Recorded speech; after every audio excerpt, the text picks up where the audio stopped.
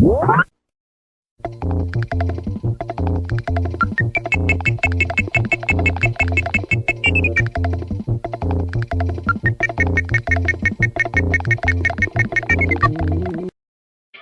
minute.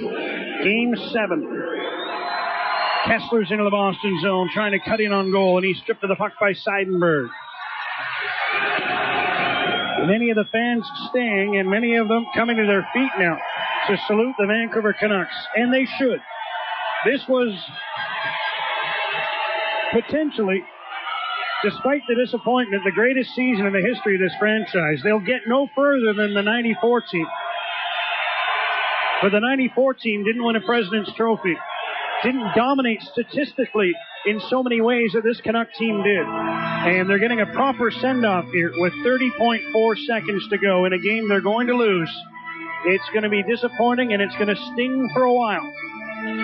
But the Canucks can be proud of what they accomplished this year up to this point, finishing a close second in the battle for the Stanley Cup. Real tough pill to swallow after all the blood, sweat, and tears put into this season. Puck is dropped. Play resumes. Fans restart their salute to the home team. As Salo drives a long one in, Tim Thomas handles that and steers the puck to Zdeno Chara. He clears the zone. Back goes Bieksa.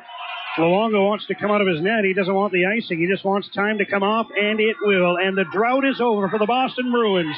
Their first Stanley Cup in 39 years, as Boston players pour off the bench to mob Tim Thomas. 4-0 the final in Game 7, and the Bruins are Stanley Cup champions. Down 2-0 to start these playoffs to the Montreal Canadiens. And they win that series in 7. They brush aside Philly. They battle Tampa to another 7. Down 2-0 to Vancouver. And they find a way on the road to celebrate a Stanley Cup victory. Daniel and Henrik Sedin are over, shaking the hands of the officials. In a classy move by these two players who many felt were abused during this series. And the real handshakes are still to come. The Boston players who didn't play in this game have come onto the ice in their gear. And everyone's going to celebrate this one. I assume Nathan Horton's out there somewhere, too. As the Canucks wait at their end of the ice, many of them just down on one knee, heads bowed, hunched over.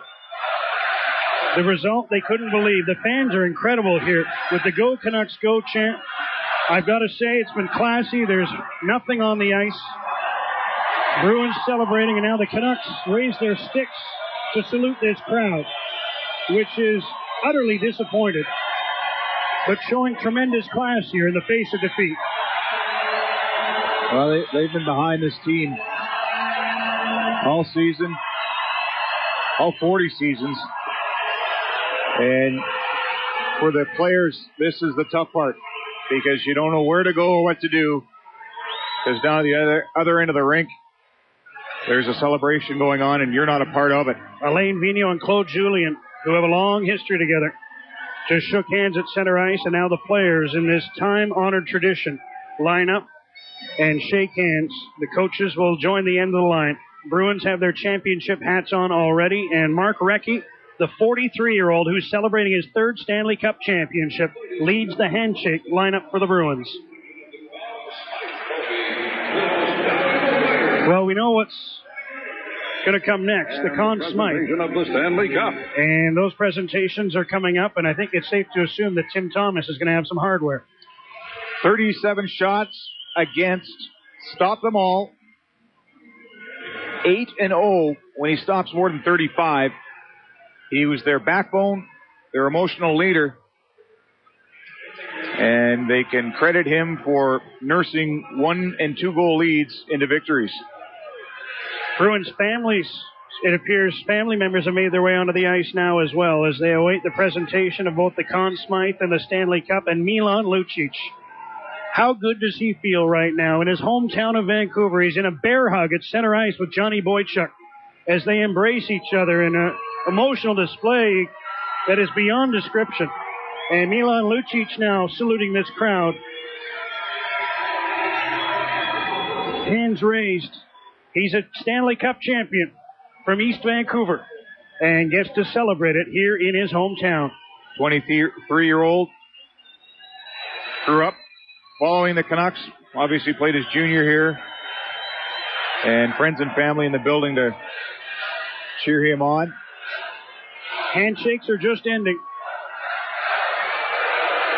And the Canucks heading to the dressing room for the final time this season. One win shy of the 16 they needed. Twice in their history, they've gotten to within a win of the Stanley Cup. And it's hard to fathom, and we'll talk about this on the postgame show as we move forward, but the Canucks this year had nothing to prove until the playoffs began, and it's safe to say at this point they will have nothing to prove until the Stanley Cup final begins if they're fortunate enough to get there once more. Well, think of Pittsburgh knocking on the door against Detroit and then able to finally barge on through, but file this under we'll never know. But the noise in this building if the Canucks had scored a goal. And that's what it comes down to. The team that scored the first goal won every game in this series, and that held true this evening as well. Joey Kenward is on the ice, patiently awaiting the arrival of a Boston player. The Bruins still milling about just inside the Bruins blue line. The Conn Smythe Trophy has made its way out onto a table down at the other end of the ice where the presentations will be made. And it's a mob scene of Bruins players, executives, family members, coaching staff, trainers as they celebrate the first Stanley Cup for the city of Boston since 1972. And again, a situation where it's tough to find goals in a Game 7 situation. And the Canucks weren't able to conjure up any in this hockey game in a building that they just had a wonderful, wonderful record. Not only throughout the playoffs, but regular season as well. Fans are looing now. Well, they're booing. Pardon me. I thought they were looing Lucic. They're booing Gary Bettman. And let's go down to Joey Kenward with David Krejci. Thank you very much, John. David, it's a special moment for any hockey player. What did you see tonight, though, as being a big difference here for your team on the road to the beat Vancouver? We play as a team. We play on our toes, on our heels, and we wanted to get the first goal. That's what happened, and just a good 60 minutes effort tonight. Your goaltender was outstanding. The odds-on favorite to win the Conn Smythe Trophy. How valuable was he tonight here in a shutout effort? He's awesome. Best boy in the world. Going to get the trophy, well deserved. So happy for him. What will it feel like when you hoist that Stanley Cup over your head, David? I don't know. I'll tell you after that. Congratulations, David. Good luck. Fellas.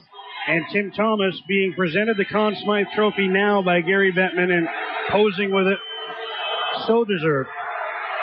There was, by the end of it, no other candidate. And his wife and daughter in attendance. Big smile for Tim Thomas, who was just outstanding in backstopping the Boston Bruins to a Stanley Cup championship. And he's going to carry that Conn Smythe right back into his own end, hand it to a team representative, and it'll be safely tucked away by the Boston Bruins. I think that'll bring back the wandering goaltender. Could well do. His style is unique, to say the least. But he worked it to perfection in this season. Remember, it was a year ago he lost his starting job in the playoffs to Tuukka Rask. And Rask didn't see a minute of play in this year's postseason as Thomas played every minute. And here comes the cup. Paraded out from the Zamboni entrance. As we mentioned, the second time it's been presented in this city. First time since 1982, and Gary Bettman will be serenaded again. Again, if you're listening, we urge you, do not throw things on the ice. There are a few things directed towards the commissioner, but here he is to present the Stanley Cup.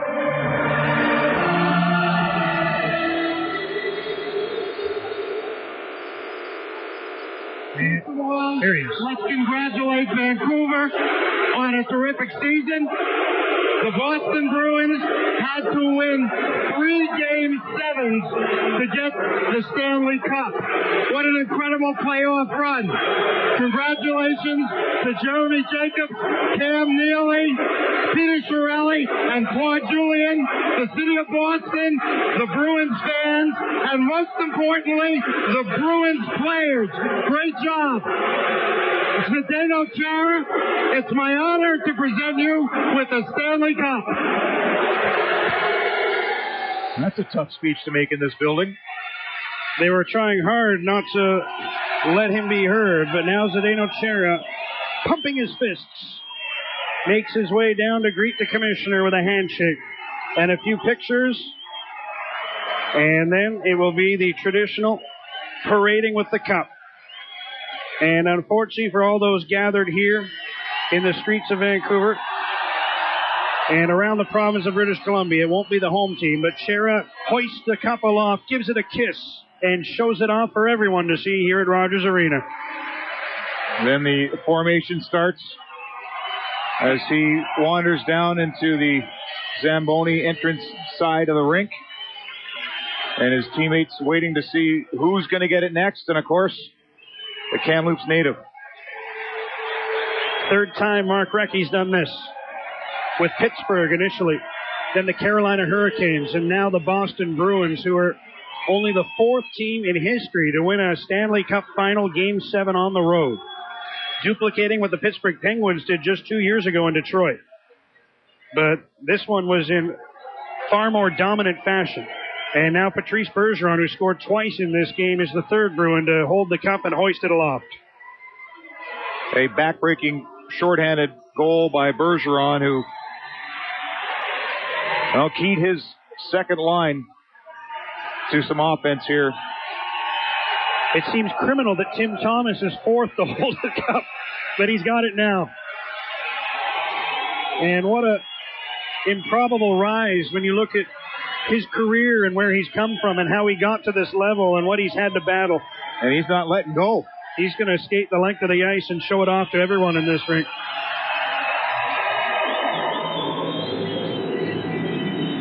He's no spring chicken at 37. And what an interesting ride he's had from Vezina Trophy winner in 09 to candidate again this season and Conn Smythe winner, and just handed the cup off. Thomas Kaberle, for so long, wanted nothing to do with waiving his no-trade clause out of Toronto. I think he's glad he did now, as he hands the cup over to Andrew Ference, who had the pain the Canucks are enduring now. He got to a Game 7 in 2004 with the Calgary Flames and lost, of course, to the Tampa Bay Lightning. But Andrew Ference is a Stanley Cup champion, and so Sean Thornton for the 2nd time, as he won in 07 with the Anaheim Ducks, and he holds the cup for all of us to see.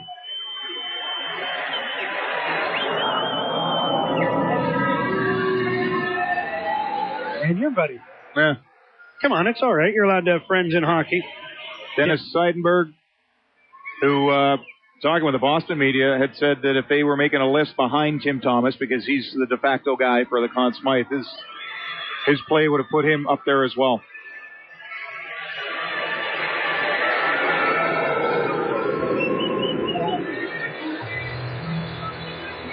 Bruins continue to celebrate. Michael Ryder. Yeah, cup's going to Newfoundland. And I wish people would stop. There's not a lot of people throwing stuff on the ice, but there's enough to make me unhappy. Well, it's unnecessary at this point. Commiserate with your friends and leave it at that. It's not a bad rookie season for Tyler Seguin. How's that for you to make your entry into the NHL? And actually, it's Nathan Horton, Nathan Horton holding the cup now. He gets a big round of applause. It's 18, not 19, and he's made his way onto the ice in full gear. The hit in Game 3 by Aaron Rome that many think galvanized the Boston Bruins, and Nathan Horton unable to play the rest of the way, but able to make the trip here to Vancouver to celebrate with his teammates. Heading off to Shane Knighty. Didn't play in the finals, but caught back on with the Bruins this season. And now fourth liner Gregory Campbell, who was part of that PK unit that kept the Canucks at bay in this series Canucks were just 2 for 31 coming into the game and couldn't score on 2 opportunities. We're told it's getting a little unpleasant in downtown Vancouver. And we beg anyone who's making their way there already, listening to us, to keep it cool. David Krejci, who we heard from moments ago, has the cup, and now we're going to join Joey Kenward. Mark Recchi, who's a Stanley Cup winner for the 3rd time. And he's getting one last embrace. There'll be a lot of those tonight, but here's Joey Kenward with Mark Recchi. Thank you very much, John. Well, we know a lot of people in British Columbia, particularly in the NL radio network in Kamloops, are listening tonight. This doesn't get old, does it for you? Oh, this is what I play for right here, and what an incredible feeling. What a great group of guys, and to come in here in Game 7 and play the way we did is incredible. A lot of BC flavor. You got Milan Lucic hoisting the cup here from a guy who's been around the block to a young guy to see you do it tonight. What does it mean? Well, it's incredible. I mean, this group of guys all year, we're from the day one of training camp, have been committed to getting to this point, and we finally got rewarded, and what a great feeling. What was the difference tonight, Mark, for your team on the road here? You had some close games against the Canucks in 1, 2, and 5, just couldn't get over the hump. Well, we knew we didn't play well. We hadn't played we played well in Boston, but we hadn't played a good game here, and we knew we just had to play one good game, and we were going to be Stanley Cup champs. We got the 1 goal, early lead, which really helped us as well. You've seen a lot of good goaltending efforts in your day as part of Stanley Cup champions. Does Tim Thomas's effort this year rank right up there? I don't know if I've seen anything like that from day one of training camp to the end of the season. It was incredible. Finally, and I don't want to put you on the spot, but is this the last time you're going to be on NHL Ice? For me, yes, it is. This is it. Well, congratulations. You're going on a real high mark. Thank you. Mark Recchi, one of the class acts in the National Hockey League and one of the class acts to come out of British Columbia here. Talk about going out on a high, guys. And there you have it, the end of an illustrious career. And Mark Recchi was no passenger and no observer in this Stanley Cup final. Another assist in this hockey game, 7 points for the Bruins. And a key component to the Boston Bruins winning the Stanley Cup for the first time in 39 years. 4 helpers in 2 of the biggest games that he would have played, Game 6 and 7. 3 helpers last game, 1 tonight. And he says he's done. And there will be a list of organizations, probably starting with one he just finished off with, that would love to have him in there. Down to Joey again with Zdeno Chara. The first man to hoist the Stanley Cup tonight here. What was going through your mind when it was passed to you by the commissioner, Zdeno? It's a huge honor and privilege to be in that position, and I'll remember that moment for the rest of my life. Your team really had to battle through a lot of ups and downs in this series, home and away. What were some of the differences in your mind for you to be able to seal the deal in Game 7? Well, we finally brought our game from home on the road. We play physical. We took care of the puck. We play extremely hard and pay attention to the details. Your last line of defense was outstanding tonight in Tim Thomas. Just talk about his play, not only tonight, but all playoffs long. That's what you need. You need solid goaltender throughout the whole playoffs, and he gave us that. He gave us a chance to win every game. Do you remember your days as a Prince George Cougar? And did you ever think you'd be at this moment now when you were starting playing junior hockey in northern British Columbia? Obviously, I remember that, and I know I have a lot of friends over there, so I want to say hi to them. And again, it's an unbelievable feeling. I'm so glad, and I'm so humbled to be in this position. Congratulations to them. Zdeno Chara, the first Bruin to hoist the Stanley Cup, will be joined here in a matter of moments by Milan Lucic, who got as big a round of applause as anybody, didn't he, guys, when he hoisted the cup here at Rogers Arena moments ago? Well, it wasn't applause. It was actually looing from the fans gathered here at Rogers Arena. But the Vancouver native and, of course, graduate of the Vancouver Giants program, very warmly received, as he should be, by these hockey fans in Vancouver. And it's a rapidly emptying Rogers Arena now with not much left to stay for, other than continue to feel the sting of a Game 7 loss as the Bruins continue their on-ice celebrations. And they're going to stay out for a while because the rest of the media is going to be unleashed on them within a matter of minutes. And all those interviews will be conducted on ice, and we'll have reaction, of course, from the Canuck dressing room coming up as well. After this 4-0 Game 7 victory for the Boston Bruins. And we're also trying to gauge a little bit what's going on outside. There is violence certainly a fire burning, we can see on CTV News, and fire crews are on the scene of that. Looks like they're going to try and gather around for a picture, although perhaps some of the Bruins had already gone to the dressing room. They're handing it now to support staff. I mean, think about this team, Boston, that opened the season in Prague. Tim Thomas's first game of the season, 3-0 shutout. And he finishes his last game of this season with a 4-0 shutout. Looks like the Bruins are going to pose for their picture. So we'll take a break, get back with more reaction on the other side. With this game final from Vancouver, the season is over with a Game 7 finale to the Stanley Cup Final. The final score, the Boston Bruins 4, the Vancouver Canucks 0. The Bruins are Stanley Cup champions with a 4-3 victory in the best of 7.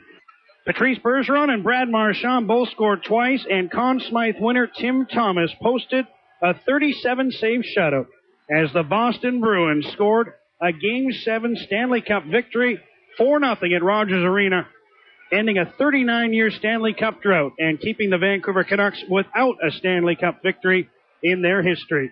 Bergeron scored the only goal of the first period, chopping a puck stick side off the post past Roberto Luongo. Tim Thomas made 3 or 4 sharp saves in that opening frame. Bruins then seized control in the second with goals from Brad Marchand and a back-breaking tally short-handed from Bergeron. At a time the Canucks were trying to get on the board, Bergeron instead made it 3-0 Boston. The final goal came late in the third into an empty net. Marchand with his second of the night. And the Bruins were soon after able to celebrate a Stanley Cup championship. Thomas, the Conn Smythe winner. Bruins, the Cup winners for the first time since 1972. Joey Kenward is on the ice still, and we'll send it to Joey with Milan Lucic. Thank you very much, John. Well, Milan, you're the only local boy on this team to hoist the Stanley Cup in front of your hometown family and friends. What's the moment like? No words can describe what the feeling's like. I don't know what it is, if it's fate or something. I mean, it's just meant to be with me in Vancouver, with the Giants, the draft, the Canada-Russia series, the Memorial Cup, and now the Stanley Cup.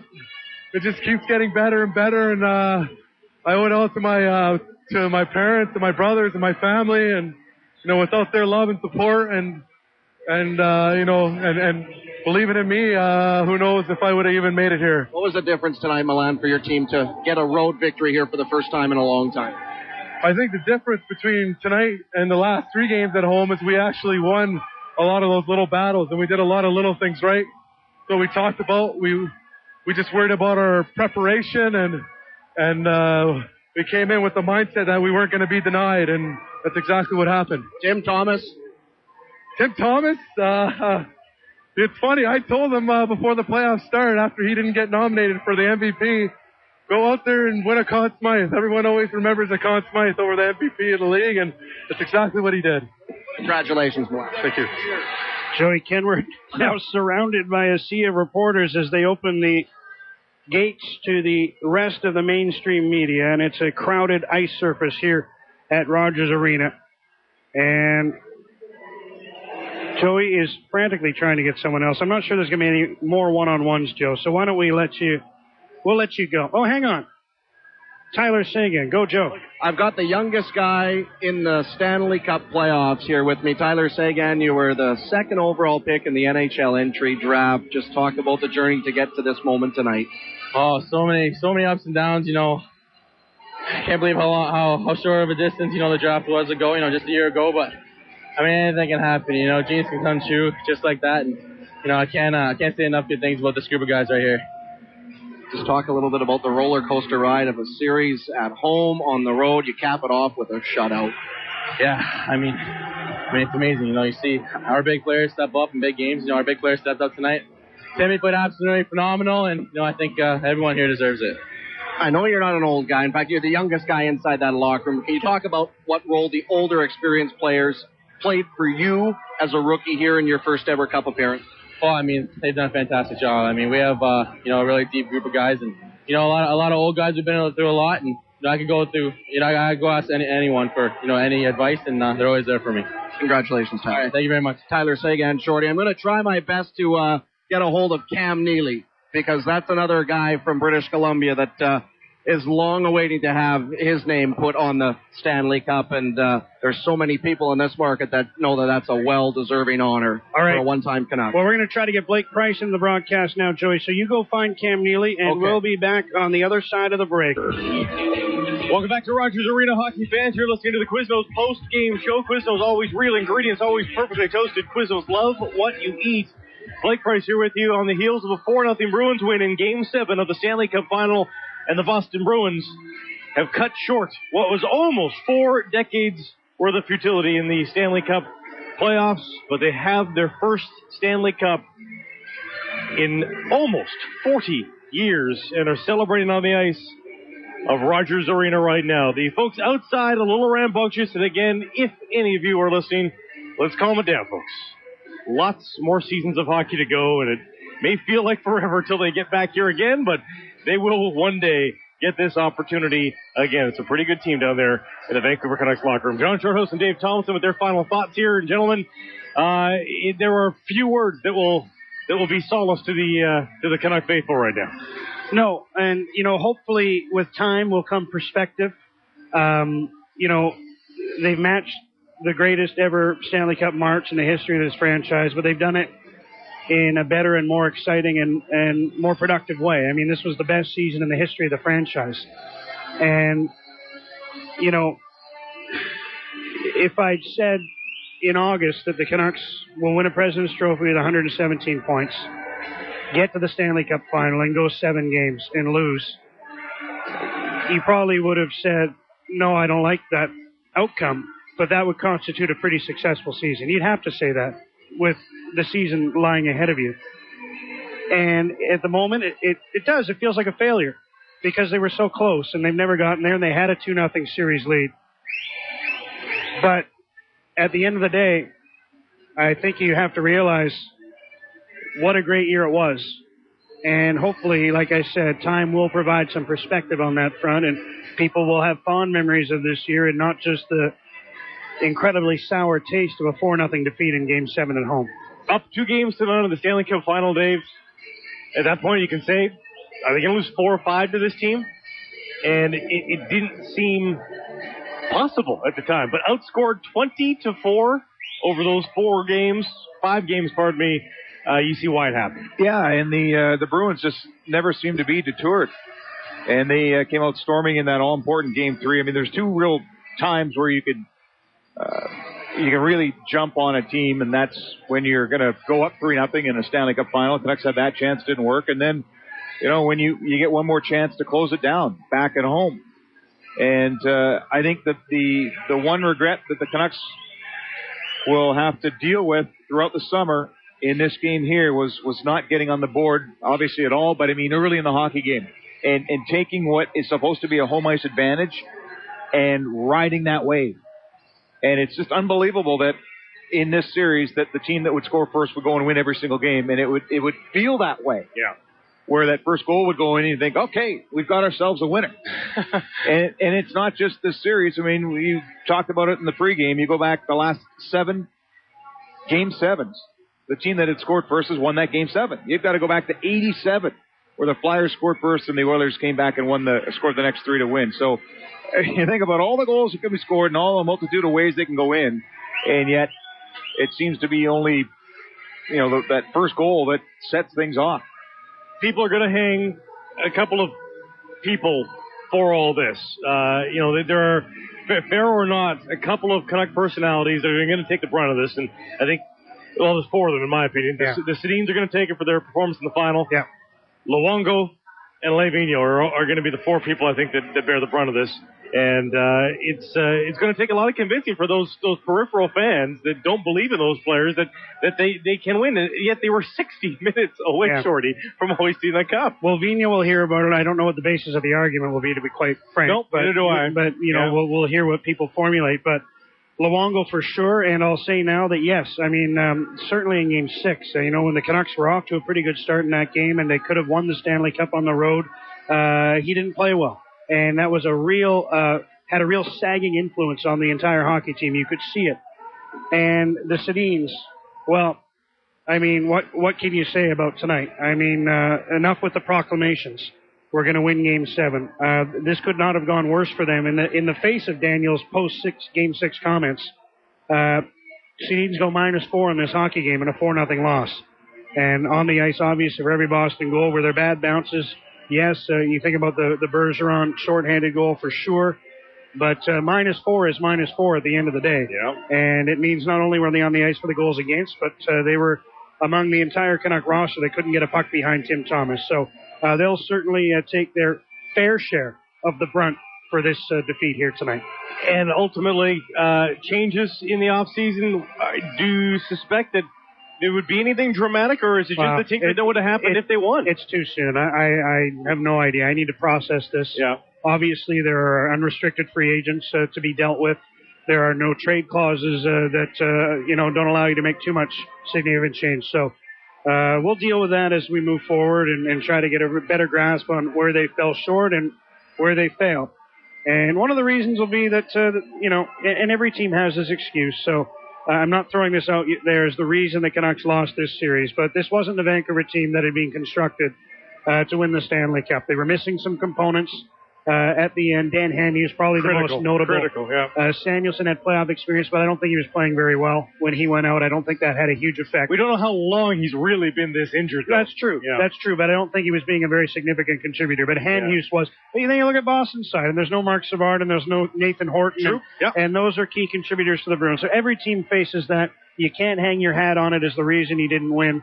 And the Canucks need to take a good, hard, long look at an excellent hockey team that came so close within a win of the Stanley Cup, but couldn't get it done. And I think about all the depth that was built up in the back end, and it still wasn't quite enough.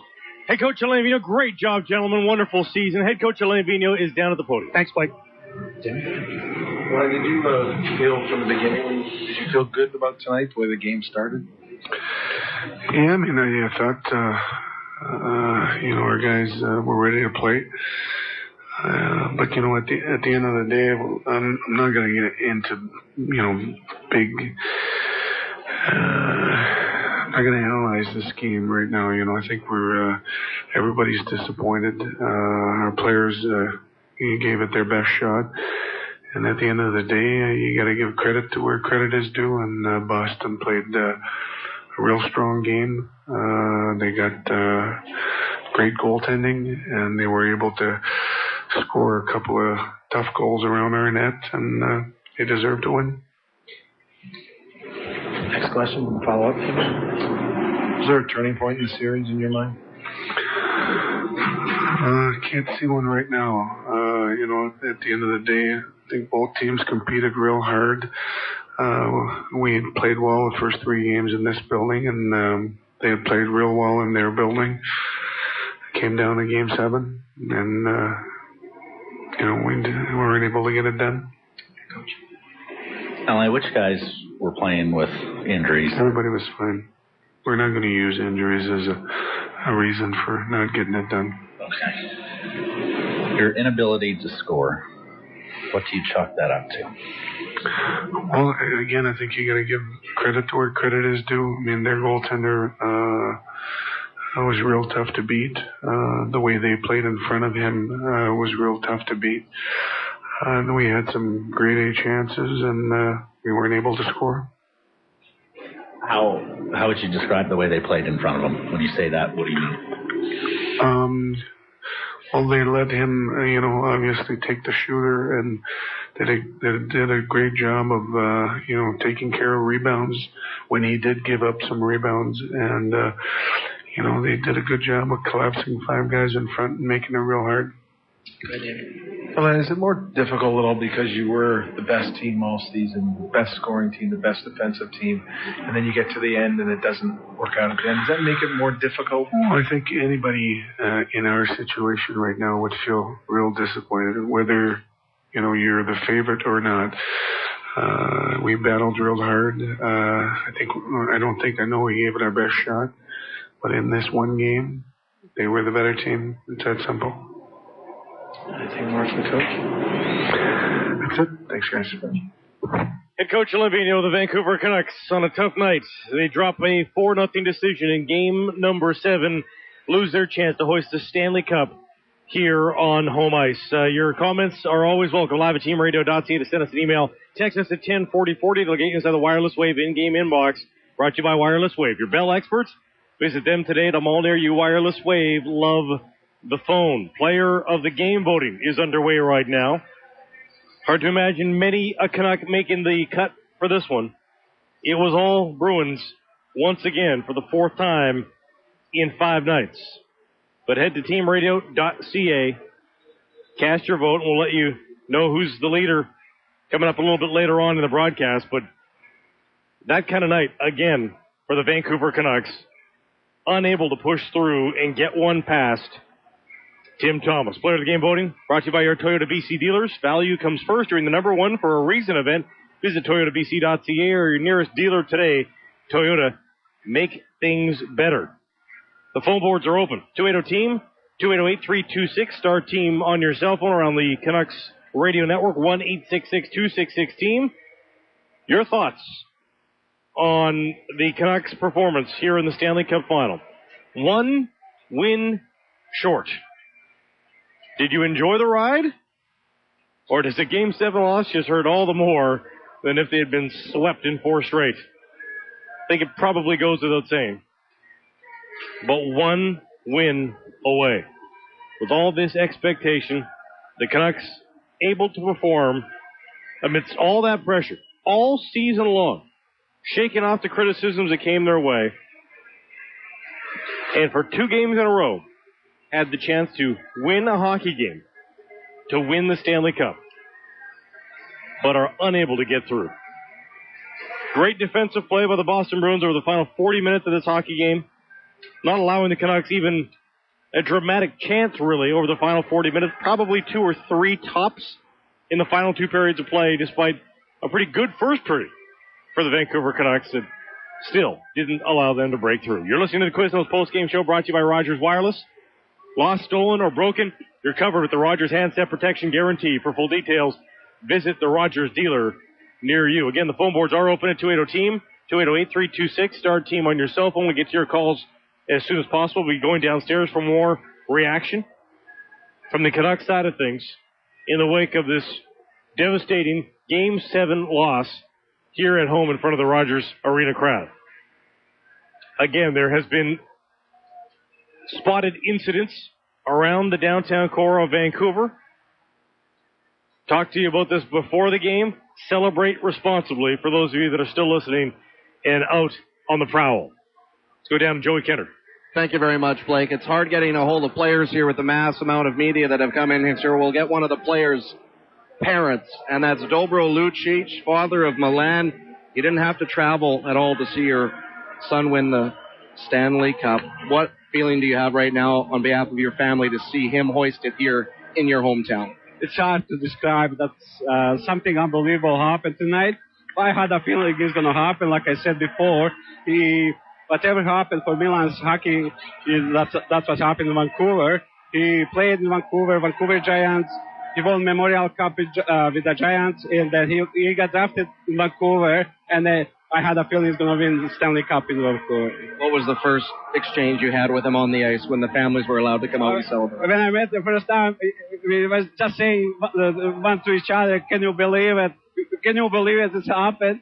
It happened. What are you going to do? Yeah, I'm so happy. Congratulations. I've known the Lucic household for many, many years. You're a well-deserving father to see a well-deserving son win the Stanley Cup. Congratulations, Dobro. Thank you, Joey. All the best. Blake? Thank you, Joey, the father of Milan Lucic, who one of the Bruins skaters that did get a rousing round of applause when he got his turn to hoist the Stanley Cup. Still a lot of the Bruins out there on the ice, soaking up the atmosphere, meeting with the media. Stanley Cup now being passed around from a lot of the administrative staff who are getting their turn after the players at their skate around the ice. And still a lot of fans just hanging in, soaking it up, nowhere to go. It is mayhem outside right now. And again, calm down if you're headed outside. Do not join into any fracas that you see. Let's keep this city, the beautiful city that we love here. There was an incident earlier tonight outside the Canada Post office on Georgia Street. Seems to have been quelled and doused now, but a car fire there. Things seem to be calming down, though. Let's hope that that continues into the darkness of night here. 4-0, the Bruins beat the Vancouver Canucks in Game 7 of the Stanley Cup Final. And there will be questions asked, no question about it. There will be questions asked in the offseason about what went wrong, what was needed to get that final win. But when it is this close, awfully tough to dole out any blame and say that this or that would have made the difference. The Vancouver Canucks that close, and if healthy, I don't think there is a question about who hoists the Stanley Cup. Dan Hamhuis would mean that much to the Vancouver Canucks. And who knows what a fully healthy Michael Samuelsson, with his experience, would have added to the mix as well. Good note here as well that Rafi Torres, for the second time in his career, loses in a Game 7 of a Stanley Cup Final. A guy like that, not that he's out of years in the NHL, but you do begin to question how many chances do you get to return to this stage.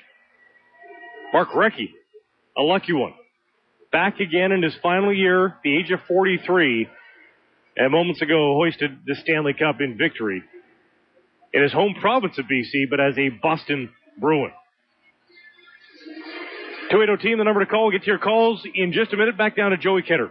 All right, thank you very much, guys. Brad Marchand just posing for a photo with some family and friends here and pumping the fist, and for good reason. Brad, obviously your hockey team tonight was able to pull out a victory against a team that had played so well here on home ice. What did you see as being some differences this evening? We just want to come in and throw as many pucks and bodies as we could and hope that we got one early and kept pushing for it after that. It worked out well. Your team won every game in this series by scoring the first goal, but your goal on a wraparound to make it 2-0 really seemed to deflate them. Did you get that feel on the Boston bench? Yeah, we did. We knew the second goal was going to be huge.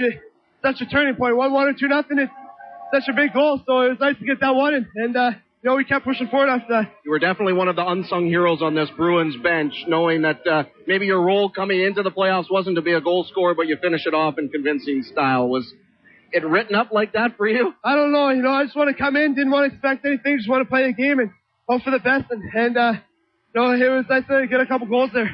You played with former Vancouver Canuck Luc Bourdon in junior in Moncton. And I know that whenever you played the Vancouver Canucks or played against him in junior hockey, that was a very close friend to you, wasn't he? Yeah, he was. He was such an amazing person and such a great hockey player. And so tragic what happened. And I would have loved to have had him here and been going through this together. But, we're thinking about him all the time. He's in our hearts and our minds.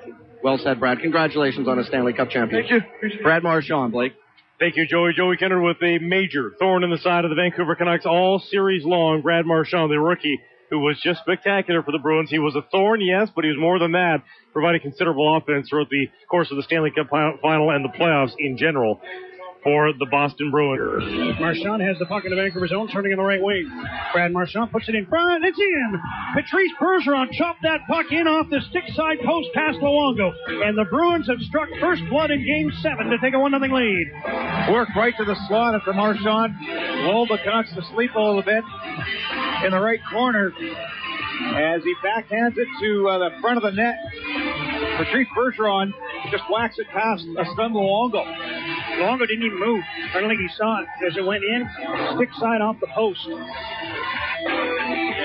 In a series where the first goal wins, that is tonight's play of the game. Brought to you by your local Vancouver BMW retailers. Visit your local Vancouver BMW retailer for a test drive. BMW, the ultimate driving experience. It's the Quiznos post-game show. The Bruins win the Stanley Cup. Let's head down to Joey Kenward. Thank you very much, Blake. Cam Neely here with some members of family and friends that are here celebrating. And for a guy that grew up in these parts, this must feel extra sweet. You know what? I said before this series started, if we can't win it in Boston, this will be the second best place for me to win it. The guys did an unbelievable job in 7 games. Pretty special moment. Going into this series, could you have ever imagined the roller coaster ride both teams would go through 7 games? No, I mean, it's been an amazing journey for these players, right from team building in Vermont. We got a close group of guys with a ton of character, and this is a team. These guys are a team. 7 games times 3 in 4 rounds. What does that say about the depth and character of your group? We got, first of all, the depth showed a lot with our depth. The deals that Peter put together before the trade deadline and get these guys into the mix before our West Coast trip, I think was really helpful. And we were fortunate we didn't have, too many injuries.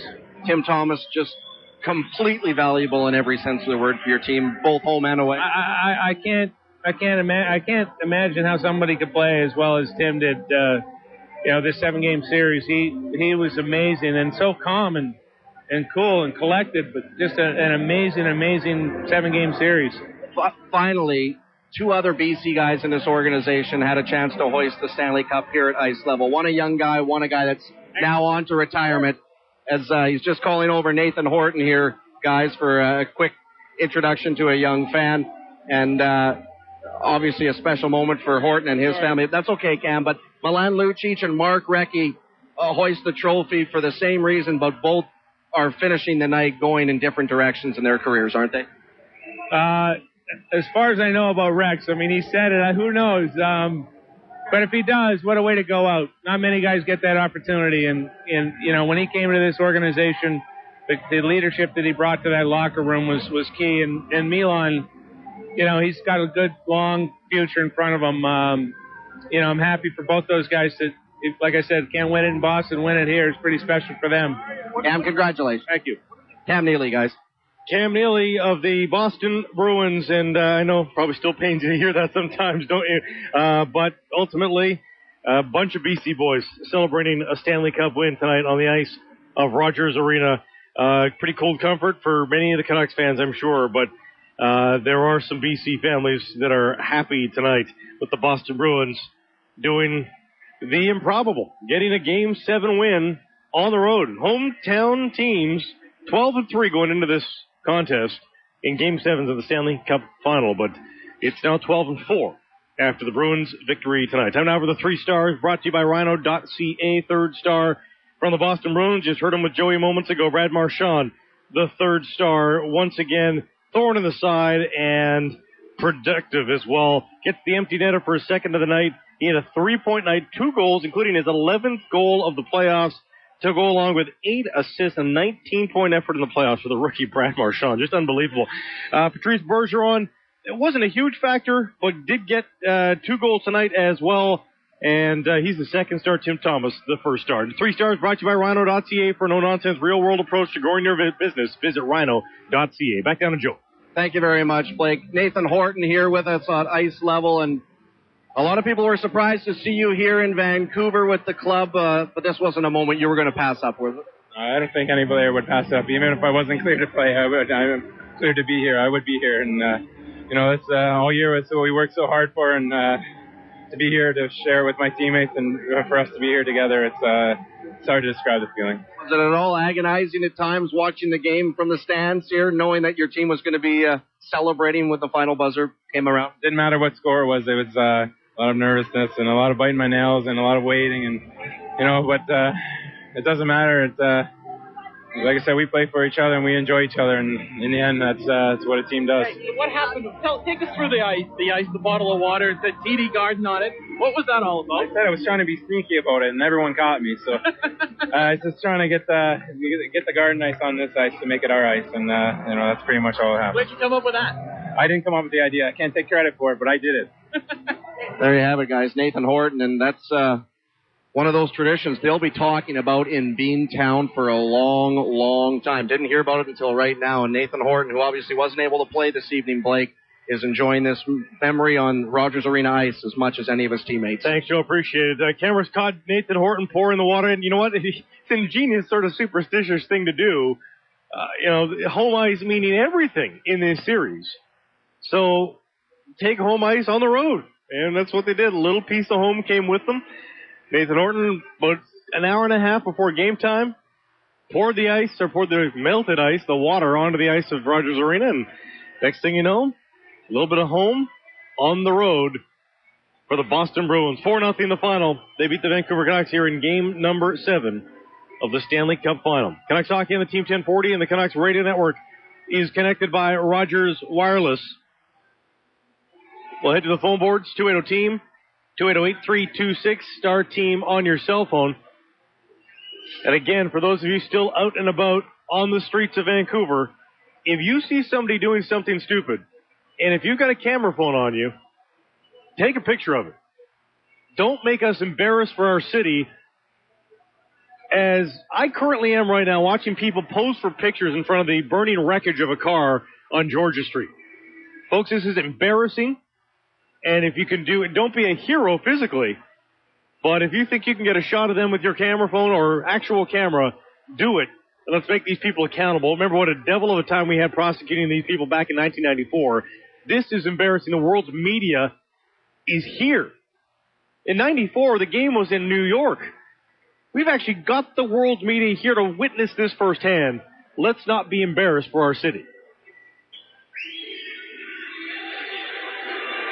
Coach Julian, head coach of the Boston Bruins, will be coming to the podium in a matter of moments.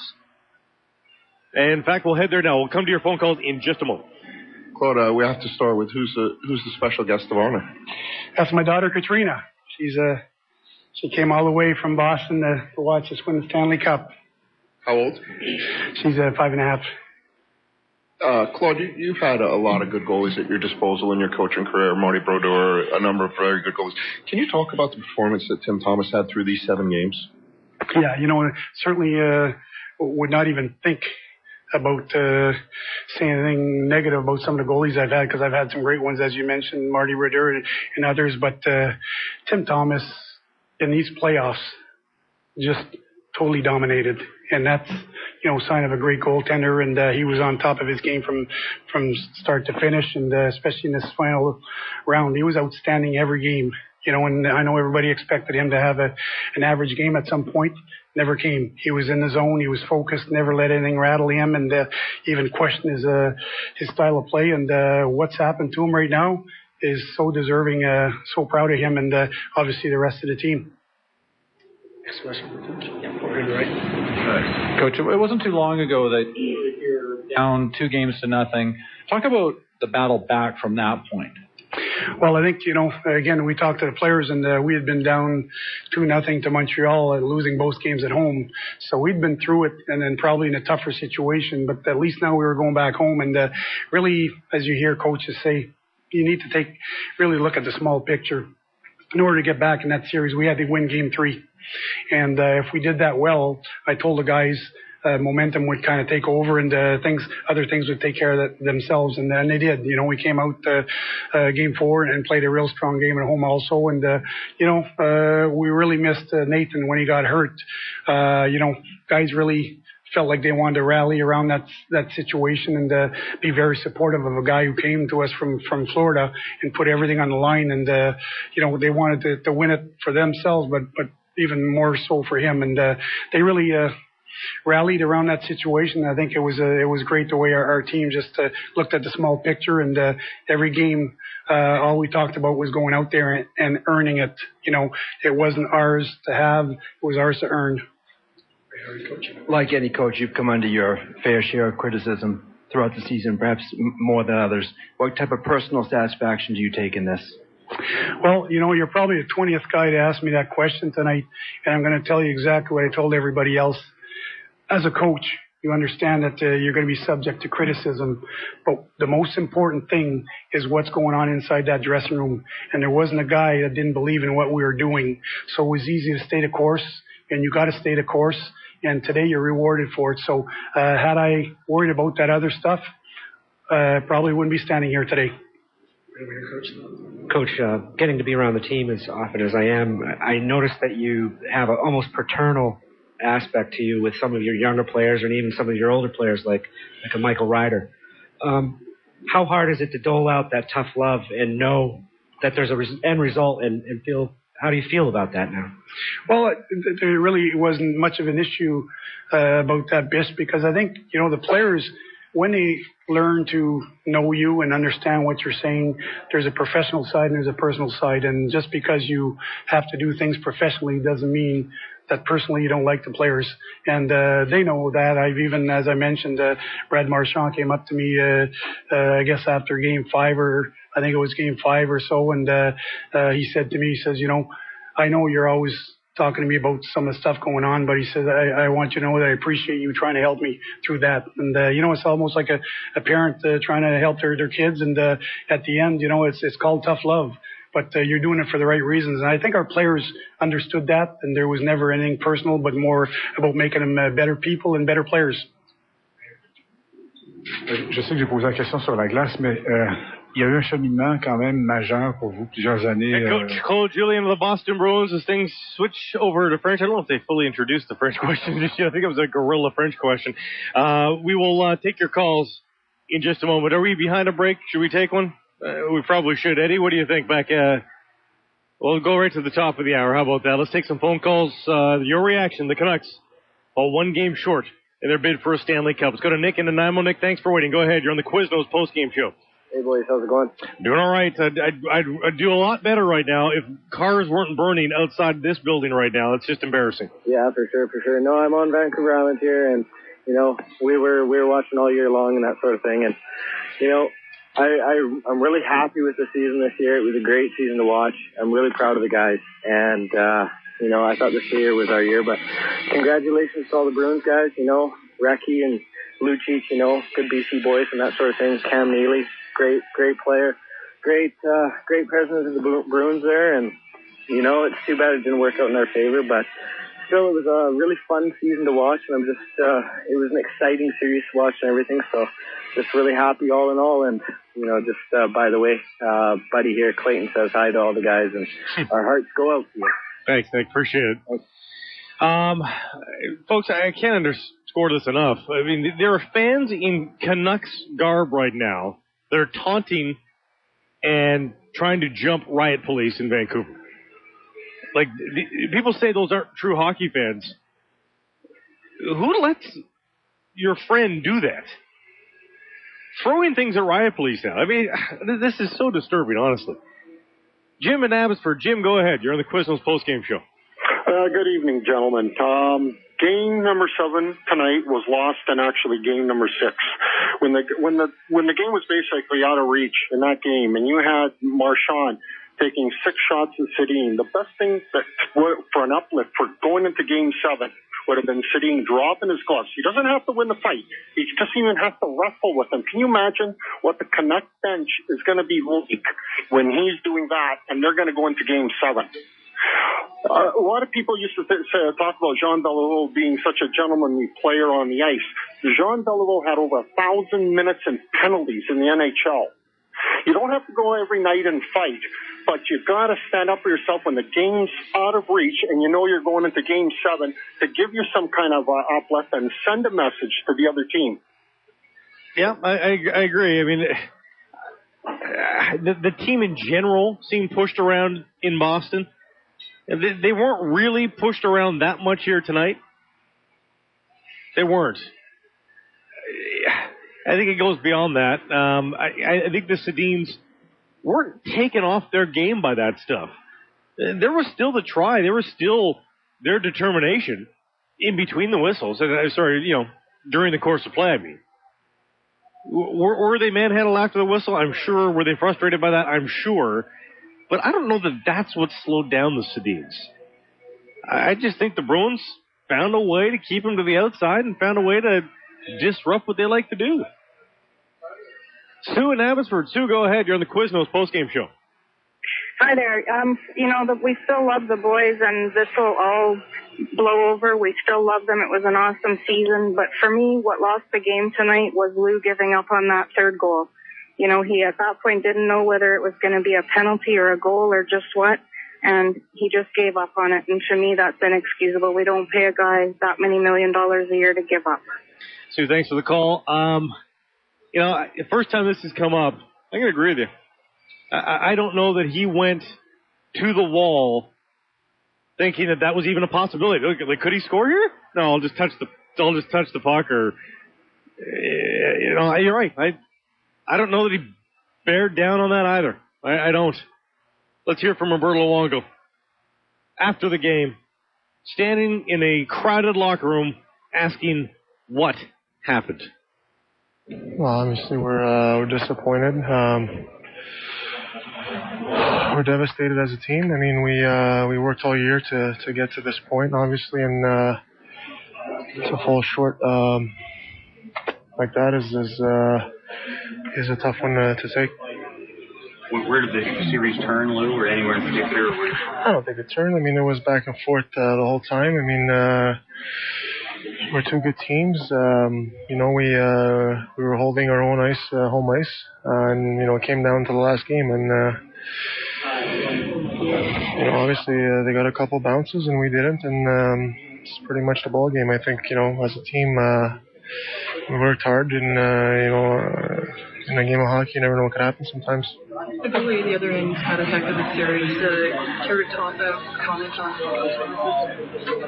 He played well all series, all season. I mean, he was their best player on the ice, obviously. And he was able to, bring them a cup. How do you think it'll be so up and down, and this emotionally for you personally, you were so great, and then had tough games there. Did that take a toll on you? Well, I think playoffs is probably the hardest thing the last couple months that I've ever had to do in my professional career. I think mentally it's just a grind the whole time. I said it. I don't remember which game it was. I mean, it's much tougher mentally than physically, more than anything else. So I learned a lot about myself in these last couple months, and as a team, I think obviously we're devastated right now, but we realize lots of things, and we're a good team, and we'll be back. How much would a little bit more run support have made a difference? You know what? We're not going to overanalyze things right now. I mean, it's a game of hockey. I mean, sometimes you're going to win, sometimes you're going to lose. And we might win one game 1-0 like we did a couple times, and then it's just a matter of sticking with it. And obviously, we couldn't get any past them tonight. There's Roberto Luongo after the 4-0 loss. Did not get any offensive support, clearly. But Roberto Luongo will be given some of the blame, no question about it, for the performance of the Vancouver Canucks here in the Stanley Cup Finals. Folks, the behavior downtown, inexcusable. I know you want to talk about the hockey game, but if you can't see what I'm seeing right now in the downtown core, I'm embarrassed to be from Vancouver right now. I really am. There's enough people in Vancouver Canucks uniforms right now that are breaking into banks right now, confronting the police. I honestly don't know how this happens. Absolutely embarrassing. I don't feel sorry for one guy that takes a billy club to the leg here tonight. Not one. Don't feel sorry for a single one of them. Joey Kenward up here with us, the Jim Robson broadcast gondola. I echo your same thoughts. There's a lot other words I'd like to say right now, but I'd lose my job. This is actually all occurring, just for our listeners that maybe haven't seen it yet or are maybe close to the vicinity. This is the intersection of Georgia and Homer. So right by the Canada Post Office, right by Queen Elizabeth Theatre. Good news is right outside the CBC News camera suite, so yeah. They're getting video evidence of all these people doing stupid things. And we're seeing replays of vehicles that were turned over and then lit on fire. The sad state of affairs here, Blake, we were chatting off-air while listening at the same time to Roberto Luongo. I'm convinced that this would have happened if the Canucks won tonight. Because you've got so many scumbags that have come downtown that are absolutely hell-bent on doing one thing. And that's cause you know what. And there's a lot of these young punks out there that are wearing masks that could care less what happened with the hockey game tonight. I don't know how these people standing by, cheering on their friends who are instigating this, I don't know how that's possible in our society. I really don't. And especially after seeing what our city looked like in the wake of 1994, I have no idea. And you know what's really sad is that we have video here of riot police holding batons, shields, having to back up because you got a lot of young guys, and there's some young ladies out here that think it's great that they can challenge authority. And I agree with you. There's all this video evidence, so I hope every single one of these guys gets prosecuted within an inch of their lives. Absolutely embarrassing behavior. I've got it on pretty good authority that not one member, full-time member of the Vancouver Police Department has tonight off. Well, that's great, but they are outnumbered greatly. Yeah, they can only push the people so many different spots, right? And there are a lot of other police personnel that have been brought into this city from other communities, not just in the Lower Mainland, but throughout British Columbia. And I wouldn't be surprised that they've called in from other points in and around Canada, for that matter, and even maybe from across the border. It looks like, in all the video footage that we're seeing right now, looks to be no more than a 2-block radius apart. So that right now is as good a news item as we can pass your way. The disappointing fact of the matter is that you've got a lot of punks out there right now that are trying to get their face on television and also trying to just have reason to let loose. Let's say this. If any one of you that's listening right now finds out in the days to follow that somebody's bragging about and forwards you pictures bragging about, hey, look at this is me breaking into the Scotia Bank, whatever it is, forward it to the police. This is ridiculous. This is tearing down the name of our city worldwide. It's an Olympic city that now looks like this. Ridiculous. I was talking to my cousin earlier this afternoon. He was making his way out of town to go home. He lives in Coquitlam. He was saying that as much traffic as there was at about 2 p.m. heading out of town, people in the city core going home early to make sure that they don't miss the hockey game, there were just as many people coming into the city. And guess what demographic he rattled off for me?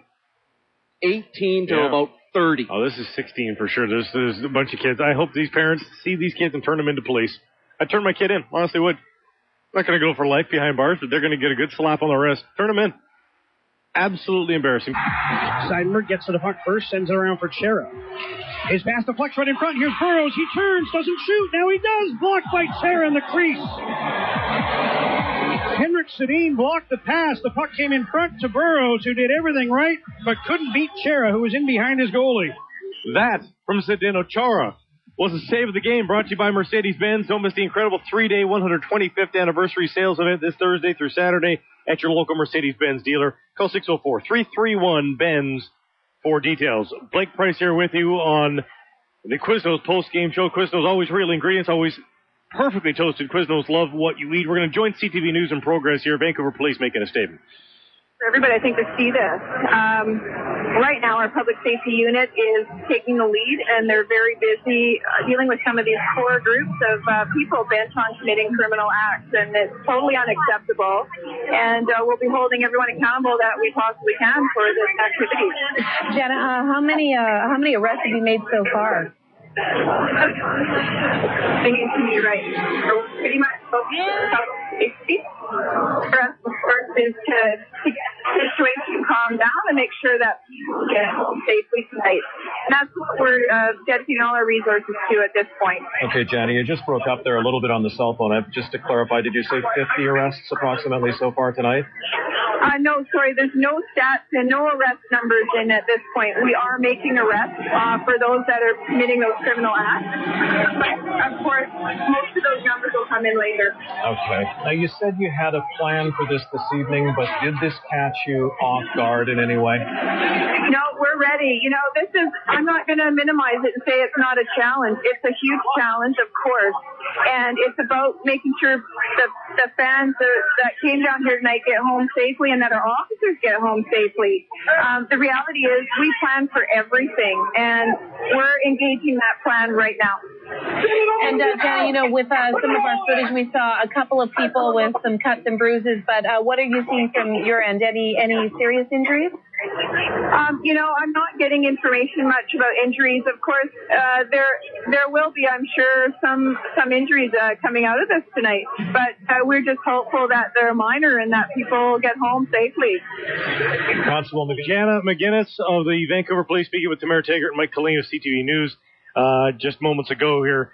as the crowd begins to be dispersed away from the central fires of the Canada Post area. But, Joe, the problem here is that these people still have got to go somewhere. So right now, it seems to be that this area is being contained and cordoned off a little bit, and they'll get the fires under control. But, where do the people go from here? And night is beginning to fall here. There's only so many ways to get out of the downtown core once nightfall. Apparently there's a large mob heading over the Granville Street Bridge. Let's hope they're up to only good as opposed to no good. 280 Star Team on your cell phone. We'll get to some calls in just a second, but get back to the hockey game, which I don't know, Joe, that that a win would have prompted this. Certainly there's a lot of people and there's a lot of ne'er-do-wells out there, but who knows? Who knows what would have happened, let's say, if the Sedin Twins were able to be the Sedin Twins in these Stanley Cup Finals. 2 games in this series, the Twins get points. What a frustrating series for them. What a frustrating night for them on the ice for every Boston goal scored this evening. I do feel bad for them, I'm not going to lie, because those guys had incredible regular seasons. They had very, very good playoffs leading into this series. They just could not. There's a big reason why they weren't able to get going, and that's the team that they were playing. Yeah. You've got to give a ton of credit where credit is due, and that's to Boston's makeup in their own half of the rink. They kept Daniel and Henrik Sedin for the most part to the perimeter, and when they got into grade A scoring areas, the last line of defense gave them nothing. Were they trying? Absolutely. Were they snake bit? On many occasions they were. But I'm not going to sit here and say those guys weren't trying their best. They weren't playing their hardest. And I'm sure they're playing through injuries as well. And the guy that I think will feel a huge, huge brunt of this loss personally is the guy that was named the captain of this team this year. And that's Henrik Sedin, who comes off a Hart Trophy season, an Art Ross Trophy campaign. He had never scored a goal against Boston. I know that Canucks and Bruins don't play each other a lot year after year, but he was able to get his first shot on goal in game number 5 of this series. What does that tell you? He got his first goal ever against Boston in game number 6 after about 15 tries. That's a very frustrated Vancouver captain who we'll hear from now after the defeat here in game 7 to the Bruins. We don't read about it. I don't know if they read about it, but we don't care. We got them played the same way, and I don't care what he said in the papers or what anyone said in the papers. We couldn't beat Thomas. That's had nothing to do with Long. It's up to the offensive guy, and that's me and Daniel foremost, and that's we couldn't get done. Henrik, there's already reports of cars being flipped downtown, fires being started. What do you think when you hear about stuff like that? Yeah, it's terrible. It's this city and province has a lot to be proud of. I mean, it's the team we have and the guys we have in here, and it's too bad. Henrik, you guys were the highest scoring team in hockey all year. 8 goals in this final. Is it simple enough to just say the goalie, or was there more at play than that? Oh, I think if you look at the games, I think you can. Their goalie was unbelievable. We had we talked a lot about chances. You look after every game, you go through the games, and you see the chances we have, and we can't bear them. The same thing tonight. I mean, we started out in the first period. We had a half kind of breakaway, you can score, and I mean, as a team, you get a lot of momentum from that, and that's we're the ones who are going to score, and you can't win a series if you score. I don't know how little we score, but eight goals. How disappointing is this for you? This was you were up 2-0. It was so close, and it gets away. Yeah, again, it's extremely disappointing. I mean, this is what you play for. This is why we've been here for 10, 11 years now, and to finally reach this point with the guys we have, and with all the adversity we've been through throughout the year and throughout the playoffs, and we've been battling extremely hard, and we get up 3-2 in the series, and we can't close it out, and that's disappointing. You wanted to do it for yourself, how much did you want to do this for the city, for the province, for all the people? Yeah, again, this team is the best team I've been on by far, not only on the ice but off the ice, and a lot of us has been here for a lot of years, and we've grown up here, and we become a team here, and that's why we wanted to win it for us foremost, but for everyone that's been following us, and that's extremely disappointing. Henrik, how frustrating is it? You and Dan are used to scoring a lot of points over the regular season and playoffs up to this. Had a couple of chances again tonight, but how frustrating is it when they don't go in for it? Extremely disappointing. I mean, it's not frustrating. I mean, we keep battling, we keep trying to score, but again, we are the ones who's going to score, and we didn't do it, and that's we'll take the blame for that. The power play was obviously another big problem. Yeah. It's so good all year long, and just yeah. get it done. No, exactly. I don't know. Can't really give a reason. Again, it comes down to their goalie was their best penalty killer, and that's. I know it's, but we did a lot of good things, but we just couldn't beat them. That's the way it is. I know you're not looking to make excuses at this point, but how beat up is this team? There were lots of rumors that some guys were playing pretty banged up. Yeah, we're not going to make any excuses. I'm sure a lot of teams have the same thing, and that's the way it is. Again, the only thing I can say is we battled through a lot of things, and I'm extremely proud of all the guys, not just the guys who play, but we had 26, 27 guys, and we had a lot of man games lost this year. I think for 90% of the teams that would have that, they would have missed the playoffs. We won the President's Trophy, and we went to the finals in 7 games, and that says a lot about this team. Thanks. What were you back? There's Henrik Sedin facing a barrage of questions and taking responsibility for a Stanley Cup final that went awry. And doesn't surprise me that he doesn't duck questions. That's not his style, and he'll answer. He would have probably had a media scrum for probably a good 10 minutes or until PR staff said that was enough. By all accounts, he stood there and took questions for upwards of half an hour inside the Canucks locker room. Daniel Henrik with one of their shows of Signs of Class saying thank you to the referees on their way off the ice. Last Canucks off the ice tonight here in game number 7. Who would have thought game 7, based on the first 6 games, would have been this in the way of penalties? 1 for Vancouver and 2 for Boston. Unbelievable. That's another chapter in just a bizarre... I can't remember a more bizarre hockey series ever. Just 1 to 7 games, whether it's round 1 or a Stanley Cup final. And I know we're talking hockey here, but we do want to keep you abreast of what's happening on the city streets. And where things started to get hairy tonight, we're at the intersection of Hamilton and Georgia. Well, police seem to have dispersed crowds there, but they're now making their way right on to the heart of Entertainment Row. They're still dealing with a lot of these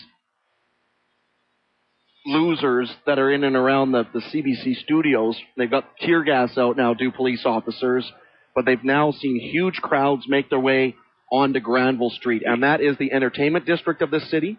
And it's been vastly refurbished over the last decade. Granville has never looked better, and for people to head down there now and tear it down if they do, honestly, tonight, embarrassing. And you know what? It was easy for us before the game to say, well, it only takes 10 losers.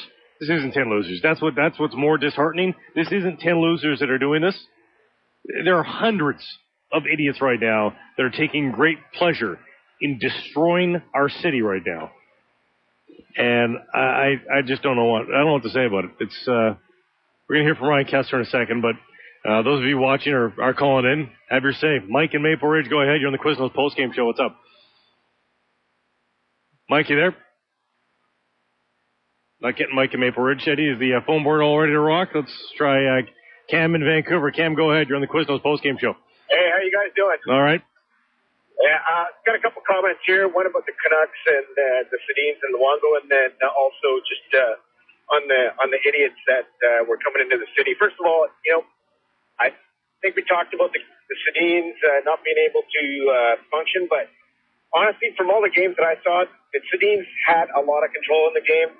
They just, for example, the first period, they had a shift that was almost over 2 minutes where they controlled the puck. They had lots of shots on net. They were able to make a change, and we still had the pressure. We just couldn't beat Thomas. Thomas had an amazing series. That was the one thing that everybody was worried about. If we go up against Boston, we got to go up against Thomas. He's been up and down, but when he's on, he's on fire. And with Luongo, you know what? He had a great season. He had 4 shutouts in the playoffs, just like Thomas did.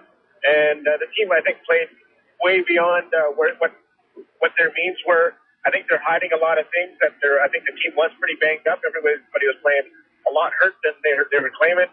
But with regards to the idiot, after the game, friends of ours, we decided to go downtown, but then we turned around and came back because there was no way we were going to go for a drink downtown as we saw the criminal element that was coming into the city. It was actually pretty nasty. These guys probably didn't even watch the game. All they knew, they were angry. There were angry mobs coming into the city after the game. Yeah, I know there is some of those for sure, but I'm seeing a lot of guys in $140 Canuck jerseys that are also being idiots. There's Canuck fans that are doing this, and those that are, I hope, are brought to justice, and as much as they can be prosecuted, will be.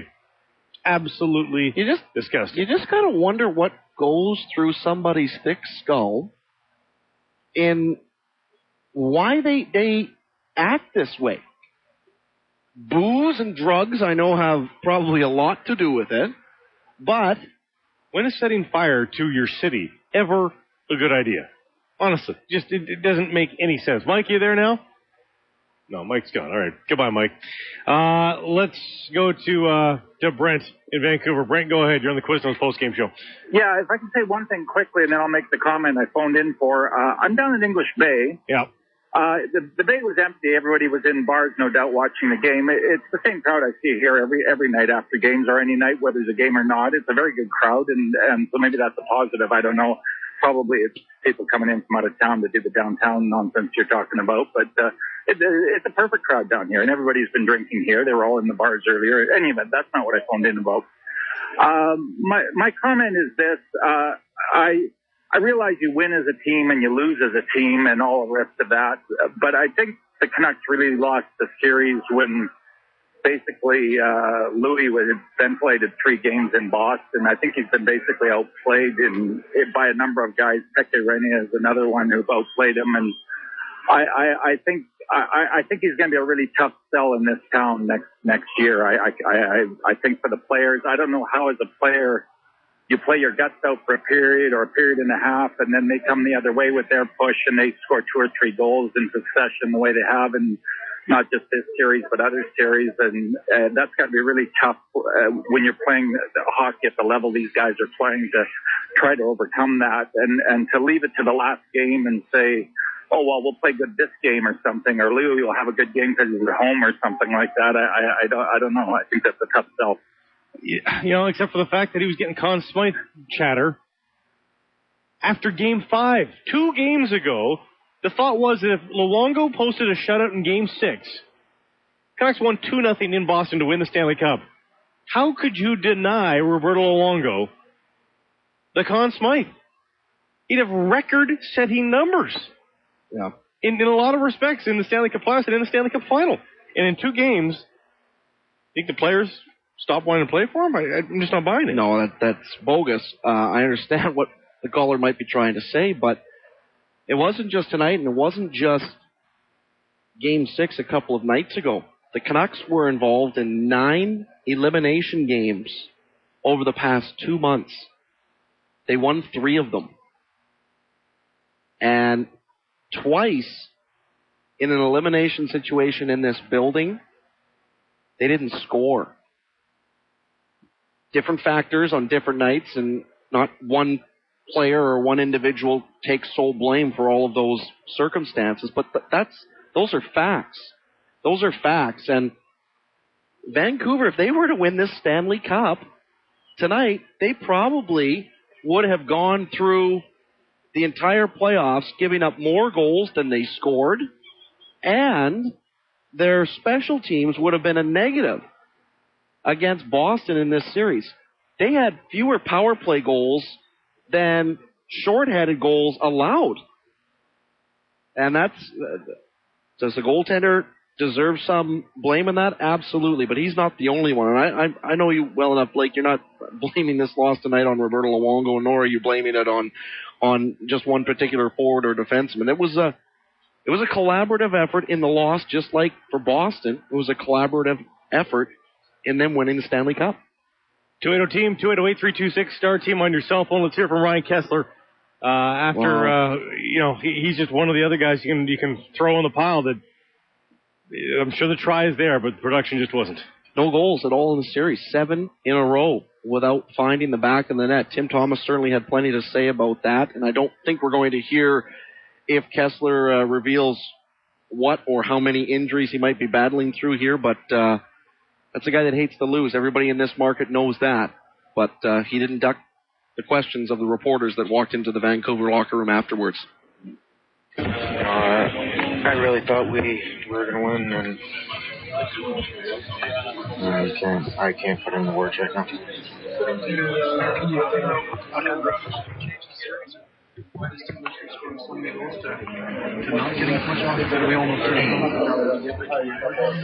We had 40 some odd shots on net tonight. Brian, I know you don't want to use this as an excuse, but how healthy are you? I'm not going to talk about injuries. It did look like you had some jump. Did you feel better? It's game 7. No excuses. You got to lay it out there. I'm proud of our guys. We laid it out there. We had everything we had, and a couple bounces. It's the difference. It's tough right now. It's really tough. How much risk do you put on your own shoulders? What's that? How much risk do you put on your own shoulders? Yeah, I'm the leader on this team, and I did everything I possibly could today. And, I can hold my head up high, but it hurts. It definitely hurts right now.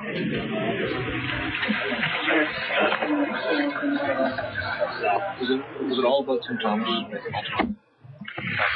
Manufactured goals. They're a good team. They didn't get here by chance. We didn't get here by chance. It's game 7. Anything can happen. We had a chance to put them away in their building, and we didn't. Have you ever felt anything like this?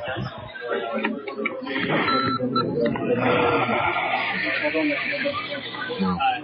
Yesterday you said that you guys are legends. I just want to hear can you sort of disappoint that's up to this No. Can you share at all what was said, if anything, amongst you guys before we? I don't even want to talk about that right now. Brian, how are playing the difference maker balls? Just talk about how Kevin and possibly get some credit on this. What went wrong with Howard? We didn't score. That's what went wrong. I thought, we were getting chances. Game 5, 6, 7. Scored in game 6, but, won us games all year, and it hurt us tonight. We gave up a shorthanded goal, so. There's Ryan Kessler, obviously despondent after a Game 7 loss here tonight at Rogers Arena. Joey, for one final time, we have to talk about the fact there was no insurance goal for the Vancouver Canucks. In fact, not a goal at all. Let's hope that those people that are just getting their cars trashed right now have some car insurance. Oh, just sick scenes here on the streets of Vancouver. Obviously not the entire city center, but it's now spreading around. And by the way, we have it on a report here via Twitter that apparently police have given rioters just a few more minutes, and then they're going to start to bear down hard. So again, if anybody's listening, you want to start spreading the word, police are not going to put up with this for very much longer. And as well, if you're not involved in this, and I'd like to think that there's more people just that aren't involved, get out of the city center as quickly as you can, because it's just going to do you much better than sticking around to seeing these jokers continue to do what they do. While the rest of the city seems to be burning, several hot spots downtown right now as rioters continue to do their work, embarrassing us coast to coast around the world right now. And it's happened again. And, folks, we let it happen. Honestly, it's just unbelievable how we can stand by and let our fellow citizens do this to our city. Because this isn't just a handful of idiots. This is hundreds and hundreds of idiots right now that are tearing our city apart. And most of them are wearing Canucks jerseys right now. And it's absolutely embarrassing. I better not hear one bleeding heart talk to me, phone up our show, and talk about, the cops went beyond their boundaries. No, not when they're facing this. Absolutely ridiculous. And I hope that these guys get broken bones from Billy Bats tonight. I really do. You watch the news, and you're going to see hundreds, if not thousands, of idiots tonight that are causing this damage. Already reports of a 17-year-old boy from Chilliwack who got hit by an errant rock thrown by rioters. And his condition is, as of yet, unknown. 4-0 in the final. 4-3 the series. The Vancouver Canucks will have to wait another year to find their first Stanley Cup in franchise history. It was all looking so storybook. Up 3-2, 40th season in the National Hockey League for the Vancouver Canucks, but alas, not to be. Blake Price here with you on the Quiznos post-game show, live from Rogers Arena. Quick sports action props menu post-game wrap-up for tonight's game. And needless to say, once again, a lot of the Vancouver props paying out on the unders on the no questions. Ryan Kessler. 145 to pay out on the no. Alex Burrows, will he score a goal? Close. Zdeno Chara denied him. No, paid out at 145. Henrik Sedin needed 2 points to hit the over. Instead, the under at 135. As for the Boston Bruins, will Mark Recchi get a point? He got a point. Got an assist. Paid out at 210 for the Kamloops native to get on the board with a point. Patrice Bergeron, will he get a point? Paid out at 170. 2 goals for Patrice Bergeron. It's your sports action props menu. Post-game wrap-up, bclc.com/sports action. Or visit your favorite pub or lotto store. You can bet on almost anything that happens in the game. Must be 19 years of age. Know your limit. Play within it. And this goes for the rest of the summer sports. CFL. Got the baseball season look ahead, too. But that's it for the National Hockey League. Jeff Patterson joins us here on the Quiznos post-game show. Jeff, how are you? Saddened. So am I. This is the most embarrassing night for our city. I mean, 94 was one thing. Embarrassing, yeah. But we should have learned. Should have known better. And this is worse, in my opinion. You've just seen the end of any and all of those live event sites. Yeah. Forever in downtown Vancouver. I mean, it cannot happen anymore. And I just tweeted, and I strongly believe this, that count your blessings that we got the Olympics when we did in 2010, because we would never be awarded the Olympics after this one. The first one, 94, enough time had passed. The city just can't grow up. And it is that small group. But they tarnish it for everybody. But the group's a lot bigger than it should be still, Jeff. I mean, there's a lot of idiots out there tonight. Oh, the sheep factor, no question. I mean, people want to latch on, and everybody's tough once the first guy gets going. Posing pictures in front of the fire. Honestly, I would encourage every parent that sees their kids out there to turn them in. I mean, they're not going to spend life behind bars. They're going to get a misdemeanor. Though. These kids need to be taught a lesson. It's ridiculous. I wish it was kids. I think it's the young set. I think the under 25 crowd. Yeah. But there are a lot of people that are beyond their parents' control now, and a lot of these guys look like they're the ringleaders. And you wanted to believe that it was slowing down, and then you see Hot Pockets kind of picking up here and there again, and they're tear gassing now, thankfully. And I hope that people get it good. I really do. It's inexcusable behavior. Anybody that was innocent should be out of the downtown core by now. This has been going on for upwards of 2 hours now, Jeff. If you're innocent, you're gone. And if you're there, you deserve what you get. I agree with you. Unfortunately, tough to talk sense into a lot of people at this point, and, you just don't know how fueled up they are. Clearly, many of them are. Yeah. Pretty tough to reason with them, and then, the adrenaline kicks in, and as you said, everybody wants to be a tough guy. And we're seeing countless young people, women, injured right now in the streets just by, flailing arms. And lots of bystanders. Yeah. Things are flying out there. It's, and then you get the idiots, too, that see this on TV and think that they got to come downtown, but I'm told now that SkyTrain service to the downtown core has been halted in the outlying areas, and that, it's pretty difficult at this point to get into the downtown core, and just don't bother. Please, don't bother. Disturbing images, honestly. I can't take my eyes off it. It's absolutely enraging me right now to see the way that these people are tearing down our city on a night that could have been a lot different. I guess the theory, bears some consideration that this would have happened regardless, Jeff. Oh, I think a lot of these guys are intent, win or lose. Yeah. I mean, so much of this is premeditated. They're not hockey fans. They weren't coming down to watch the game on the big screens. A lot of these guys they had this plan. I firmly believe that. Enough guys wearing Canuck uniforms, though, out there, too. I mean, that may be part of the plan, part of the guys, I suppose. You blend in. But absolutely disgusting behavior. Not much to cheer on the ice tonight either. The final 40 minutes, Jeff, without incident. Lots of incidents outside the arena. the final 40 minutes really without incident for the Vancouver Canucks. Maybe 3 chances for the Canucks in the final 2 periods as the Bruins just shut it down. Yeah, Tim Thomas gets the shutout. He gets the Conn Smythe, and yet I thought Zdeno Chara made the best and biggest save of the night for the Boston Bruins. He off got Alex the save of Burrows. the game, yep. Yeah, and you know, it's fitting in many ways that Tim Thomas locks this thing down with a shutout. This guy blanked Tampa 1-0 in Game 7 of the Eastern Conference Final to punch the Bruins' ticket to the Stanley Cup Final. A shutout in Game 7 of the Eastern Conference Final and a shutout in Game 7 of the Stanley Cup Final. I mean, that's not just good. That is great. It is the stuff of legend. And this guy was every bit as advertised, and, you know, so much of it was built up as Thomas against Luongo, even though they don't play against each other head on. But all the talk, all summer long, again, will be about Roberto Luongo, and Tim Thomas just did what he was supposed to do. He made the saves he was supposed to make. He was the guy that the Boston Bruins expected and trusted would be back there behind them, and you just never knew what you were going to get from Roberto Luongo. You know, do you pin this one on Luongo? I would say not, although I didn't like the second goal, the rebound. It started with a rebound, and then the Keystone Cop routine.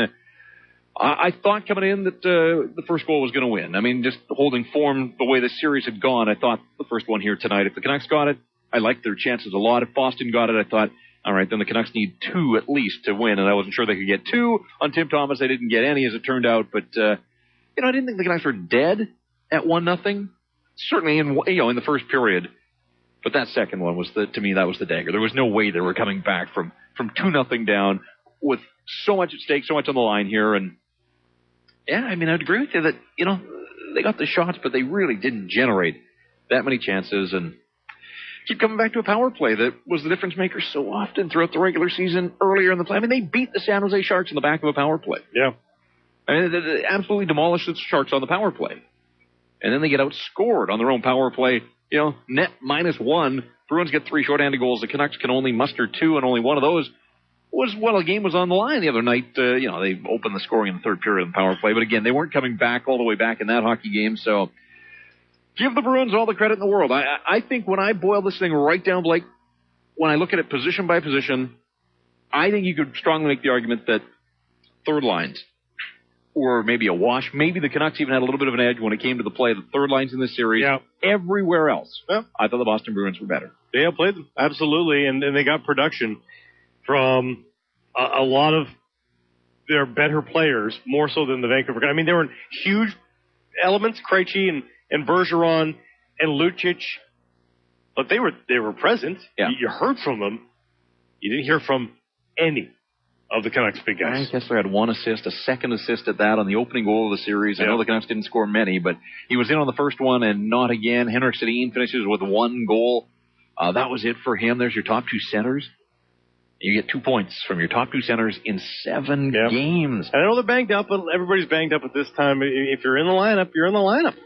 And I think a little bit of the chicken and egg as well, because, you know, the Canucks got nothing from the defensemen as well. And I know that the forwards didn't score any goals, but how much of the Canucks offense throughout the regular season was generated from the back end, moving the puck out, jumping up into the rush, being the trailer on a rush. And we saw it earlier in the playoffs as well, and just didn't see it here in this Stanley Cup final. And again, full credit to the Boston Bruins for the way they played, the system that they played. I think they were allowed to play Boston Bruin hockey as this series got longer. You know, I know the Canucks finished the night with more hits than the Boston Bruins, but when the Boston Bruins hit Vancouver Canucks, they made it pay. Veteran guys like a Sean Thornton, who didn't play early in the series, you know, he knows his role. He's won a Stanley Cup already down in Anaheim. You know, I thought he was a force in this hockey game. You know, you're talking about a fourth-line guy that doesn't see a lot. I like their fourth line. Early in the game, I thought Greg Campbell had a terrific night. Even a Daniel Paille. I mean, these guys are veterans. They've been through the battles. And right from day one, Blake, I mean, I remember opening night here, October the 9th, Canucks started the season with Alex Bolduc between Tanner Glass and Guillaume Devienne, and the fourth line was a guessing game from game 1 of the regular season. But, you know what, the fourth line is the fourth line. I agree with you, and I shouldn't get deep there, but I do think as the series wore on, the Boston Bruins, you know, this war of attrition, they won that as well, and it was because everybody was buying in and finishing checks, and you know, they wore the Vancouver Canucks down. Guys finished the series, but they weren't close to 100%, and I got a sense that the Boston Bruins were getting stronger as this series went on. I think these two teams were going in different directions the deeper this series got, and yet it came down to a one-game winner-take-all on home ice for the Vancouver Canucks. And remember that they led this series 2-0. They ended up losing, or Boston ended up winning 4 of the last 5 hockey games. Outscoring them 20-4. along the way. Didn't see that coming. What's your stance going to be on Roberto Luongo here in the offseason? Guy gets you within one win of the Stanley Cup, and I get the critics too. The unpredictability is frustrating. Yeah, and I'll speak to Luongo in a sec, but I think he's a big part of this leadership group that they always talk about. I know Henrik's got the captaincy, but Luongo had it. They always talked about this leadership group that they had in the locker room. I don't think a mentally strong, talking rock solid strong leadership group gets schooled on the road the way they did all three games in this series. The first one, 8-1, I think you got to have some bounce back and some pushback. They get shut out the next night. Then they get a third chance, and they, get beaten badly again in Boston. And, Luongo was a part of that. His performance on the ice, and I think whatever went on in the locker room as well. They clearly didn't address it. They didn't make the necessary adjustments. They got run out of the rink 3 times on the road. They're married to Roberto Luongo with a long contract. Everybody knows that. And I think if people out there think that somehow they could unload him and offload him here in the offseason, this is a Stanley Cup final. Everybody in hockey has watched the body of work all playoffs long. If there's a team out there that thinks it was close and that a veteran goaltender with some pedigree was what they needed to put them over the top, are you going to find a buyer for Roberto Luongo in that group? Unlikely. He didn't deliver here when the chips were down. So, I don't blame him a ton on the first goal. I thought there were a lot of breakdowns before the puck entered the net there. But the second one had some problems, and at that point at 2-0, this thing was game, set, and match. Get back to the hockey game in just a second, but our own Jason Bruff from the Curtain Blog is out on the scene right now. Jason, where are you? Blake, I'm home now. Okay, I was down there. It was the most embarrassing thing I've ever felt about this city. I honestly, I can't even put it to words. I don't even care about the hockey game anymore. It's just, you couldn't believe how many people down there. It's not just a few people. Oh, I know. That's the other thing too. Tons. Yeah. And it's young people. It's people, my age, in their 30s. It's girls. It's women. And what I couldn't believe was how few people were saying, "Knock it off." Yeah. Yeah. It was. Maybe all those people went home. I saw one guy trying to align himself with the riot police, and people jumped him. Really? Yeah. That's the problem. You say one word, and all of a sudden you're the enemy. You're the riot police, and except you don't have the riot gear. Oh, I said something to a couple young kids, and they're just ready to fight. And I'm like, you guys are embarrassing. You guys are so embarrassing. And, I don't know if you're watching the TV. There's 2 cop cars on fire. Yeah. 100 feet away from my car where I parked. So I got basically everything on video. I've got it all on video, and it's going to go up, on the province website. And these guys, I don't. They're so stupid because they're going to get caught so easily. Yeah. And you know what? I don't think they're going to get a slap on the wrist because this is just such a huge embarrassment. And when the police put out the warnings and say, listen, if you come down, it's, we're going to arrest you, and you still do it and come down and create, I think they should have the absolute hugest book thrown at them and should spend some time behind bars and think about this. It's unbelievable too. It's not just, it's dangerous. There were bottles being thrown, glass bottles being thrown at the cops, and and they could have easily hit people down there. Yeah. It's unbelievable, and it's depressing. It's really depressing because it's a hockey game, and I know a lot of those people probably don't even care about the Canucks, but a lot of them do, and they're just acting like complete idiots. If this is the cost of the Canucks going to the Stanley Cup final, I don't know. It's not worth it. It's not worth it, buddy. Jason, thanks, man.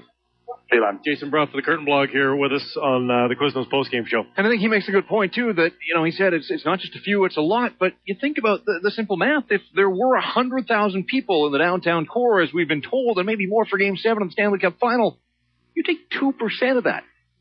That's 2,000 people. That's a pretty good mob. Yeah. 5% is 5,000 people. Yeah, so 95% of people could be the choir boys and girls. But, literally, they're showing wide shots from beyond the city. The city is burning tonight, folks. Over a hockey game. Over a hockey game. Shocking stuff. 280-TEAM, 280-8326, team on your cell phone. You're headed back for playoff game night? You really ready to tackle this? Yeah, can I get an armored escort? Please. Honestly. I should be okay, I think. I hope. keep my fingers crossed. I'll let you know. Yeah, be safe. I'll talk to you. Yes, down the line at some point. Exactly. I'll hold you hold down the fort. Yeah. Yes, I will load up on safety gear.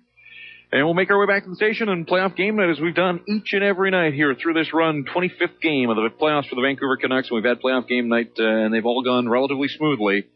Prepared for the long haul. We'll go as long as need be, whether it's out on the streets or whether it's demand on the phone board. We'll take it right through the night if we have to and turn it over to Scotty and Ray in the morning. Playoff game night and a whole lot more. Right, night as well, too. Yeah, Jeff, thank you very much. Jeff Patterson headed back for lots more reaction throughout the course of the night. Phone boards are open at 280-TEAM. Star Team on your cell phone. Jacob in Vancouver. Jacob, go ahead. You're on the Quiznos postgame show. Hello? Hello, go ahead. Oh, sorry, I wasn't sure if it was me there. Hey, before I start here, I'd like to thank all the great coverage that Team 1040 has done all year. You guys have been class acts. You guys did a very good job through the very first game to the last game. So just want to give you guys good credit there. Now, let me talk a little bit about the game, and then I'll get to the riot. The game, the Sedins and Luongo, that was their chance to step up, to be heroes, and they didn't. The Sedins were absolutely terrible. It's kind of weird because you would think they would break out in just one of these games. Like, I've never seen them shut down for so many consecutive games before. I've seen them shut down maybe for 3, 4, and then they would have their big night, and it never came. They just got shut down by Chara and Seidenberg. And another thing I'd like to mention about the game, Tim Thomas, what a classy act. Did you hear his interview that he had after? That guy is the guy you want to win. It's a shame that they beat the Canucks, but man, that you have to feel good for Tim Thomas there. And one final comment on this riot. This is an embarrassment to the entire city. I don't know how this can happen since it happened in '94. I don't know how this can happen because the Olympics were perfect. There was not one, at the beginning there was a little bit of a riot, but that was nothing. This is truly embarrassing for not only the sport of the NHL, not only the city, it's embarrassing for the country, and I'm just truly and utterly shocked and disappointed by what's happened today. Thank you, guys. Thanks, Jake. Appreciate it. Just got a great suggestion from Twitter at Blake Price 1040 to get a hold of me. Unnamed. Let's see, where is it? Yeah, unnamed person sending this in. There's extended footage of this one guy in a Canucks practice jersey taunting the crowd. It says, buddy in the blue shirt equals no job Thursday morning. I think that's a great approach. If you're an employer, you see an employee doing this, fired next morning. Poor representation of your business, you fired. Fire. If you see an employee and all this news footage tonight, fire them. Please. Because they may or may not get prosecuted. Tough to sort through all the video. It took them years to get through it all from 1994. Fire them tomorrow. That might get their attention. Just wait for them to sue you. It's not going to happen. It's 280-TEAM, 280-8326. Chris in Langley. Go ahead, Chris. What's up? Hey, how's it going? It could be better. Yeah, it's not a good night, eh? Nope. I think it's really disappointing that, the Canucks had such a great season and a great playoff run, and we ended up with something like this. And, I think that one of the things that I've noticed watching through the playoffs over the last couple of years is I think the Canucks need a really gritty forward like a Ben Eager or a Thornton guy to add to their lineup. Sean Thornton you're talking about? Yeah, Sean Thornton, yeah. I just think that I think the role of those guys gets a little bit overplayed. Those guys appear to be key contributing factors on winning teams, but I don't know that a guy like that makes the difference for the Canucks tonight. I really don't. You don't think so? No. Like a Boland? Like it just seems like Boland, sure. Boland's different than Sean Thornton and Ben Eager, though. But they get inserted in, or Thornton gets inserted in the game 3, and then the Bruins seem to just play better. But at that point, he's just the cherry on top, I think. A Boland kind of guy that's got that toughness and can help you offensively and be a defensive presence too. Sure, yeah, absolutely. But you know what? At this point, thanks for the call. We got to move on here. At this point, Dave Boland, he can play on the second line for the Hawks, but he's also employed a lot on the third line. The Canucks' third line is fabulous in this series. Absolutely fabulous. Hey, just up the way we saw earlier, that was on fire, and it's pretty much chaos here. I don't see any police in this area that's direct. Whoa. Don't know what that was. Something's going up in that vehicle. But we assume officers, those mounted officers, are within the vicinity. Especially on the side of the crowd here. Right now, man, it is smoking hot. As you can see, again, young man. Yep, there's another one. A lot of them just fueled on adrenaline right now and loving the ride, but it's really unpredictable. I'm sorry, are you talking to me? I am, Rob. Sorry, I know you probably can't hear me very well. We're having a very difficult time hearing you. I don't know if you can hold your microphone closer, but I mean, we're getting this is what you're saying. You're thinking this is probably the 5th vehicle you've seen on fire. You're right by the bay. A lot of people gathered around, obviously taking photos. What's on the ground? Let me ask you if you can hear me better first. Can you hear me all right? Absolutely. Okay. Much better. Yeah, well, what's on the ground behind us seems to be some of that foam from that fire extinguisher that someone sprayed out of a window here. Somebody broke some windows just next to me at what appears to be a dollar store. You hear a fire or an alarm from a building ringing in behind me. You hear that? And on the ground, are just a bunch of idiots who are dancing around this thing, continue to throw bottles into this fire, and they explode. People jump back. Jazz, give us a look. Give us a look here, Jazz. So look.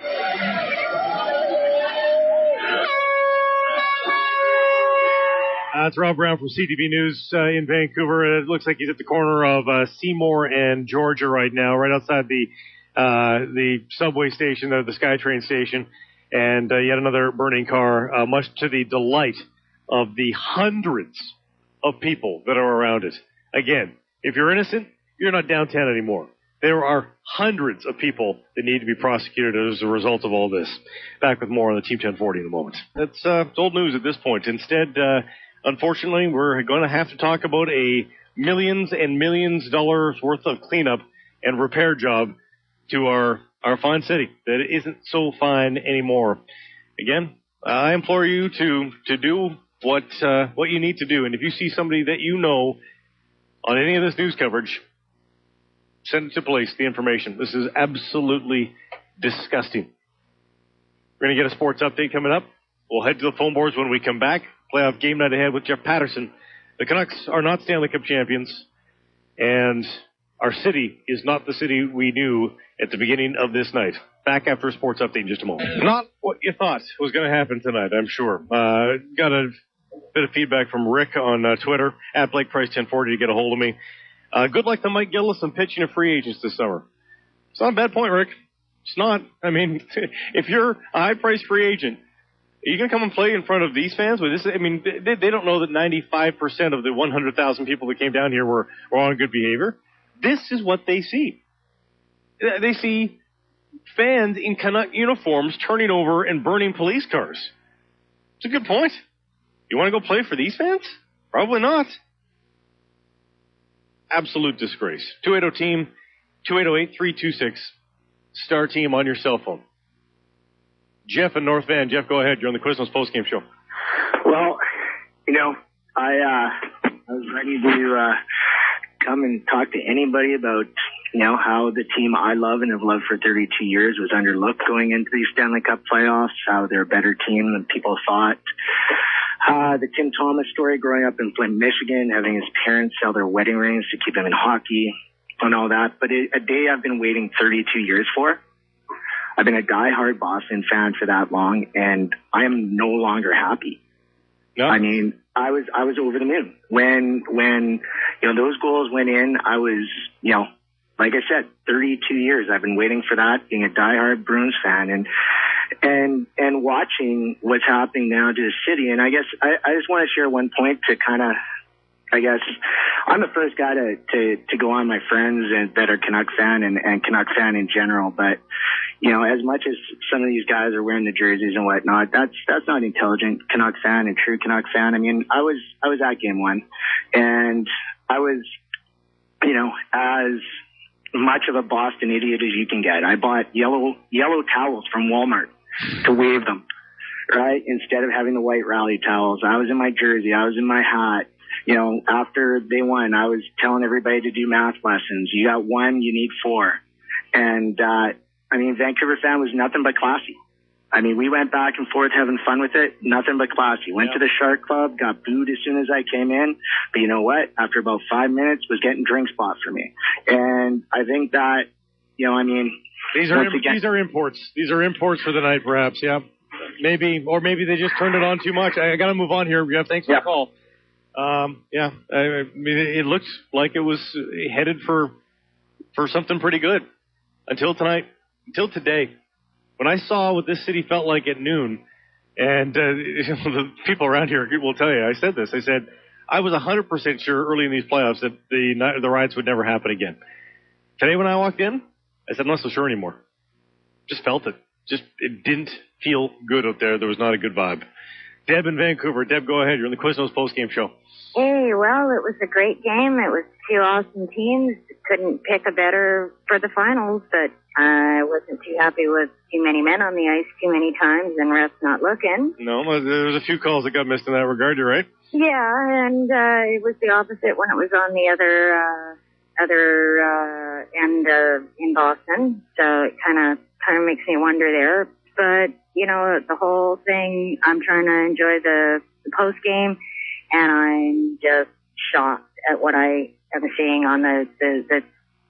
I've been down for most of the games, or at least in a restaurant, and leaving when the games are out. I'm dodging people that are playing steeplechase with one another across the Dunsmuir Viaduct. Yeah. In front of traffic. Now, I can't figure out. They knew that there was a possibility, and this was just a total recipe for disaster. They won't let you smoke in anywhere around the arena. So now you got people that are smokers maxed out because they don't have their chill sticks. Then they're I don't think tobacco has much to do with this, Deb. Well, they give them they deny them their chill sticks, and then they serve them enough booze that they can't. They're walking up to the counter on their knees.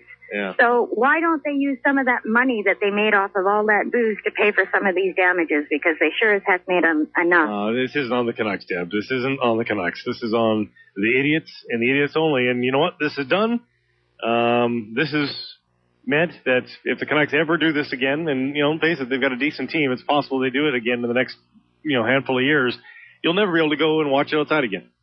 You won't be able to congregate in large public squares like this to watch the game. Why would Why would City Hall allow it to happen? It would. It's ridiculous to think that Vancouver's ready for this. 280 team, star team on your cell phone. Dave phoning in from Calgary. Dave, we wish we were in your city right now. I thought 94 was the last time I'd have to deal with this. I was in Burnaby at the time, and I just, I don't know. I don't know what's more embarrassing, the fact that this is happening again, the fact that you're making a good point that maybe we can't allow our citizens to gather on the streets like this for the finals game again if we get there, or that the Boston Bruins needed a police escort back to out of the arena. I mean, this is absolutely a complete black eye. I don't have a lot to say about the game, except I think the turning point of the series was Game 6 when Sedin didn't stand up for himself. I think that really showed that Boston had finally pushed them around enough. And now the city's burning over a friggin' hockey game, and it's unbelievably embarrassing. And in the age that we live in, I hope all these idiots dancing around the fires and all these morons posing by a police car know that their dumb faces are on TV. They're getting pictured. I hope that these idiots wind up doing serious jail time, community service, and paying some fines for embarrassing Vancouver, DC, and frankly Canada. Because guess what? We're on the news around the world now, and this is just disgusting beyond belief. Thanks, Dave. Good, well said. That is the good news. 1994 was not the cellular age like we have it now. And there's no reason to believe that you can't help our society out here. And if you see somebody that you know, even somebody that you like, screw it. Turn them in. If you've seen somebody's face that you know, turn them in. Folks, we have to take responsibility for our own city. And this has gone past the point of acceptability. Absolutely disgusting display tonight. Neil's safe in Victoria. Neil, go ahead. Hey, how you doing? Good. No, I'm not good. It's a reflex answer. I'm not good. Go ahead, though. Is this Neil? Oh, yeah, sorry. Yeah. I'm talking about, it's weird because in Victoria there's nothing going on. Yeah. Nobody's throwing garbage cans. Nobody's doing nothing. Well, it's kind of weird. There was, it was a disaster waiting to happen. There's 15,000 people gathered on one intersection here in Vancouver. So yeah, fair enough. Yeah. I just think it's because after every other win here in Victoria, I can watch the. Just lost you, Neil. Sorry. I think you were going to say you watched the procession of people walking through, but great that it didn't happen to your fair city. Happened to this one. 280-TEAM, 280-8326, star team on your cell phone. Lou in Surrey. Lou, go ahead. Lou, go ahead, buddy. Hi, I just wanted to comment. The Canucks, as you can tell, they didn't make it anyways, they were pretty inconsistent all the way through. I mean, they got the odd bounce here and there, but let's face it, the best team won. The Boston Bruins, give it to Tim Thomas, man. He was great. As for those rioters, those idiots, you're embarrassing the city. Let's stand up for our police officers and let's support them. Absolutely. Honestly, again, I said it earlier. If I hear one bleeding heart criticize the police response, I'm going to lose it. Canucks the police were extremely patient at the beginning of this night, allowing 100,000 people to disperse quietly. They didn't disperse. They're still here. I don't feel sorry for one bit. One bruise that is suffered by, one broken limb that is suffered by these idiots. If I hear the civil liberties people criticize the police, I am going to lose my mind. Don't the civil liberties people even watch these hooligans and say, what a bunch of losers? Or are they going to defend these idiots and say that the police shouldn't have used their batons as ferociously as they did? The police didn't do anything for an hour. They allowed a considerable amount of people to disperse. Well, once they started lighting 5, 6, 7 cars on fire, time to move in. Don't defend them. Let's go to, where are we going here? We're all over the country. Look at this. Fort McMurray, Moncton, Prince George, Montreal. Wow. Gerald in Vancouver. We'll start here at home. Gerald, what's up?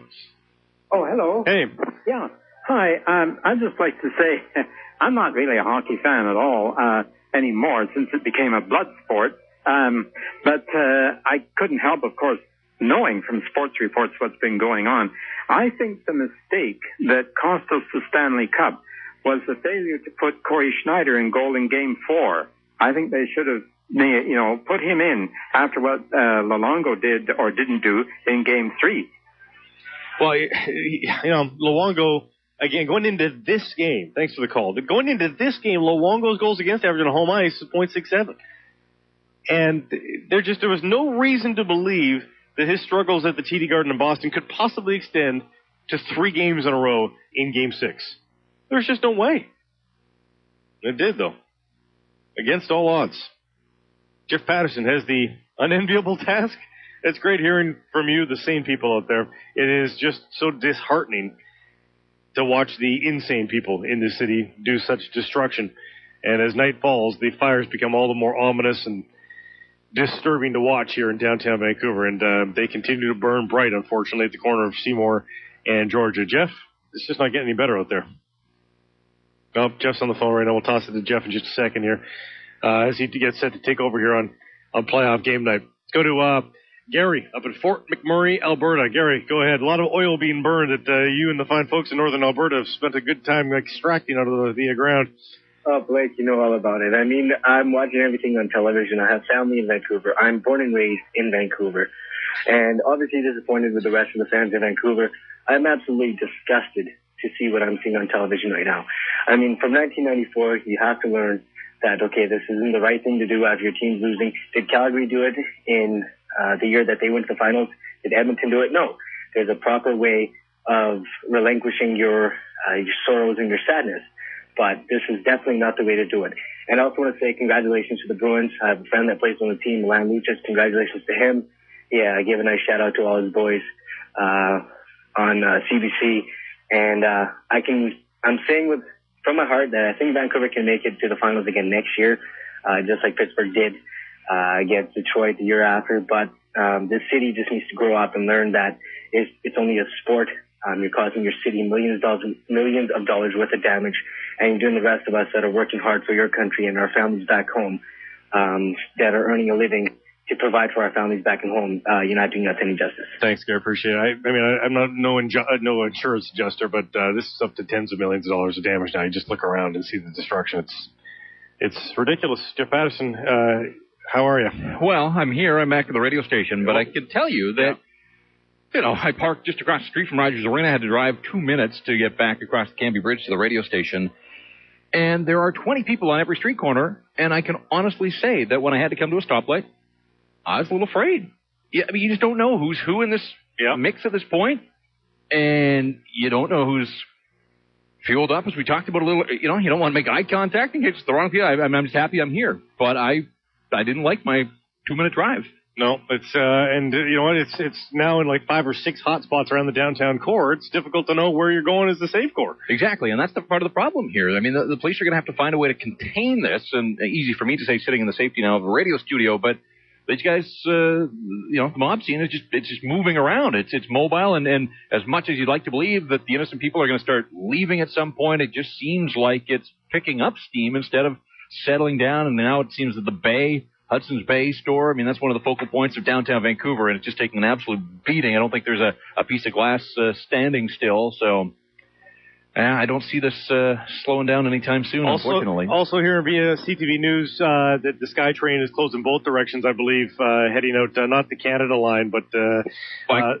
Sorry, go ahead. But out towards Surrey direction. It's closed in both directions, I understand. So. Well, they've closed down, I can tell you, first-hand experience, that they have closed Canby Bridge to incoming traffic. Yeah. You can't get into the downtown core on foot or in a vehicle. They allow you out on the Canby Street Bridge. That's the route I took, but there is a police barricade at the south end of the bridge, and you're just not getting through. Jeff, good luck with this, honestly. Mm-hmm. And you know what? You're doing a service telling people where to go. So Godspeed, and have a great night.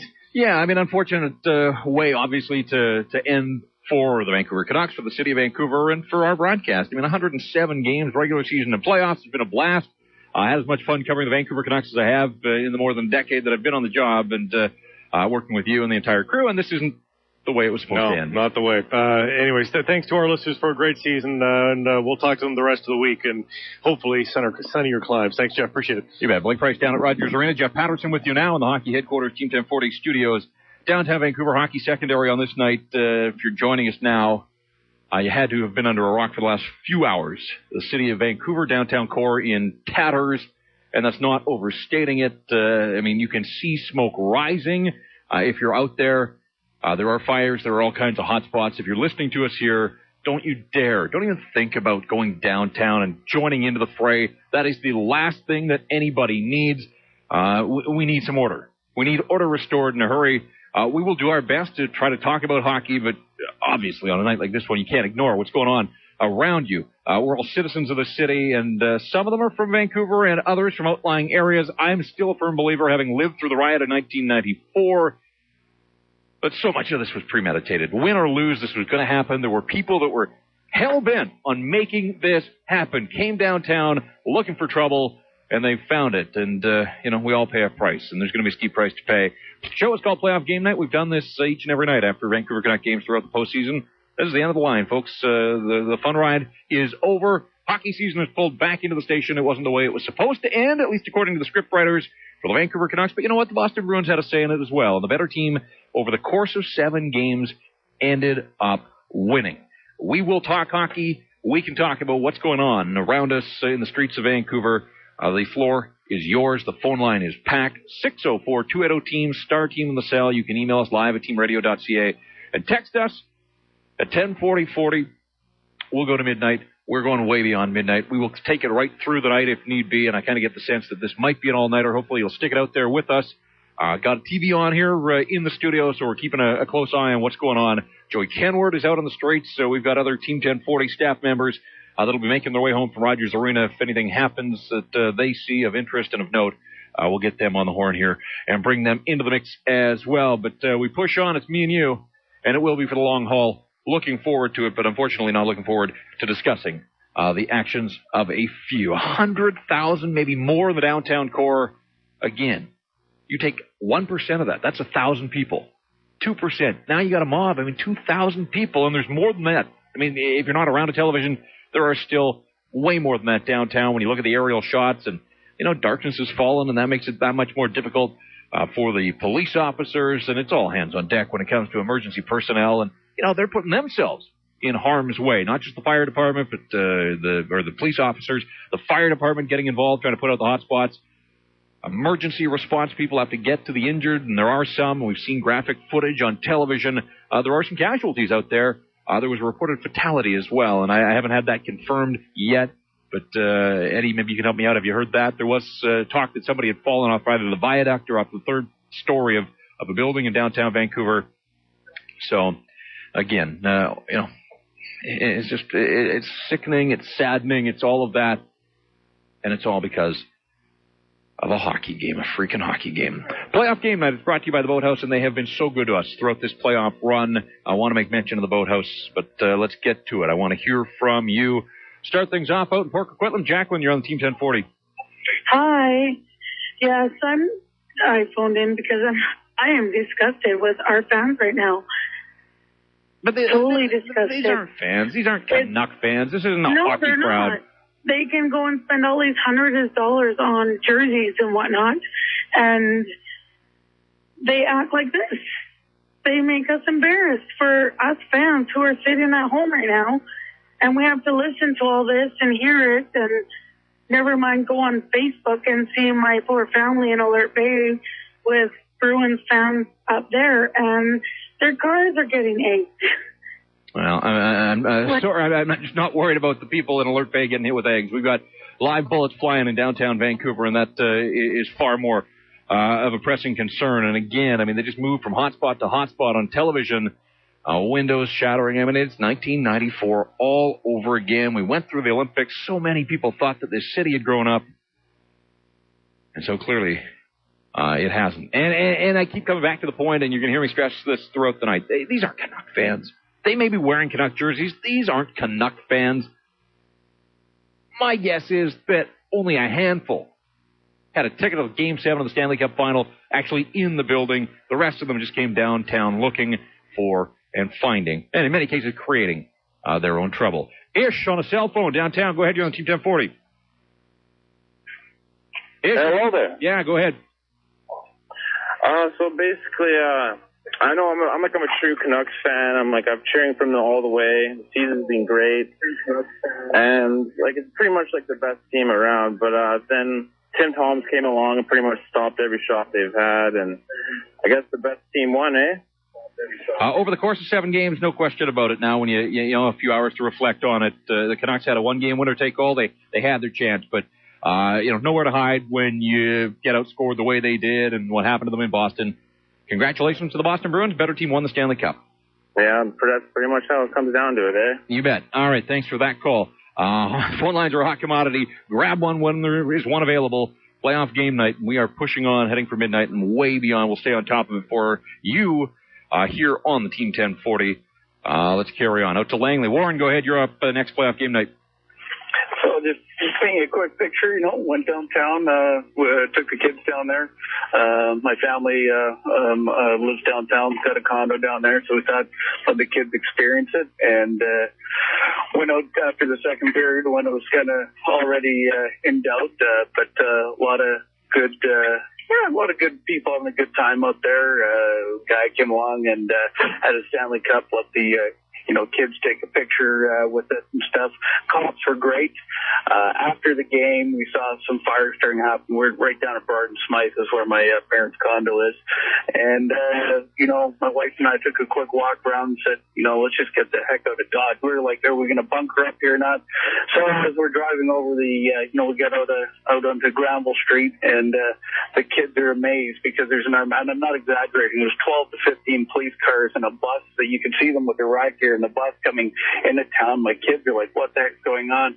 Then we get onto the Alex Fraser Bridge, and they're looking back and looking at all the smoke coming up from Vancouver and worried about the grandparents and what's going on. So, you go downtown to see, and I should say most of the people down there were good, and the people that were good were leaving.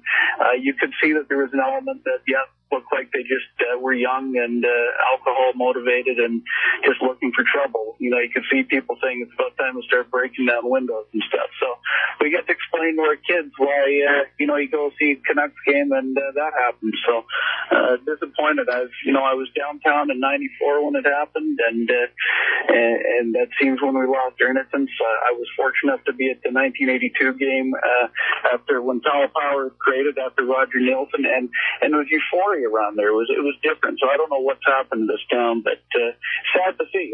We're supposed to be talking about a hockey game, and we got beat by a hot goalie. That's usually what you hear in the NHL in the Stanley Cup is whoever team wins is a hot goalie, and ours wasn't so hot for 4 out of 7. And I guess that's all I got to say. All right, appreciate that. Goaltending, a huge issue in this series, and again, moving forward, and we'll get around to that. We got nothing but time to discuss all of this. It's playoff game night. I want to hear from you. I want to hear about your experiences if you were in the downtown core. I want your experiences on this game night, the final night of the Stanley Cup playoffs. I can't stress enough and want to repeat time and time again, congratulations to the Boston Bruins. They are the Stanley Cup champs. That should be the story. Unfortunately, it is not. Congratulations to the Vancouver Canucks for a record-breaking season. We'll get around to determining whether it was a successful season in the big picture, but it was a record-breaker, and the Vancouver Canucks provided more ups and more downs than anyone could have ever imagined when this all began back on the 15th of April. And here we are, I guess it's the 13th of April, 15th of June. The season is over. The Bruins are champs, and the city is in ruins. Playoff game night. Jeff Patterson with you. Come back. More of your phone calls. You've got it on the Team 1040. There we go. Playoff game night. The mayor of Vancouver, Gregor Robertson, addressing the media in downtown Vancouver. Tonight is despicable. Vancouver Police Department is fully deployed their public safety unit. We have reinforcements from around the region now on the streets to support that. The focus is on getting people home safely tonight. So they will do what it takes. They will hold people accountable. We will make sure the streets are safe tonight. We will deal with these troublemakers, and we want to get through this tonight and make sure everyone can get home safe. Anywhere close to being under control? It's still a very fluid situation right now. There are a number of fires. Our fire and rescue services is dealing with 4 fires as far as I know right now. Our police are dealing with a couple different hot spots, and we've got some looting taking place in a couple of sites. So we're focused on those hot spots and basically have contained the situation, but there's still a lot of work to do. A lot of rumors about fatalities. Anything out there? Why was the fire department so late in the scene? The fire department was ensuring that the scenes were secure. It's important for the police department to be focused on dealing with the troublemakers first and foremost before the fire can move in and then deal with those situations specifically. So how many officers on the street tonight, do you know? We have a full public safety unit deployed. That's hundreds of officers and more reinforcements from around the region coming.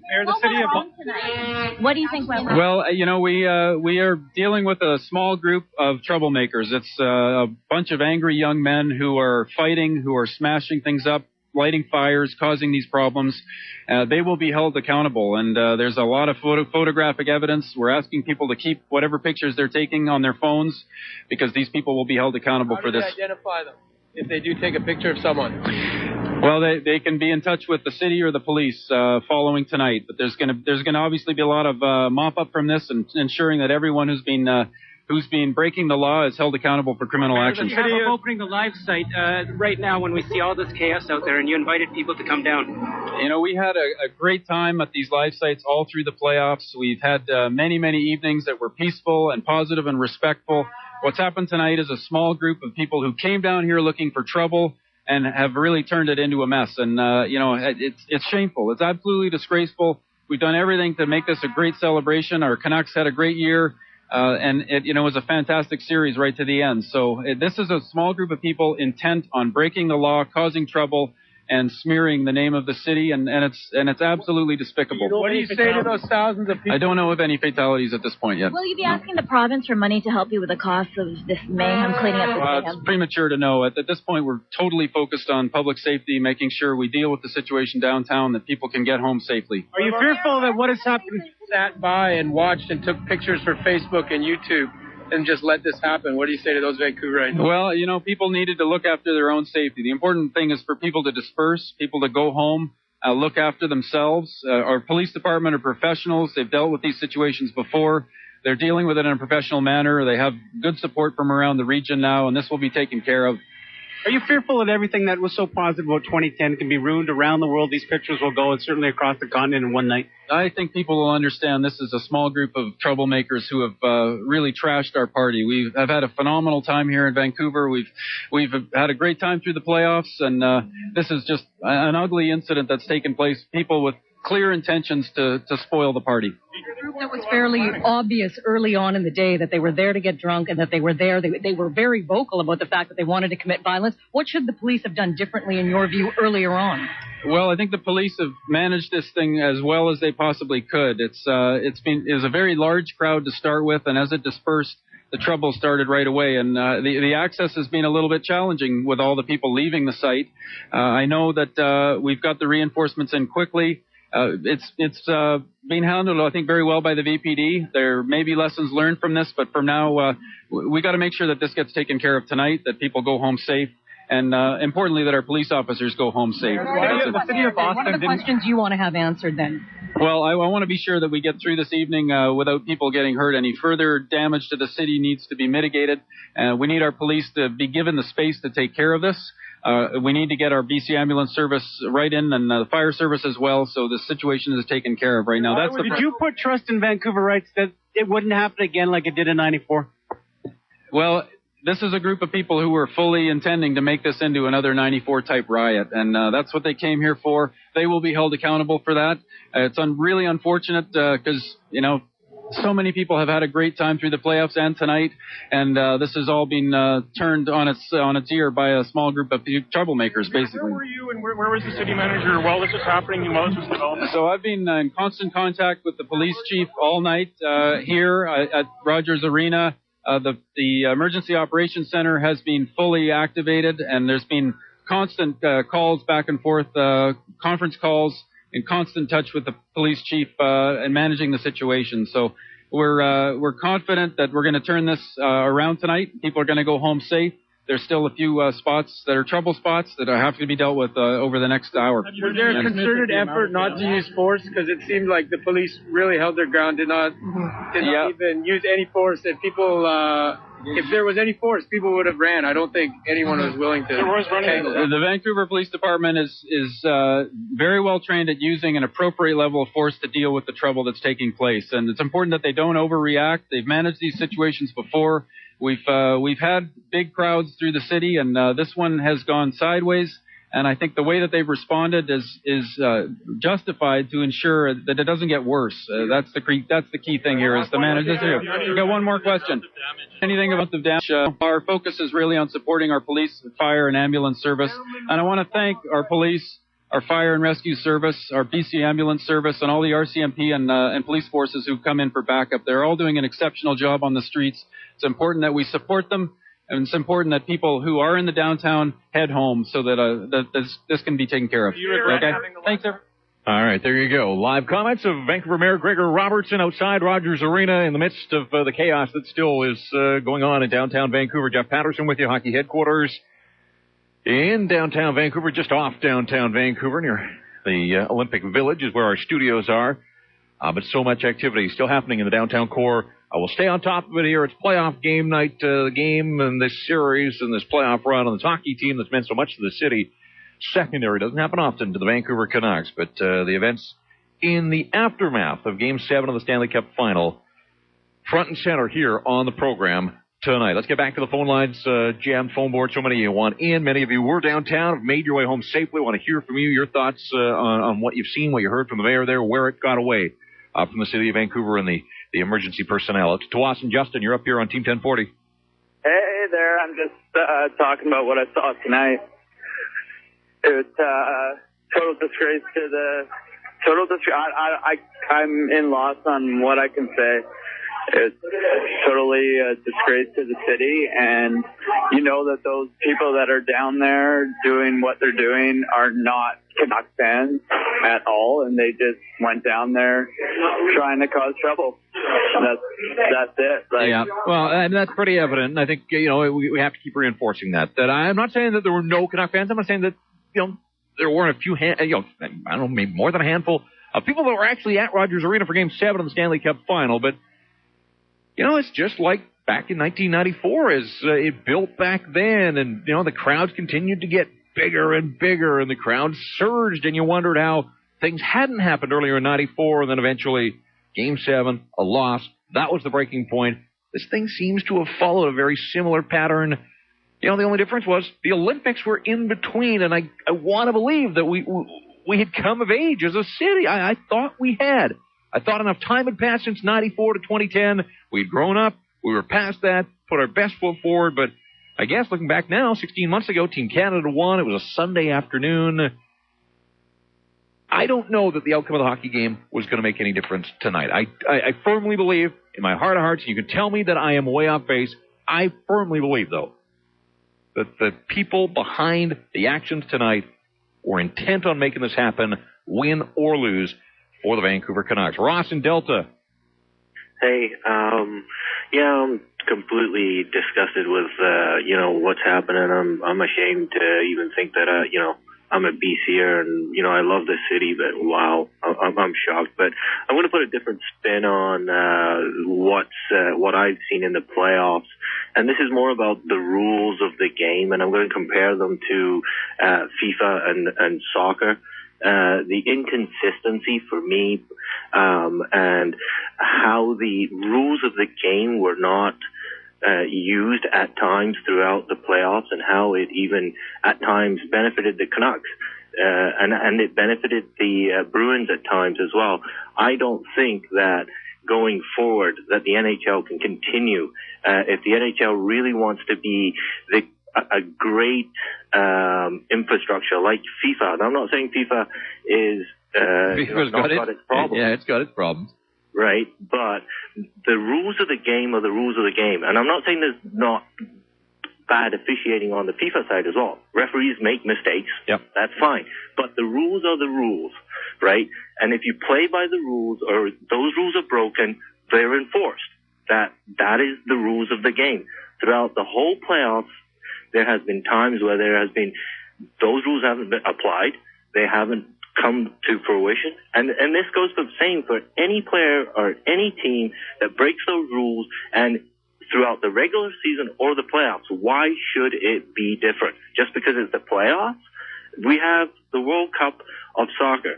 I've been involved in 1990 in Italy, 2006 in Germany. I had the opportunities to go watch my country play.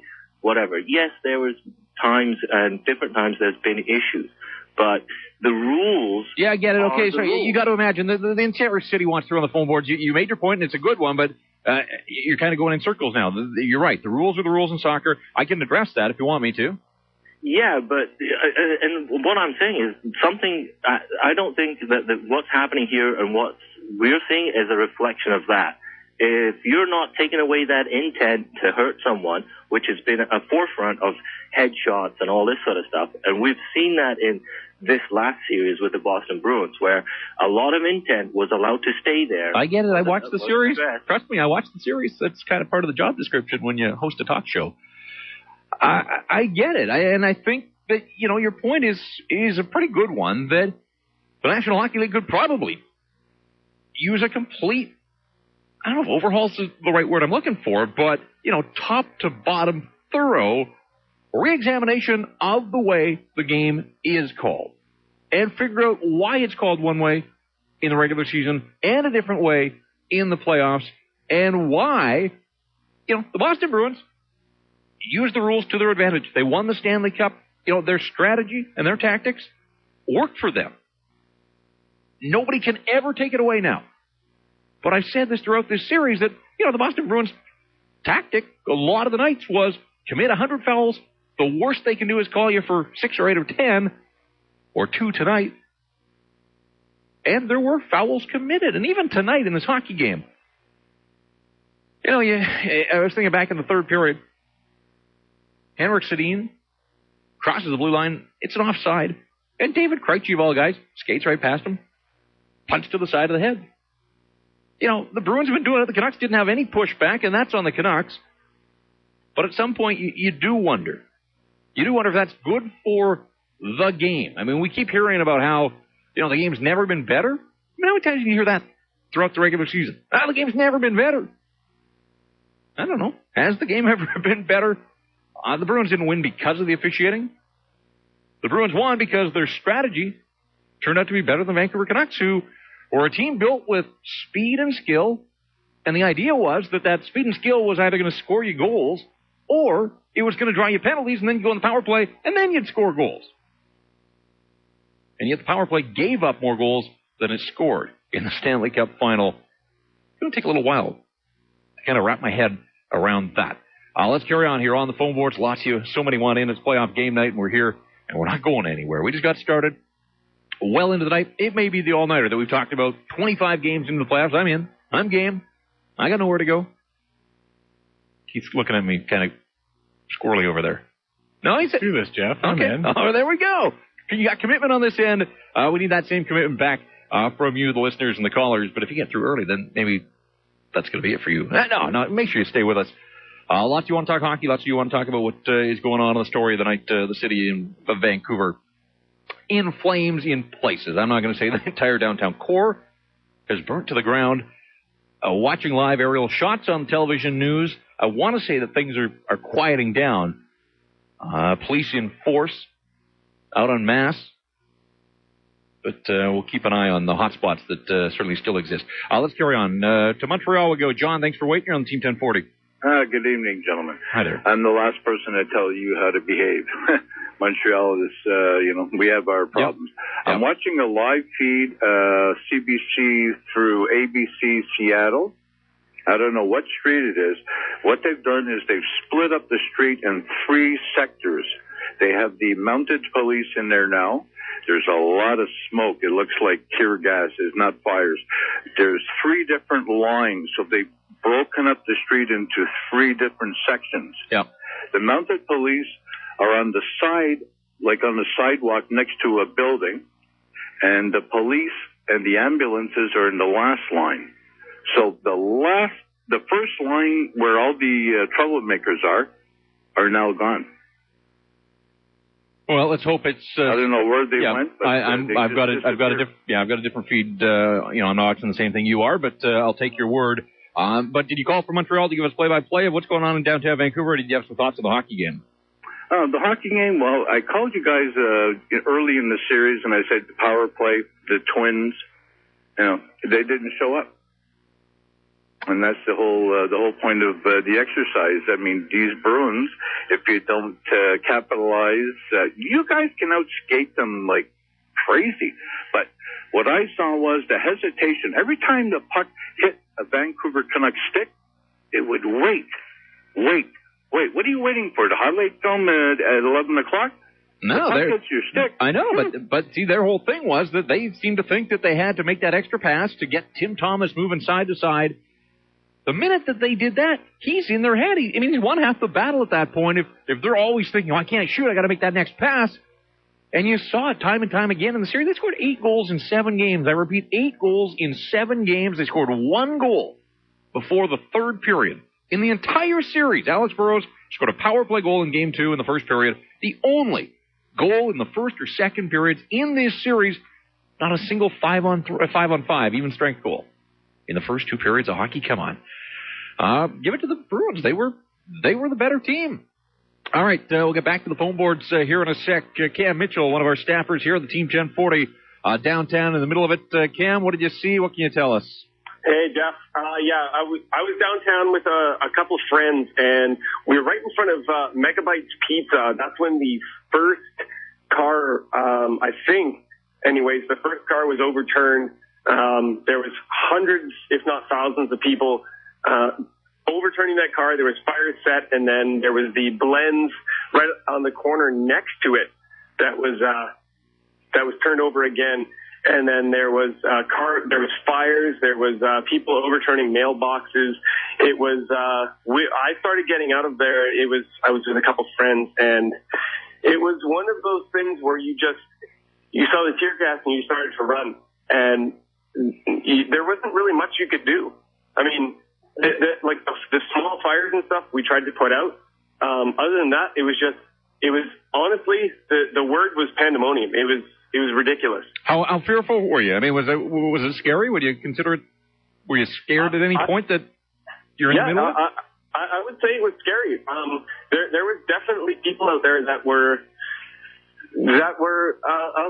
definitely, as you said before, they were not Canucks fans. They were not the people that you would expect to see at a Canucks event or anything like that. It was just people out there that were there particularly for, causing the riots, for lack of a better term. Where do you watch the hockey game? We were at a friend's place on Hornby and Davie. They had an apartment there, and there was just about 15 or 20 of us that were there watching the game, and we went outside. We tried going for the Canada line almost directly after the game was over, and we could not get there. There were so many people in the street that we had to fight through to get to the Canadian to get to the Canada line. Well, I'm glad you got out safely. I mean, it looks like it's starting to quiet down a little bit. I don't think we're out of the woods just yet, but thanks for checking in, Cam. Absolutely. Thank you, Jeff. All right, Cam Mitchell, the Team 1040 out there on the streets of downtown Vancouver. And if you were in the middle of it, if you've made your way home safely now, we hope you have. Again, we're working off the monitors in our studio, keeping an eye on CTV News and their live broadcast and the overhead helicopter shots and Chopper 9. It's remarkable, and the city is a mess. Again, trying to gauge full response of where we sit as I come to you live just before 11 o'clock, 10 minutes before 11 o'clock in downtown Vancouver. About 3 hours after the hockey game. Hockey game's an afterthought now. Boston shuts out the Vancouver Canucks 4-0. Stanley Cup done. Season is over. I'm sure the Bruins feel like champions. I don't know if, it took me a good 90 minutes to get out of the rink. I don't know. The Bruins are still celebrating. I'm sure they've got TVs on, but, you get into that bubble inside the rink. You really don't know what's going on out there on the streets of downtown Vancouver. And we were getting word in the immediate aftermath of the hockey game, not that the Vancouver Canucks and their players or their organization can feel responsible, but they know that they're the focal point of this community and that people that rallied around them and so much good have been brought to the city and the outlying areas and all the festive parties night after night to watch these games, the gathering points, and then this. And we're getting reports that some of those other live sites out in Surrey, they had TV set up and some of the neighboring areas. Those ones apparently, best behavior. No reports of incidents like we're seeing in downtown Vancouver, and you wonder if some of the perpetrators in all of this weren't from the outlying areas and tonight decided to bring their show and their act to the heart of it all, downtown Vancouver. Johnny, go ahead. You're on Team 1040. Johnny, have we got you? Hey, how you doing, Jeff? Yeah, doing all right. First time caller. Thanks. I was at the game tonight, and I don't know where to start.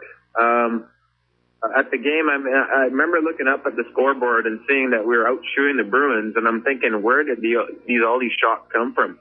They all came from the perimeter, obviously. Yep. Didn't see anything, at the top of the slot. But then after leaving the game, the crowd at the game was calm.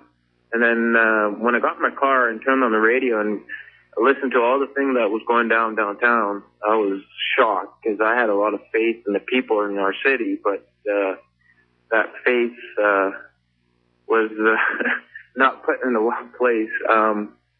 Walking home in my car, I saw a group of guys park their car on Main Street and walk towards the SkyTrain station. I'm thinking, where are these guys going now?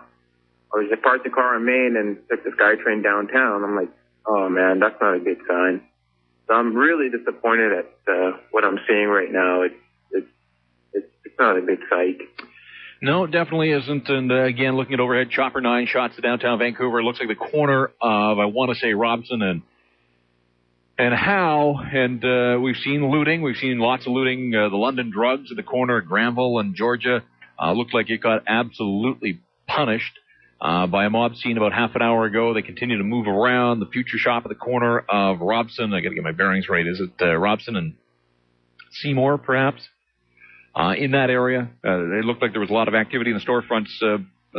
Future Shop's up a couple of floors, but windows being smashed and people inside. And so, it's 1994 again, but to me, this one looks and feels worse. And I was in the middle of it back.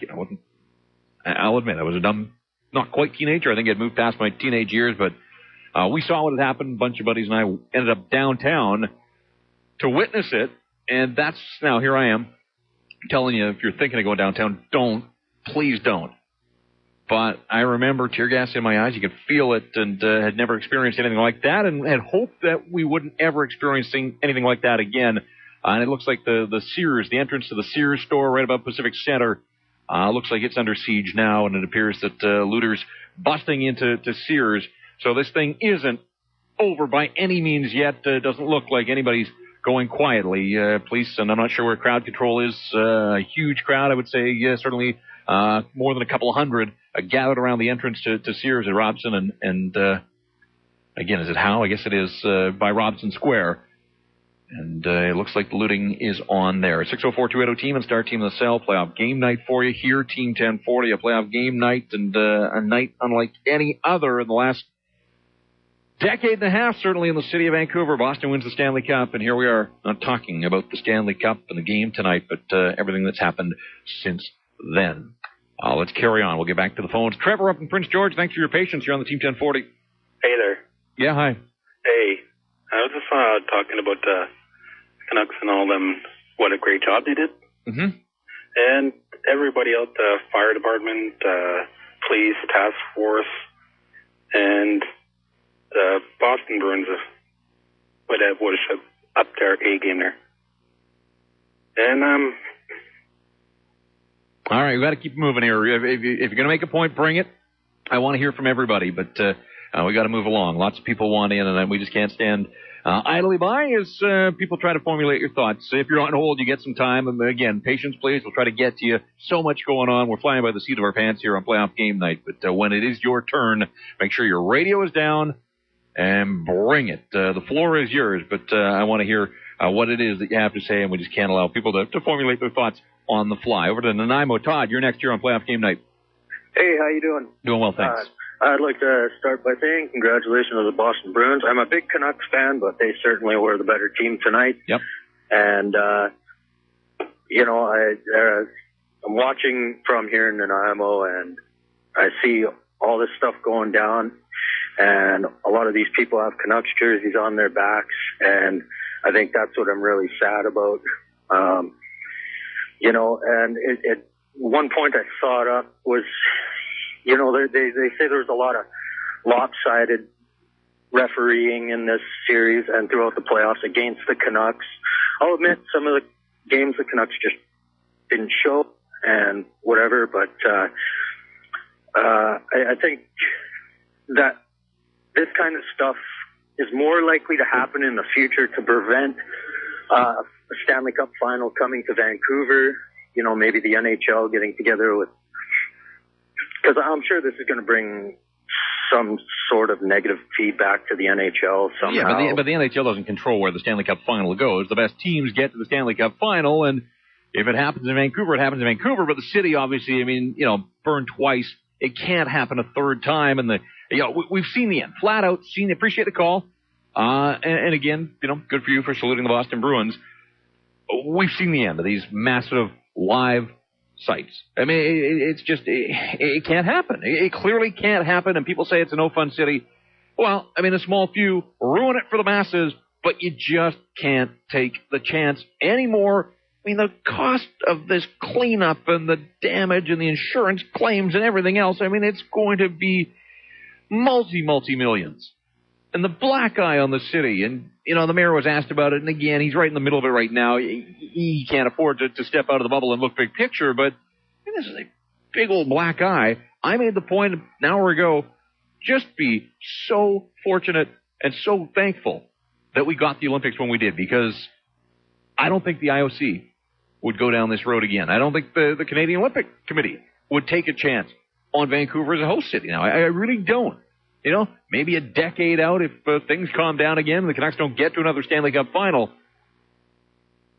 I think we were lucky in some ways now, in hindsight, that we got through the Olympics the way we did, and, of course, Canada winning the gold medal and the one medal that mattered the most, and the fact that maybe it was a Sunday afternoon instead of an evening. I think some of that plays into it.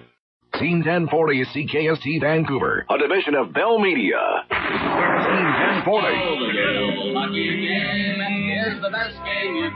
5 after 11, downtown Vancouver. Jeff Patterson with you. Team 1040 Studios. We've called the hockey headquarters one riot patrol, riot watch, at least via the television monitors, courtesy of CTV. And it doesn't appear like things are slowing down right in the heart by the Art Gallery.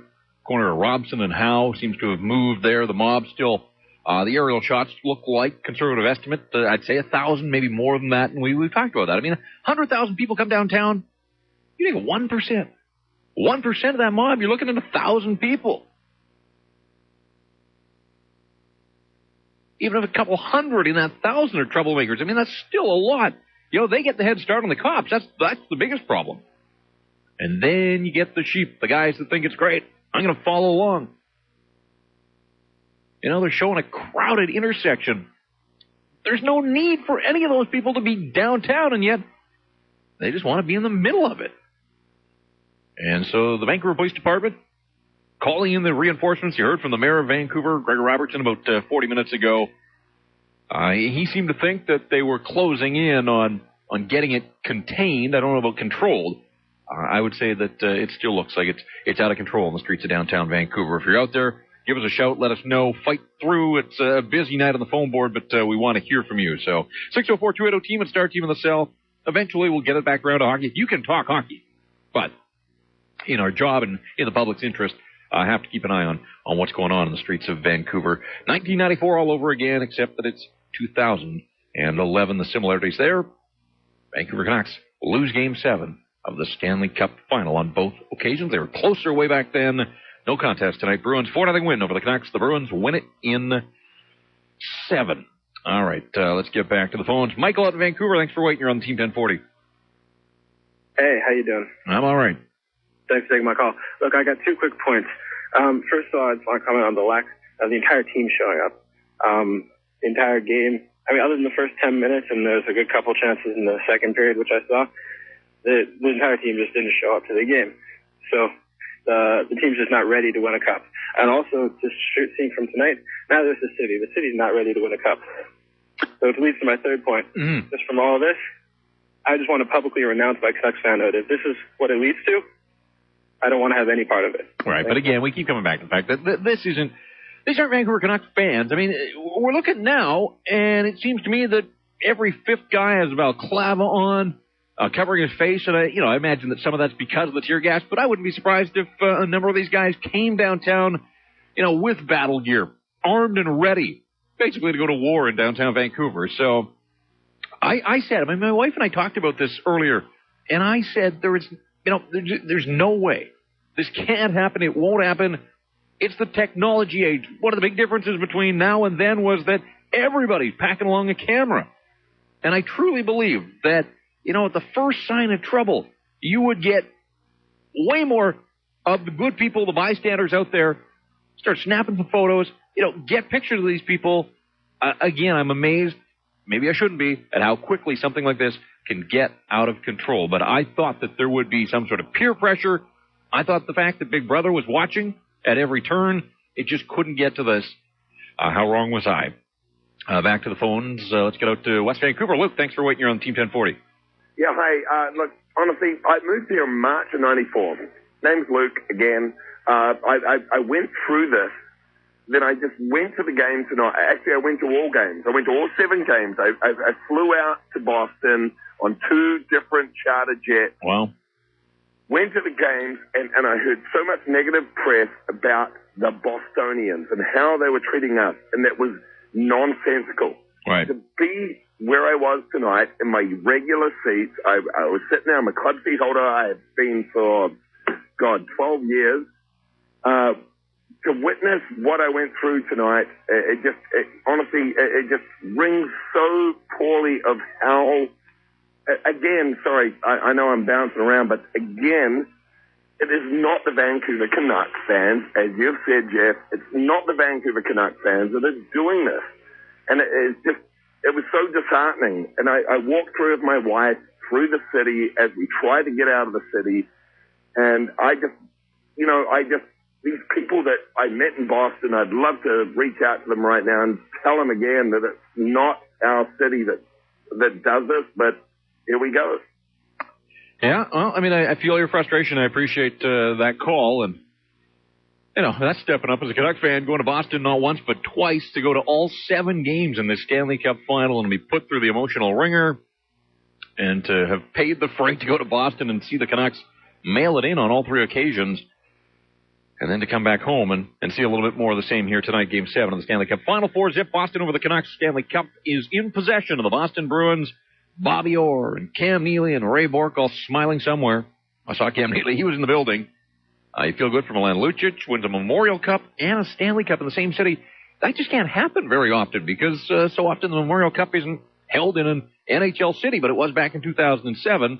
We've seen it move towards bigger arenas. I mean, it used to be, the Memorial Cup was the possession of small-town Canada, the Swift Currents and some of these other places. They moved away from that. I mean, it's big business now, but, the opportunity just doesn't present itself all that often to win a Memorial Cup and a Stanley Cup in the same city, different buildings, but same city. Milan Lucic, so you feel good for him. And Mark Recchi, it's it. He's done, retired, 3-time Stanley Cup champ. He was a force in this series. People thought at 43 didn't have it left. Mark Recchi goes out on the biggest high possible as a National Hockey Leaguer. Next stop, the Hall of Fame. Hall of Shame is where so many people in downtown Vancouver should be headed, hopefully are headed. Again, just looking at pictures of looting. The Mac Cosmetics store, guys with their faces wrapped in T-shirts and towels. They're on the inside firing fire extinguishers now.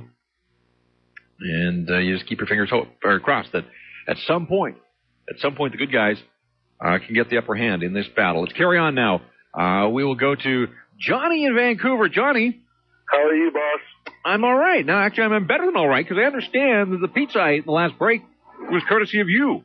Did you enjoy the pizza? I did. It's cold, but it was good. Well, it's my pleasure. Anytime. I told the guys, you guys have my number. I took $100 off Modes earlier, so you guys know where to find me. You guys always have a standing invite eat on the house. That sounds good. I may take you up on that before we're done here tonight. I may be calling in for seconds. Well, I hope you're patient with me and let me get everything, because you know who I am, the guy that loves Cody Hodgson, right? I do, yes. Well, forget about Cody here. I want to pick at Vigneault.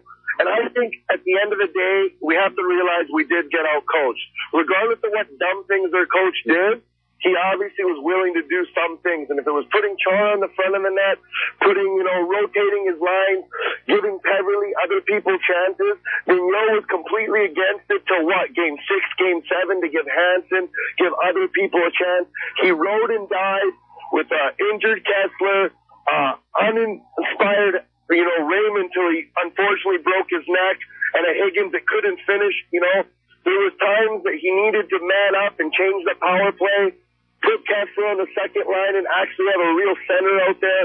And I think we have to say the coach carries some of it because he puts the guys on the ice, so he has to take some responsibility. And I haven't been happy with Vigneault all through the playoffs. His job was fired if he lost in overtime in Chicago. I don't know. I really think Vigneault could have done better. We got $5 million with Hodgson and Ballard sitting in the stands. Would really any other team leave 4.2, not be able to get 7 defensemen? You got Tanner Glass out there instead of Ballard? Really? I put Ballard as a forward. Well, I'm not sure I'm going down that road with you. I sense your frustration. I just want to win, and we had our chances. We're up 2-0. There was no reason to not be able to pull the long goal after the third goal in the third game there. And he just rode our players, and he didn't want to win with Schneider. He would have rather have lost with Louis.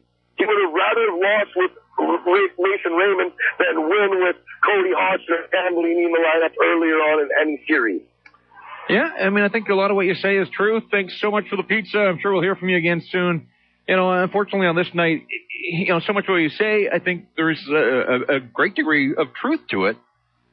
And yet, the minute you start talking about line combinations, I'm blanking out here. I mean, I'm watching my city, born and raised here in Vancouver, and I'm watching my city go someplace I just didn't think it could possibly go again. But the show is playoff game night. If you want to talk hockey, we can. I'm going to keep my TV on. I'm going to be trying to keep an eye at least on what's going on and let you know about the hot spots in downtown Vancouver. Granville Street, a complete ghost town now. The police have that locked down and locked off. So it looks like they've got the Granville Strip under control to some degree. But last check, it was Robson, it was Howe Street. So it looked like things were moving a little bit to the west. And again, we'll try to push on here. Playoff game night for you on the Team 1040. Boston wins the Stanley Cup, and Vancouver loses on the ice. And the bigger loss, obviously, is what's going on still in the streets here. All right, let's carry on. Where do we go next? We will get out to Maple Ridge. Rick, thanks for waiting. You're on the Team 1040. Hey, Jeff, like you, I was born in Vancouver, but I have a Boston jersey, so I've mixed opinions here. I'm ashamed for Boston that they think they won this cup. Jeremy Jacobson, Bettman, and Murphy and Campbell had a lot to do with this. That was disgusting hockey, so if Bruins are celebrating this, they should thank the corporate heads in New York. I'm going to stop you there for a sec, and I'm just going to say I am so glad that this Game 7 didn't turn on, Gregory Campbell drawing a penalty on Max Lapierre or Alex Burrows, or Gregory Campbell drawing a penalty and then scoring on the ensuing power play, or Nathan Horton somehow. Can you imagine if Nathan Horton had come back and actually played in this thing? I mean, there were so many. Rome didn't play, and he should never have gotten 4. And I could go on. Fair enough. The way they slapped the Canucks around. Yep. That wasn't hockey. The hockey gods rolled over in their graves tonight. I guarantee you. On to the Canucks. I just got 2 more minutes to say this, and I'm ashamed for all the people that went down to cause damage in Vancouver. Because, like I said, I've watched the Canucks since they started out at the Coliseum. Shame on you guys. Luongo, I don't know how he can play goal in Vancouver. He looked very disinterested to actually win us a cup for 4 of those games, if not 5 of those games. And the Sedins and Burrows are much too small to be our front line to battle in a cup series like this. I mean, there's got to be huge changes with the line combination. So I hate to tell you this, but I agree with the pizza guy. Don't agree with Johnny. That's a dangerous path to tread. Thanks for the call. I was on a Seattle radio station earlier tonight. I had been doing regular appearances throughout, and while I was waiting to go on with Blake, I made the point there that, it's pretty clear. And I touched on this a little earlier as well, that, the Canucks strategy was to skate around you with speed and finesse, and if you didn't score, to draw penalties and then kill you with power play. And in the regular season, that worked on a lot of nights. But the Stanley Cup Final is the best of the best. It's 16 teams in this tournament, narrowed down to 2 survivors. Only the strong survive.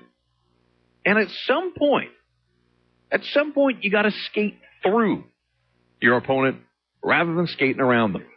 And when you look at the top 6 forwards for the Vancouver Canucks, the way they started this series, Daniel and Henrik don't skate through you. Alex Burrows, for the most part, he'll bump you, but he's not going to skate through you. Ryan Kessler might when he's at full strength, and again, we'll find out here in the days ahead. There's some rumblings out there, and it's just conjecture at this point, but he's one of the guys that may very well have to go under the knife, hurting that badly. We'll find out. Kessler can play that physical grind-you-down game. Mason Raymond certainly didn't and can't. I mean, that's not his game. He's not built for playoff hockey. And Chris Higgins was good early in the playoffs, and his performance faded, and he was brought in as a depth guy and forced to play a second-line role in this hockey team because of the injury to Michael Samuelsson, another guy who won't skate through you. The Canucks didn't leave a mark on the Boston Bruins other than Aaron Rome on Nathan Horton, and that was a big old mark. But other than that, I don't get the sense that the Canucks left the Boston Bruins hurting nearly. I mean, it's not even a fair discussion or comparison. The Boston Bruins were bigger and badder than the Vancouver Canucks, even though the Canucks, may have led the series in hits, and they had a one-sided edge in the hit department tonight. But, when you're talking about memorable hits, I think the Bruins were as physical as the Canucks were in this hockey game. Talked with Blake a little bit about the makeup of the Canucks, the fourth line. And the fourth line wasn't the difference, but I don't think the fourth line contributed at all in this series. And, Manny Malhotra came back, and it was a nice story, but I don't know that he should have, and he really didn't give the Canucks anything. And it was a guessing game all season long when it came to the fourth line. You look at the Boston Bruins fourth line, 4 veteran guys, 4 guys that understand the role, play it to a T. Sean Thornton gets in there. He's hitting to hurt you. Paille and Gregory Campbell, just good, honest, fourth-line guys. And the Canucks didn't have that. Victor Oreskevich skates well, but I can't remember him doing anything in the playoffs. Tanner Glass, I remember him for missing an open net. Canucks won the game, but, that fourth line just didn't give him anything. You look now, and this was a team that got by on so many nights on the power play in the regular season, and maybe that masked some of the deficiencies. Canucks racked up all kinds of points, highest scoring team in the NHL. Highest scoring team in the NHL gets you 8 goals in the 7 games of the Stanley Cup final. Not enough. It was never enough. It was never going to be enough. And Boston Bruins scored first tonight. Score first and win. That was the way it went in the Stanley Cup final. The team that scored first won them all. The home team had won the first 6. Home team did not win tonight. EA Sports told me that the Vancouver Canucks were going to win. I was amazed. Earlier today, it just kills me. I mean, how many times? You saw it. I saw it. You got the texts and the tweets and the emails, too. I was seeing them today. These people that thought they had stumbled onto this factoid that because Montreal hosted the Olympics in 76 and Calgary hosted the Olympics in 88, that the Vancouver Canucks, because Vancouver hosted the Olympics in 2010, people thought that this was somehow new, or that maybe they had even discovered it themselves. But Vancouver hosted the Olympics in 2010. It wasn't supposed to end like this. We can put that one to bed. 604-280-TEAM and Star Team on the cell. Let's carry on here on the phone board. So many you went through. I should stop talking. But I'm the host. I got to play traffic cop. Out to Richmond. Rick, go ahead. You're on the Team 1040. Hi, Jeff. How you guys doing tonight? Well, we're all right. Could be better. Yeah, I know. Anyway, just because of the events that are unfolding downtown after the game tonight, unfortunate events, do you think the NHL at any point in time will give thought to maybe holding the final in a neutral site? Or maybe... No. I mean, look at the economic stimulus that the Stanley Cup playoffs, not just the final, but the playoffs have meant to the Vancouver Canucks, to the city of Vancouver, to the bars and the restaurants and the downtown core. I mean, this is supposed to be a time for celebration.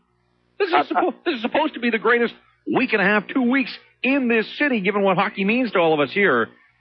This is just a bunch of idiots tonight. Absolutely. I don't disregard your comments there, Jeff, but at the same time, I mean, the owners are still going to collect the first 3 rounds. All the fans are still going to go to the bars and watch the games, and all that's going to happen. But then you don't have to deal with this chaos after, a loss or maybe even a victory in some places. I mean, if they give it some thought, I think maybe they could find something to make it work. City of Miami isn't burning down after the Miami Heat losing the NBA final. No. Other cities, they get it. I mean, it's sport. This is sport. It's a hockey game. And yet, it's just, the hockey game is the backdrop for these idiots. And that's probably not a strong enough term. But they just use the hockey game and the gathering crowds as a backdrop to come downtown and tear this city apart. It's ridiculous. It's sad. It's sickening. It's all those things. It's playoff game night is what it is. Here on the Team 1040, Bruins are Stanley Cup champs, and yet we're barely talking about hockey. But we can. We certainly can. You get the floor. You tell me what we're talking about. To Langley we go. Alex, you're on the Team 1040 and playoff game night. Hey, I think it's a total joke that any Canucks fan actually thought they had a chance to win tonight. What a bunch of losers. Go on. Go on. Okay, let's see. Who'd you beat? Who'd you beat? You beat a broke down, torn apart Chicago, right? Mm-hmm. Took you 7 games to do that, right? And then you got Nashville, who was more than happy to get 3 games at home and tank. They rolled over. San Jose was basically a dead, stale fish. They were uninterested completely. So why the hell did you guys think you actually had a shot? And the best part is, and you know who's responsible for downtown? The Vancouver Canucks are. They teased you by going up 2-0, only to get their faces smashed in for 2 games. And then they come back here and tease you with... See ya.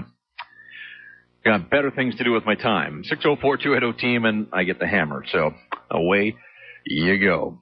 Landon in Surrey, do a little better than the last guy. Hey, guys. Yeah, go ahead. You want me to be better than the last guy, eh? Well, these guys, the Canucks, they worked hard all season. They did good. You gotta give the Canadians credit, right? But, they didn't show up in the playoffs, They didn't even really show up. Yeah, they showed up in, the Nashville series near the end, and... All right, no, I'm moving along. I just don't have the patience. There's so many people that have salient points to make that are coherent and probably haven't been into the sauce. 604-280-TEAM and Star Team in the cell. Let's get up to Vernon. Rob, you're on Team 1040. Hey, man, let's talk about the game again. This whole rioting stuff is too much, Yep. So let's talk about the size of the Canucks and how they looked on the ice. When they were against a team like Chicago, they looked fast. They didn't need as much power as I thought they might have as far as, brute strength goes. And then you got, Nashville and San Jose where they were matched even. They looked even on the ice. And then you got Boston. Vancouver looked so small when they were getting, beat by 1 goal. They looked like a tiny team, and, but when they were doing well against against Bruins, they looked like they were on par with them. But as soon as that confidence was down, the team looked small. What do you think of that? Well, and I talked about the guys that skate around you instead of through you, and I think that kind of speaks to that issue. And even on your fourth line, the Canucks had, much of the season they had Cody Hodgson or they had Jeff Tambellini on their fourth line, and they thought that speed was absolutely going to kill, and that's fine. But, the theory falls apart if the power play can't do anything. The power play gave up more goals than it scored. Oh, it was terrible.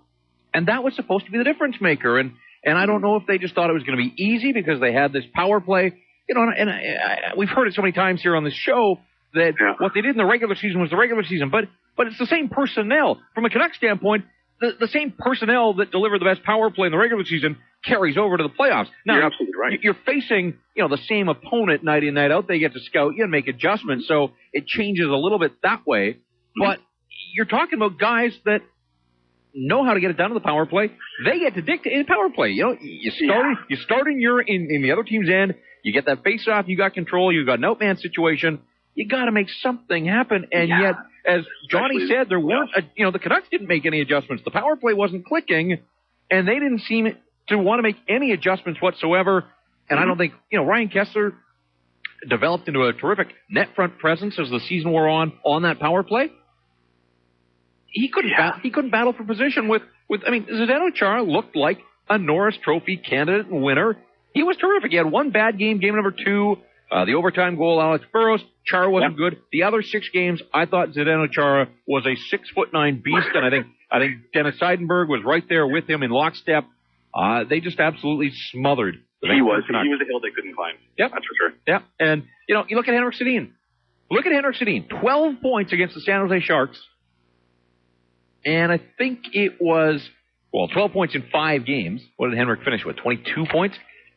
So he had 12 of his 22 points in 5 games against the San Jose Sharks and had 10 points in the other 20 games against teams that had either a Norris winner in Duncan Keith or a Norris finalist in Shea Weber and Zdeno Chara.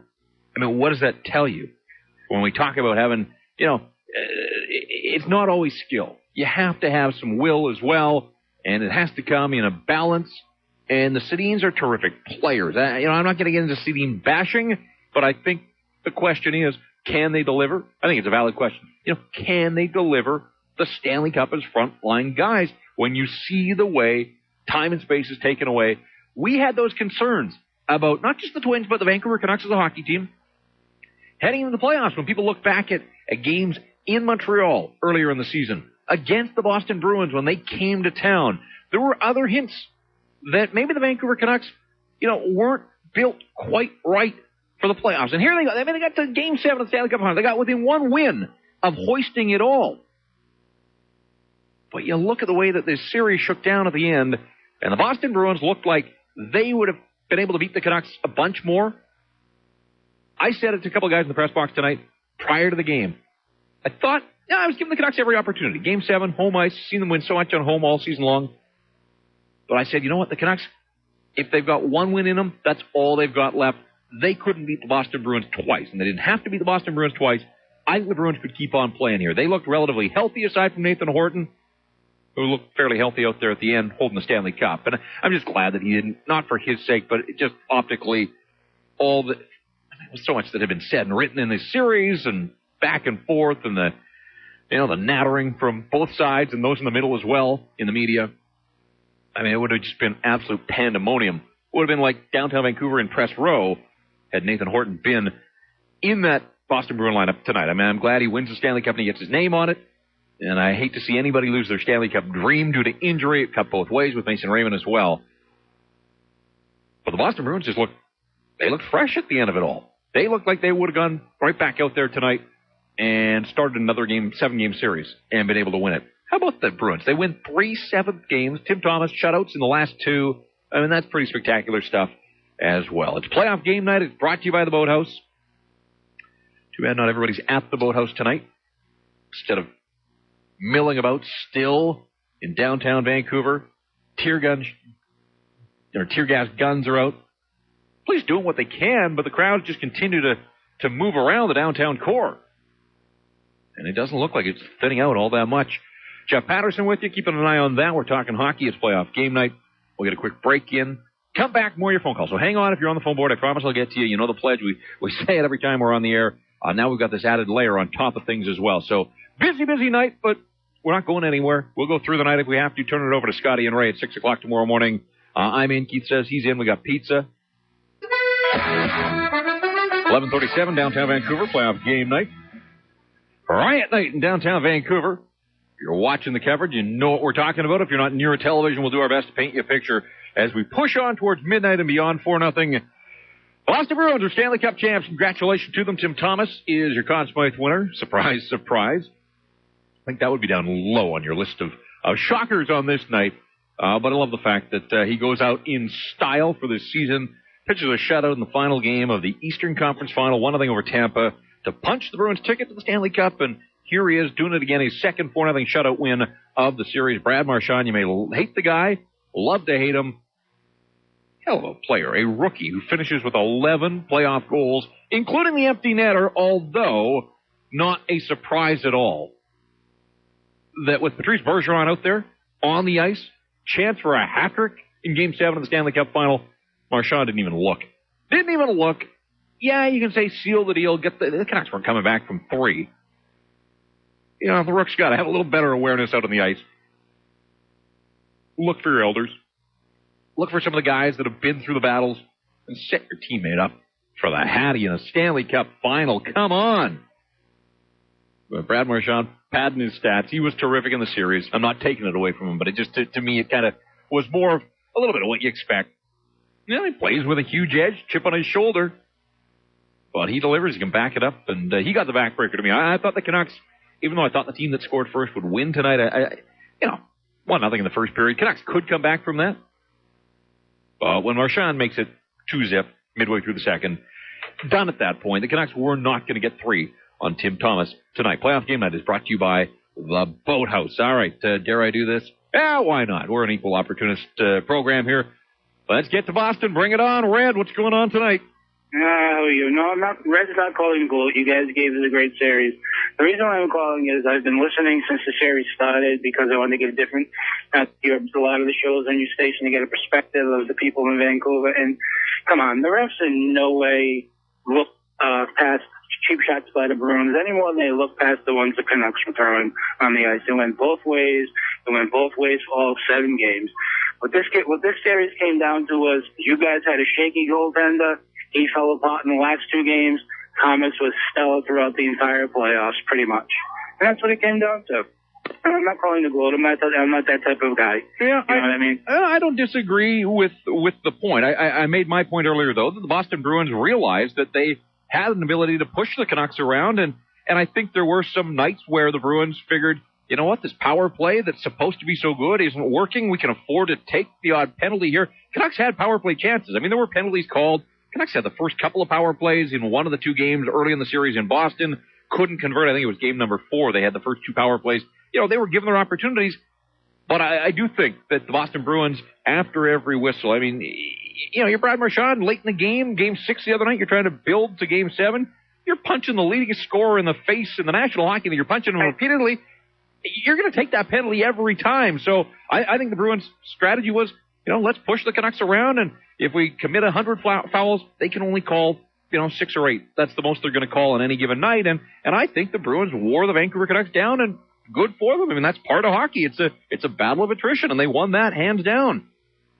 I agree with your point about Marchand. Marchand has a bit of a temper problem, and, you know, Julian has, you know, told him he's not going to tolerate that type of behavior. Like the time he, you know, broke a stick on the bench and hit a teammate, and, you know, he said he's not going to allow that. But I just think, in my opinion, it basically came down to the end. It came down to goaltending, and Tim Thomas stepped it up in the last 2 games, and Luongo just was not there for the Canucks. Yeah, I mean, those guys are the last line of defense, and they're the ones that are in the spotlight, you know, and you got to live with your goaltender, and you die with your goaltender. And Tim Thomas was terrific, and he was exactly as advertised. I mean, people knew how good he was and how difficult it was going to be to beat him. With Roberto Luongo, you just never knew. It was that proverbial box of chocolates, and he was a little bit of everything in the series. But in the end, what he was the most was the second best goaltender in this series. Boston wins at 4-0. They win the best of 7. 4-3. The Boston Bruins, Stanley Cup champs. Congratulations to them. Back to the phones. Out to Surrey. Rob, you're on Team 1040. Well, you know, I got a heavy heart tonight for the boys, but I'll be quite honest with you. I'm going to disagree with you a bit, Jeff. Bottom line is, I think you say Timmy Thomas outplayed Roberto Luongo. Yes, he did. But you know what? We also made him look good. The power play stunk. Yep. Our coach, as far as I'm concerned, and a lot of people are going to think I'm crazy, should be fired. His choice selection for the lineup for the 7th game, Tanner Glass? Are you kidding me? How many minutes did he play? 2? Tanner Glass, he played 2 in one shift in the first period where he couldn't get the puck out of his hand. He and his line mates. Tanner Glass played not one in the NHL. He's not the reason why we lost the game. No, I hear you. understand that. 8 minutes. He didn't do anything to change his power play. He didn't change it up at all. Yeah. And they were struggling. And bottom line is, Luongo can't score goals. He's down the other end of the ice. The reason why we lost this series wasn't because of Luongo. I will put it square on the Twins' shoulders. And fair enough. And that's fair enough. And I keep coming back to the fact that, you know, when you looked at this series at the start, how were the Vancouver Canucks going to beat the Boston Bruins? Well, they had this massive edge on the power play. I was one of the guys that said that. I mean, we in the media, you know, you break it down, you look at it, you as fans, the information's all there. Power play. And they had a wide edge. The Boston Bruins power play coming in. Remember at the start of the series? Oh, the Bruins power play is terrible. They didn't score a power play goal against the Montreal Canadiens in the opening round. The Canucks had this massive edge when it came to the power play. And that never materialized. And you hang that on, certainly on Daniel and Henrik. I mean, the offensive drivers of this hockey team and the power play, you know, you think of a power play quarterback, usually it's a defenseman, but Henrik on the sideboards there, so much of the offense flows through him, and he's supposed to draw defenders to him and then find the open guy. Henrik Sedin was a disaster. Not even a disappointment. He was a disaster in the Stanley Cup final, and Kessler too. And there's your top 2 setters have 2 points in 7 games. That's bad. It is bad, and so was the final outcome. You're right. You know, when a team gets shut out, you can look at the goaltending. And again, I didn't have a huge problem with the first goal. Again, it's Marchand, you know, off the face-off, spinning around, gets Sammy Salo to bite, and then fires it in front. And it was Bergeron that just kind of whacked at a loose puck. You know, it's a bang-bang play. I don't think Luongo really had a chance there.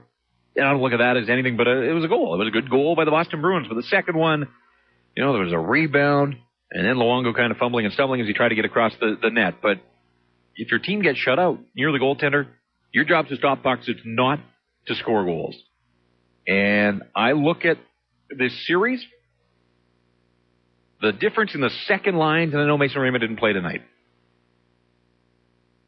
But Marchand and Bergeron and Recchi, that line counts for all the goals tonight. Marchand and Bergeron each have 2, Recchi in with an assist. I haven't updated the math. I want to say that the Boston Bruins' second line with 5 points tonight finished with 18 points in this series. Those 3 guys, 18 points. The Canucks' second line, at least through 6 games, with Raymond, Higgins, and Kessler, no goals and 2 assists. 18 points for the second liners on the Boston Bruins and 2 assists for Kessler and his crew on that second line. So there's one of the big differences. Canucks got nothing. They didn't get much from the top line. Burrows did score a couple of goals, including an overtime winner. Daniel chipped in with 1. But you look at the guys that were supposed to score for the Vancouver Canucks and the way that their seasons just fizzled away. I mean, listen to this. Chris Higgins finished the playoffs. No goals in his last 10 games, 1 in his final 15. That's a second-line forward. Henrik, 2 in his final 14 games. Raymond, 9 without a goal at the end, 1 in his last 11. Daniel Sedin finished the playoffs with 1 goal in his last 10 games. Going back to game number 2, I guess it was, against San Jose. 1 goal in his final 10 games for Daniel Sedin. Kessler, 2 in his last 13. And Edler and Ehrhoff, 2 guys that, delivered during the regular season from the points. Both of them didn't score since the Nashville series, 14 games without a goal. Canucks got 8 goals from defensemen against the San Jose Sharks. Nothing from their defensemen in terms of goal scoring in 7 games of the Stanley Cup final. 8 goals from defensemen in 5 games against San Jose and nothing. And get this speaks volumes about Tim Thomas and the Boston Bruins and their system. The last time the Bruins gave up a goal to an opposing defenseman, game 1 of the Tampa series. That went 7, this one went 7. Last 13 games they played, they neutralized the other team's defense. That's talking about power plays. It's talking about defensemen jumping up into the rush. All you got to do is contend with the other team's forwards. And you saw how the Canucks went into a scoring funk. Really not a huge surprise that the Boston Bruins won the way that they did with the lopsided. I mean, it was a surprise. I mean, nobody saw 8-1 coming after the Canucks take a 2-0 series lead, but highest flying offense in the National Hockey League in the regular season. It means nothing now. All right, let's carry on here. Susan out in Port Moody, you're up next on Playoff Game Night. Okay, thanks. Yeah, hi. Hey, Jeff, are you there? I am here, loud and clear. Okay, I have 3 points to make. Okay. So the first point is in terms of what's happening in the city of Vancouver. I'm a mother and I have a son, and I think a lot of the stuff that's going on in Vancouver tonight has to do with young guys who had high hopes for a Stanley Cup and do not know how to direct their energy. Second of all, I think that expectations around the Stanley Cup for us were incredibly high. I mean, I know that I was just on tenterhooks for the last week, hoping. And I think we as a community and as a city didn't know how to deal with it. But the most important thing, I think, is what happened to us as a team, right? I think it's about psychology. First of all, I listen to 1040 all the time after any hockey game. I love listening to the analysis. I'm enjoying listening tonight, and I think that we could not beat Tim Thomas. Somehow Boston, with Tim Thomas, won us over. They beat us psychologically, and we didn't get lucky bounces. No matter how much we tried, we could not score on them. What do you think? Well, yeah, I mean, it was there on the scoreboard for all to see. We've talked about it an awful lot that, I don't know if it was psychological warfare that the Canucks, weren't able to fight that fight on that battlefield. Although I do think that Tim Thomas got into their head as the series went on, so maybe there was something to that. I don't know. I mean, I'm going to need a little more time here. I think, with all that's going on in the city, it's been tough to formulate thoughts. The Twins clearly weren't good enough. I keep coming back to the power play because no matter how good the Bruins were 5-on-5, if they had an answer for the Vancouver Canucks on the power play, the Vancouver Canucks should have been able to dictate something and make something happen. But again, I look at the matchups position by position. Goaltending, Bruins win. Top-end defenseman, hands down to the Bruins. Depth defenseman, that's an area that I wasn't sure about. I give Adam McQuaid and Johnny Boychuk, and I know Canuck fans aren't going to want to hear that. I didn't like the injury that resulted of the Boychuk hit on Raymond, but otherwise I thought Johnny Boychuk was awfully good, better than I expected, I guess. Every team's got warts in the salary cap era. I thought Boychuk and McQuaid just did their jobs. And then when you go to the forward units, Krejci and his line, even though they lost Nathan Horton, Krejci and Lucic, as good or better than the Canucks top line. Second line is where it got ugly. Third line's probably a wash. Maybe the Canucks third line a little better than the Bruins. That's probably the only place in the fourth line, again, not a fair fight. Power play, ends up the Bruins were better on the power play.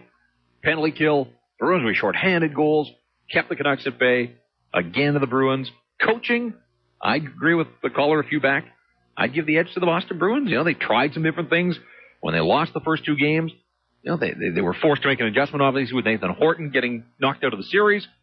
But Claude Julien was able to move guys around. Rich Peverley stepped up and played a pivotal role and scored some goals for them. Outside of the third line, the Boston Bruins were the better team across the board, and the better team won the Stanley Cup. If you can't get through on the phone boards, we're getting some emails, people saying I'm dialing forever and I can't get through. I keep on trying. I urge you to keep on trying. Please be patient. If you want to lay your thoughts out via email, live@teamradio.ca, or you can text us at 104040. We'll get around to checking out the inbox a little later on. But keeping one eye on what's going on in downtown Vancouver. And the other one is focused on what we saw at Rogers Arena tonight, and for the last 2 weeks, and for the last 9 months. 107 games of hockey, 82 in the regular season, and 25 more in the playoffs. Canucks get 15 wins. Needed 16, and they couldn't get there. 15-10, their final playoff record. 15-10, but, that's not enough. 15 wins doesn't get you anything. It's a consolation prize, you're the runner-up. And that's not what this season was about. Right from the outset, Canucks themselves, from Mike Gillis and the coaching staff to the players, they realized that they had a good hockey team, and one that should have been able to get on a pretty good playoff run. It did. Got to the end, but was beaten at the finish line by the Boston Bruins. Full credit to them. We carry on here. Playoff game night. Lots you want through, and I want to hear from you, so let's carry on. Out to Delta. John, go ahead. You're on the Team 1040. Hi. First off, I'd just like to say congratulations to my cousin, number 55 on Boston there, for winning the Cup. I was just plugging him. Yeah, I know he's a really cool guy, too, so he's just glad for that. First cousin? He's my second cousin, actually. Yeah, cool. And also, too, I also wanted to say, for as good as a goalie that Thomas is, he's a great goalie, did lots of great saves, but if it wasn't for his defense there standing right beside him the whole time, it would have been a lot different game, because he gave up a lot of rebounds that were just swallowed up by all the defensemen that were surrounding him all the time. And it just seemed like the Canucks kept getting pushed out of the way when it came to a rebound. Wow. I mean, it's a team game. It's a team game, there's no question, and, it all goes hand in hand. You don't win on one guy, but, when the Canucks had scoring chances, and they did get scoring chances, he was there to make the saves, and you just can't argue with the numbers that Tim Thomas posted in this series, but really all playoffs long, and, he was the best of the bunch, so not a surprise that he was your Conn Smythe winner. I think that was a pretty easy decision. But, again, I come back to the fact that that top pairing of Seidenberg and Char was terrific. And the depth guys, even Thomas Caberlet, I thought the Canucks might be able to expose Caberlet. He's not a guy that's built for playoff hockey, but, they hit him on their third pairing. And, yeah, he was picking up a pretty paycheck. It's the salary cap era, though. You have to slot guys here and there. And maybe Thomas Caberlet wasn't the Thomas Caberlet that the Bruins had hoped and expected when they traded and gave up, they paid a price to get him from Toronto. Well, that's a luxury to have, that kind of guy on your third pairing. Canucks were supposed to have a similar kind of guy on their third pairing, and yet the chips are down, and Keith Ballard, in his $4.25 million contract, watched Games 6 and 7 from the press box. 5, 6, and 7, in fact, after his mistakes that he made in the game in Boston, the last game that he would play this season. His future clouded, certainly. There's a bunch of guys who's free agents. Bieksa and Ehrhoff, their contracts are up. Andrew Albert's contract is up.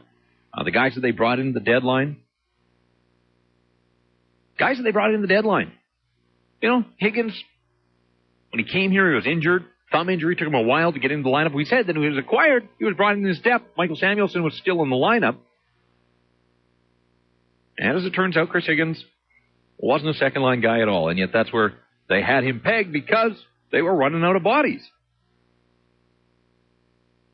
Opened the scoring, first goal of the playoffs, but really just didn't do a whole lot after that. He worked hard most of the time. I didn't have a problem with the work ethic. I'm not saying that this guy wasn't there giving it his all. It's just that his all wasn't worthy of a second-line spot. But that's what happened to the Vancouver Canucks. When they had Michael Samuelsson healthy, they had some options. And they could move guys up and down the lineup. If a guy wasn't going, you could drop Burroughs down to the second line with Kessler, and you could move Samuelsson up for a shift or a game. The minute Samuelsson got hurt, all of a sudden, Alain Vigneault's options were limited because Jeff Tambellini, who played tonight, didn't score a goal after the month of December. That's asking for trouble. In a Stanley Cup final, you're plugging a guy in who hasn't scored a goal since December, and he's now on your second line. Tried hard. Again, another guy that tried hard. Trying hard isn't enough. When you get down to the last two teams standing, you need somebody, anybody, to step up. And the Boston Bruins got that. Look at the scoring and the balance and the depth of the scoring that they got throughout the series. I mentioned Peverley. Lucic with a couple of goals. Bergeron steps up and scores 2 at crunch time. Tonight, Game 7. Marchand throughout. Recchi throughout. Andrew Ference on defense. We talked about defensive scoring. Andrew Ference chipped in with a couple. Even Paillet and Michael Ryder. I forgot about Michael Ryder. Kelly scored a goal. Some of them were in blow time and garbage time, but all these guys contributing, and I think that there's something to that they feel like they're contributing, and it gets them into the series. On the flip side, for the Canucks, you get guys that are pressing. The deeper it goes without goals, they're feeling like they're pressing, and story is what the story is. Boston Bruins end up winning Game 7, and they win the Stanley Cup. So congratulations to them. It is playoff game night. It's brought to you by the Boathouse. We're approaching midnight here in Vancouver. And the ridiculous scene still carrying on. Looking at live shots in the heart of downtown Vancouver. Tear gas flying. Crowds are still there. They haven't been able to disperse the crowds. Cops with their gas masks on. We'll stay on top of that. You can talk about hockey. You can talk about what this does to the image of the city of Vancouver. Just like 1994, all over again. Didn't think we'd go there. Didn't think we could go there. And yet, we're in the middle of it. The show is called Playoff Game Night. Out to Vancouver. Nathan, you're up next year. I just got home. I was at the game tonight. And full marks to Boston. What a great win for them.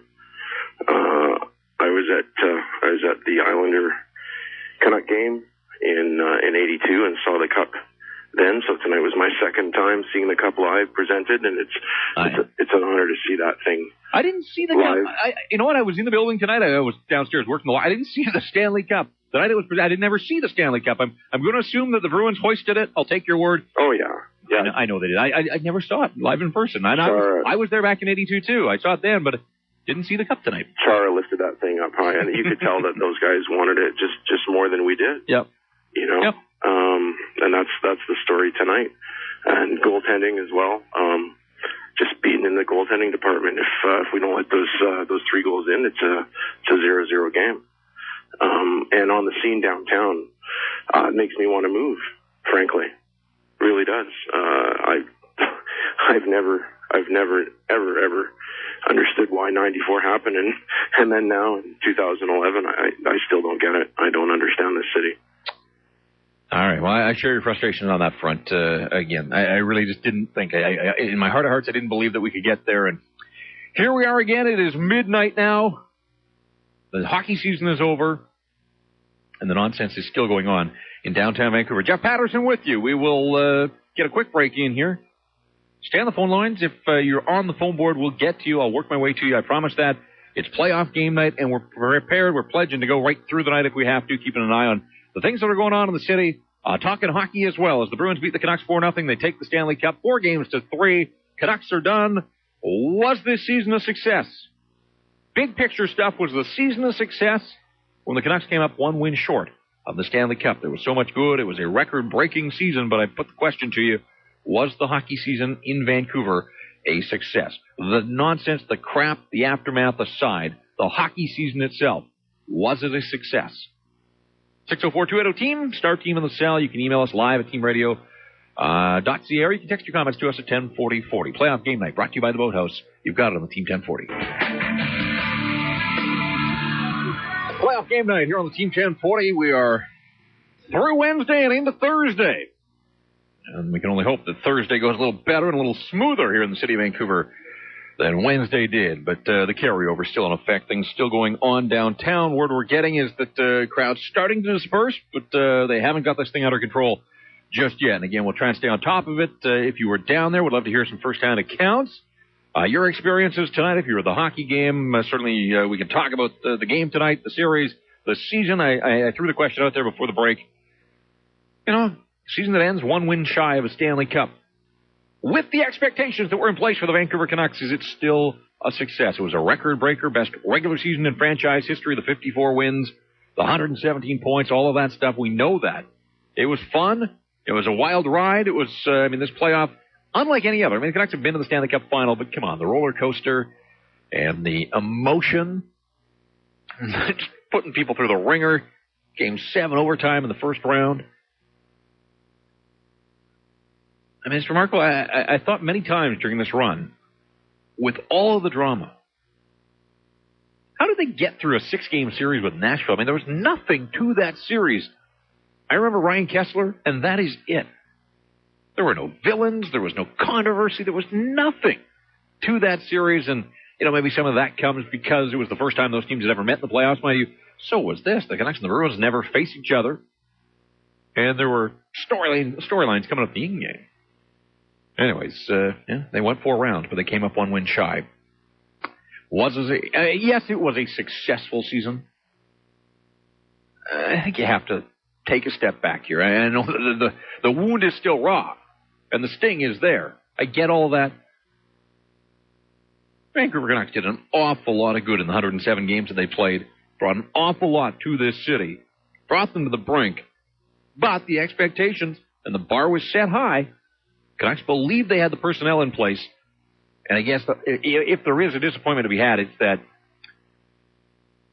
Canuck management and coaching staff felt that they had the right idea here. They thought that they had built a team to deliver a Stanley Cup, and in the end, Jonathan Toews said it. He said it a few rounds early, but maybe he was onto something when he said that the Blackhawks hadn't exposed the Canucks for what they were. Boston Bruins got it right, and they get the Stanley Cup as a consequence. All right, let's get back to the phone. It's playoff game night. It's brought to you by the Boathouse. Jeff Patterson with you as we push on here early on Thursday morning out to Aldergrove. Trish, you were in the middle of it all. Oh, my God. I mean, seriously, I have so much to say. I don't even know where to start. I had the most unbelievable privilege to be at the game. Seriously, Stanley Cup, Game 7, Vancouver. Did I think I would ever be there in my lifetime? Absolutely not. Was it ridiculously over the top? I am so appreciative. You get to the game, they score 1 goal. The fans were gone. They just seriously shut down. I'm standing there screaming, going, seriously, wave the flag, cheer them on. Did they step up? Absolutely not. Okay. If it was 3-0, 2-0, 1-0, we scored no goals. Is it all Luongo's fault? Absolutely not. We didn't step up. We didn't score a goal. So what? We lost. Did we want to win? Absolutely. I just feel so privileged to have been there. We leave the game. We walk to the chop house. We get in there and we don't leave. I'm getting text messages, emails, phone calls. Are you okay? There's tear gas. There's fires. There's this. Vancouver, seriously. Is that what we want Canada, the U.S. to think that that's what we're all about? Of course not. It's a hockey game. Do we want to win? Yes. Is hockey our game? Am I ridiculously proud of my team? We came in second. That sucks. I think I'm so proud. Luch, sorry. I think it's great. He was a Vancouver Giant. He got a cup. All the power to you. But do we need to burn stuff and steal coach purses from the Bay? Absolutely not. I'm embarrassed for my city. I am proud of the Canucks for getting to the Stanley Cup final. All right. I appreciate the call. Lot to say. Covered a lot of ground there. Glad you enjoyed the experience of the hockey game. Not so much the stuff that went on after the fact of it. That's a little frightening. You get into a lockdown situation. We're getting word that, yes, this was it as far as the focal point in this city was concerned. Game 7 Stanley Cup Final, but, there are people that don't give a damn about hockey. There are people that are out there living their lives that could not care any less about hockey. We're getting reports now that, there was a show of some sort at the Queen Elizabeth Theatre. People were in lockdown there. They weren't allowed out of the Queen Elizabeth Theatre 2 blocks away from Rogers Arena. They have pretty good sense, I'm guessing, of what was going on out there. How frightening is that? You go for a night of the theater, you get locked down inside. And, it's too easy to say, why? Because of a hockey game. Until I go to my grave. I will keep coming back to the point that these idiots used the hockey game as a backdrop. This was premeditated, it was planned, it was orchestrated. Again, I'm seeing tweets about people that, came downtown with gas masks and ski goggles. Really? On the 15th of June, on a sunny Wednesday night. You needed ski goggles? For what? All of this was planned. This was going to happen, win or lose. All of it. Premeditated. It had nothing to do with hockey or hockey fans. It had to do with hockey and a huge crowd and a gathering as a backdrop for these idiots to be idiots. We carry on. Playoff game night. Thanks for your patience on the phone board. We'll get to you.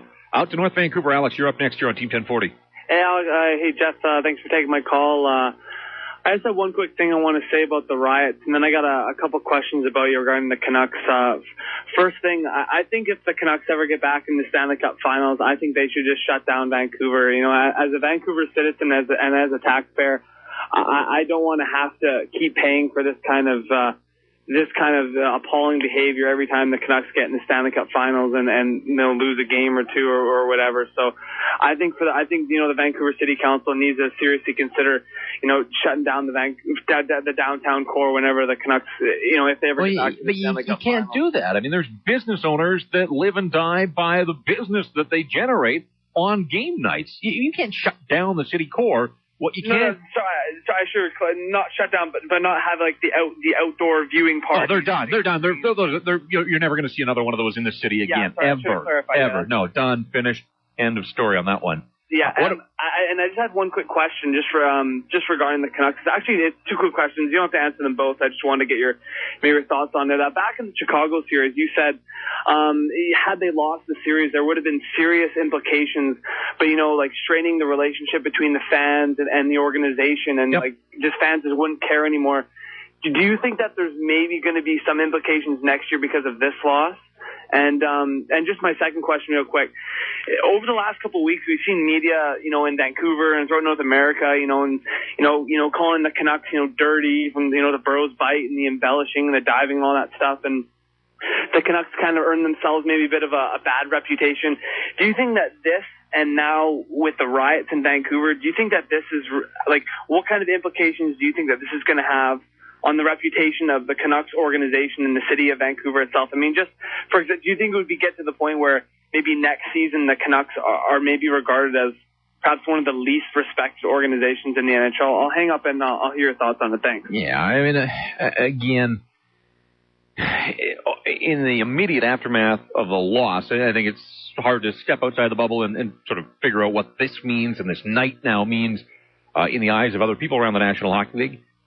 We found out that a lot of people didn't like the Vancouver Canucks and didn't like the people of Vancouver, didn't like Canuck fans through this run. I think some of that should be taken as a compliment. I mean, a lot of that hate is born out of envy.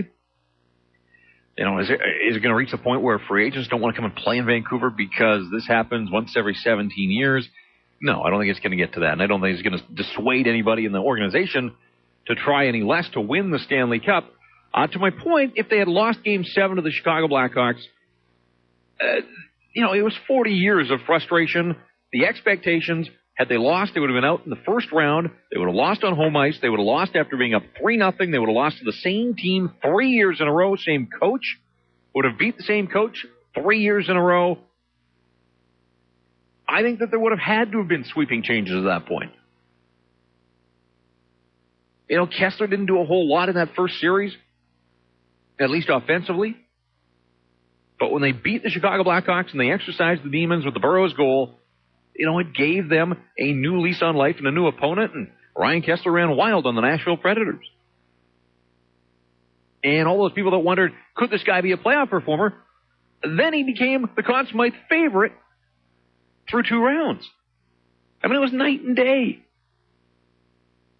And then Henrik Sedin took over in the San Jose series, and people that had wondered, how come he hadn't produced to this point? Henrik Sedin, 12 points in 5 games against the San Jose Sharks. And so you're thinking, well, okay, maybe this thing's all coming together. Here they are now, Stanley Cup final. They get up 2-0. They got to Game 7 of the Stanley Cup final. They accomplished more than 28 other teams. I don't equate a loss tonight with what would have happened had they lost in the opening round of the same team for the 3rd straight year. I do think that the coach would have had to go after the first round. There are lots of you out there that are thinking, well, got to move the coach again. Even though he got them to the Stanley Cup final, didn't win the Stanley Cup final, he's responsible. And I think, he can wear some of this. We've talked about what he did and what he didn't do. But I'm pretty sure that Alain Vigneault is your coach of the Vancouver Canucks coming back for next season. Will there be change? There always is change. It's the National Hockey League. Crazy part is, when you get this deep into the playoffs, the draft is next week and free agency is 2 weeks away. The look of the Vancouver Canucks is going to change in the next 2 weeks. They got a ton of work to do. Again, BX is a free agent. Ehrhoff's an unrestricted free agent. One of those guys, both of them, they can both walk if they wanted to. I think the Canucks will get one of them done. Christian Ehrhoff was plus 19 in the regular season with 50 points. He finished the playoffs minus 13. This is a guy going to unrestricted free agency coming off a 50-point season. There aren't a lot of high-scoring defensemen out there on the open market. If he's looking to hit the home run, talk about guys that were exposed in the playoffs. He is not a number 1. I've been saying that for a long time. He's a very good defenseman on a very good team, and he was in a perfect situation here in Vancouver. Ham, Hughes, and Bieksa allowed to be the shutdown guys when they were healthy, and that freed up a guy like Ehrhoff to, do his thing, and he could freewheel, and he picked up a ton of power play points. But the power play didn't deliver in the playoffs, and he's a big part of that, and he told me after the game tonight that, he needed that shoulder. Remember, he missed the last couple of games of the San Jose series. He was belted by Jamie McGinn. Said he needed the shoulder shot up before every game here in the Stanley Cup final. Didn't think that he would require any medical procedures now that the season was done. He thought that the shoulder would heal up fine on its own with time. But, he wasn't 100%. And we'll find out more about these guys. But Christian Ehrhoff going to unrestricted free agency, minus 13 in the playoffs. That's going to cost him some bucks. It will. His bargaining power went down with his playoff performance. He was shown when Ham Hughes went out. He's not a true number 1. But all it takes, for a guy like that, all it takes, one GM, one owner that gets sucked in by regular season statistics, and he's going to hit the home run. He'll get his big money. I wouldn't be surprised if he's gone. I think between him and Bieksa, Bieksa showed a lot, I thought, in the playoffs.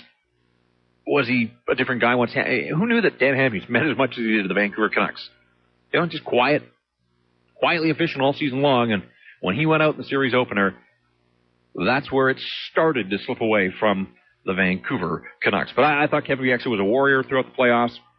Terrific against San Jose, scored the double overtime goal. If you're putting one ahead of the other, Bieksa or Ehrhoff, I think you focus on getting Kevin Bieksa done before he hits the open market, and you see what's out there. Maybe there's a fit for Christian Ehrhoff, but if there's somebody that's out there that wants to pay him, then I think you have to live with that. All right, let's get back. There's some things that maybe you want to chew on. Let's get out to Richmond. Mark, you're on the Team 1040. Yes, hello, Jeff. Hi. I got to say that it's been a hell of a series. I am totally emotionally invested because my in-laws are from Boston. My wife's from Boston, and I've been out of there for years, and my phone's been blowing up with text messages every game, which it's been enjoyable and not enjoyable, obviously. Regardless, I am still proud of Canucks' success. We have done better, just as good as we ever have, made the finals, so I am proud of them. Unfortunately, Luongo did let us down. There's no ifs, ands, or buts about it. Luongo let us down. I know we didn't score any goals, that we normally did. Our power play was weak, but man, Luongo, I think his psyche just sort of spread like a virus. It's just, anyway, I don't want to beat on him anyway. I'm still proud. And then, unfortunately, I want to talk about the riots here. I was downtown as a 20-year-old in '94. I didn't partake, obviously, in it, but I witnessed it and smelled the tear gas and all that. And now to hear that it's gone so south in 2011, I just escaped downtown by the skin of my chin, and now I am home safe. But it's sad, Yeah. I just wish the criminal element wouldn't be able to incite the youth and the impressionable to start rioting while they can smash windows with steel Prada bags and blah blah blah, whatever. It's a shame. The police need to have a little more reinforcement. I would be so. I have all the respect in the world for law enforcement, certainly in situations like this. I mean, it's got to be frightening for them. I don't know. I don't know why more force isn't used earlier. And again, I'm not the guy that is in on those planning meetings, and there are experts in that field. I say no mercy whatsoever. These guys that are baiting and taunting the cops, where are these rubber bullets I always hear about? These beanbag guns and other weapons that they have at their disposal? These guys are giving billy sticks and trying to fend off hundreds and thousands of people. Not hundreds of thousands, but hundreds and thousands of people. An unruly mob, and I saw so many of the cops, they had a little shield and maybe a nightstick. Bring in the heavy artillery a lot earlier. Make some of these guys pay. When you're talking about the impressionable, the ones that think, isn't this cool, let's jump in. Yeah, this is great. No, it's not. And I'll tell you why. You're going to take a rubber bullet between the eyes. Like, where is the deterrent? And again, this is all unfolding. I'm not passing judgment on the swiftness with which the VPD acted. I just don't know. I was inside the bubble. I was inside Rogers Arena. I was watching pictures of it on TV and getting tweets as it was unfolding. Again, I don't know how quickly it moved. But I know how difficult it is just to move around Rogers Arena as the police are trying to mobilize to get ahead of it. They got to assess the situation and figure out where the hot spots are. But it just seemed to me like there was too much patience shown early on in this thing. Take a couple of these guys down, make them pay, and send the message that way. But I've said my piece again. I'm not an expert. Maybe that turns mobs on the police faster. I don't know. They have to be careful. Certainly their health has to be up there, and their safety has to be right up at the top of the list. So it's a shame, is what it is. But it's happened, and we're dealing with it on the fly now. Out to Burnaby, Noel. Oh, hey, Jeff. Thanks for taking my call. Yeah. I agree with you about the rioters. No mercy. In regards to whether the season was a success, I would say we were exposed. I mean, you used that word in regard to one of the players, but I think as a team we were exposed. We just weren't good enough. We didn't seem to absorb the physical punishment as well as the Bruins did. What do you think? Oh, no question. Playoff hockey, especially the final series, you get through 4 rounds or 4 rounds. Attrition is a big part of it. And the Boston Bruins, I said, they looked like they were ready to go play another round of best of 7. I don't think the Canucks had another game left in them. I thought the Bruins looked hungrier and fresher as the series wore on. I thought they imposed their will on the Vancouver Canucks, and the Canucks are a team that not built to play that style, and I think that was the mistake, that they thought they were going to be able to skate circles around the Boston Bruins, and the Bruins stepped up and made them pay. The Canucks had some games where they tried to match them physically, but I just didn't get a sense that the Canucks were wearing the Boston Bruins down at all. The Bruins started the series and finished the series with the same 6 defensemen. Aaron Rome's situation, unfortunate for him, but Dan Hamhuis left. Canucks used Ballard. They used Tanev. They were forced to make some changes and make some adjustments. Boston Bruins just kept trotting out the same 6 defensemen, and I really didn't get the sense that the Vancouver Canucks were making those guys pay at all.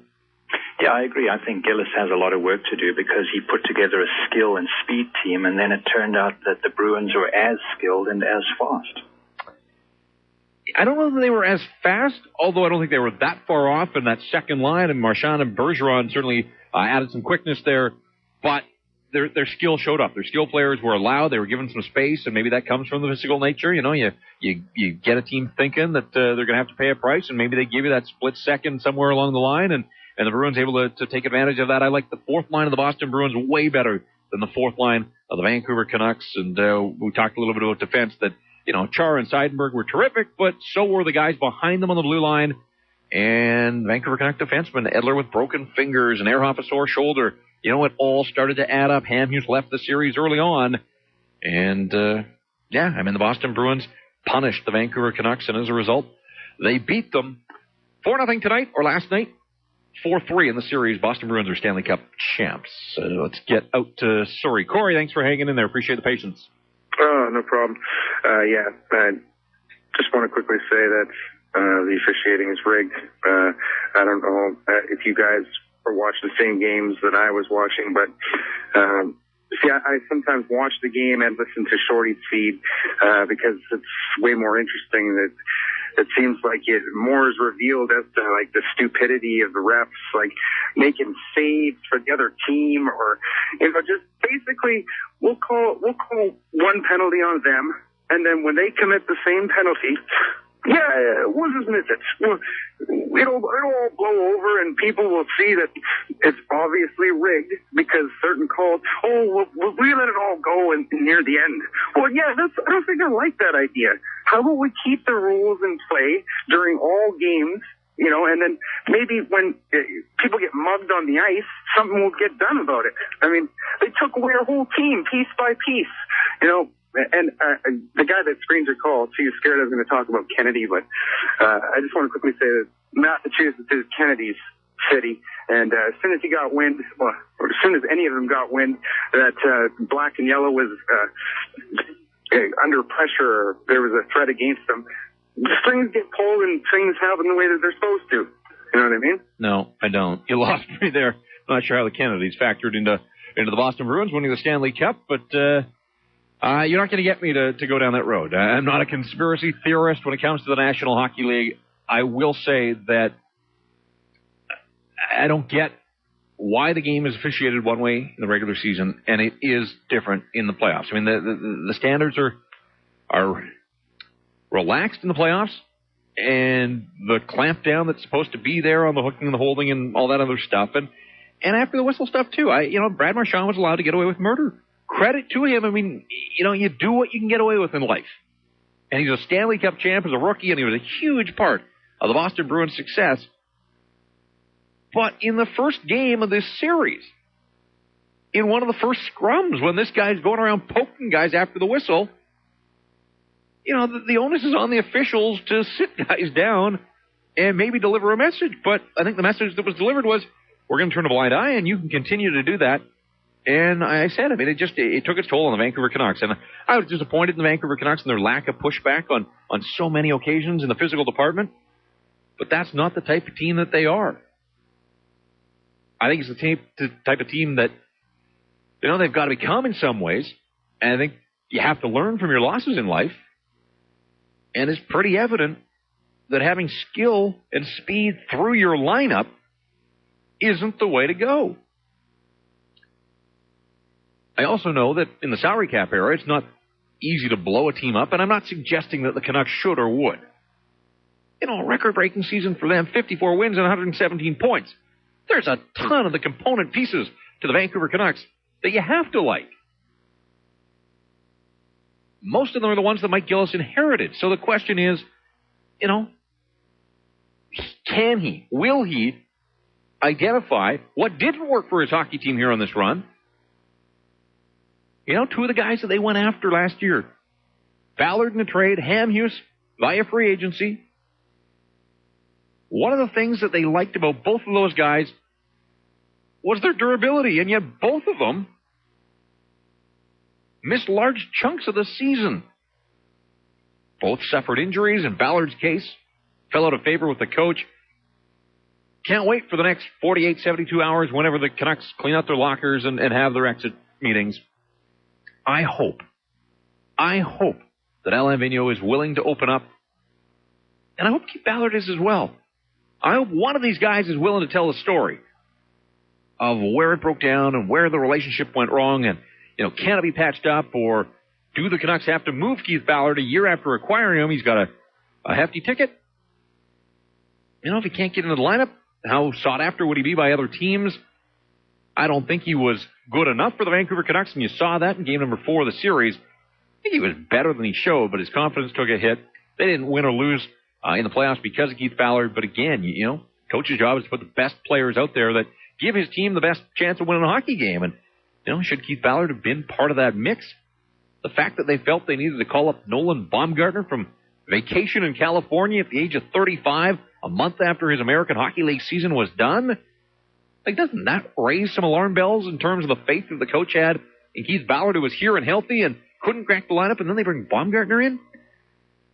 There's some strange things going on there, and certainly lots of time in the weeks and months ahead to discuss all of that. But tonight we're talking about a 4-0 Boston win, 4-3 Bruins win in the series. Bruins are Stanley Cup champs. You got it on playoff game night. Jeff Patterson with you, and a full phone board. So we're just going to keep on pushing right through. As long as there are calls on the board, we're here to take them for you. We're here to talk about it.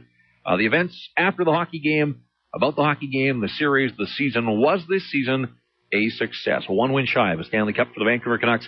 Was it a success? 280-TEAM and Star Team of the Cell. You can email us live at teamradio.ca or text us anytime. 1040-40. It's playoff game night. Brought to you by the Boathouse. You've got it on the Team 1040.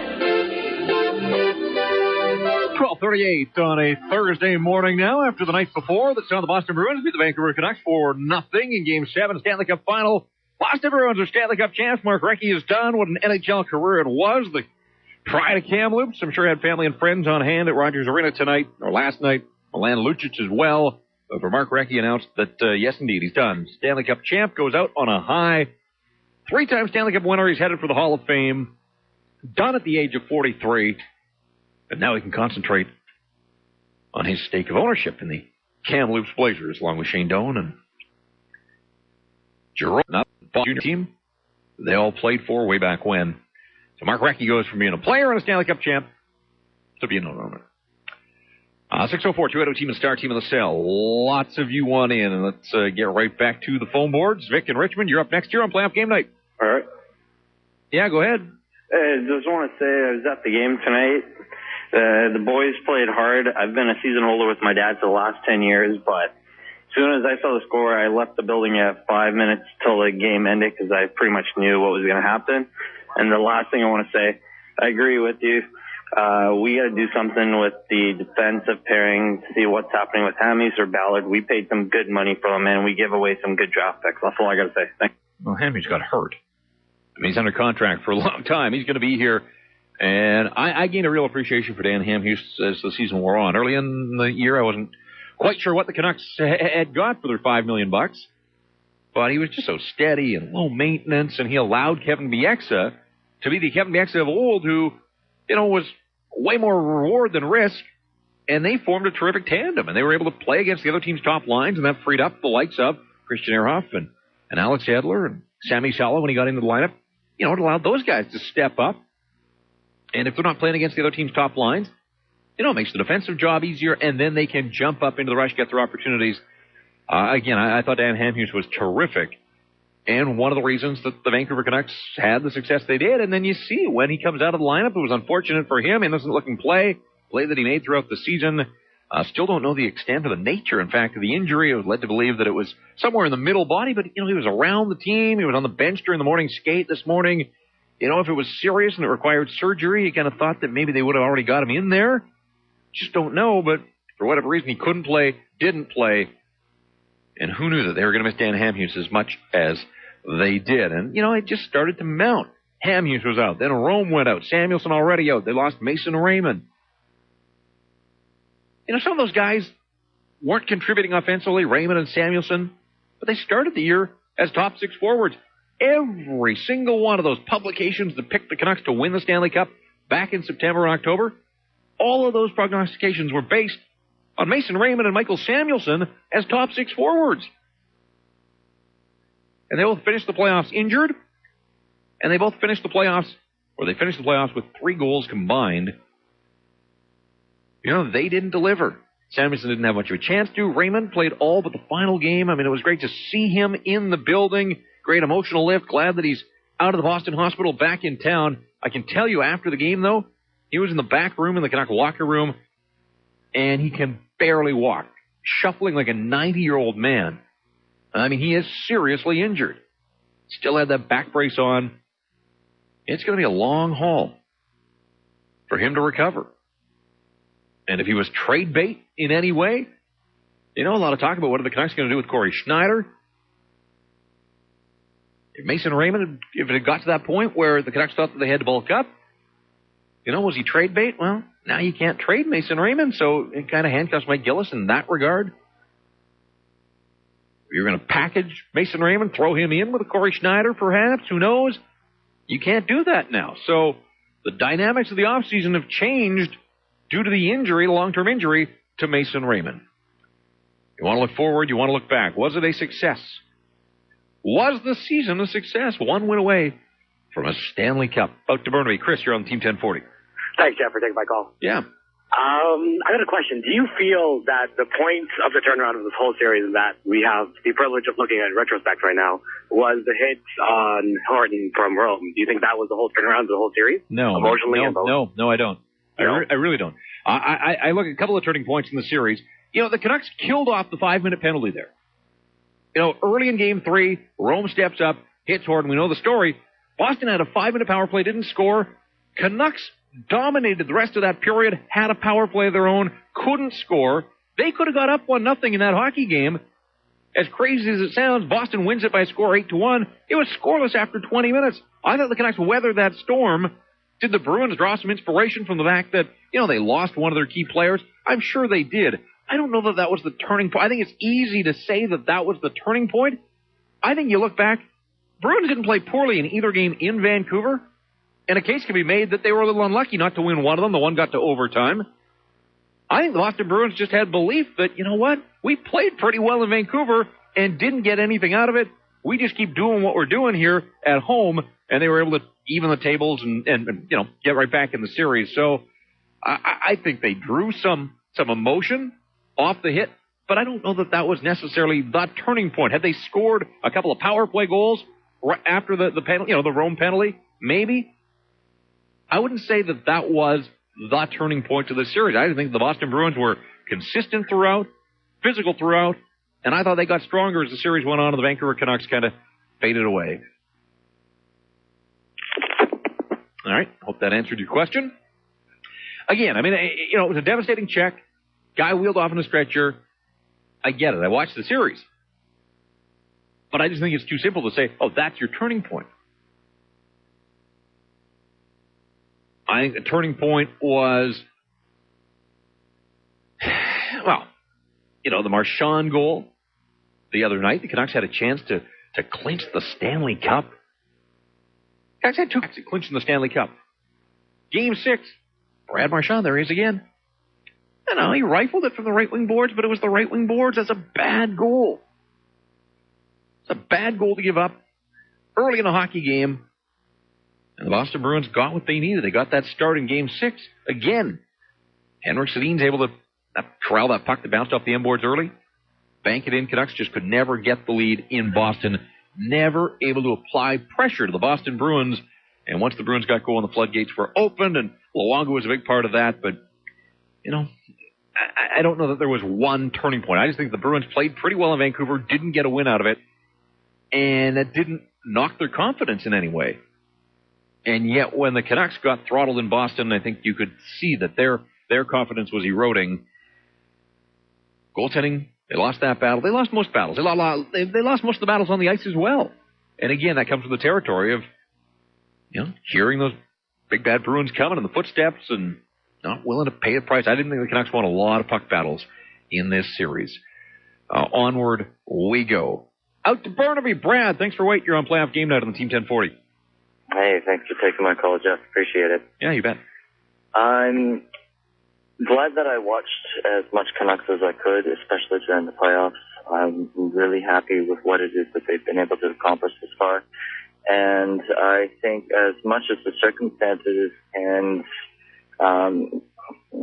sustain themselves, yes, the whole season was a success. They did get this deep into the playoffs, and that's what they had set out to do. It's unfortunate that they didn't win the cup, but the evidence of how the series played off is pretty evident to all of us. We just could not keep up, and there's some things you just can't plan for. Despite those down parts, the team itself did a great job. However, I feel this whole business about the riot downtown is bogus. It's unfathomable that people would go downtown to celebrate with everybody and then create mayhem, because that mayhem does not celebrate sport. And the whole point about all of this is to bring all of us together as people to celebrate what the sport is. And these actions, no matter what accomplishments the Canucks have been able to do, just degrades the whole experience. Well, there's no doubt about that. I am curious to see, again, it's still unfolding. The reports that we're getting is that this isn't done. The crowds are starting to disperse, but there are still, idiots out there on the street that just refuse to go quietly. And you kind of get the sense that this thing will continue well into the wee hours of this morning. Also getting reports that works crews are going to be out starting at 3 o'clock trying to board up all the broken windows, and there are many of them. And the glass companies are going to be busy through this night and tomorrow as well. This isn't the hockey crowd. This was premeditated. I keep coming back to that. It's what I firmly believe, that somewhere in these last 48 hours, groups of people, groups of guys generally, although I was surprised to see on TV how many, 20-something females seem to be whooping it up and having a pretty good time in all this as well. But for the most part, let's just go with, young guys. This was planned. Guys sitting around, this is what we got to do. We got to get down there for Game 7. And, win or lose, it doesn't matter. It's not about the result. This wasn't about the hockey game. The hockey game was the backdrop. These guys had their agenda, and they've carried it out. It's ridiculous. It looks bad on all of us, on the city. I mean, this is going to be international news. It already is. And why? Why? I don't have an answer. I wish I did. I wish I had had the answers before it all started. You want to say, well, you could see it coming? And I thought after the 2010 Olympics, thought we'd come of age, and then we'd left 1994 behind. But obviously, I was wrong. I was way off base there. Back to the phones we go. Colin in North Van, you're on Team 1040. Oh, hey, Jeff. Just like you, I feel very sick about what happened tonight. It actually reminds me of when Pat Quinn went on CBC and talked about, is Vancouver really ready? Are they really ready to win the cup? Are they mature enough? And I think about that.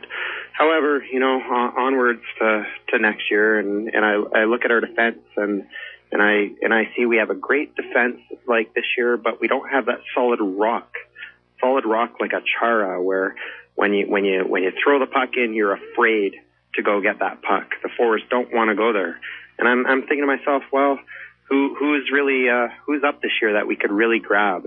And Shea Weber's available. Yeah, it'll mean he's not. I mean, he's a restricted free agent, so the Nashville Predators have the right to match first of all. Yeah, and the cost is punitive. I mean, you are basically giving up everything to get one guy that you can't fit under the salary cap anyhow. So he's not up for grabs. He's not an unrestricted free agent. Let's just, people are all fired up because you're throwing that name out there. He's not an unrestricted free agent. He's a restricted free agent. I'll give you that, but they might also not be able to. It's the fact. So you're not giving me anything. But anyhow, carry on. They might not be able to re-sign him. Given the salary he might command. And given the defense we have that they might want as well, we have some defensemen that we might be able to trade their rights, and we might be able to trade another pick or a player their way to grab a solid guy like the guy I think we need, a solid rock back there. What do you think? Well, you can make the argument. I can counter it with the Detroit Red Wings have won Stanley Cups with Nicholas Lidstrom back there, who's not a physically imposing guy, but a guy that's able to control the hockey game. Canucks don't have Nick Lidstrom either. I mean, he's one of the greats, and he'll go straight into the Hall of Fame, too. You know, I've heard your argument before. People say, well, look at Chris Pronger. I mean, this guy has made it to the Stanley Cup final time and time again. You know, you may not like him, but he's able to deliver at that time, and he brings just what you said, that element of fear. And the Canucks, they don't have that. They've got it in little spurts. Alex Edler, 10 hits on Friday night. You know, he can bring that in doses, but not every single night. And I don't think there are other guys around the league that are afraid of Alex Edler. And Kevin Bieksa, tries to play with grit and heart and an edge to his game, but he's not 6'5" and 240 pounds or 220 pounds even. So are they missing that? Yeah, I would agree with you. Yes, I think you're not the first guy to mention Shea Weber, and I just don't see it happening. There's a reason guys don't move via offer sheets very often. I mean, the cost it's too great. In this day and age, you need your draft picks. You have to develop your own guys. And I just think if you gave up 5 first-rounders for Shea Weber, you would be setting your franchise back a million years. Absolutely. But what I am looking at is mobility and that big shot from the point that we're going to miss this year with Sammy Salo. He's an older unrestricted free agent. Who knows where he's gonna be? He might even retire. He might. We're gonna miss a lot of that back there. So what do? Do you re-sign Bieksa or bring in another guy like Alberts, where you have one and the other, or you look for a guy like Weber who really wants to play here and might not find where. Hang on. I mean, you're putting words in his mouth. When have you ever heard Shea Weber say he really wants to play in Vancouver? He's never said that. Okay. He's a BC guy, absolutely. So what? He's getting his money wherever. I mean, Mark Recchi was a BC guy, never played west of Atlanta. So just because he's a BC guy, they pay you well wherever you play in the NHL, you get your money. So just because he's from BC doesn't mean that he wants to. He might want to play in Vancouver, but I've never heard him express that or articulate it. Shea Weber is terrific. But, how did that work for the Nashville Predators? I mean, Ryan Kessler was able to grind him down at the end of that series. He's got a lot to learn still about playoff hockey. I'm not knocking Shea Weber. A huge fan of Shea Weber. Love the playoff beard, too. But I don't see Shea Weber coming here. And I hear Pratt in the afternoon going down that road all the time without, I think, stopping to try and sort out exactly how it is that the Vancouver Canucks would land him. And I'm not a believer in the big ticket offer sheet. I just think it sets you back forever. But what the Canucks do in free agency, that's for another night. I really, honestly, have been so caught up in this run. I don't even know a list of who's up. I know who's up on the Canucks, but I don't know what's out there around the National Hockey League. I'd have to look at salary structure and all that kind of stuff. There will be days and weeks and months ahead for all of that. Tonight we'll look at the season, reflecting more than projecting. I'm not stopping. If you have thoughts, if you want to weigh in on Shea Weber, go for it. For me, I'm trying to digest an awful lot on the fly here, doing the best I can. Playoff game night for you. Team 1040, Jeff Patterson with you as we approach 1 o'clock here in Vancouver on Thursday morning. Hopefully the fires are out in the downtown core. 604-280-TEAM, star team on the cell phone numbers. It'll bring you through. Toll free 1-866-266-TEAM. Our email address, live@teamradio.ca, and you can text your comments to us at 104040. If you want to follow me on Twitter, I would encourage you to do so at Patterson Jeff. Patterson has 1 T and Jeff with a J. Not one of those Jeffs with a G. Jeff with a J. Patterson has 1 T. It's at Patterson Jeff. And you can follow me that way and send your comments and your questions if you can't get through on the phone boards, or you want to express yourself in 140 characters or fewer. Where are we going now on the phone boards? Eric in Abbotsford, it's your turn. You're on the Team 1040. Hey, Jeff. How you doing? Doing well. Good. Let's talk straight up. Luongo. Yes. Luongo. Name me a goalie in the last probably 5-6 years that a goalie has been made over $5 million and has won a Stanley Cup. First answer me that question, then I'll talk to you what I want to tell you about. All right. In the last 5 years, like since the lockout? Yeah. Give me a goalie that's making over $5 million and has won a Stanley Cup. What was Jaguar making in Anaheim? As far as I know, with Anaheim, he was only making like 3.5 or something like that.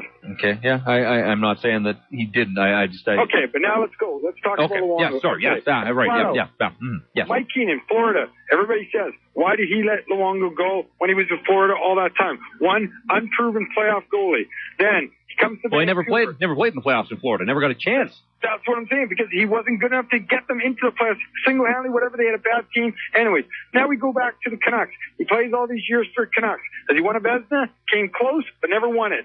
Then goes to the gold medal game. Everybody's raving. I live here in Vancouver. I love hockey. I follow it all the time. I'm listening to all these people. They're raving about him and winning the gold medal. He's got the best team in the world in front of him. Why didn't he? Doesn't stop the puck. 8 seconds left. Lets the goal in. Goes into overtime. Thank you, Sidney Crosby. You won the game first. Luongo? No. Didn't do nothing. He just played average game in that game. He didn't play spectacular. So now we come back. Playoffs. This guy, I don't understand why they gave him that huge contract. He turns around last year, his excuse, he shoots himself in the foot with the statements he made about last year, going, I at least didn't let 7 goals in instead of 6. He makes on one comment. Then he turns around. He makes a stupid statement in Game 5 after making that save about how Tim Thomas lets in a goal that he wouldn't let in because he plays inside the crease. Well, maybe if he got his butt out of the crease a bit more, he'd make a lot more saves. I'm watching game in and game out, and I'm sorry. Everybody's saying about the defense. The defense is fine. You single-handedly, you need a goalie that will give his heart and prayer and everything for this team. All right, had a pretty good run there. And that's all fine. And I don't disagree with some of the points you make. But at the end of the night, Canucks get shut out. 2 of the last 4 games they played. Yeah, 2 of the last 4 games that they played, they were shut out. Luongo, he can only keep it scoreless. I mean, that's the best he can do is keep it scoreless. Somebody's got to score some goals. There's plenty of this to go around. He's going to be in the crosshairs. I get that. His performance was second best in this series. Was he good enough? Ultimately, no, it wasn't. Is he the guy? Moving forward? Tonight he is. They're not offloading Roberto Luongo tonight. Big picture, I don't know. I think it would be awfully tough to trade him. Not saying impossible. I just say that, look around. Who's going to take on Roberto Luongo? A rebuilding team? Probably doesn't want an 11-year contract, even though the cap hit isn't unbearable. But I just think a rebuilding team is going to, go on the cheap, try and groom its own guy. And a contender that, maybe feels it's a piece or 2 away, looks at this body of work and says, is that the piece? I also think with, this sense that maybe the Canucks aren't the most respected, most liked organization around hockey, I think there are a lot of GMs that would look at Mike Gillis and say, you know what? You're married to this guy for 11 more years. I'm not taking that contract off your hands. Why would we help you out? Even if the Canucks get something in return that they want, there are teams that say, no, we're not going to be trading partner. We're not going to do that favor for you. Even if the Canucks are forced to take a bad contract off another team's hands, I think a lot of teams would sit there and say, hey, you're in our division, you're in our conference. You made that bed. You sleep in it for a lot of years. So I think it would be awfully difficult on a number of levels to move Roberto Luongo. All right, 1 o'clock here in Vancouver. Is anybody in the city sleeping?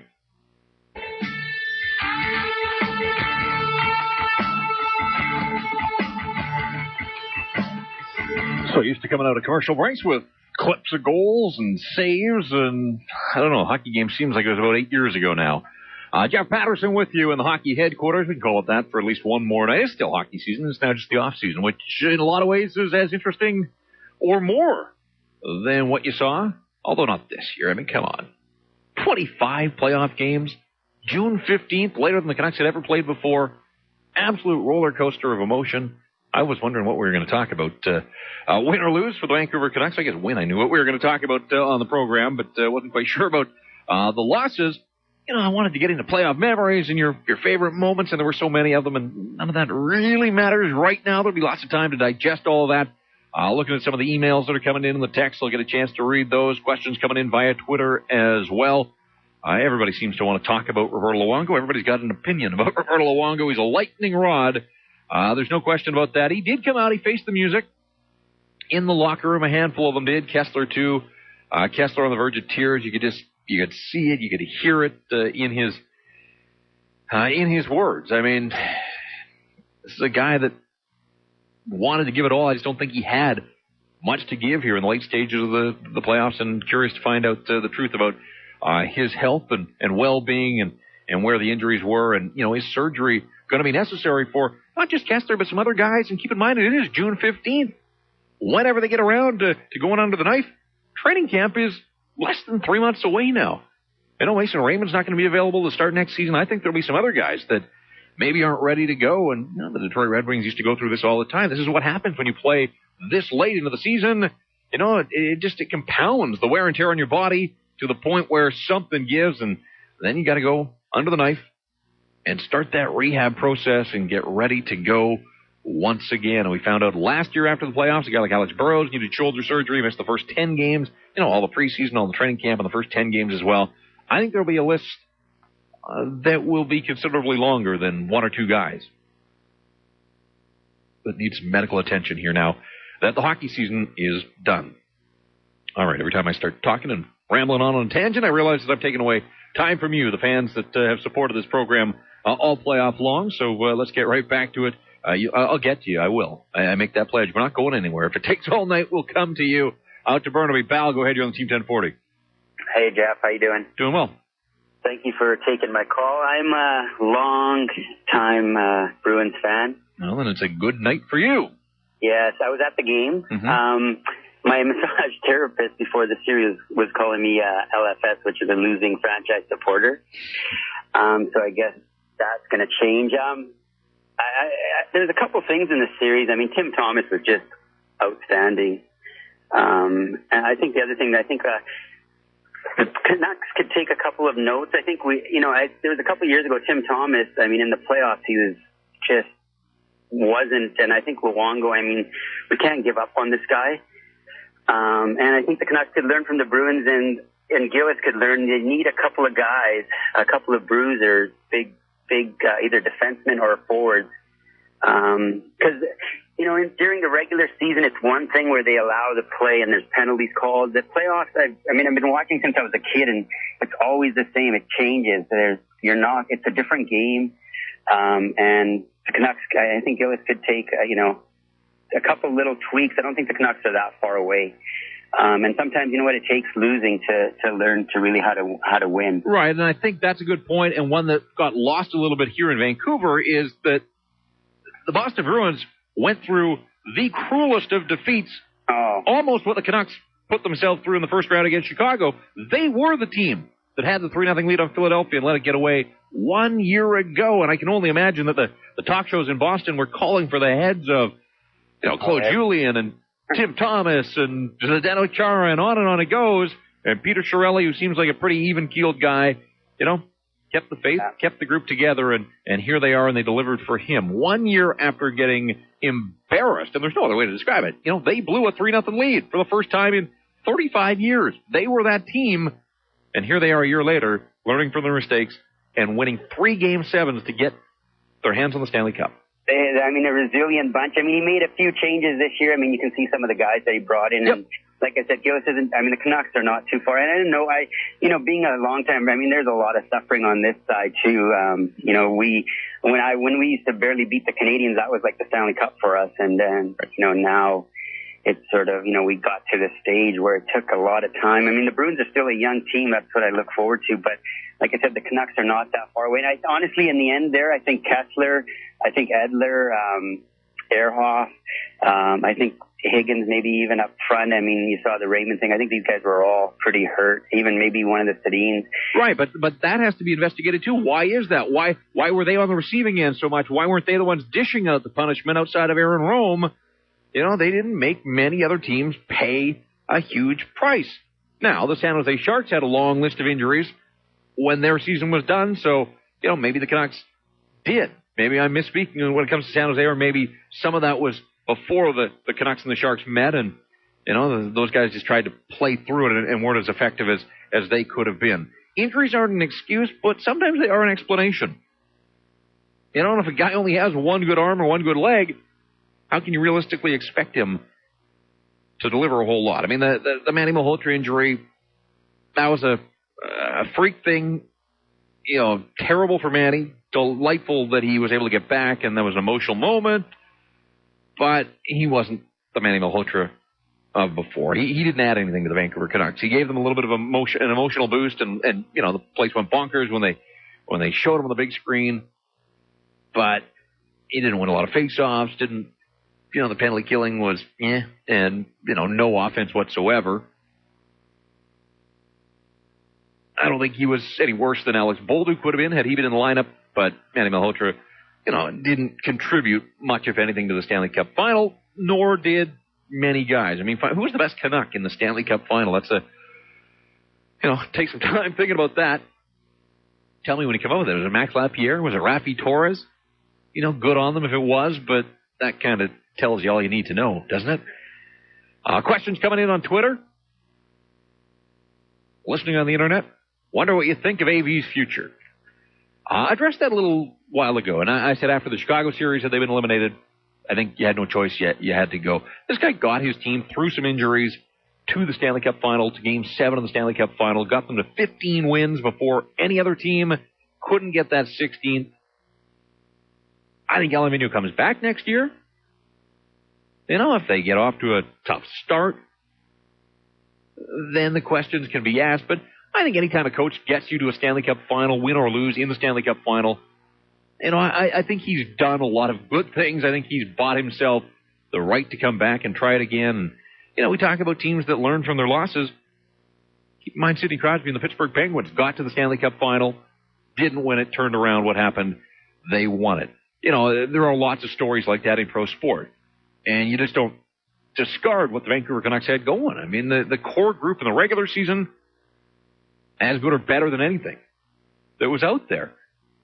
But it's not about regular season. They've got the President's Trophy now. They have to know that it's not about the regular season.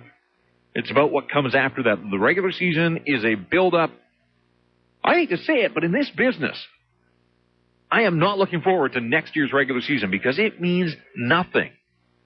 This year's was interesting because it was such a record-breaking season, unlike anything that we'd seen here from the Vancouver Canucks. And, how high could they take it? How many wins could they get on those runs that they got on? How long could they go? There was some built-in fascination to the way that the regular season unfolded in Vancouver because we had never seen anything like it. None of that means anything next year. It's 82 games of dread. 82 games of dread because whether they're in first place or whether they limp in as the 8th place team, none of that's going to matter. It's what will they do in the playoffs. Playoffs, all that matter for the Vancouver Canucks next year. They've been to the top of the regular season heap. It didn't translate into a Stanley Cup. That is the end of the Vancouver Canucks season. That's the end of the Vancouver Canucks story this time around. Close, but no cigar. 604-280-TEAM, star team of the cell. Let's get down to Seattle. Tyler, thanks for hanging in there. It's playoff game night on Team 1040. Well, how are you doing tonight? I'm doing all right. Well, as a transplant, it's been very interesting getting into your game over the last 5 years. If you can just give me a minute here. One of the things that I've heard just from some of the fans, and maybe I'm wrong, but I'm hearing a lot of things of the Canucks out-hit Boston, but typically if you're out-hitting, that means you don't have control of the puck.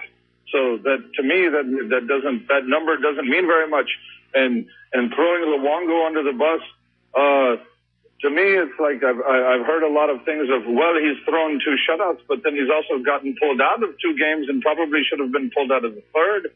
And the other thing being with the President's Trophy, there's if you're studying with my friend here, him teaching me the game, we've gone back and looked here, and it's, only 4 teams out of the last 20 who have won the President's Trophy, have won the Stanley Cup. So I don't know how much that, really is involved in any of this, but I would tell you, being a transplanted fan, if you will, I was wanting to root for Vancouver, but some of the fans that I've dealt with have just been, after the first 2 wins, I don't understand it. They seem to feel like the cup was already theirs. There was a lot of entitlement going on, and I didn't understand.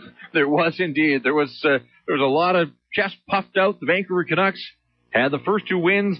We were guilty of it on the radio station, trying to know those statistics. 33 of 35 when you start on home ice and you win the first 2. Money. Money in the bank. This thing was done. Plus, Vancouver hosted the Olympics last year. Oh, we've gone down that road. Let's just put that one to bed. Never want to hear that again. Ever. Never, ever. But your point about the President's Trophy was brought up a lot at the start of the playoffs, but it's true. You know, you got to play for something. You got to play for something in the regular season, and so, the Vancouver Canucks kind of made a habit out of winning. I think winning becomes addictive, and so they wanted to see, let's see how far we can push this thing, and, I don't know that they were playing hard. I mean, they clinched the President's Trophy 2 weeks before the end of the season. So it's not like they busted themselves right down to the final day to get the President's Trophy. They had that 4-game stretch at the end there that mean-nothing games, a chance to rest up. And, again, they came out and beat Chicago the first 3, so, if you thought they were fatigued, they weren't. And then something clicked with the Blackhawks, and they got it going, and you could kind of feel it slipping away from the Vancouver Canucks. They found a way. They got past Chicago. They got on to Nashville. Series kind of like this one, except that the Nashville Predators didn't have the offensive thrust that the Boston Bruins did, and certainly not the offensive depth. And Pekka Rinne at the end, Canucks found a way to solve him a little bit. Not a lot, but they found a way to get a few pucks past him. In the San Jose series, Canucks figured the Sharks out in a hurry. And I think the Sharks were worn down by a 7-game series against the Detroit Red Wings. Canucks took advantage of that. The Boston Bruins, coming off their 7-gamer against Tampa, just got stronger. And even though they lost those first 2 here in Vancouver, I think the belief was set there that, they lost by 1 overtime game in one of them, a late goal that could have gone either way. And they just kept on pushing, kept on coming at the Vancouver Canucks. And, the floodgates broke in Boston. The Bruins continued to get confidence. That Game 5 is the one that kind of went against the norm. Canucks won it. Can't take that one away from them. But after what had happened in Boston, that was the one that surprised them. But the Canucks came back home and Luongo got the shutout, and the way the game was played, you're just going to the well way too many times if you think that was going to happen yet again in another home game for the Vancouver Canucks in Game 7. Anything can happen in the 7th game in pro sport. And if the Canucks thought that somehow Luongo was going to blank the Bruins and the Canucks were going to score 1 goal and win it 1-0, they were hedging their bet, and they were wrong. I don't know. I'm not saying that was their game plan, but, at some point you got to score some goals. You got to score some goals, and they didn't. They couldn't. They didn't win. Oh, boy. Lots of you on here. Let's see where we're going on the phone board. We will go to Martin. You're up next year on Playoff Game Night. Yes, Jeff, how you doing tonight? I'm doing well, thanks. I was just speaking to your buddy Greg there about realistically. I mean, I'm not a huge Luongo fan, but I'm not a Luongo basher either. He obviously didn't play well, and no matter what, he's going to get. He's just going to be doomed in this town. No one's going to forgive him. So next year, I'm assuming, no matter what, he's with us next year because you just can't. Flail and try and make a move and look desperate. So we've got him next year. But after that, I'm asking your expertise in the hockey world. What would it actually take to trade a 10-year contract? I mean, who would be interested? What would you have to just trade it for nothing? Would you just say, please just take the contract? We don't want anything in return, and just stick with Schneider and bring him up, or like? Well, I talk realistically. No, I hear you, but you know what? It starts with a willing partner. I mean, you've got to find somebody that's willing to take him, that wants to take him.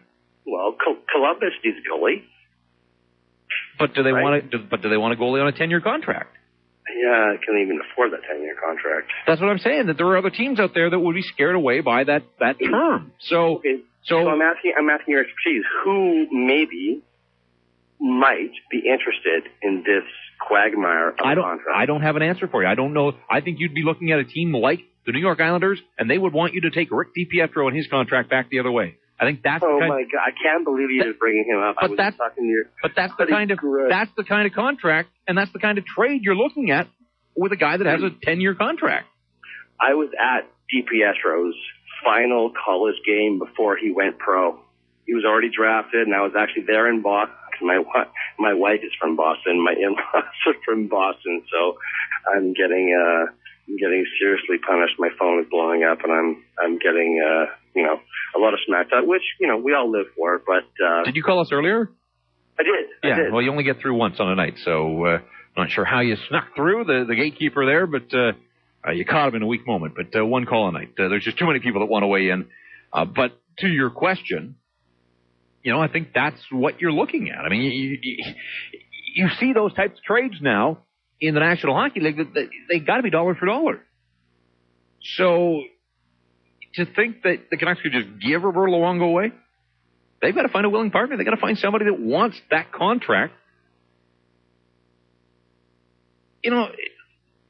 I think that there would be teams that would take Roberto Luongo, the goaltender.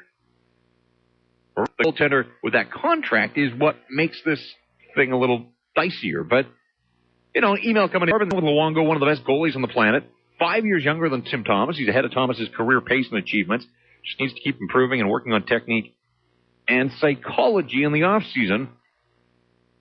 And I think in terms of your suggestions there on that list, psychology is probably the head of the list. I mean, he's not mentally strong enough. You can't go into the same building.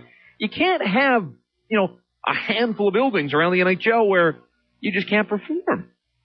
You can't. Like Rogers Arena was loud. People were into it.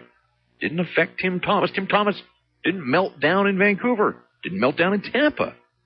He gave, I guess he did a couple of times. That's how Tampa scored some goals on the guy. But Roberto Luongo, and I don't know what the answer is, he's 32 years of age. Is he continuing to improve? Can he get mentally stronger at this point? The Canucks have to be hoping that he does. But in the big picture, I mean, when you step back, he is among the better goaltenders in the National Hockey League. I just think that he's among the better goaltenders with issues. And the question is, are those issues solvable? Are they workable? Can you work around them? And I keep coming back to that question. Has he topped out? The Canucks have to be hoping that he hasn't. Has he topped out? Is he going to get better? Go back to his regular season from where he was a year ago. New goalie coach, some new techniques. Hard to argue with his results in the regular season, but those were the regular season. When he was good in the playoffs, he was terrific.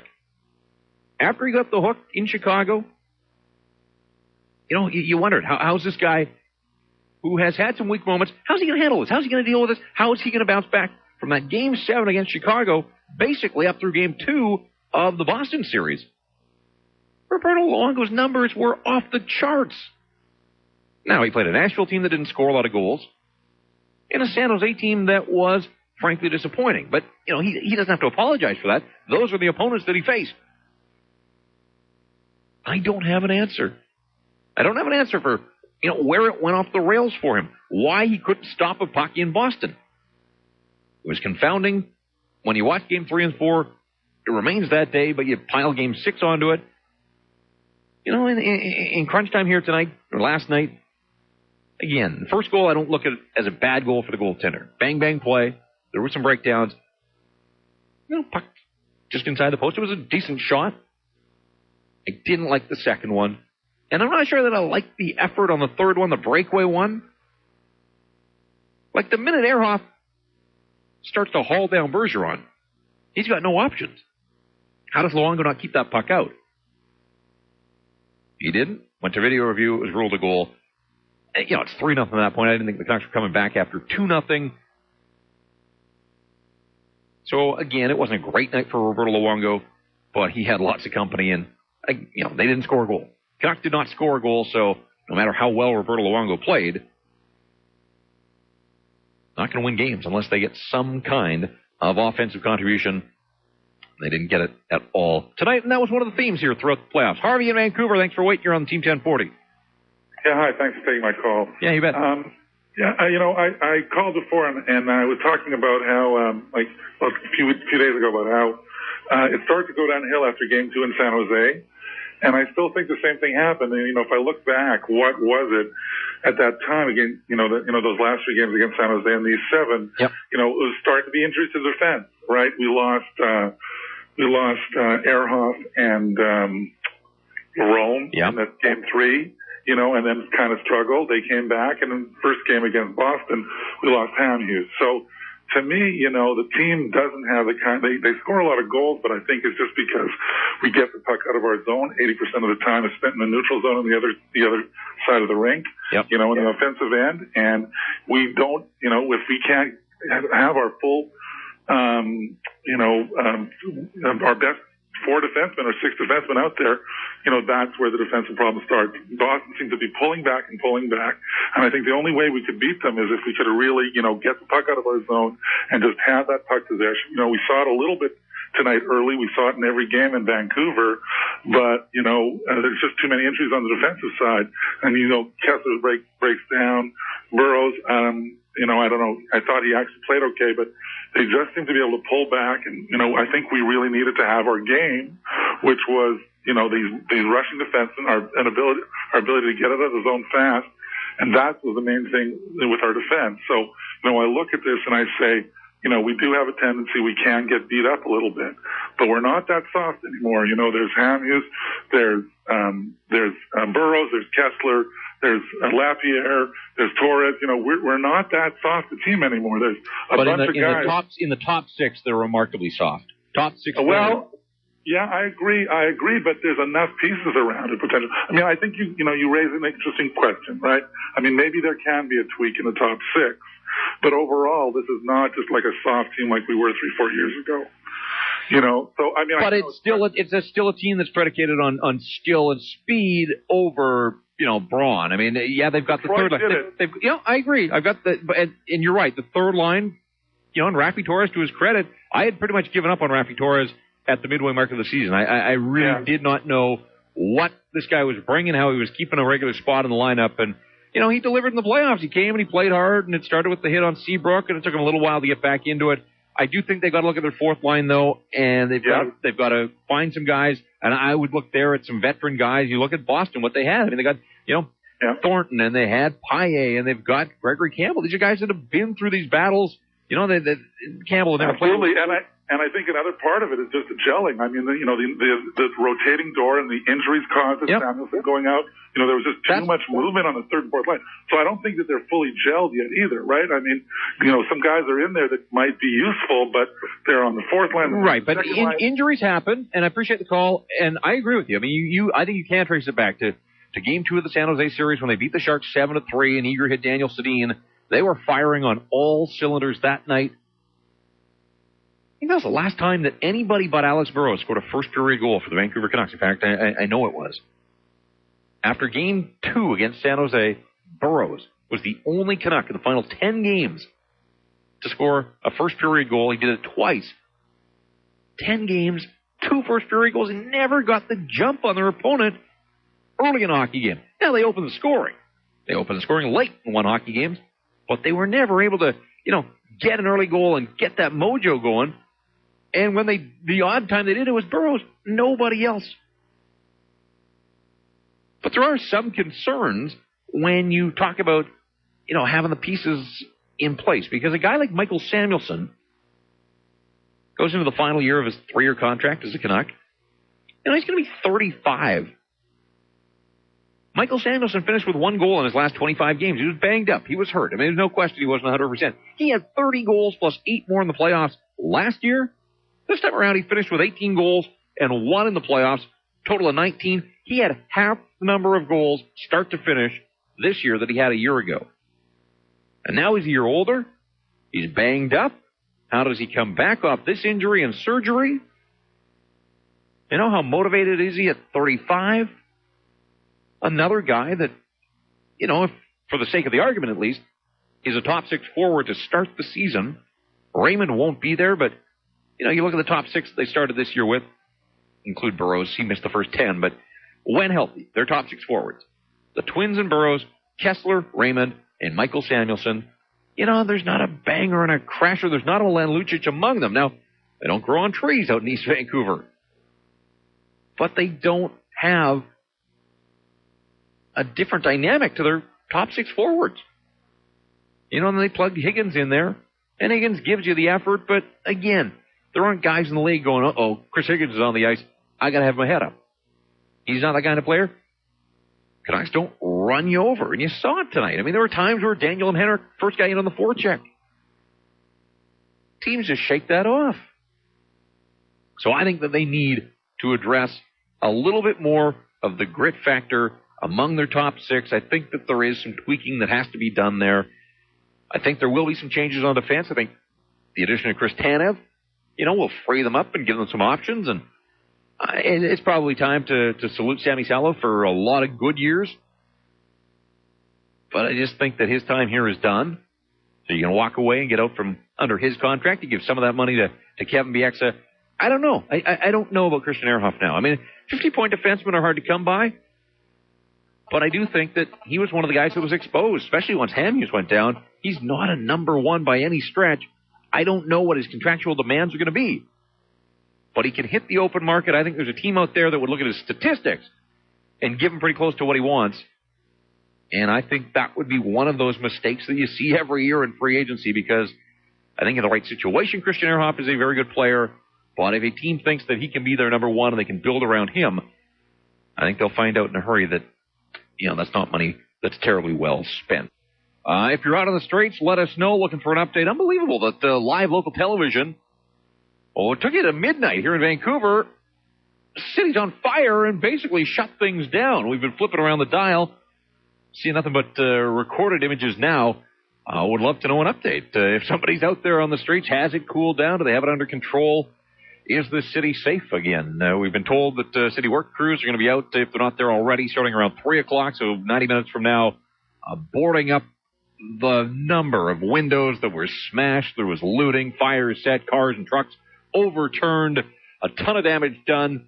It'll be a while before we get an estimate, but just another black mark on this city in the aftermath of a Stanley Cup final that went wrong on the ice and went a whole lot wronger out of the streets. And again, these weren't Canuck fans. These were people intent on doing this damage, inflicting this on the city. We've seen reports, and I've seen emails and tweets coming in that people were spotted coming in from the outlying areas on SkyTrain with Molotov cocktails and bottles full of gasoline.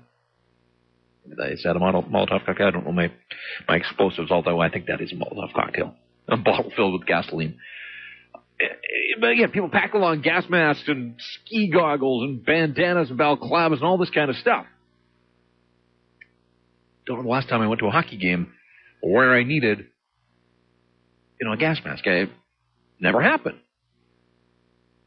But I think these people, they knew what they were doing. There were reports as well that some of the cars that were turned over were planted in strategic locations in downtown. That, again, this was all part of the master plan. 604-280-TEAM, star team on the cell as we get out to Maple Ridge. Darren, thanks for waiting. You're on Team 1040. Hey, how's it going there? Yeah, doing all right. I'd like to make 2 points. One about Luongo and one about the riots. But first about Luongo, how people say that he's accomplished the Gold Cup game and he won it for Canada.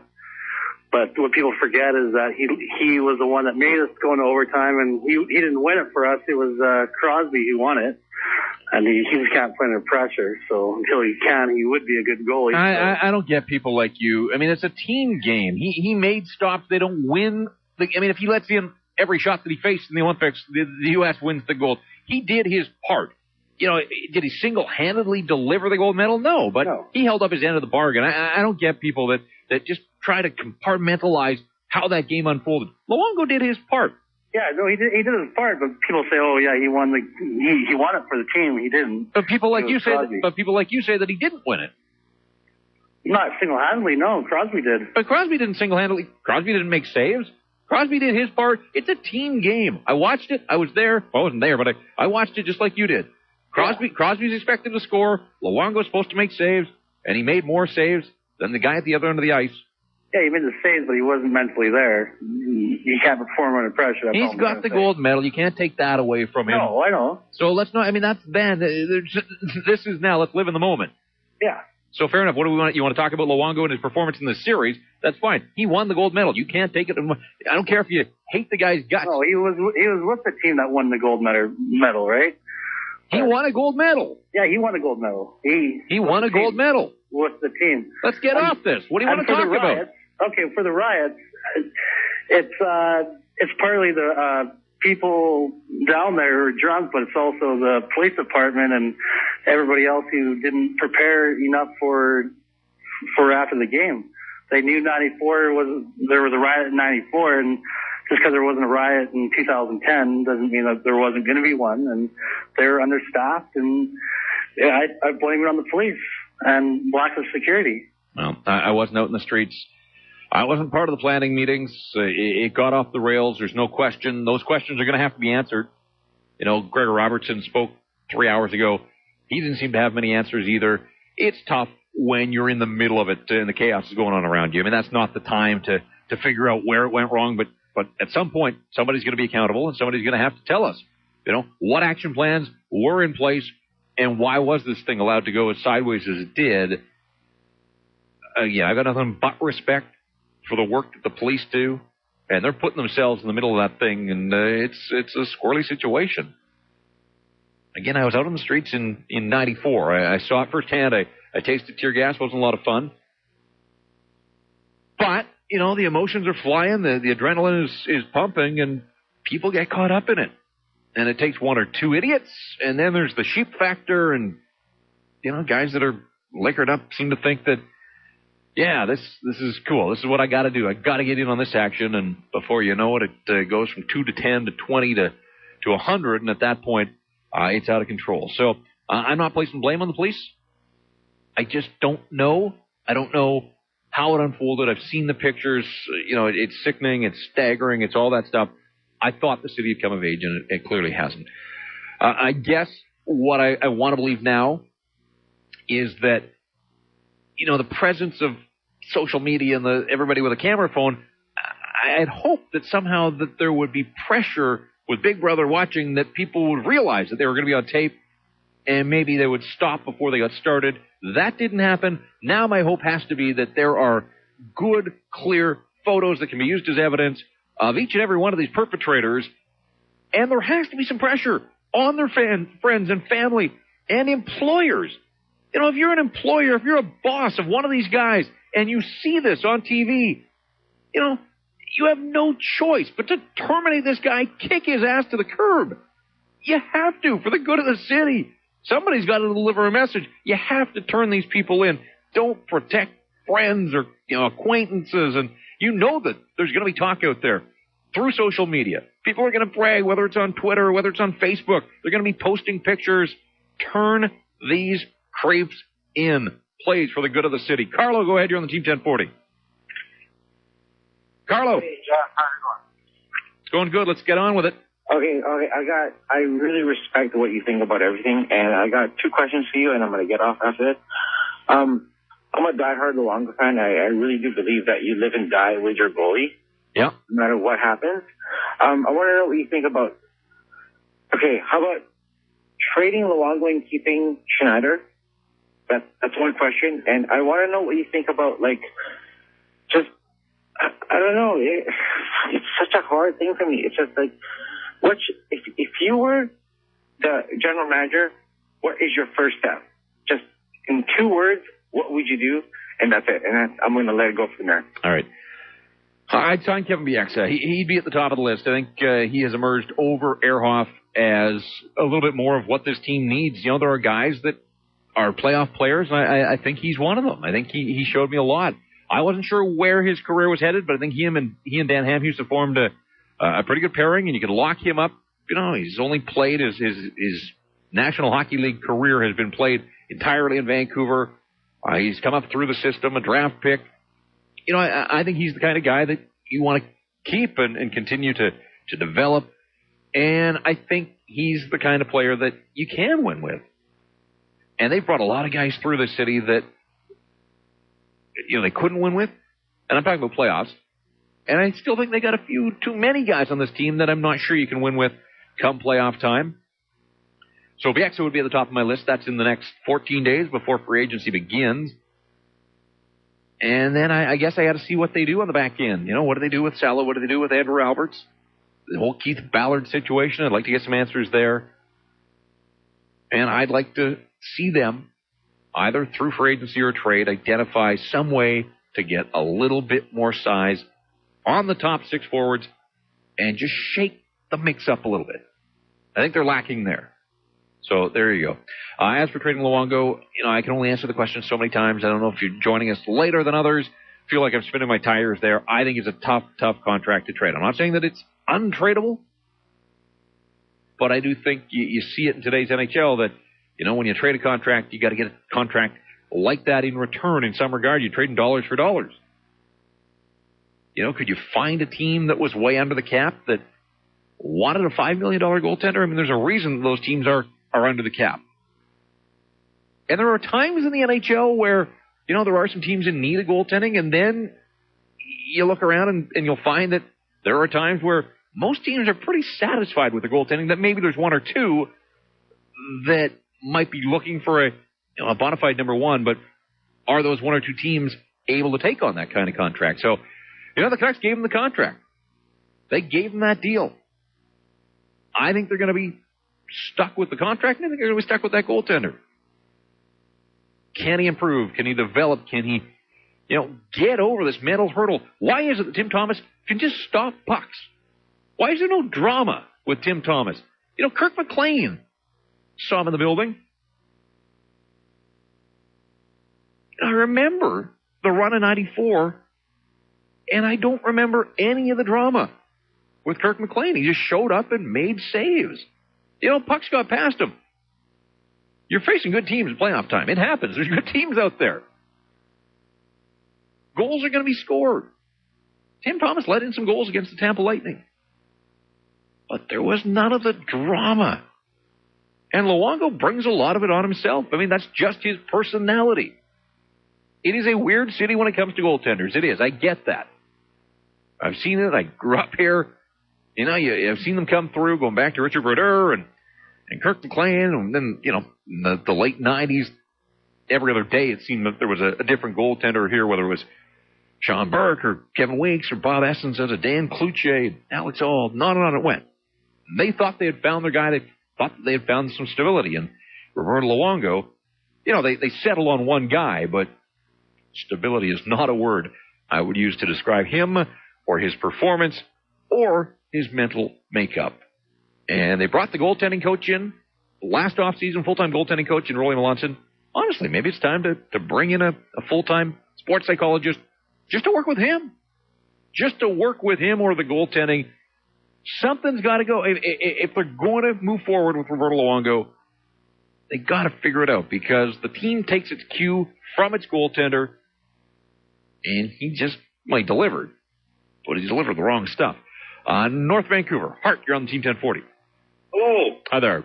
Yeah, I just got off work, and I did watch the game tonight, and I'm sorry to hear about the riot. Mm-hmm.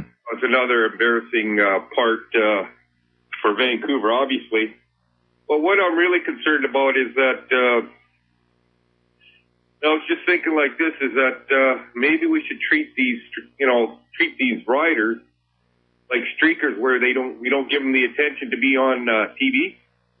Maybe they feel that the reason they like to create a riot is because they know they're going to be on TV and nothing's going to become of it. And what do you think about that? No, not much. Well, you're not going to deal with them? You're just going to let the city burn down? No. The media has a responsibility. No, you don't show them on TV. What I'm saying is that a lot of these people, I'm just watching them right now because I did get off work at 1 o'clock. And I'm embarrassed to be a Vancouverite. I live in North Vancouver. And I noticed that I'm watching it right now. I'm watching tape delay. It happened at 10 o'clock. I'm watching right now. But half these people don't even have Canuck jerseys on. Well, we've already established that, and you sound like you're coming to the mix late, and that's fine, but we've established these aren't Canuck fans. These aren't people that spilled out of Rogers Arena and started burning cars. These are people that came into the downtown core intent on inflicting damage. Yeah, I agree. So they're not Canuck fans. They use the Canuck game and this gathering of 100,000 people as a backdrop to do their thing, And, I think some of them probably used the chicken approach and hit in the mix wearing Canuck jerseys, but that's their only allegiance and tie to what was going on inside Rogers Arena. But it's not fair. It's not fair to paint Canuck fans with the same brush. These are idiots. They're hooligans. They're lawbreakers. They're criminals. And it's on you in this social media age now. I mean, if you've got photos of these people on your camera phones, don't just sit on them. Send them to the cops. Vancouver Police Department is asking for anybody with anything that they think might be evidence. Email them. robbery@vpd.ca. Fill up their inbox. They're asking for video and pictures and witnesses to any of the, the incidents and the assaults that took place downtown. VPD wants to hear from you. People in this day and age now have pictures, good quality pictures. Send them along. These people can be and will be arrested after the fact. Take some ownership of your city. Take back the streets. Playoff game night. 4-0, by the way. There was a hockey game in all of that. Bruins blank the Canucks. Tim Thomas outduels Roberto Luongo in a 7-game showdown. Shutouts in 2 of the last 4 in the Vancouver Canuck offense for whatever reason. And we'll spend much of the summer trying to figure this out, and so will they as an organization. Twins couldn't do it. Ryan Kessler couldn't do it. They did it at other points in the playoffs, but against the Bruins, nothing doing. Credit to Thomas, credit to Zdeno Chara and Dennis Seidenberg. And the Bruins as an organization and the way that they played, but why that Vancouver Canuck power play couldn't do anything, it's got me scratching my head. It did all series, and it continues as well. Out to Delta we go. Thanks for your patience. Jason, you're on Team 1040. Hey, Jeff. It's nice to hear someone talking about looters, how you should be talking about looters. I actually work in security myself, and I can give you hopefully a little bit of insight to exactly how you are probably right.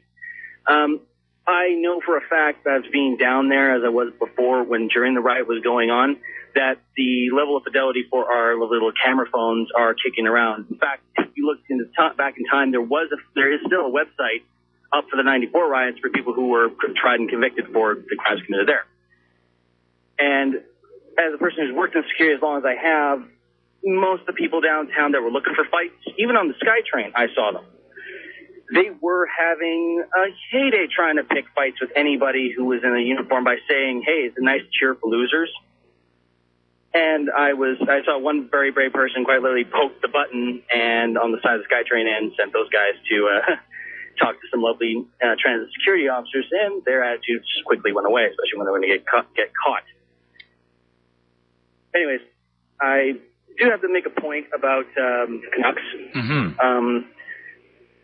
The one thing about them, when it comes really down to it, the Canucks don't play the rough and tumble hockey. They never have. And I remember a comment I think you made, like, why doesn't Hendrick, punch the guy back after getting popped in the face 3 times? I can almost guess with some really good certainty that he was given under orders by Van Outen not to, swing a punch back. Because what's worse, getting hit in the face a few times or spending 5 minutes in a box for fighting and having one of your star players in the box? Yeah, my point was never that he was supposed to fight Brad Marchand. There's a total difference here. That game was done. It was out of reach. The Bruins are setting the tone that they're coming back to Vancouver to push the Canucks around some more. And here's this rookie, delivering 1, 2, 3, 4, 5, 6, 7 glove punches to the face of the NHL scoring leader. Daniel Sedin's a big enough guy. He can stick up for himself. Put his hand right back in the face of Marchand, swat the punches away. I'm not saying drop the gloves and square up and fight the guy. I never said that. Don't tell me that I said that. But I am saying, stick up for yourself, defend yourself, don't get pushed around. I mean, optically, it just looked so bad. It made the Canucks look weak. And I think you can make an argument that in this series, more often than not, they were a little too weak. And that was one of the reasons that the Boston Bruins left town with the hardware, and the Canucks are left wondering what went wrong. Not saying fight the guy. Not for a second. But stick up for yourself.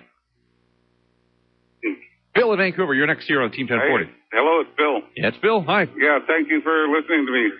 I just want to point out, first and foremost, I think there was a conspiracy against the Canucks. The league and the refs were on the Bruins side because they had Colin Campbell was the father of a Bruins player, and he stepped down at the beginning of the series, and he gave the reins to Brendan Shanahan, and that was just totally unfair, and I think that there was a conspiracy where they said, let's do it against the Canucks.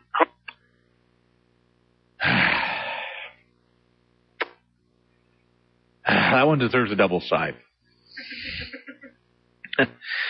I can't even go there. No, I won't go there. Can't, won't. Not going to do it.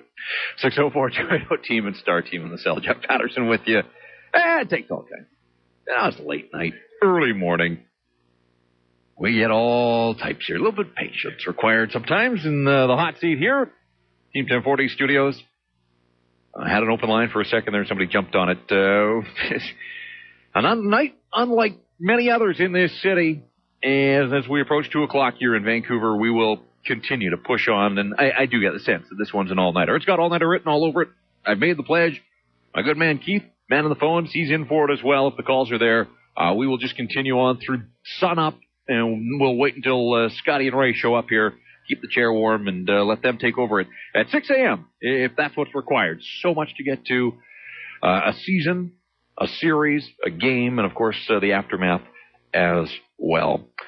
Let's get back to the phones. Keith, who I got line 2? I'm missing the name on line number 2.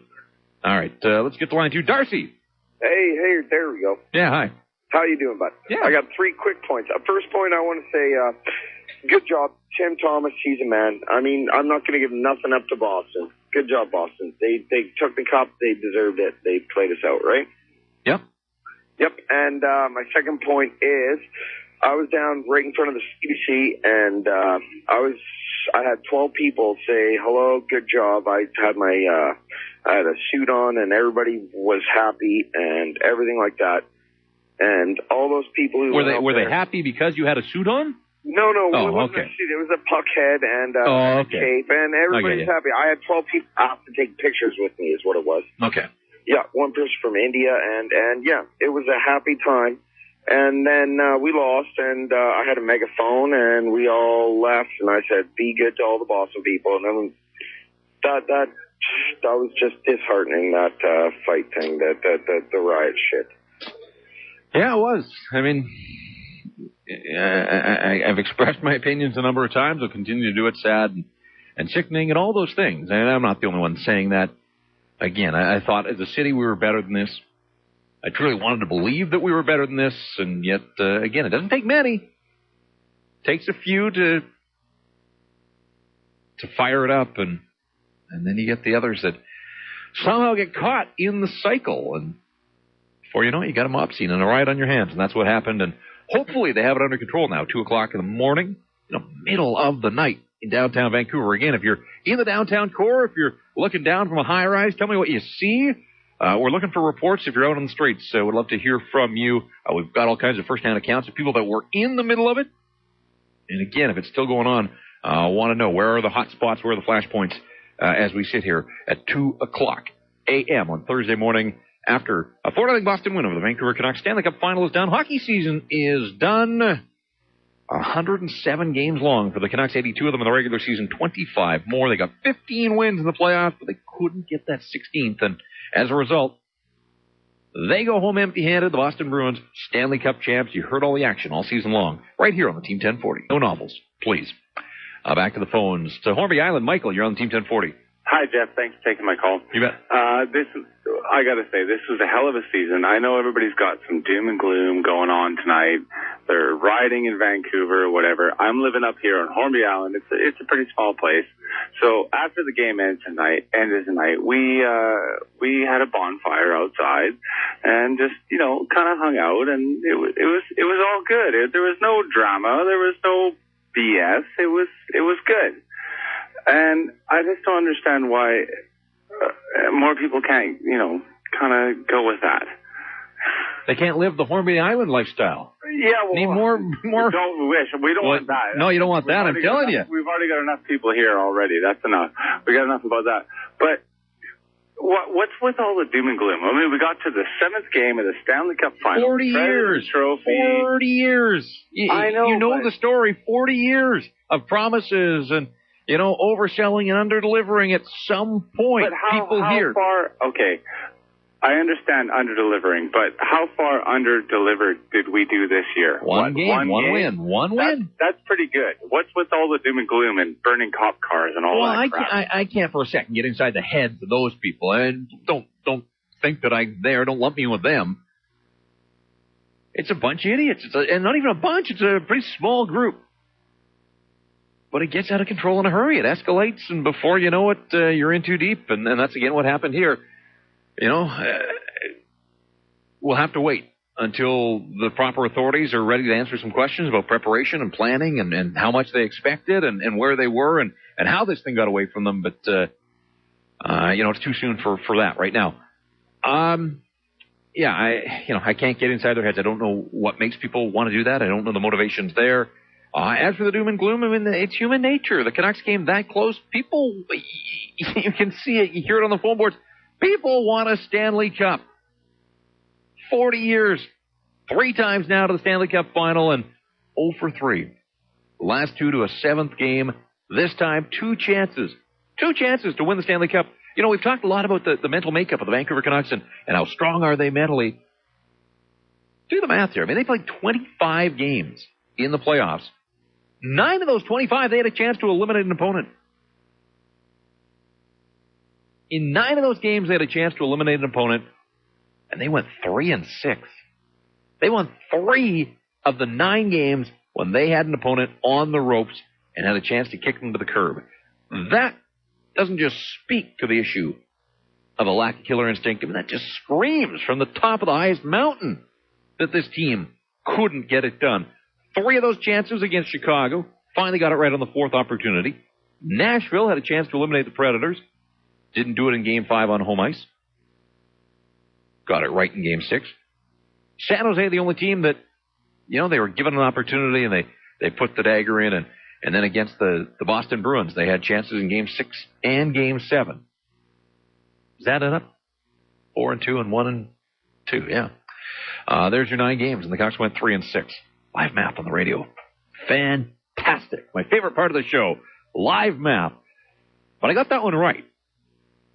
The things that entertain us. Let's carry on here. Let's get out to Coquitlam. Donovan, you're on the Team 1040. Hi, Jeff. Thanks for taking my call. Yeah, you bet. I just want to take it back just a little bit there. You were talking about how goalies, in this city for this team can be a little bit wonky, and I feel like Roberto Luongo is getting a lot of heat that he doesn't really truly deserve. I understand he's allowed 3 goals today, but I'm always under the understanding that it doesn't make a difference if you allow 3 goals or you allow 10 goals or you allow 1 goal. If we can't score goals, then we're not going to win games. Right. We can't hold Roberto Luongo to hope like the other 3 games that he won in Vancouver. We can't just hope that he allows shutouts or that we can go into the second overtime or third overtime or fourth and just wait until we can score goals. We have to depend on our star players to be our star players. And I know that's the cliche that we've been kind of saying throughout this whole playoffs, but I just feel like Luongo's been getting a lot of the heat, and none of the Sedins, the Kettlers, the Burrows, the guys like that, they haven't been. We've been relying on Maxime Lapierre to score goals. No, that's what I said earlier. If he's your best player, and I think he was start to finish in the Stanley Cup final, Max Lapierre, good for him, but that pretty much tells you all you need to know about the rest of the guys. It's not quite right to say that the guys that you mentioned are getting no heat. We've had callers that have pointed that out, but it bears repeating. I mean, Luongo is a lightning rod. You get that. You know that from being in this city. I do think just the way he handles himself, his comportment, he brings some of it on himself. And it comes with the territory of being a National Hockey League goaltender, a high-paid, well-paid, probably overpaid goaltender in this city. I think he brings some of it on himself, but he's not out there on an island. He's not by himself when it comes to the blame game here. And you're right, it's inexcusable that Henrik Sedin, as the captain, Yeah. 1 point in garbage time in 7 games. I mean, he kept getting opportunities, 7 games. You'd think, okay, first couple of games didn't happen for him. Oh, by game 3, you're thinking, he's too good a player. At some point here, he's going to have to produce. Oh, of course. Game 4, game 5, game 6, he gets a goal to start the third period, and that was it. He had 1 goal in the series, and Kessler had 1 assist. So in 6 or 7 games? 1 assist? 7 games, a second assist on the very first goal of the series, on the Torres goal, and that was it for Ryan Kessler. And, I think he was banged up, but I also thought Kessler skated better in games 5, 6, and 7 than he did in the first 4 games, and I don't know what they were doing to him medically. He didn't look like he was all that banged up tonight. He had that 1 rush in the first period, got the puck, full speed, and, came across the blue line, let that wrist shot go that he had some success with at other times in the playoffs, and didn't happen for him. Didn't happen for Ryan Kessler at all. 11 points in the Nashville series and 1 in the Stanley Cup final. So, Luongo's got to make the saves that he's supposed to make. I didn't like the second goal. Didn't have a problem really with the first goal. But I did think going in that whoever scored that first goal was going to win the hockey game just because that's the way the thing had shaped up to this point. And again, the importance of the first goal in the game 7 gave your team that boost. And, it was scoreless for the first 14 minutes and 37 seconds. The Canucks had some chances. I didn't mind the Canucks start to the hockey game, but no finish. No finish in that first period. 1 goal before the third period in the entire series. I mean, that is just so wrong on so many levels, and yet that's exactly what happened to the Vancouver Canucks. Let's get up to Prince George. Vic, you're on the Team 1040. Hello. Hi there. How's it going? Yeah, it's going all right. Busy night. Eventful night. Lots going on. Lots to talk about. Yeah, no kidding. I have a daughter in that city, and I told her to stay at her friend's up on one of those places up there. Anyways, first off, you got to thank all the people that are taking care of having to deal with all these jack wagons that are ruining that beautiful city. It's really sad. And Jeff, you got to tell you, just because these idiots are doing it doesn't mean Vancouver's a bad city. It's still a beautiful city and always will be. A couple bad apples, that's all. It's going to take them out. Anyways, I just wanted to just say that there's a couple things that really bothered me with what the Canucks, karma-wise. First off, dropping confetti after the conference final. I thought that was friggin', oh man, I was embarrassed. Secondly, lighting the freaking torch. What the hell were we thinking, lighting a freaking torch? I don't understand that. And of course, Lou's comments on Thomas didn't help at all. And just really quickly on the game, Hansen taking that penalty with about, I think, 7 or 8 minutes left. Yeah. It showed the selfishness of the individual, and a few other guys did the same thing. Look at the blood in my mouth. Come on, man. You're playing in a Stanley Cup championship game, and you're whining about your mouth. Take the hit and suck it up and keep playing. And that, I mean, sure, Thomas played terrific, and who knows, if the Canucks were playing their best, they probably wouldn't have won. But you got to take your hats off to Boston, and Thomas was, he was lights out, man. The guy was awesome. No, he was. No question. Thanks for that call from Prince George. That line available as we move on here. Playoff game night into playoff game morning. 2:15, approaching 2:15 on a Thursday morning after the Bruins defeat the Vancouver Canucks. Let's get out to Burnaby. Ivan, thanks for waiting. You're on Team 1040. Thanks for taking the call, actually. That's what we're here for. A couple of quick comments. Like the guy said before about Lou getting all the bad rap for all that crap. Really, out of the 3 goals that he let in, how many of them really did he actually have a chance at? Well, the second one, I didn't like the second one. There was a big rebound, first of all, and then when Marchand ducked behind the net, I'm not sure what happened exactly. He collided, I think, with Henrik. There was a little Keystone Cop routine. I didn't like the second one, and I thought that they were still in the game. Even though they were down 1-0, they couldn't afford to give up the second one, and I didn't like the second goal. Yeah, like the first and third, he really didn't have a chance. Like, it surprised me that the first one went in because through 6 skates, 2 sticks, and they hit the outside post. Yeah, bang, bang, and in. You're right. The second point is, if CBC was right saying there was 100,000 people downtown, I was downtown, there was a lot of people there.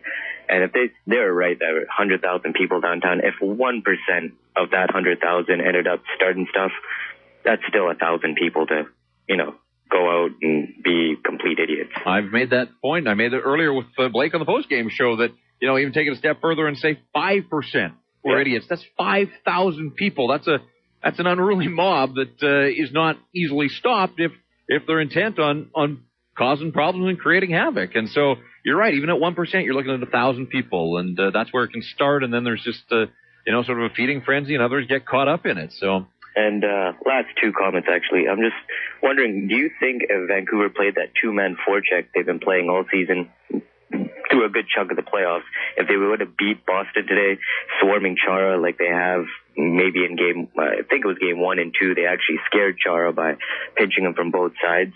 And the guy that called in about the conspiracy, that guy is a hero, by the way. A hero, okay. A hero. I was waiting for somebody to say it because I think it's the most idiotic thing I have ever heard in my life. We hear it an awful lot. As for tactics, playoff hockey is about adjustments, and I think had the Canucks, tried to do that, the Boston Bruins would have looked at some other way of dodging the forecheck and getting around it and breaking the puck out. And I think Claude Julien did a nice job. I think that they made some adjustments, and whatever it was that they saw in the Vancouver Canucks power play that the San Jose Sharks clearly didn't or couldn't see, Boston Bruins picked it up and just kept that Canuck power play in check. Really right from the outset of the series. Canucks scored one early power play goal, Burrows in game number 2, and the other one was a meaningless power play goal. There were only 3 power plays in the hockey game, but people that want to dump on the officiating, again, the Canucks had the first power play in this game, and it was Chara, so they had an opportunity. They had an opportunity with Zdeno Chara in the penalty box, and they could not cash in. And so, as you try to break this all down and make sense of the Vancouver Canucks season that has come to an end now, why could that power play not penetrate the Boston Bruins? Tim Thomas gets some credit for it. I mentioned the fact that Thomas hasn't allowed a goal from an opposing defenseman since the first game of the Tampa series. So 6 games against Tampa, final 6 against Tampa, and 7 against the Canucks. Not a goal from a defenseman. Anything that was shot from out front of the net, Tim Thomas was there to make the save. He saw them all, picked them all up, and made those stops. Nothing was getting through him. I mean, the goals that were scored on him, for the most part, coming from sharp angles and the bad bounces and Burrows on the wraparound. Clean goals did not go in on Tim Thomas. It was impressive stuff. Out to North Vancouver we go. Mark, you're next on Playoff Game Night, brought to you by the Boathouse. Hello, Jeff. Yes, hi there. Yes, I got to bring up, Coach Alain Vigneault. I've heard of him. Yeah. I think he should have started, he should have gave Schneider a chance, going on Luongo's record on away games, going back to last year or the year before in Chicago, and this year in Boston. I feel that, with Luongo's high average, I think it was around 6 or so, maybe should have gave Schneider a chance in number 4 and number 6 in Boston. How do you feel about that? Didn't do it, so, doesn't matter. It's hindsight now. I think Alain Vigneault played the percentages that Roberto Luongo and the Vancouver Canucks were very good all season long at bouncing back, particularly from bad losses, and playing better the next night. And they were embarrassed in Game 3 in that 8-1 thrashing, and I think that he thought his team had more pride and a little more moxie and a little more jam than they did. And so, it's the Stanley Cup final. Corey Schneider is a rookie. I think throwing him in that situation, I don't know if it's unfair. I mean, the guy had a nice regular season, but Roberto Luongo was their workhorse. He was their guy. And you have to have faith in your guy. You have to. And so I think a guy like Luongo and I think the hockey team itself had earned the benefit of the doubt to bounce back. They had proven it time and time again that they could. And yet, for whatever reason, they were a flat-out disaster in Boston this entire series from Luongo on out. And as many of the callers have pointed out, it wasn't just Luongo. He sets the tone. Team takes its cue from him. He wasn't good enough, but the guys in front of him weren't good enough. But I disagree with you. I don't think going to Corey Schneider to start games, I don't think that was the answer. I don't think it would have made any difference. Well, it's good comments, but I just beg to differ. It's just that, Fair enough. We'll never know, though, right? I mean, it didn't happen, so. Well, see, that's the reason I'm pointing. I just want to, pick your brain here. Yep. Coaches are paid to make tough decisions. And, that's what I feel. You got 2 goalies, 2 outstanding goalies. And I feel, Schneider should be given one of those games, either in game number 4 or 6. Pick either one. I would have probably put him in 4 because, we got, it was 8-1. And put Schneider in. He's from Boston. He's paying in front of his, his family there. Let him have a shot. Okay, so if he would have lost, okay, you got to look back. Luongo lost. So now it would have been 2-2 anyway. And then you come back, you put Luongo in for Game 5. And then, because he did play such a good game, I'm sure you had to put him back in Game 6. But, once you let in those couple bad goals, then you go with Schneider again. And then seeing that, Luongo has a very good record at home, you got to play him again in Game 7. And that's what they did. You had a good run there. I mean, we're going to disagree on that one. Why it's so bizarre to me. And again, it comes with the territory, goaltender for the Vancouver Canucks, but it happened throughout the playoffs. Other goalies got shelled. I don't think the fan base is clamoring to get the backup, particularly a rookie backup in there every time that a bad goal goes in. The Canucks beat Aren a few times. I don't remember people hollering to see Anders Lindback. These guys are the starting goaltenders for a reason. Because they've earned that spot, because the coach has faith and trust in them. I can't explain to you what went on in Boston. But as bad as Roberto Luongo was, and as many of you want to, rip Roberto Luongo to shreds, where was Daniel? Where was Henrik? Where was Ryan Kessler? Where was Alex Burrows? Where was Chris Higgins? Where was Mason Raymond for the most part, till he got hurt?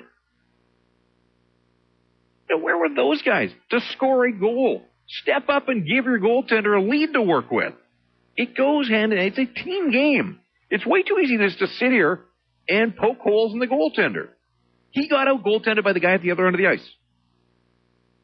I've made that point clear. That's my stance on the goaltending in this series.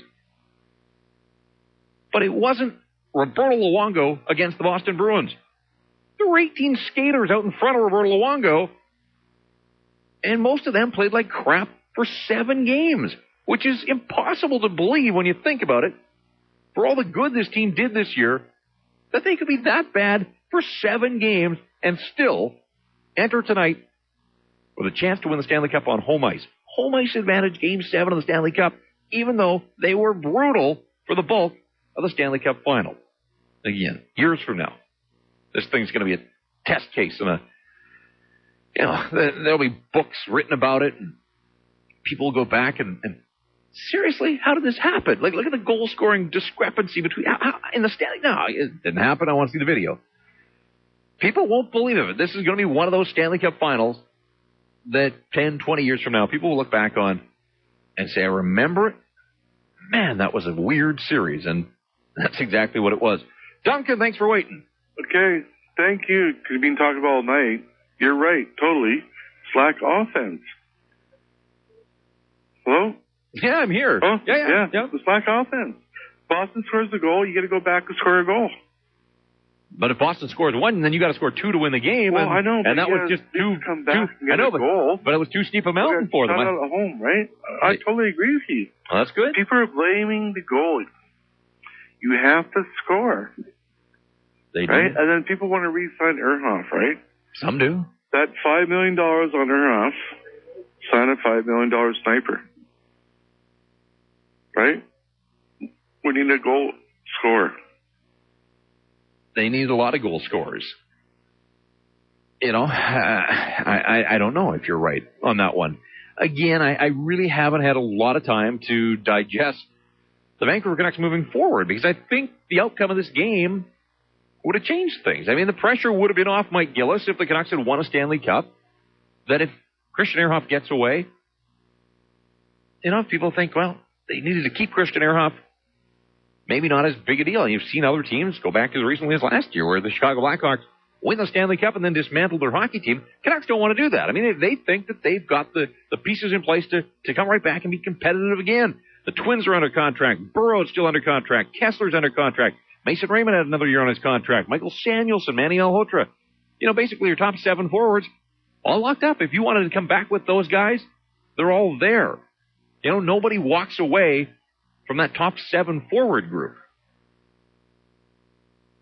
Now the decisions come. Torres is unrestricted. Yannick Hansen is in line for a big raise. Does he get it from the Canucks? Does he get it from somebody else? We'll find out. And then there's the 4th line. And I think that fourth line needs an overhaul. Again, I mean, the whole season was an overhaul. They never got it figured out. But their fourth line was the second best fourth line in this series. No question about that. And then on defense, there will be a new look to the defense. There's a bunch of guys that are unrestricted free agents. They can walk away, and I think a handful of them will. Sammy Salo, I don't know if that was it for him. Don't know what the future holds there. Andrew Albert, so they want to bring him back. And then we get back to Bieksa and Ehrhoff. And I think Bieksa is their priority. Is there room for Ehrhoff? I think there could be.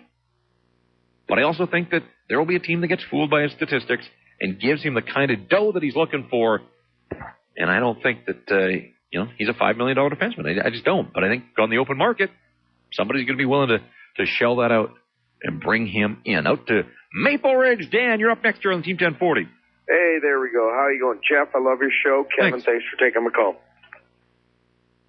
This is what I'm going to say. The Raymond hit. What do you think if Raymond didn't take his ass off or his butt off the ice on his own? He's got a broken back. If he laid down on the ice and went down on a stretcher, do you think there might have been a call on that? No, because I think by the time that the stretcher would have got out there that... No, but what do you think of the hit? If he would have laid down on the ice and didn't move, do you think there would have been a different call on the whole thing? No. No? No. No, you thought it was a clean hit?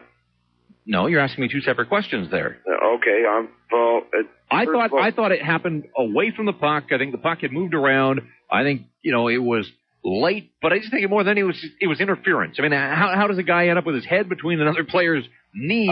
He got turned around with a can opener, which in and of itself could have been a penalty, but the fact that Boychuk followed through and, to break a guy's vertebrae or fracture, you got to apply some serious pressure. He would have lied on the ice and... well, he did lie on the ice. No, but he didn't have to take his stretcher off the ice. No, but he was down. But I think the NHL would have come down differently if he had to if he lied on the ice and didn't walk his butt off there.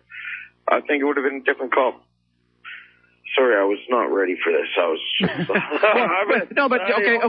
But where are you going with this? So, what, you think that Boychuk would have been suspended for Game 7, and that would have been the difference? I'm just saying it could have been a difference. It could have been a rally cry for our team, right?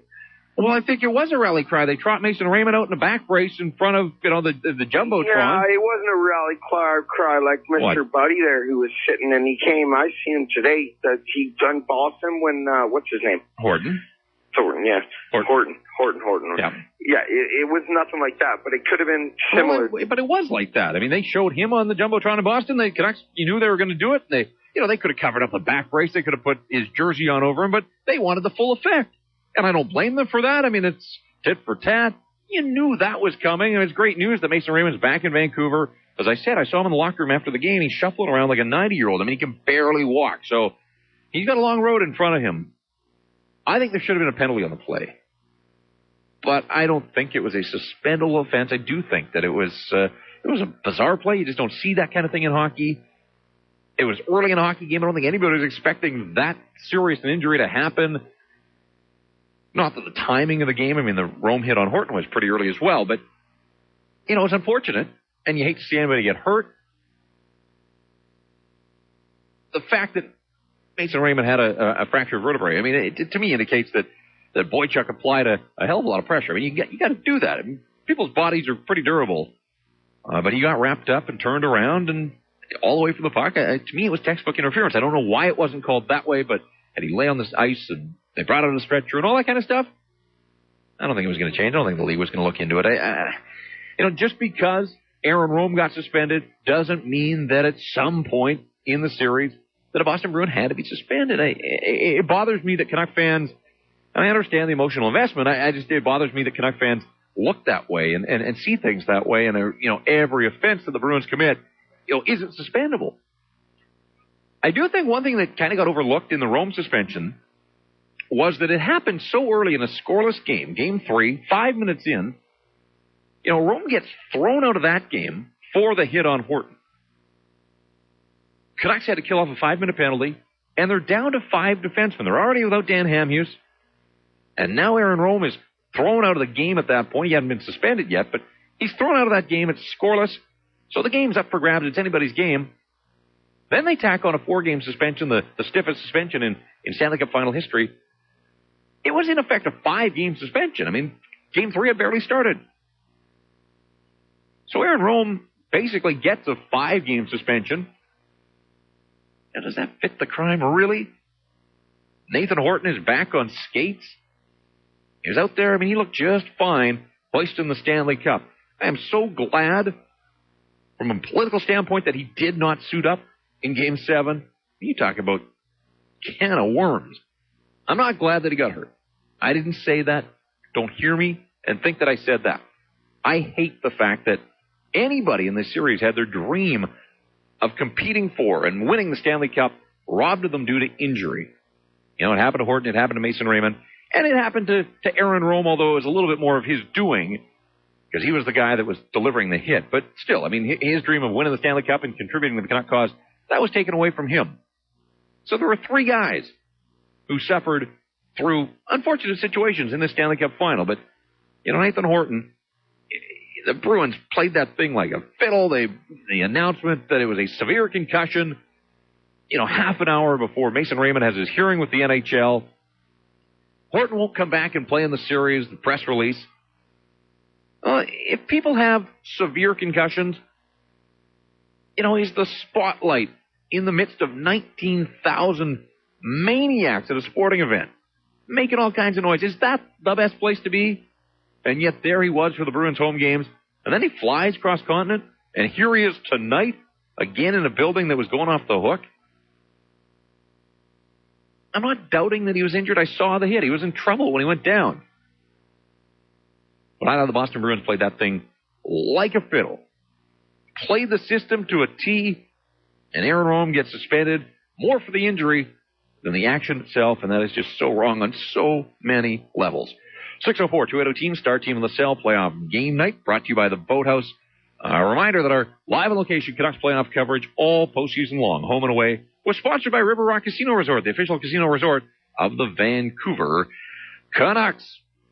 Let's get back to the phones. Anthony in Vancouver, you're on Team 1040. Oh, there we go, fan on the shop. There we go. Anthony, how are you? Hi. Yes, I was phoning just to fucking, sorry for my language. Yeah, no. Should have thought about that. Late night, early morning. Let's try that again. Jason out in Burnaby, your team. Oh, hi, good morning. I just wanted to put a couple quick points here, Jeff. No team has won a playoff series since Pierre Trudeau was the Prime Minister and Ronald Reagan was the President, 1983. And I think when you look at that playoff series, you can kind of see why your power play and your penalty kill pretty much goes in the toilet. I'm not taking anything away from Boston. They played great. But you can kind of see the rust was there from game 1. They just did not look right. And not even Detroit could come back from a 7-day layoff. The other thing is Michael Grabner. How good would that have looked in that's a Calder Trophy, by the way. How good would that have looked in the Canuck uniform tonight? That was a pretty critical mistake, trading that speed. And the other thing is, guys, 40 years without a Norris Trophy, you don't win a Stanley Cup without a Norris Trophy. I know Carolina did it.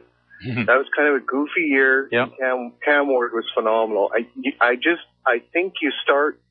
I don't know if you can get Shea Weber, but you can certainly see life is a lot easier, Jeff, when you've got one of those Norris Trophy guys on the blue line. Chara was great, wasn't he?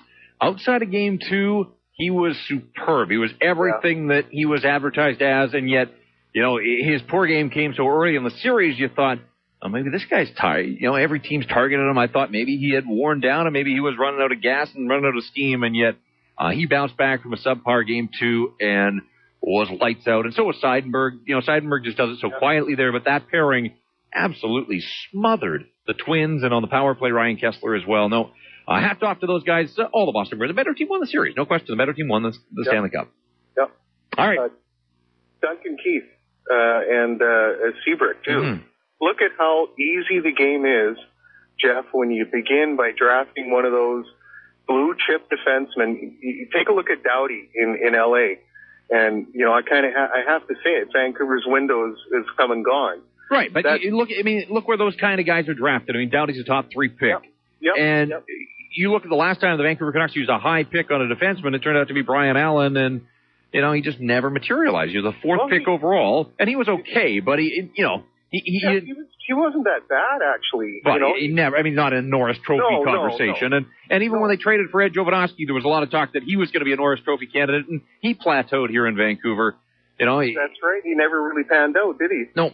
So he's had a great career, but you know, it always killed me back in the day because people that watched him, a lot of the Eastern media, they always referred to him as, you know, future Norris Trophy winner, or at least future Norris Trophy candidate, Ed Jovanovski, and just never happened. You know, he brought a lot. You like the passion and the emotion that he brought to the game and the way that he performed most of the time, but just never reached that next level. He was good, but it never turned out that he was great. Ben out in Richmond, you're on the Team 1040. It's playoff game night. Hi, Jeff. I just want to change gears on you a little bit. Sure. First off, congratulations to the Boston Bruins. They were the better team. There's no doubt about that. Second off, I want to make a comment about the madness that's been on downtown, and then get your opinion on something with regards to that. Sure. Disgraceful, despicable, disgusting. Makes me ashamed to be from the city right now. First off, and the amount of people that were in Canucks jerseys doing that stuff was just, it made me want to throw up. Are you still with me? I'm here, yeah. Yeah, now the point I wanted to make is, if you're a Vancouver Canucks player, or you're Aquilini, or, you know, I mean, you got to be asking yourself, do I want to play for these people? You know what I mean?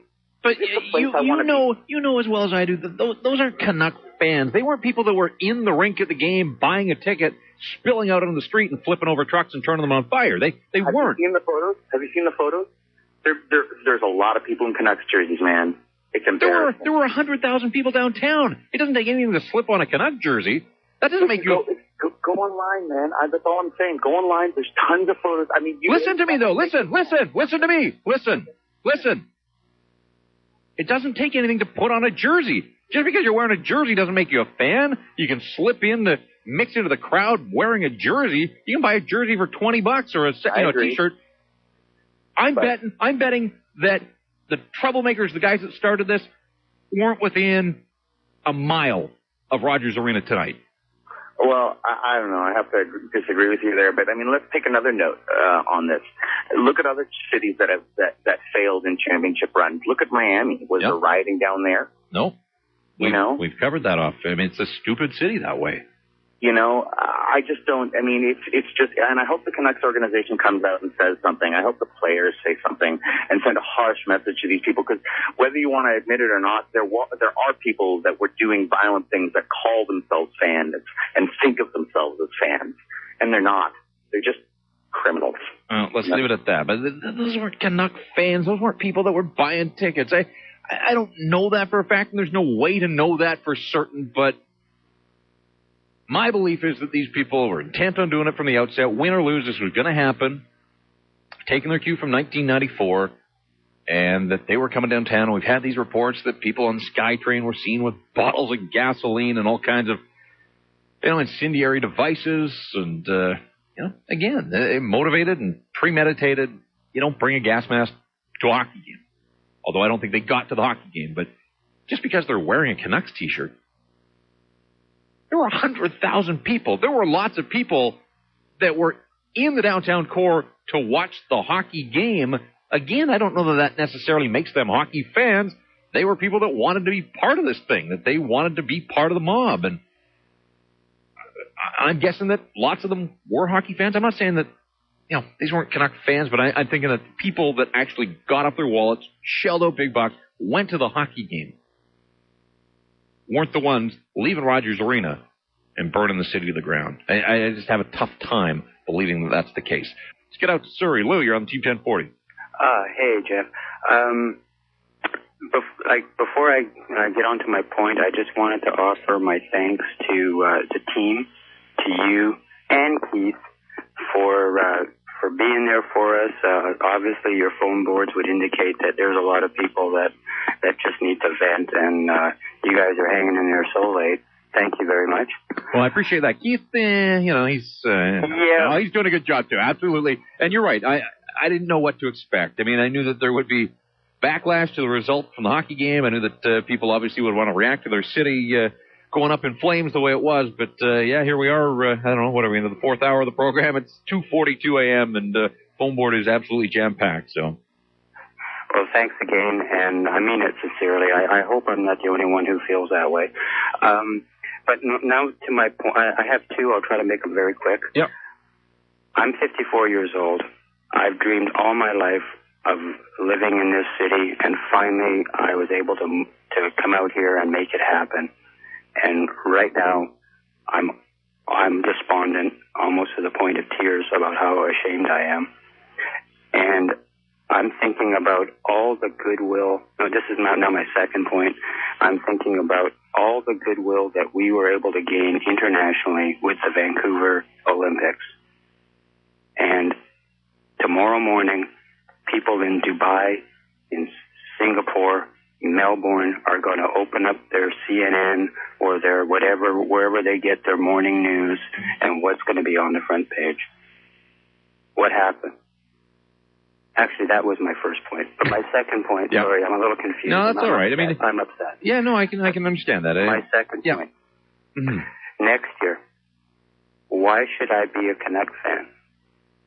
Even if we have a wonderful year, even if we push ahead, and this is not very likely, the statistics would tell you, but even if we push through the playoffs and we get to the Stanley Cup final and our city's going to erupt in flames, why should I be a Canucks fan? That's up to you to decide how much you want to invest emotionally and, in some cases financially. That's on you. I can't tell you to be a fan or more of a fan or less of a fan.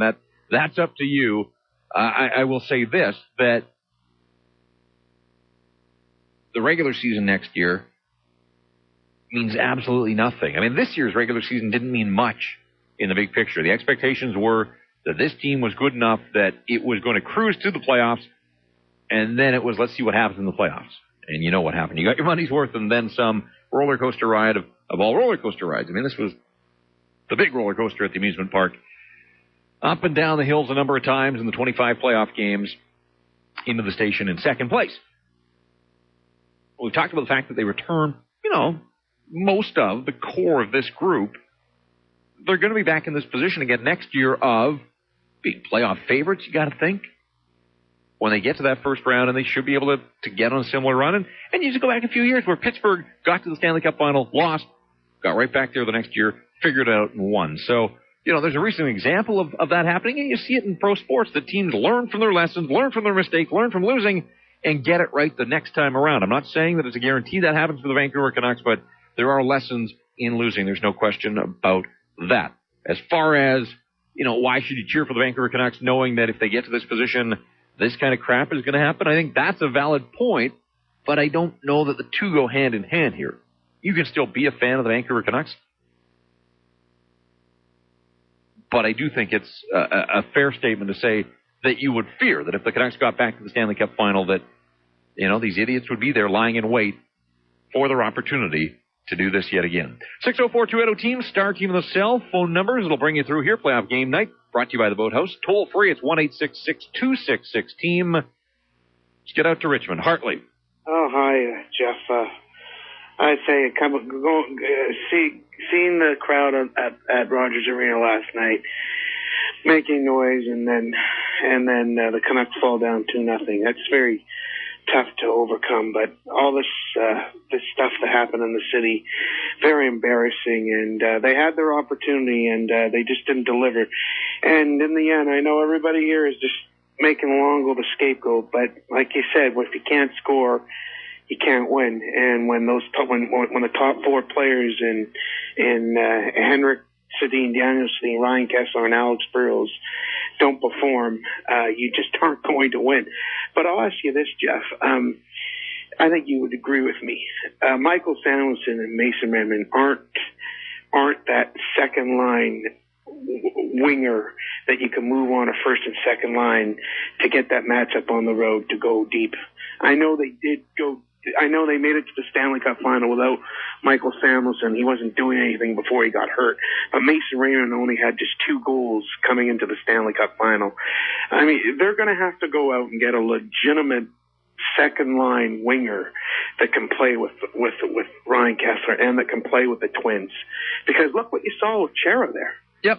I mean, and until they get that, it's gonna be very difficult to get back to the Stanley Cup final.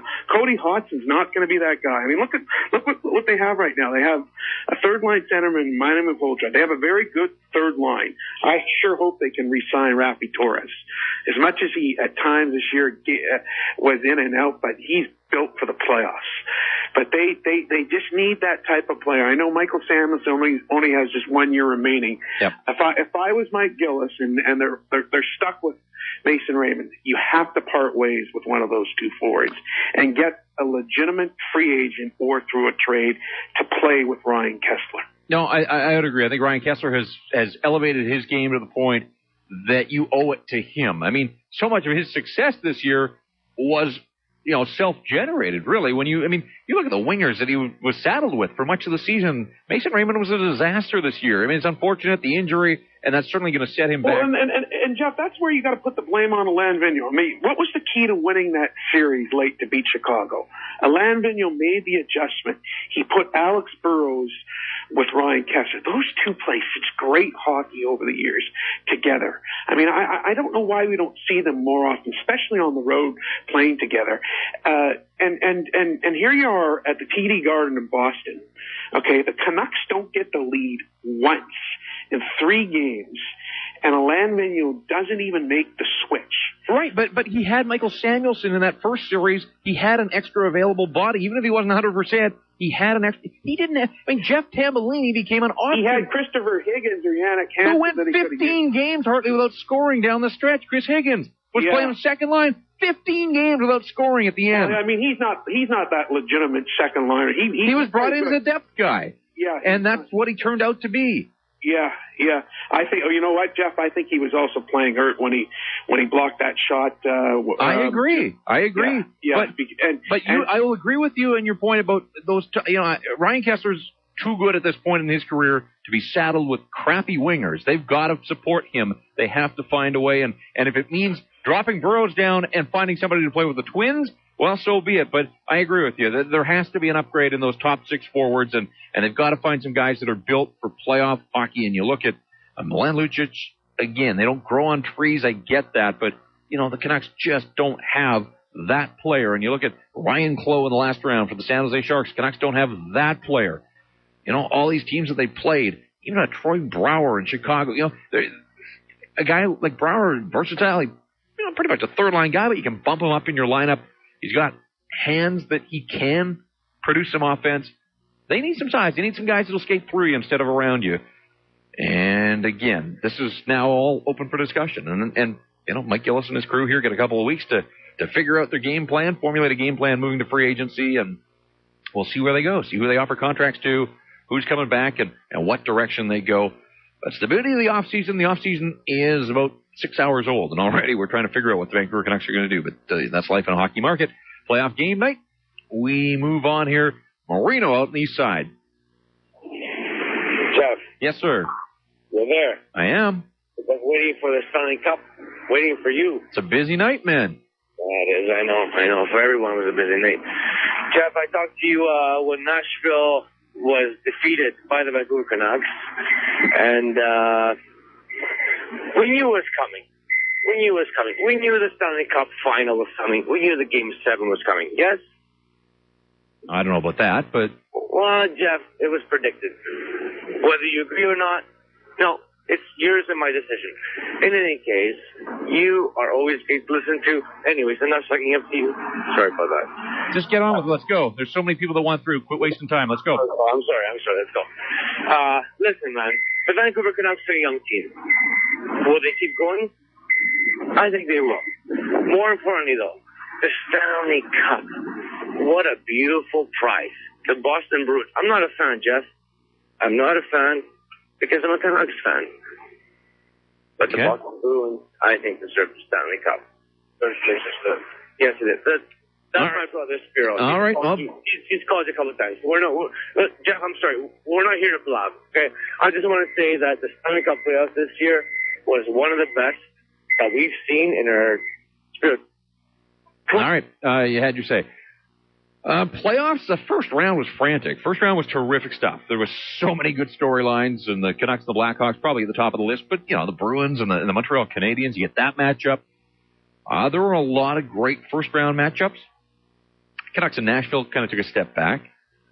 Canucks and San Jose, on the surface, looked like it was going to be a dandy, and it kind of fizzled out there. And I don't know if this was great hockey, but a 7-gamer, go 7 games, Stanley Cup final, have a 7th game in Vancouver for the first time ever. You love the drama of it all. You have to love the drama of it all. Again, top to bottom, I know it was terrific hockey. It had its moments. 7-game Stanley Cup final had one lead change.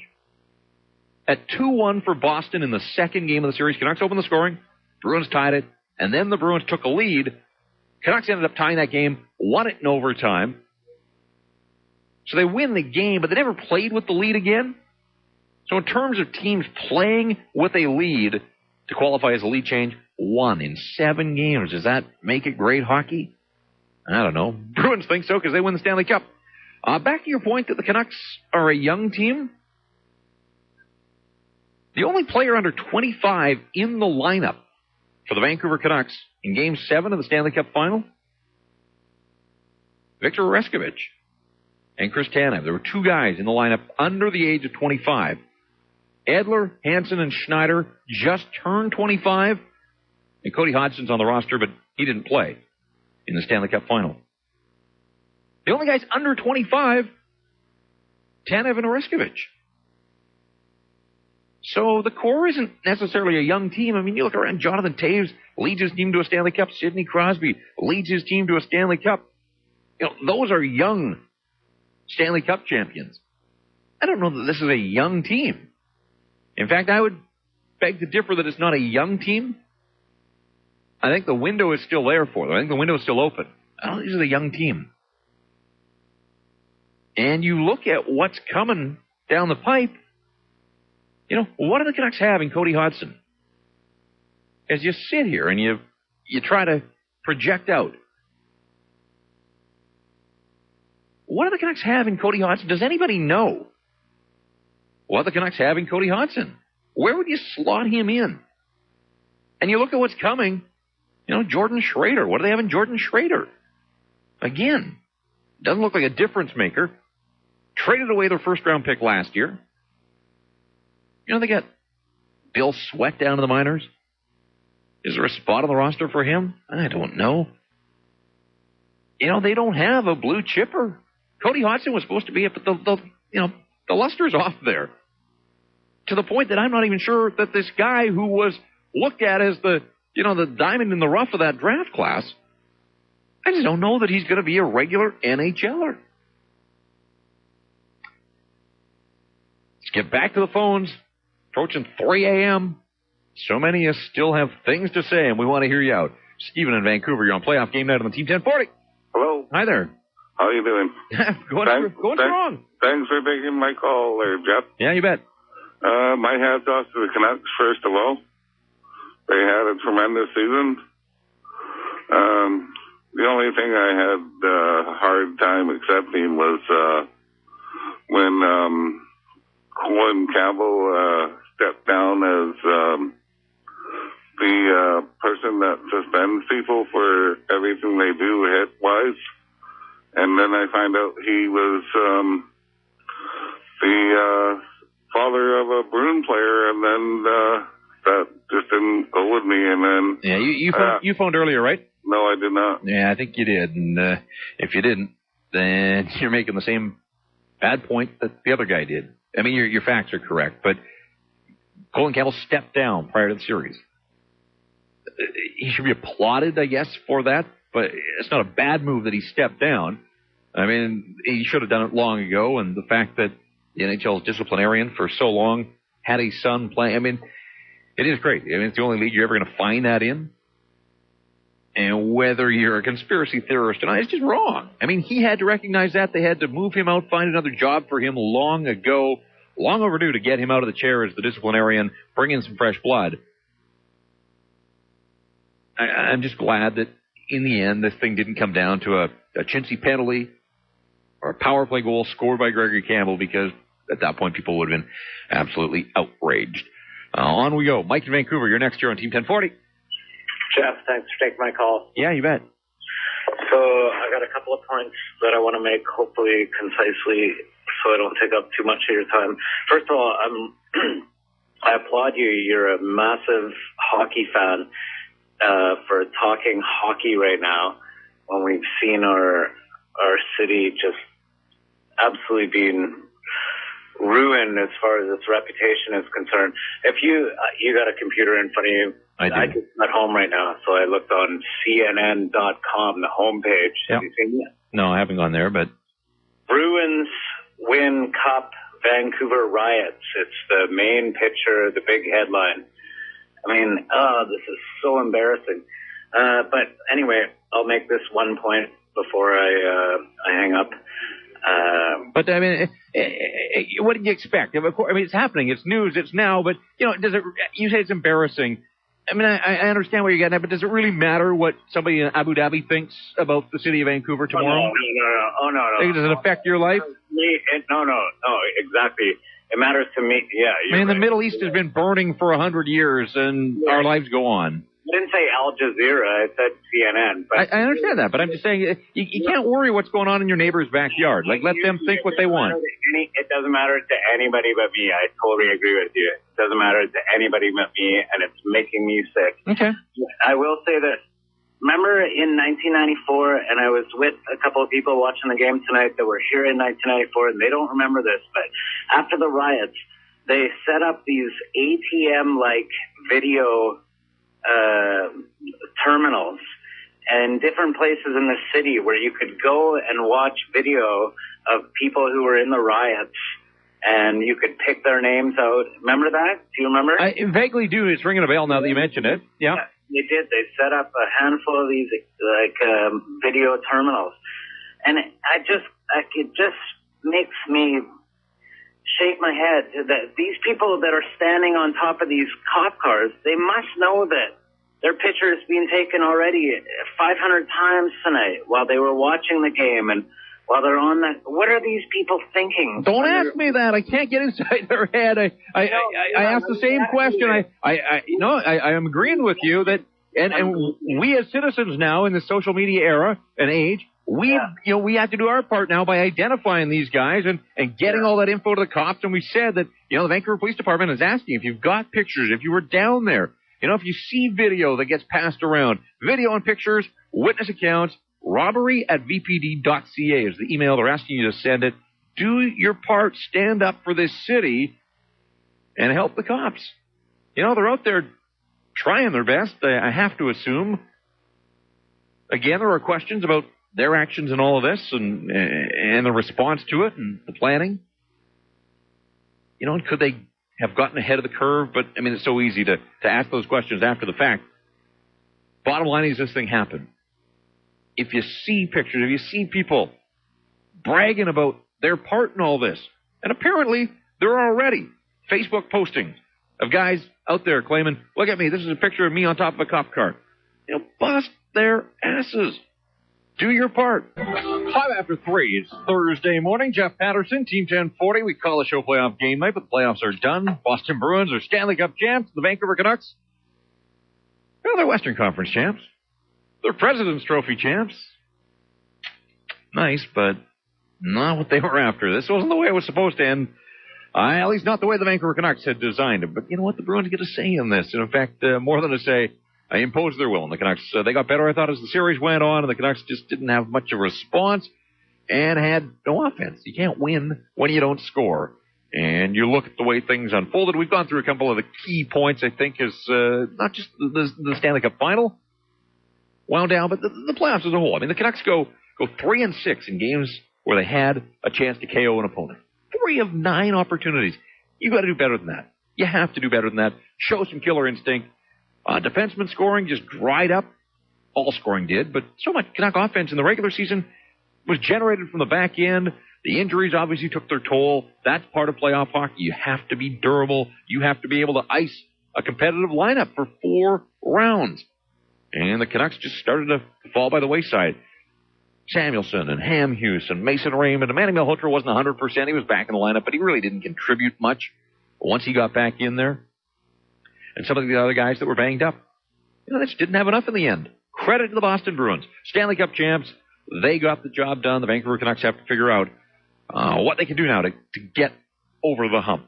All right, let's get halfway around the world. To Roger in Hong Kong. You're on the Team 1040. Hello? Yeah, hi there. Hi there. I just want to ask your opinion regarding the riots. Maybe do you think the Vancouver Canucks organization should maybe ID those people who started, and maybe just, if they are season ticket holders, maybe just strip them of them? I don't think for a second that any one of those people that started things was anywhere close to Rogers Arena tonight. Yeah, let's hope.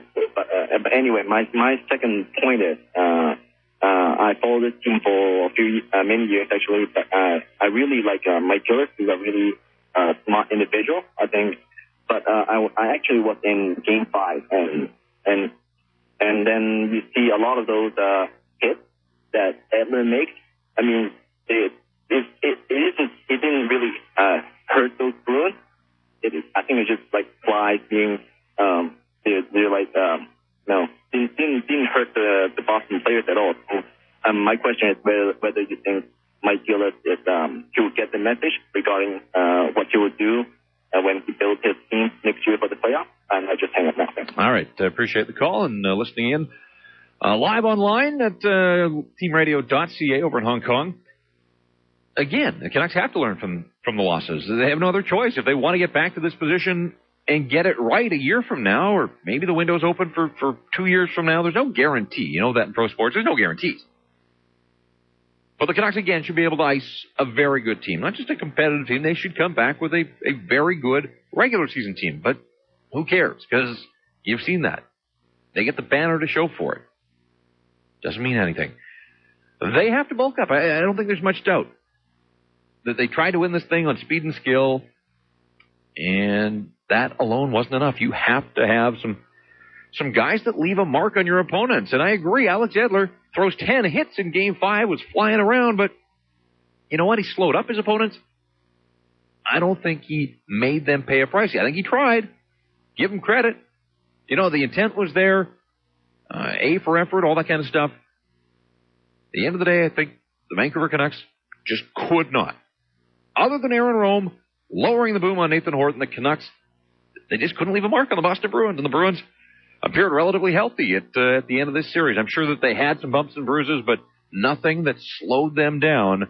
And their top 6 forwards were way better than the Vancouver Canucks' top 6 forwards when all was said and done. Playoff Game Night is the name of the show. Jeff Patterson with you as we carry on here over to Victoria. Dan, go ahead. You're on Team 1040. How you doing, Jeff? Yeah, doing well. Good. I was kind of curious as what you think about some trades, maybe Jeff Tambellini or Keith Ballard. Well, Jeff Tambellini is an unrestricted free agent, so there's no trade value there. He can walk away in 2 weeks' time, and he can test the open market, and maybe he comes back to the Vancouver Canucks, but you're not going to trade him. You can't trade him. Basically, his contract is up in 2 weeks' time, and he's free to go wherever he can find a deal. So, as for Keith Ballard, I don't know. I don't know what the future holds. I want to hear from Alain Vigneault. I want to hear from Keith Ballard here in the days ahead. I want to see if we can get to the bottom of the friction between those two and why this guy can't get into the lineup on a regular basis. He was terrible when they gave him the opportunity in the Stanley Cup final, but, tough situation for a guy who has been put in a spot. I mean, Mike Gillis brought him in. Mike Gillis's quotes on the night that they traded for him before the draft last year, this is a guy that can come in, he can play the power play, he can penalty kill. He's a guy who can make the other team pay. He didn't get a chance to do any of that. And so I think he was miscast in his time as a Vancouver Canuck. And, I don't know if he's got a future here. So I wouldn't say that trading Ballard is entirely out of the question, but I need a few answers. I need to get a better sense of where he fits in this organization if he does at all. But Tambellini, no go. And what about Luongo? What do you think about Roberto? Well, we spent 6 hours talking about Roberto Luongo. Maybe you're joining us a little bit late. I've said this many times, that a guy in the first year, come to the end of the first year of a 12-year deal, that's a tough contract to trade. It's a tough contract to trade. You know, first of all, you got to find a team you got to find a willing dance partner or trade partner. And I don't think there are that many that could take on that contract, that would want to take on that contract. You know, good teams that are close. Is Roberto Luongo the answer? He was on a good team that was close. And he wasn't the answer. I don't know how attractive he'd be. And, you know, to rebuilding teams, so many of them want to go on the cheap. There's so many teams around the NHL now that, you know, don't want to get to the cap max. And his salary cap hit isn't prohibitive. But the fact that you're married to him for so long, I think that would scare a lot of teams away. So I think the Canucks would have some trouble dealing him. Not impossible. You can get creative. But you'd have to find a willing dance partner. And you'd probably have to take on a contract or two that you don't want. So are you better ahead further ahead if you're forced to take somebody else's trash to unload the contract to Roberto Luongo? Or are you better keeping Luongo and hoping that somehow if you surround him with the right people on and off the ice, you know, maybe get him a shrink. Just one-on-one. Try and get inside that head and clean it out a little bit. Because so much of Luongo's problems just seem to be between the ears. How come every other goaltender in the National Hockey League can just stand in there and make saves? They're all going to let in goals. It's the drama that he brings with him that just doesn't seem to be present with about 90% of the other goalies around the NHL. Jerry, your turn here on Team 1040. Hi, Jeff. It's a tough situation tonight, but you're doing a great job. One of the points I wanted to make with you tonight is I think that's the last game for Sami Salo. I would agree. Yeah, I think his time here is done. Yeah, I think that he just doesn't have the speed that he used to have, and where he used to have that great shot, it just didn't get it done this time for him, and I think that it's time for him. Like Oland, he moved on, and I think that's what Saddle will do. But Ballard's even a tougher one because I don't understand, you don't either, and I don't, what was going on with Vigneault, because, I mean, I know what Gillis was trying to do, but it obviously hasn't worked, and I can't see them keeping him because I don't see the solution there unless Vigneault and him start to work something out. It doesn't seem to work. No, to the point where, you know, they started getting thin on the back end and had concerns, I think, about Alex Edler's health, and they put a call into Nolan Baumgartner. Yeah. And brought him back 35 years. He hadn't played in a month. The Moose season had been over. He's a guy who had an eye on, you know, turning to coaching already. He's on a beach in California, and they put in the 911 to Nolan Baumgartner when they've got Keith Ballard sitting here. If Edler hadn't been able to play tonight, I am really curious to know, and we'll probably never know, would they have inserted Nolan Baumgartner over Keith Ballard? And if the Canucks had won, Nolan Baumgartner would have got his name on the Stanley Cup, and Keith Ballard, well, I guess he played in the series, so I guess he would have as well. But it just would have been fascinating. I mean, talk about fodder for a talk show. So, you know, I don't know where they go. And again, I want to hear from both gentlemen before I formulate any kind of opinion on whether that relationship can be salvaged. And one other point is that Tanev what a great kid, and he's got a lot of potential for that team. And I think that they've got something there. I think that's going to be a plus for them down the road. The other problem they do have, though, is with Snyder. I just think he's a very, very good goalie. And you know, I know what you said about Luongo. But if I was trying to do balance or something like that, I'd rather have Snyder just because of the dollar value. Because I think they just paid too much for Luongo, and that, like you said, the contract's so long. I don't think they'll be able to get rid of it. But I think it's a tough situation for Vancouver because they've got a very good backup there that could have easily started. Well, I mean, it's easy to say that. Who knows how he would have responded to the pressure of a Stanley Cup final? You just don't know. When he was thrown in there in relief, it's a totally different ballgame. Those games are done. They're in the books, and the pressure just isn't the same on a guy who comes in relief. It's not. You know, and the Canucks weren't able to get those games close enough to ramp up the pressure again. So Corey Schneider comes in, and people say, oh, look at the job he did. You know, the Bruins didn't score on him, or they scored one on him. You know, they scored one on Schneider. They got three on Luongo. Yeah, but the game's over when Corey Schneider enters the game. That's the difference. That's the point that you have to understand. Let's carry on here. Playoff game night. Michael in Vancouver, you're up next on the Team 1040. Mike, go ahead. Got to turn the radio down. You're with me. Oh, hey, yeah. Sorry. I just wanted to give you a call, and I was working tonight downtown. Yeah. And Hockey fan and a Canucks fan, and I'm obviously, looking at the team, we definitely got beat up in this series. And I think the team toughness, I thought we were tough in some parts of the playoffs, and we do have some good, tough customers, but I just think we're lacking some of that tenacity to get us over, and a part of that's mental too, to get us over some humps there in a big game like that, where I don't think the Sedin Twins had that. Yeah. I think to the issue of physical toughness, I look at the fourth line, and we talked about the fact that it was a revolving door all season long, right from day one. Alex Bolduc between Tanner Glass and Guillaume Desbiens. Where's Guillaume Desbiens now? Tanner Glass just didn't deliver. I don't know if it was he couldn't deliver. I don't know if he was not 100%. You remember he missed a fair bit of time down the stretch, and maybe he never recovered. But when the chips were down here in the Stanley Cup final, that fourth line spent so much time running around in his own zone, desperate just to get the puck to center. Well, the role of the fourth line is some energy. Get the puck in, chip it in, dump it in, get in on the defense, and staple them to the boards. Tanner Glass did none of that. And neither did Victor Oreskovic.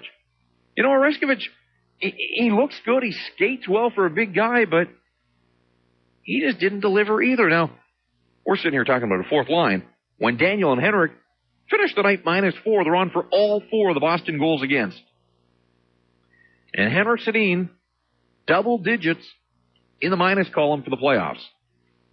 Your number one center. Number one center finishes the playoffs -11, second only to Christian Ehrhoff, who was -13. So, did I like the composition of the fourth line for the Vancouver Canucks? No, I didn't. And I think when you look at the Boston Bruins fourth line, veteran guys who understand the role, who've been in this league, who get it. Tanner Glass, I just don't see it. I don't see it there as a guy who can deliver on a nightly basis. What did he give the Vancouver Canucks down the stretch? Nothing. I'm not willing to give up on Oreskovic, big guys that skate well, but he's got to find some purpose to his game. Victor Oreskovic got in 19 playoff games for the Canucks. Didn't have a point. Finished -6. 12 penalty minutes. But he's supposed to provide some muscle and some toughness. What about those games in Boston? Where was that fourth line presence? The third line showed up and competed and produced. Third line did exactly what you want from a third line. If they could bring back Lapierre, Torres, and Hansen, play those guys, I'd be fine with that. I don't know about Manny Malhotra moving forward. I just don't know. Yeah, he returned to play. Again, want to hear from him after this season. I think he resumes his career, but, what's top end now? I mean, does he have anywhere close to full vision? Is that going to impair him out on the ice? Does it limit what he can contribute to the Vancouver Canucks? Great to be good in the locker room. Great to be good in the locker room. Stanley Cup isn't one in the locker room. You got to get out there on the ice and do something. And when Manny Malhotra returned, it's a terrific feel-good story, but he really didn't bring much to the party. So there were so many guys that were in that boat. We can sit here and harp about the third and fourth lines. Ultimately, it is best players and top-end guys that are paid that way, paid to produce, and the Canucks scorers just didn't do it. And the Boston Bruins did, and on top of that, they had the better goaltender. That's, that's why they win the Stanley Cup. 604-280-TEAM and Star Team on the cell as we push on here in the 3 o'clock hour.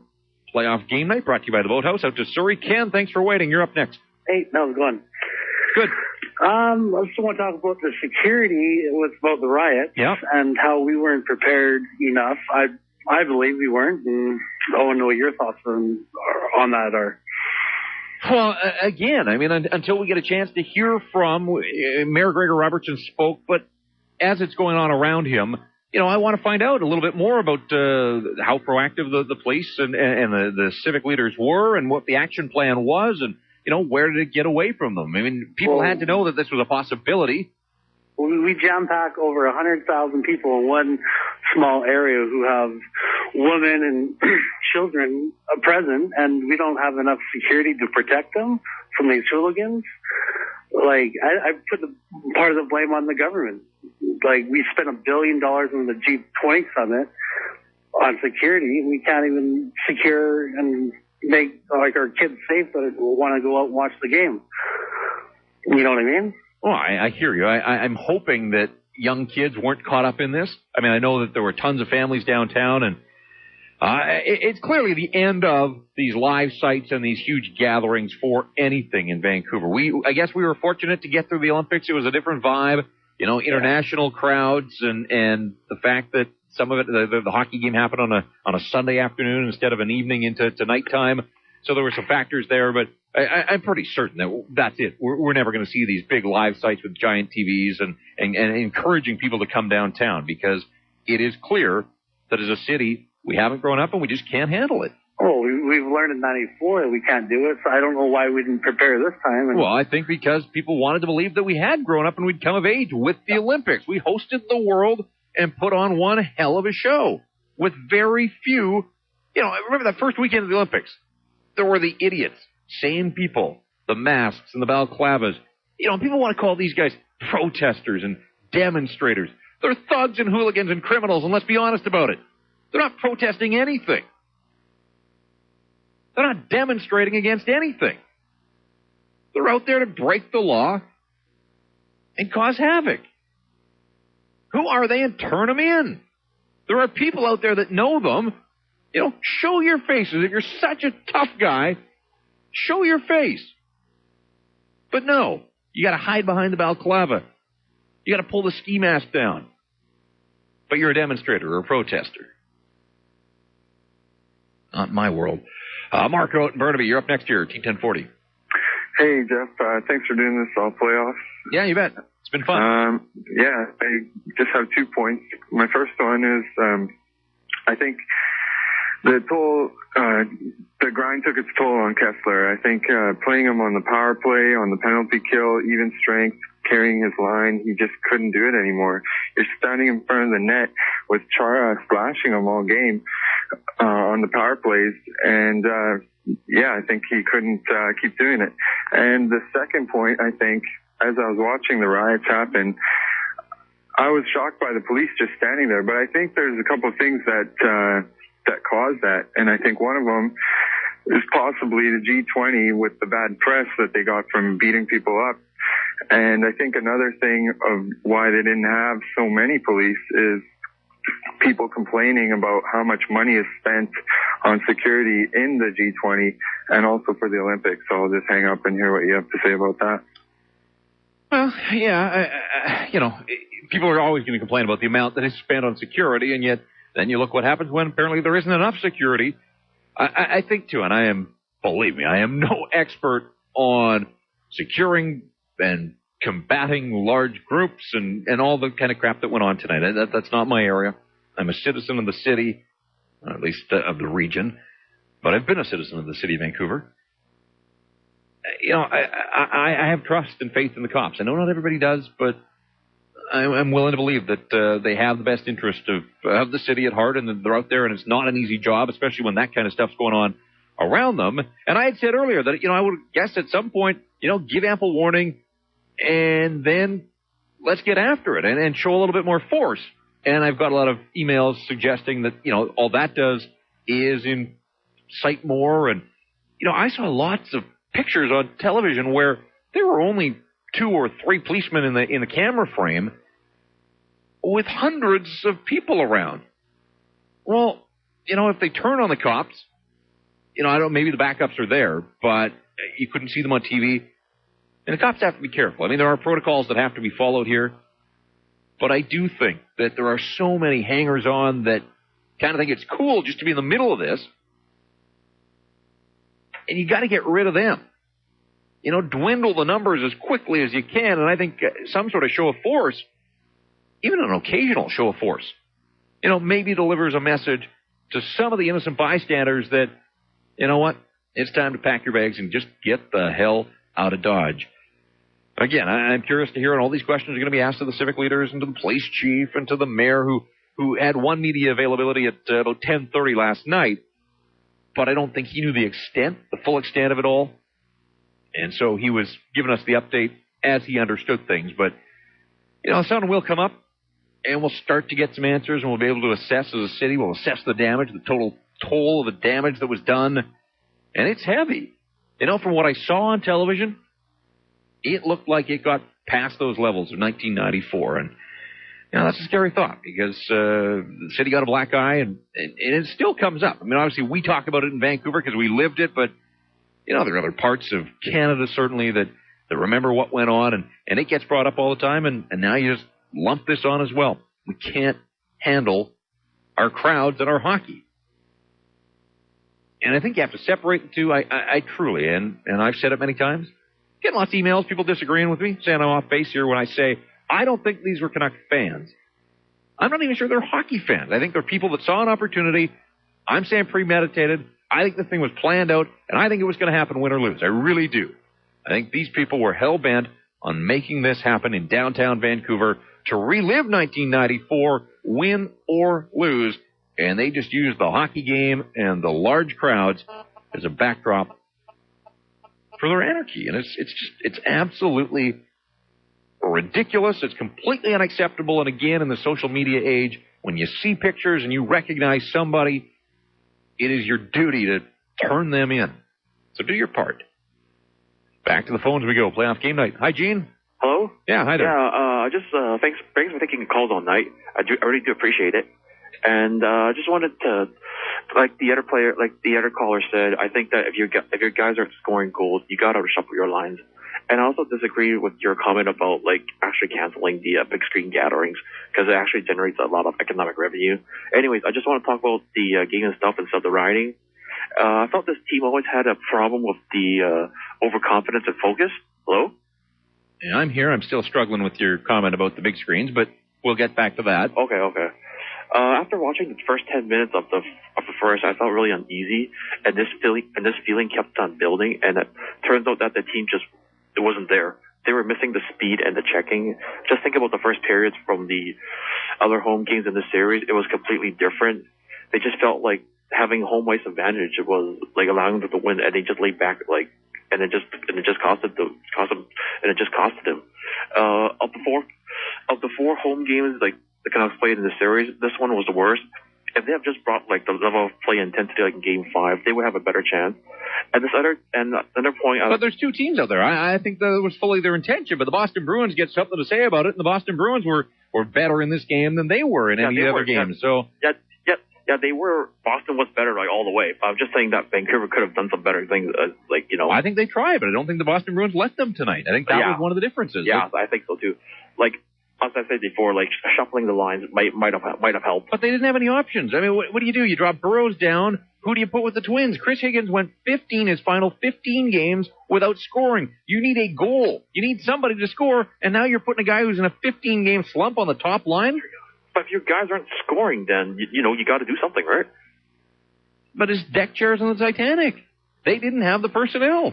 At the end of the playoffs, they didn't have the personnel. Yeah, I know. And I'm not sure who's feeding you your lines there, but the two of you go back to your radio. Thank you for your call. You're nuts. You're completely out to lunch if you seem to think that the big screens were a good idea. People will still come into the downtown core. The big screens weren't an economic driver. Canuck game nights were the economic driver, and people were going into the bars and the restaurants. And the people that weren't going in there were gathering to watching these big screens, but the big screens were set up for free. Those people aren't spending a ton of dough in the downtown core on game nights. They're gathering in front of giant sites in giant TVs to watch these games with other people, and I get that.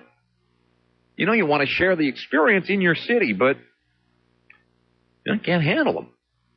It's pretty evident that we as a city can't handle the large gatherings like that. I think it's pretty clear that, they're just going to say, no, sorry, maybe go back to no fun city, but you know what? You can't blame the civic officials.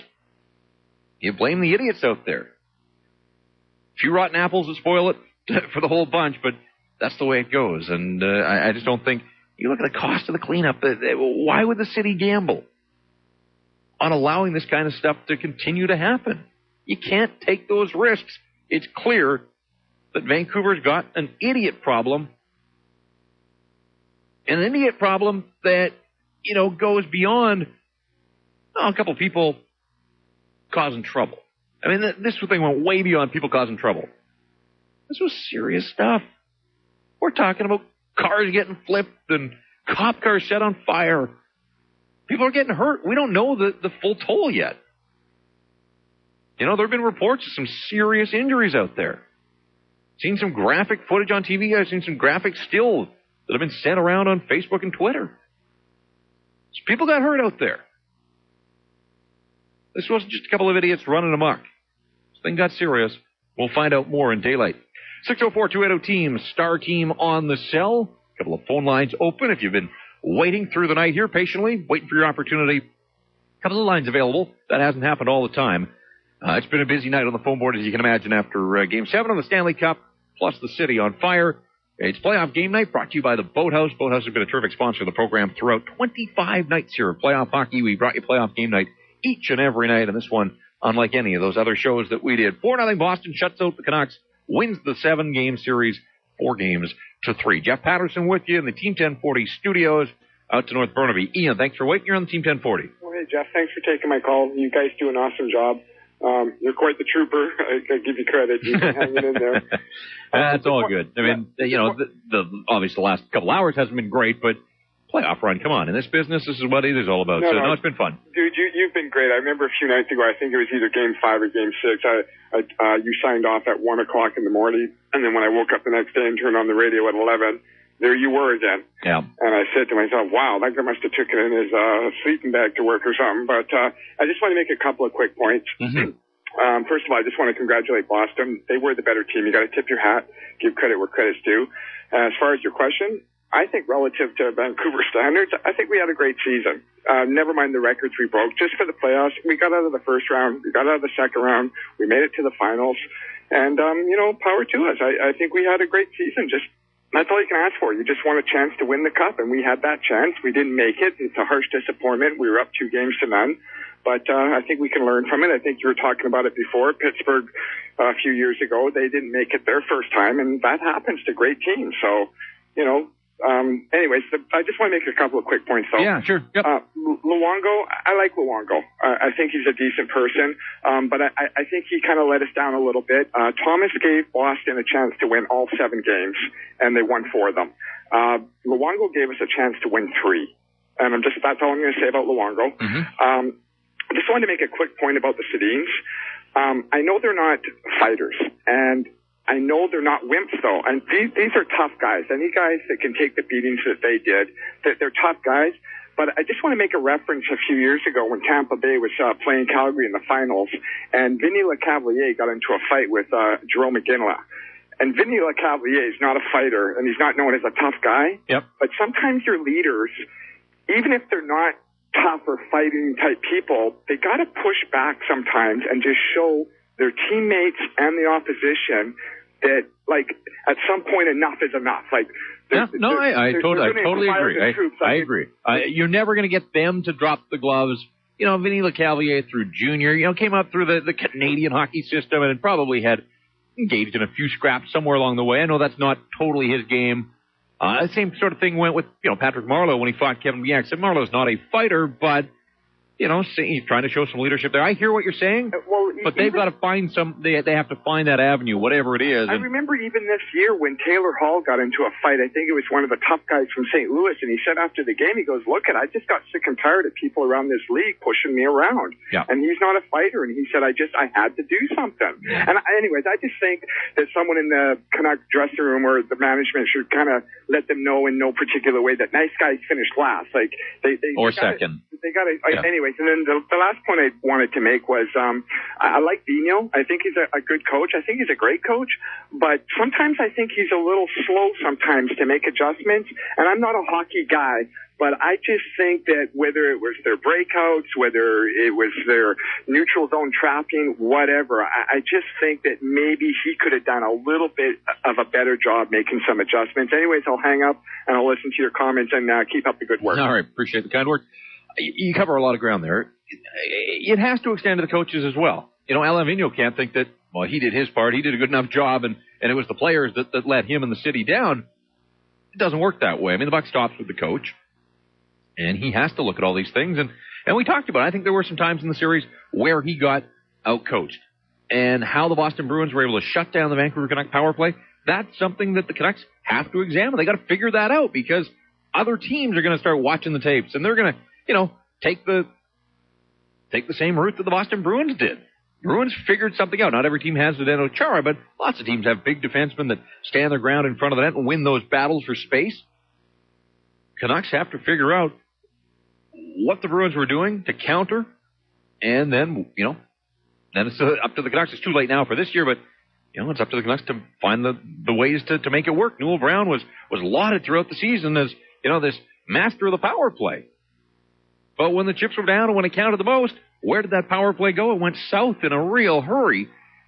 And I keep coming back to that as the factor. I mean, the Twins are such a big part of it that, you want to keep criticism on the Twins, fine, but I look at the context on the power play. Power play had to be better, should have been better, and for whatever reason it wasn't. And even though the Canucks struggled 5-on-5, they were given opportunities on the power play to make something happen, and they just couldn't run with those opportunities. They got to look at that and figure it out. And that comes back to coaching, and not just AV, but all of the coaching staff, top to bottom of the organization. I think everybody realizes that they weren't good enough to beat the Boston Bruins when all was said and done. 604-280-TEAM, star team on the cell. Successful season for the Vancouver Canucks. 1 win shy of a Stanley Cup. Game 7 on home ice. Had their chance. It was there. Game 6 on the road. Game 7 at home. It was right there in front of the Vancouver Canucks, and they couldn't grab it. Jason in Vancouver, you're next year on Playoff Game Night.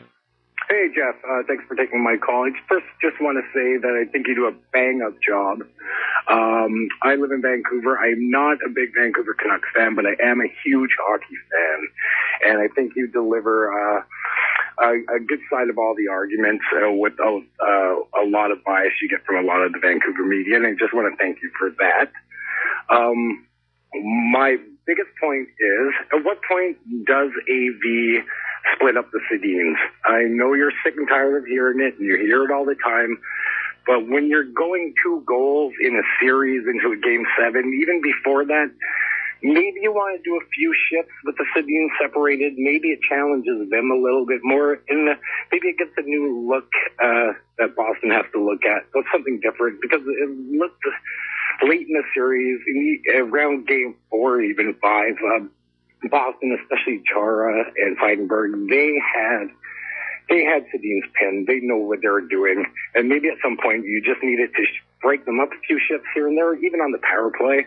Maybe split them up, put one on one unit, one on the other. I don't know. I know you don't have a lot of options with other players to mix around with. No, I think it's fair. Throughout the playoffs, we got that call back in the Nashville series when it wasn't going for the Twins, and I was loath at that point to bust them up. That they've proven over the years that they were better together than they were apart. But of course, this is Stanley Cup final material.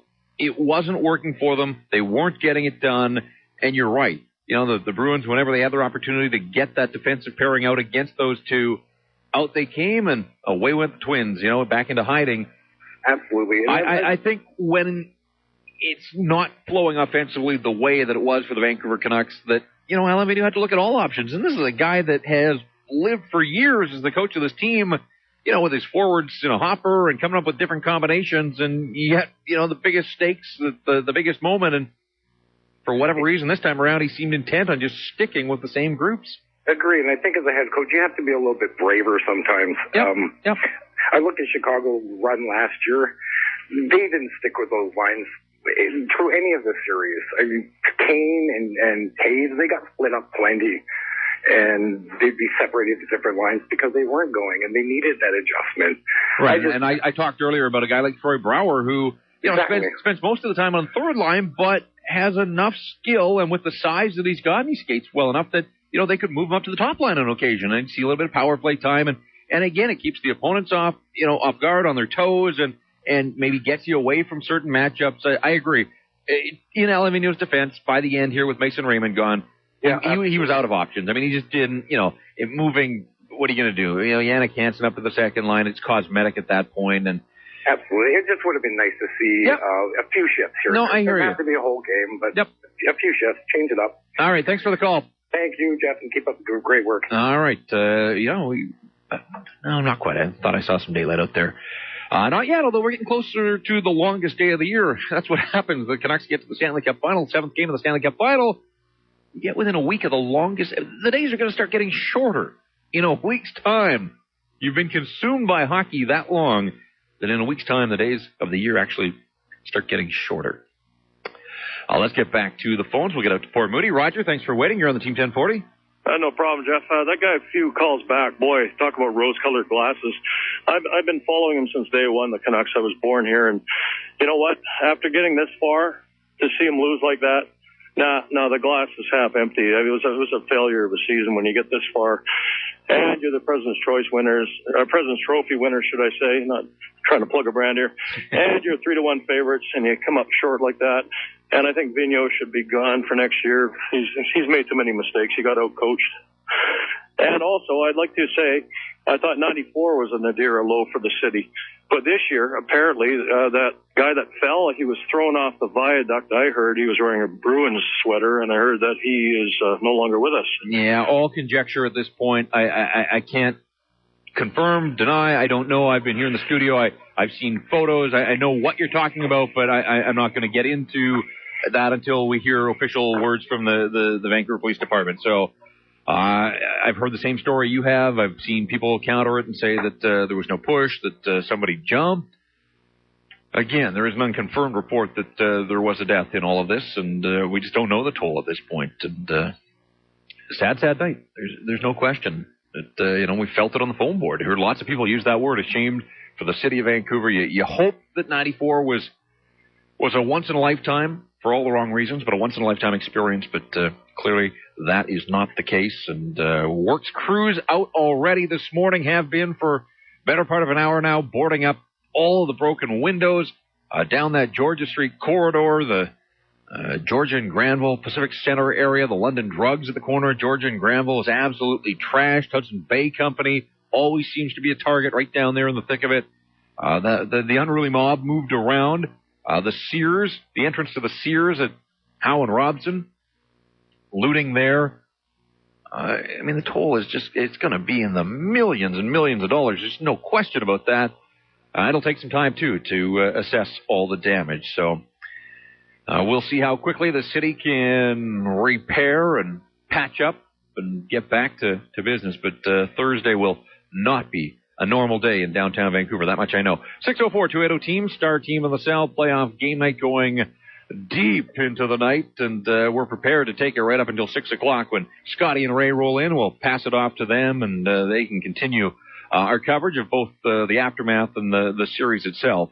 But the phone line's open for the first time in a while, so grab one if you want. We'd love to hear from you, your thoughts on anything that's happened here in the last bunch of hours. 604-280-TEAM and star team on the cell. Let's get to Joe in North Van. You're on the Team 1040. Hi, Joe. Have we got you? Yeah, we do. There you go. Hi.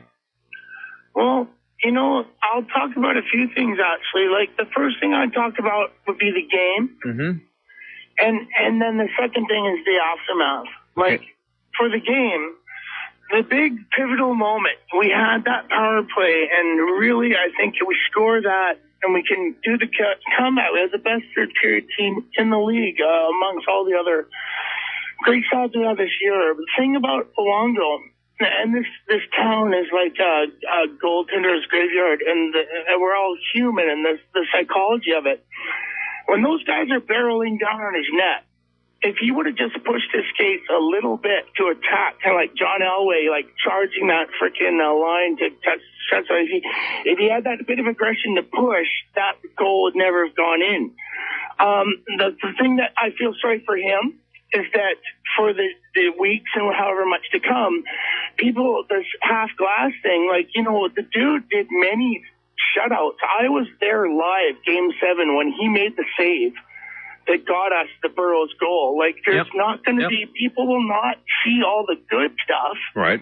They're going to say, you know, he choked up in Boston again. You know, and here's a no-brainer. As one of the callers said a few calls ago, and it was going through my mind, especially when so many of our players are injured and gone. I mean, Raymond, don't forget the guy from the Red Wings, Samuelson. My God, if we would have had him, Hamzus. You know, this President's Trophy team was, and Kessler, I bet you he was 50%. Yeah, well, we'll find out here in the next couple of days. I got to run. You know, you had a good run there, and lots of people went through. So, you know, you're just running through the list of injuries. I think everybody's aware of, I think everybody on that Canuck team was banged up in some way, shape, or form. And, you know, again, I said this earlier. I'm glad to see Mason Raymond back in town.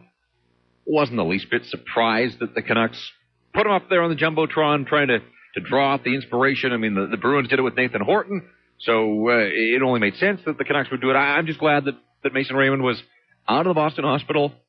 You know, cool that he was in the building. Would have been better for him, obviously, had he seen his teammates win the Stanley Cup. And I don't know if he could have been out there on the ice in any way in celebration. I saw him in the locker room half an hour after the game, and he can barely walk. He was on his own 2 feet, but he had the whole back brace on there and just shuffling. Looked like a 90-year-old man scooting through the back of the Vancouver Canuck locker room. So he's in for a long summer rehab. Mike Gillis said they'd be lucky if they got him back by November. Caller talked about Samuelson. Michael Samuelson had 1 goal in his final 25 games for the Vancouver Canucks this year before they shut him down. So, you know, when he left the hockey club with the injury at the end, you know, they really weren't missing his offense, although he's a guy that led them with 8 goals a year ago in the playoffs, and he had the Stanley Cup experience. They're a better team with Michael Samuelson, and we've heard from a lot of you out there, one thing that they didn't have when Michael Samuelson was shut down for the season was options, because when you had a healthy Samuelson, you know, you could bump a guy like Chris Higgins down into the 3rd line, maybe even the 4th line. And then if somebody's struggling on one of the top 2 lines, boom, Higgins comes up. You know, you drop Mason Raymond down, you drop Samuelson down, move guys around. That's what the caller said about the Chicago Blackhawks. You know, Kane and Taves don't always play together. In fact, there's lots of stretches where they don't play together, and Joel Quenneville comes with, you know, top 2 lines gunning. And then they usually have an extra guy that they can slide in and out of the lineup and up the roster and down the roster. Good teams have depth. Canucks had it early in the season, but, you know, attrition took its toll. It happens. You play 25 games of the most intense hockey of the season. Guys are going to get hurt. They say it's the hardest trophy in pro sports to win, and you can see why. 4 rounds. Frenetic. Bodies flying night after night. Absolutely, guys are going to get hurt, and they did. The Boston Bruins able to grind the Canucks down. The Bruins, I think, did more damage to the Canucks than the Canucks did to the Bruins. And in the end, the Bruins win it 4-0 in Game 7 and win the Stanley Cup 4-3. Playoff game night brought to you by the Boathouse. Let's get back to the phone to Dave in Vancouver. Thanks for waiting. You're on the Team 1040. Yep. Congratulations to get into the 17th inning there, and you're handling like a pro. I mean, coming in the bullpen there. And, not much zip on the fastball anymore, though. Well, no, but you're doing the job, and we really do appreciate that. And just a sad commentary on a group of about 1,000 anarchists who wanted to get their way. They tried to do it in the Olympics. They succeeded this time. Probably the only positive will be November 8th, we get rid of that $1,000 to $1,500 money-wearing, bicycle-riding Mayor Gregory Robertson, who figures it's more important to spend $25 million on bicycle lanes than hiring extra police. But that will be taken care of. Hey, let's give this Canuck team credit. I mean, they went all the way to within 1 game of winning Cup. Of course the fans are upset. Of course they're disappointed and so on. But, this Bruin team, you saw it halfway through the year, Jeff, this season, where they changed into basically the old Broad Street bullies. It was the physicality. Look what they did to Montreal in the game during the season. Same thing to Dallas. And the fact that they were able to use that physicality and get away with it, they basically, as people have pointed out, wore the Canucks down through that series, and to the point of where, in Game 7, I don't think the Canucks had anything left. And you got to give credit to Tim Thomas. Here's a guy in 7 games allows 8 goals. And you have to go back to Sawchuk and Bauer to say a goaltender that old, come up with that type of performance. But the key to the whole series, people talk about, well, with the physicality, why couldn't the Canucks do something? Well, the bottom line is Boston had either the same or more shorthanded goals than the Canucks had power plays. Yeah, There's the difference more. in the series. Yeah, 3-2. They had 3 shorthanded, and Canucks had 2 power play goals. So they I just want to say God bless to the cops and the firefighters and everybody else that had to work their butt off tonight to try to take care of the 1,000 Anarchists. And Jeff, keep up the great work, and really appreciate you doing the broadcast tonight. All right, Dave, thanks for that. Good to hear from you. Enough said right there. The Bruins scored 3 shorthanded goals. The Canucks had 2 power play goals. So the Canucks, a net minus on the power play with man advantage, best power play in the regular season, could score on command so many nights. And yet they ran into the Boston Bruins, and they got scared of their shadow. And I think Zdeno Chara had a big role in that. And again, Kessler not 100%. Tough to stand your ground and fight for position in front of the net with a guy that's 6'9", 7 feet on skates, and you're trying to push off on one good leg. And that's what Ryan Kessler was up against. Kessler was a terrific net presence. I mean, that was one area that his game really developed over the course of the season. Scores 41 in the regular season. Came to life in that Nashville series, but Ryan Kessler against San Jose scored twice. One was a 5-on-3 goal, and the other one was the one in dying seconds of the third period in the 5th game that got it to overtime and the double overtime, and the Canucks won there. But both of those goals were static goals. He's standing in front of the net, and he was standing in the face-off circle with the blast on the 5-on-3. We just didn't see that Ryan Kessler that had emerged as, a top-flight player in the NHL for so much of the year. In these last 2 rounds of the playoffs, just didn't look like he had it. Again, I thought he skated better in games 5, 6, and 7 of the Stanley Cup final than he had earlier in the series. But 1 assist, a second assist on the first goal of the series, and that was it. And how can that ever be acceptable output for a guy that, a lot of people think should be the captain of the hockey team? And a lot of people think, well, there's the heart of the hockey club, that the Twins may be the brains of the club, but Ryan Kessler is the heart of the Vancouver Canucks. Didn't have a lot of help with the wingers that he was given. People call him that second line, the helicopter line, no wings. And some of that's true, but, Ryan Kessler's at a point where he's got to make some of the guys around him better. And, I thought Mason Raymond and Chris Higgins played hard. They competed. Everybody in the Boston Bruins competed. Competing isn't enough. This isn't Little League. It's not sports day at the elementary school where they give you a badge for showing up and having fun. This is big-time pro sports. Hockey at its highest level. And working hard is good, but clearly it's not enough. Somebody's got to produce. Got to put a puck in the net once in a while, and that was the job of Ryan Kessler. And he was broken up about it. Good on the Twins. They stood in there after the game in the locker room, was in that Canuck dressing room, and they stood in for the half-hour media availability, answered all kinds of questions, in English and Swedish, back into English. They faced the music, and I give them credit for that. So did Ryan Kessler. Tears in Kessler's eyes. You could tell how much this stung. 2 colossal disappointments for Ryan Kessler in that same building. Olympic gold medal game. He finishes with silver. Game 7 of the Stanley Cup final. And he comes up on the short end. Not for lack of trying, but a lack of doing. And the Canucks needed more from Ryan Kessler in the Stanley Cup final, and they didn't get it. We can talk about goaltending all night and all morning long, but in the end, if you don't score goals, your goalie can only keep it a scoreless tie. That's the best that he can do. And he did for 14 and a half minutes, and then the Bruins opened the scoring, and the team that scored first won every single game in the Stanley Cup final. Went according to form. And as we said earlier, 1 lead change. 1 lead change in 7 games in the series. Tough to figure out. Let's get back to the phones. Steve in Vancouver, you're on the Team 1040. Hey, how you doing? All right. Good. Just a couple comments. I guess the craziness downtown. My kids went down for Game 5 and 6, and I decided I'm going down with them on Game 7, and we left at, 10 minutes left in the second or the third period there, and I ended up having to pretty much fight my way out of a mosh pit to get my kids out, and spent the last, 7.5 hours in Burnaby General. So that was a lot of fun. And a quick touch on Luongo. Richard Brodeur, King Richard, he turned around, he didn't win Game 7, neither did Kirk McLean. He's Captain Kirk. And you know what? I think the main problem with Luongo that I've been finding is he is just not the likable guy. That some of the things he says just kind of, I think, rubs the fans wrong. And he doesn't take, maybe he doesn't step up and go, that was really my fault. I should have had that. I should have done this. He kind of looks for excuses and, says he's playing for his friends and his family and, not the fans. So how can you really endear yourself to somebody like that? And I'll sit back and listen to your guys' comments, and I hope everyone else that was injured tonight is all right. Are you still there? Yeah, I'm still here. I don't know how much you want to share. Why did you end up in hospital? My kids were down, and when it started to get crazy, we went back, and all of a sudden there was about 30, 40 guys doing a mosh pit. One of the guys took an elbow to my son's chest, and I just kind of put my kids behind me and said, just grab onto my sweater and hold your brother's sweater. And I just started throwing elbows and basically bowled my way right through the group. And in the meantime, I ended up blowing out my shoulder. Oh, all right. Well, hopefully you're better. Happy recovery there. And appreciate you taking time with one bum shoulder to give us a call here on the hotline on playoff game night.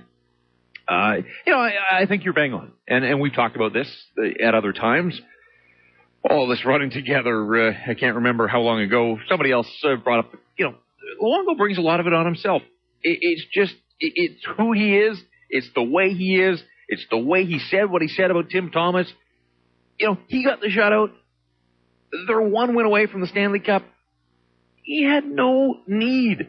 None. Just shut your yap and go and play the game and win the cup, and instead, he's got to throw the dart at Tim Thomas. There was just no point.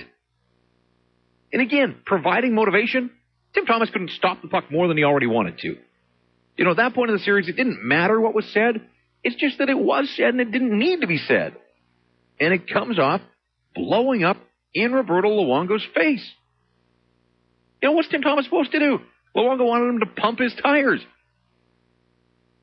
Well, how can you pump Luongo's tires when he gets ventilated and yanked in Game 6 and comes up on the short end by a long stretch on the scoreboard in Game 7?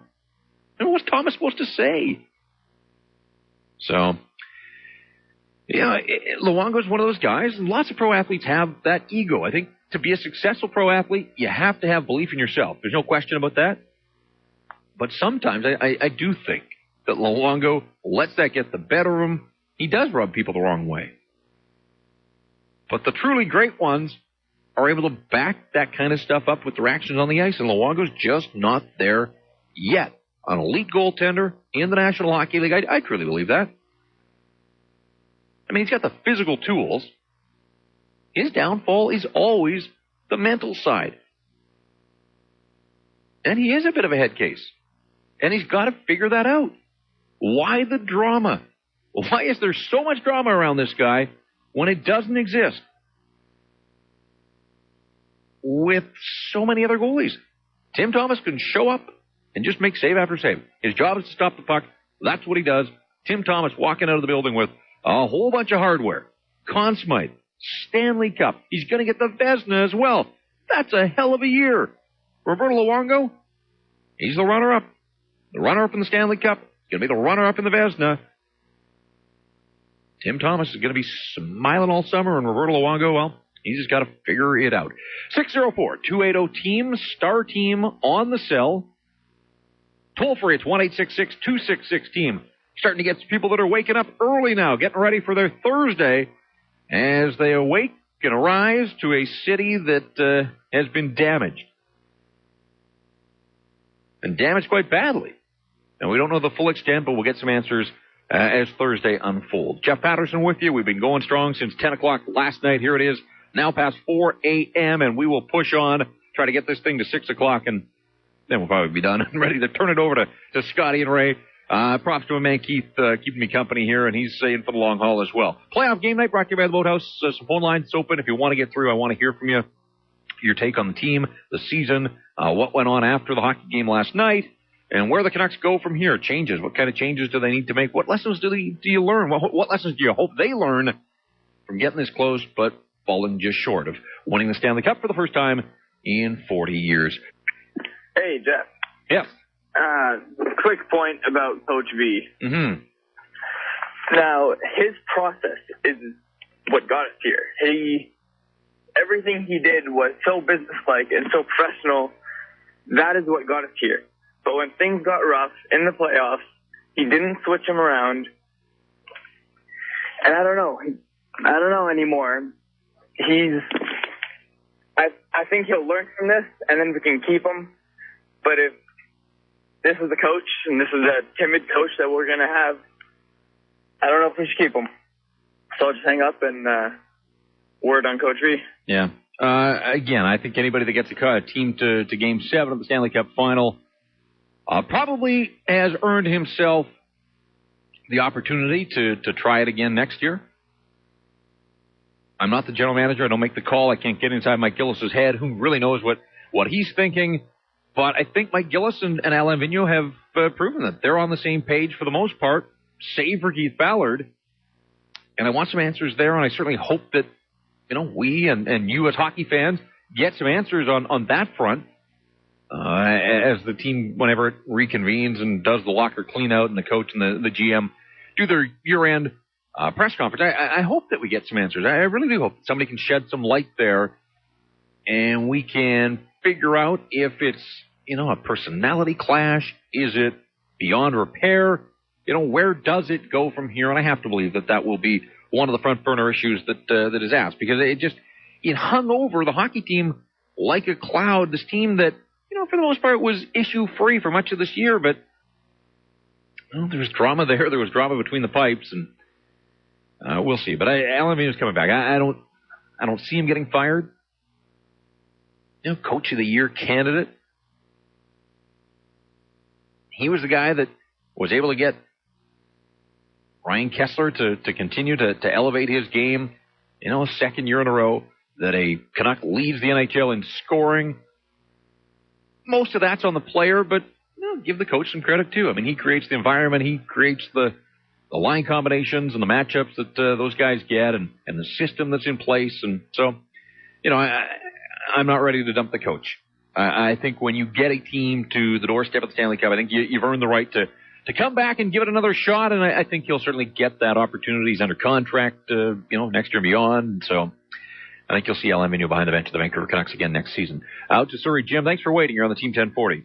Good morning. Hi there. I guess, disappointed as everybody. I think besides disappointed, there'll probably be some changes. I think Luongo got a little full of himself when he'd been yanked a couple of times in the finals. He knows that there was a problem, and I drive the buses for the city, and I could see the trouble brewing starting near noon. And it was, if we won, unfortunately, we would have had riots in the street. If we lost, it was the perfect storm brewing, and it exploded. So I think it was going to happen nevertheless. And for all those people who got hurt, for those Boston fans, I think we should apologize to them for letting our emotions get the best of us and not realizing at the end of the day it's a game. And maybe what is the answer? Get to the playoffs, get to the finals more often. Now maybe that might cure it too. Who knows? Make this a habit so that it's old hat and we get used to it. I sure hope so. It's embarrassing. Like once every 17 to 20 years is embarrassing that it takes us that long to get there. But when we do get there, when we go overboard like that, and people start getting hurt, it reminds me of what happens in European football. Remember in England, they set the bleachers on fire. Yep. Some people can't handle emotion. Yeah.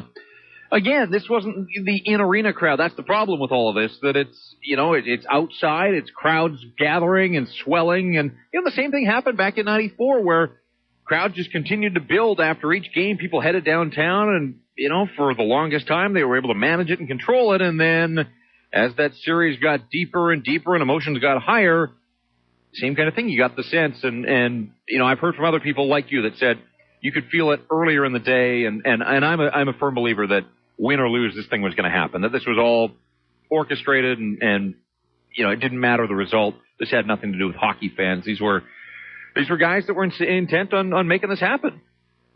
Absolutely. And I think furthermore, I think next time we do make it to the final, you can almost see that there might be a military presence out there saying, okay, well, strike one, strike two, strike three, you're out. Yeah. And I think that might happen. Yeah, I mean, it might get to that. Again, I think it would start with the fact that these live sites and the giant TV screens, as great as they were during the Olympics, and they were an overwhelming hit, and I don't know why the mood was just a tad mellower during the Olympics, and maybe it was the fact that Canada was having success. We were coming out on the right end of things more often than not, and certainly in the biggest game, the culmination of the Olympics, Canada won. So the result was the right one. I think it was an afternoon. I think that played into it, and it was a different crowd and a different atmosphere, and there was heavier security. Don't fool yourself for a second. That the security presence of the Olympics was, tenfold, maybe more than you saw on the streets of Vancouver. The police, I guess, thought they had it under control, thought they had it staffed properly, but found out the hard way that just wasn't the case, and here we are now into Thursday morning, and again, we'll first of all get a better look at the damage that was done to this city, to the downtown core. At daylight, we'll get an idea of just how extensive the damage was, and it was bad. There's no question. When you looked at the news last night and the live shots, Georgia Street, the windows on both sides, all of those businesses on Robson, places on Robson, again around Pacific Center. There were a whole lot. I mean, the only people that will be happy are the glass companies that they get the contracts to replace that. But, we're talking small silver lining in all of this. There's a lot of businesses that won't be able to open. It's going to cost people money, if not their jobs. And it's all around any way you come at this thing. It was bad. It was bad for the city. So at sunup, we'll start to get an idea of just how bad and then where we go from here, and hopefully start to get some answers about the policing and where the law enforcement agencies think that things went wrong and where they could have done a better job. Back to the phones, out to North Vancouver. Billy, you're up next here on Team 1040. Hey, Jeff, thanks for taking my call here. Yeah, you bet. Hey, I agree with you when you say we need a top six forward that needs to make a contribution every day, to the score sheet, and we need a more consistent fourth liner. But I think one key that we need to focus during this off season is we need a veteran leadership that has won the cup before. We had the only guy who has won the cup in the Vancouver organization was as a player, it was only Michael Samuelson. He didn't even play. Right. And if you look at Boston, it's Mark Recchi. He has won 2 cups, and Sean Thurton has won a cup with the Anaheim. And then, they made a big contribution to their Stanley Cup winning. And then another thing I actually wanted to say before I go here was I was actually looking at the unrestricted free agency agent list. And what do you think about bringing someone even a Jamie Langenbrunner as a top 6 forward? He's won a couple cups with New Jersey Devils, and I would say I still think he's a top 6 forward, even though he's in his mid-30s. And he's not in his mid-30s. He's I don't have his birth date. I can look it up, but he's past his mid-30s, and his production is next to nothing. And on top of that, there's some questions about the type of character that he is in terms of inside the locker room. I don't see him as a top 6 forward whatsoever in a game that has become a speed game. No, I mean, do you have others on your list that you want to go to? Because I just don't see Jamie Langenbrunner. What about someone even a Rob Niedermeyer as veteran fourth liner that could has won the cup, and then he's obviously been to the Stanley Cup Finals, and knows what it takes to actually even he knows what it feels like to be there, right? Yeah. What did he have? 1 goal this season, I think. I mean, in a fourth line role, I guess I could deal with that.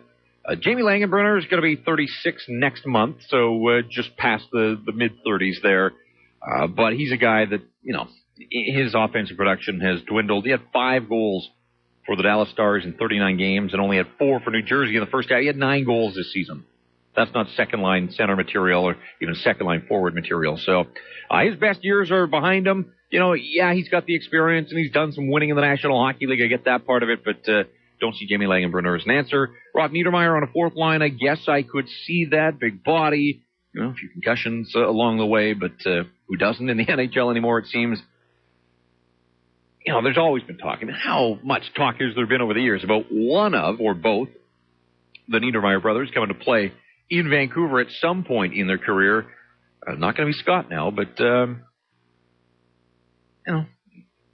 again, I have to sort of let all this sink in and try and formulate thoughts.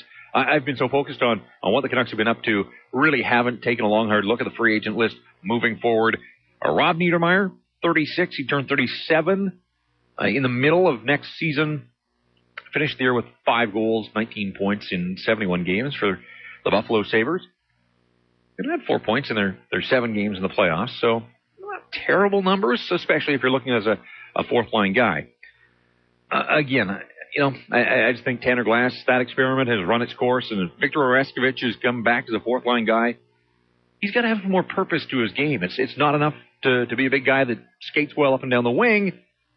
If he's going to get in and be physical, then he's got to leave a mark on some of his opponents. And I just didn't see nearly enough of that from a guy like Victor Oreskovic. His first look at the Stanley Cup playoffs, so learning experience for him. But, I didn't think that his play got better as the playoffs went on. I thought he was sort of consistently okay. And again, you get to the Stanley Cup final and okay just isn't enough. Not going to get it done, and it didn't get it done. Back to the phones we go. Steve in Vancouver, you're on Playoff Game Night. Hey, Jeff, how's it going? Yeah, going well. Just a couple points here. Just comparing this, I hear a lot about comparing this team to the 94 team. Mm-hmm. And just from my personal experience, I noticed that the 94 team seemed to be a lot stronger, not only physically but mentally. Like physically, they seem to be a lot bigger team than these guys are. Yeah. But just, I don't remember them crumbling mentally as fast as this team does, just completely giving up. Even after allowing the first goal, these guys basically just shut it down.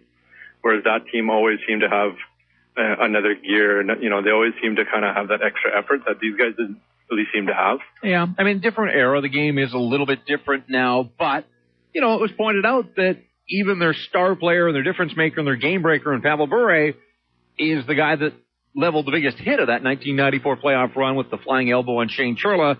And you compare that to Daniel Sedin standing there and getting pasted time and time again by Brad Marchand. And, that's pretty staggering contrast. And you're right. When you look at the size of it, whether it was Trevor Linden or Murray Craven, didn't play all that big, but he had some size down the middle. And then they had guys like Gino and they had Tim Hunter. And they had size and guys that were willing to play physical, although I think back then it was more of a physical game, but at the same time, the Stanley Cup final in some ways reminded me a little bit more of a throwback and resembled kind of what we were used to way back then. So, no, I don't think there's much question that 94 team was a more physical bunch and maybe a stronger group mentally too. But you know what? They both came up at the same point, one win short of winning the Stanley Cup. So.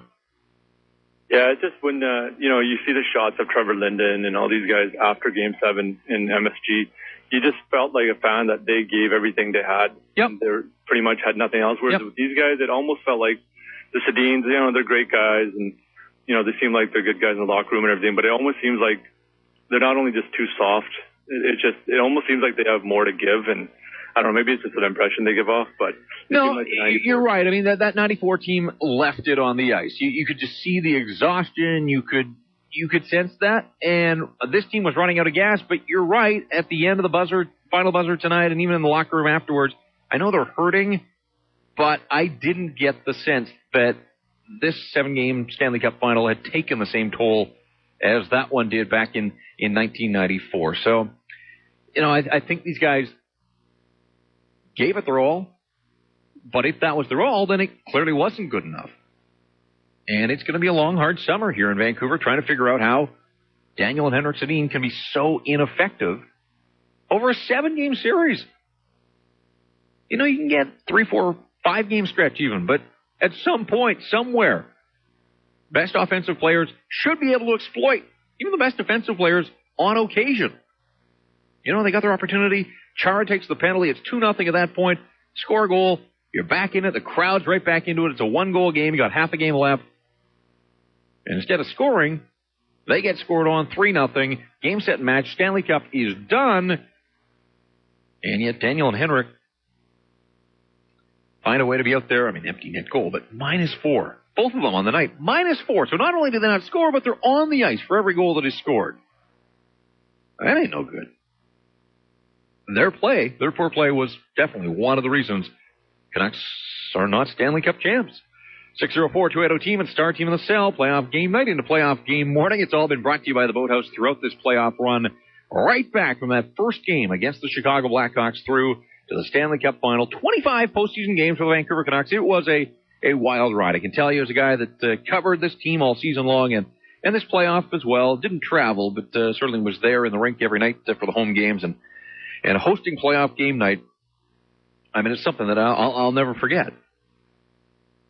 The highs, the lows, the emotional roller coaster. Canucks took down a wild ride. They did. But in the end, it was the Boston Bruins that pulled into the station a little bit ahead of the Vancouver Canucks. They win it 4-0. They win the Stanley Cup 4-3. Back to Vancouver. Ken, you're up next here on Team 1040. Yeah, hi there. First of all, I'd just like to say that in any other year, I would be just ecstatic with Boston Bruins winning. I'm a history buff kind of, and I love my original 6 teams, and I love the story of this team objectively, the Boston Bruins this year. Objectively. Tim Thomas, again, objectively, I love the man. Milan Lucic, a Vancouver boy, winning it for us. Any other year I'd be happy, but this is a heartbreaker. That's just what I'd like to say at the outset. In addition to that, though, my main sort of hypothetical question is about the coaching here and about the strategies that were employed, because we can't really know exactly what was happening in the locker room. All we can see is the strategies that the players employed when they're on the ice. And it seemed to me like rather than applying the adage, play your game, they adjusted their game for every series that occurred here. It seemed like every time we saw the Canucks in this playoff series, they were a little different. Against Chicago, maybe we played our game and we were played by a team that played our game as well. But against Nashville, we became Nashville. And against San Jose, we became San Jose. And in this series, we became Boston. And that's why we lost, perhaps, Yeah, playoff series take on a life of their own. That Chicago series was about 6 series in one. So, on the surface, I kind of agree with what you're saying, but, each of those games, it boils down to Game 7 overtime, and the Canucks have to kill off a penalty. It just seemed to me that there was no other point in the entire 100-game season that we saw the Sedins act like a bunch of bohunks, which is what the Bruins do best. And I respect them and I like them as a team. It's just not the Vancouver style, Mm-hmm. If Vigneault had given them a speech before Game 7 and told them, all right, boys, let's play the way that you played 82 games this season in the regular season. Don't even think about who you're playing. Play the way you want to play. But I think that he probably told them something along the lines of, well, these guys are a bunch of bruisers, so you guys got to go out there and hit them. And, I like hitting in hockey. It just, I don't think that's what this was skill lowering itself to brutality and being beaten by true brutality. Well, it worked for the Bruins, and the Canucks have to figure out, why they got pulled into that then and what they can do to avoid that and how they can impose their will on their opponents. And we kept coming back to this thing that they were a team that was built primarily on speed and skill, and the idea was to outscore your opponents that way, and if you didn't score, then to do things to draw penalties that would allow you to go on the power play and kill your opponent with the man advantage.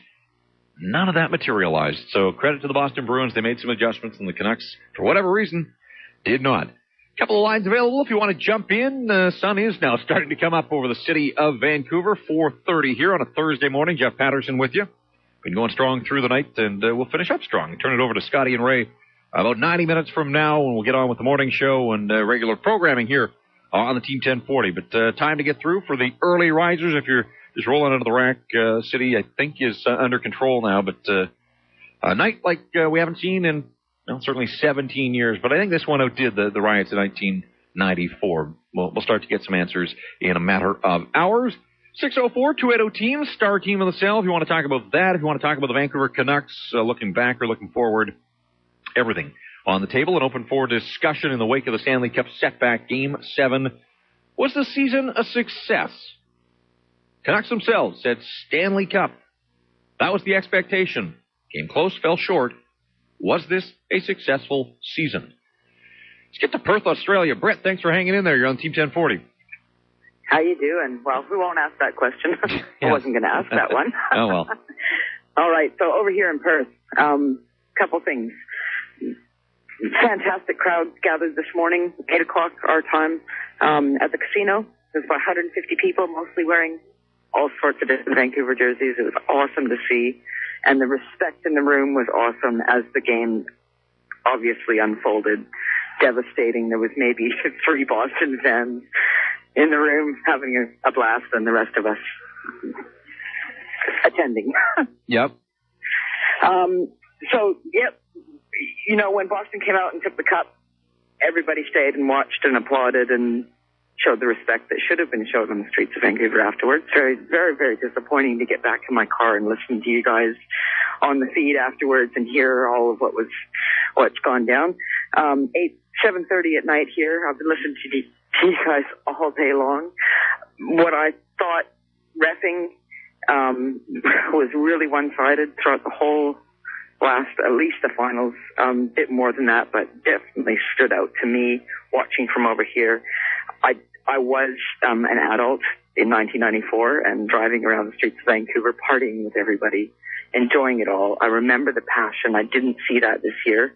I didn't see the excitement of what went on in 94. But different series, different times.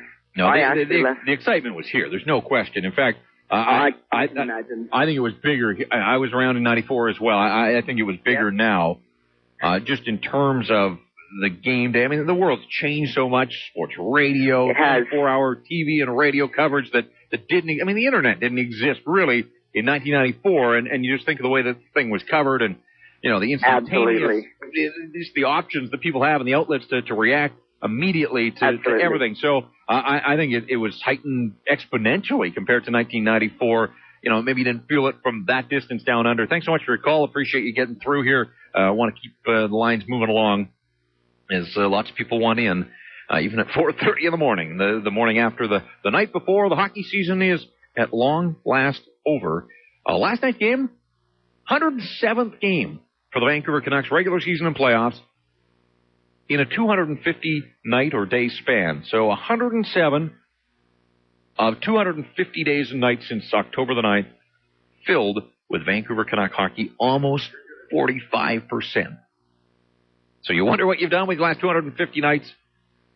107 of them filled with the Vancouver Canucks. Quick break. We'll come back. More of your phone calls. Hang on to your line. We'll come to you. Frank and Abbotsford will be first out of the gate on the other side of the break. A couple of lines available if you want to jump on board. Want to hear from you. Call it Playoff Game Night, brought to you by the Boathouse. Again, our thanks to the Boathouse, terrific sponsors and supporters of Playoff Game Night throughout this postseason run. They catered a couple of the road games for us, brought us dinner here in the studio.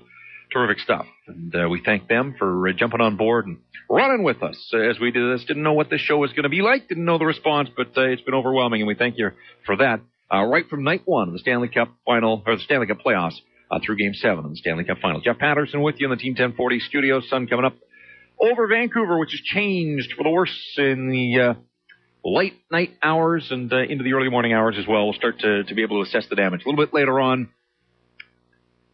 And it's not going to be a pretty picture. We know that.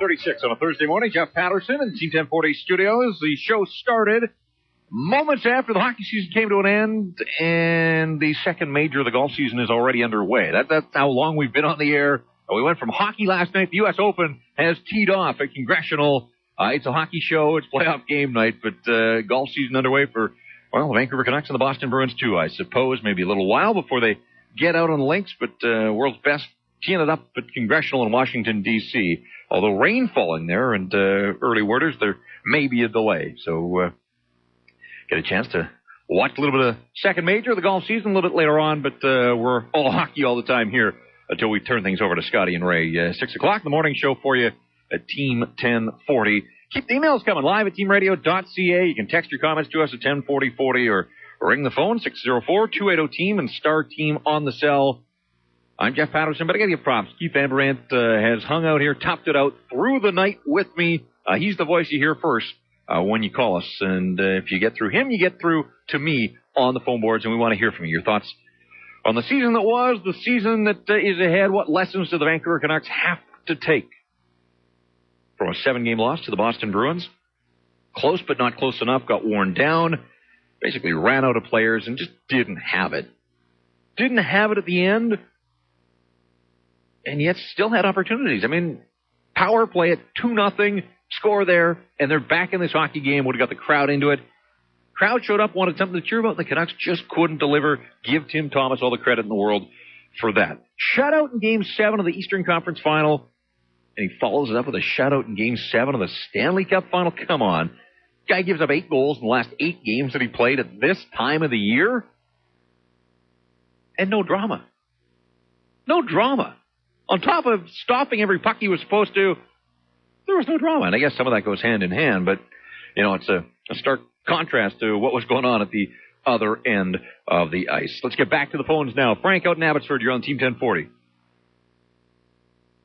Yo, Frank, we got you. Going once, going twice. Frank, you had your opportunity. No Frank out in Abbotsford. All right, we'll move on then. Let's try Brett in New Westminster. You there? Yeah. Hi. Jeff, a couple thoughts on the game and then a couple sort of sociological things. Sure. First, I fully admit I am not your biggest fan, and I'm certainly not a Bruins fan, but I got to go. You guys have gone above and beyond with the coverage. I've been glued to the radio for 2 months now. Just great. Everybody at the station, you guys done a fantastic job, and kudos for staying through the morning, and I'm going back to work.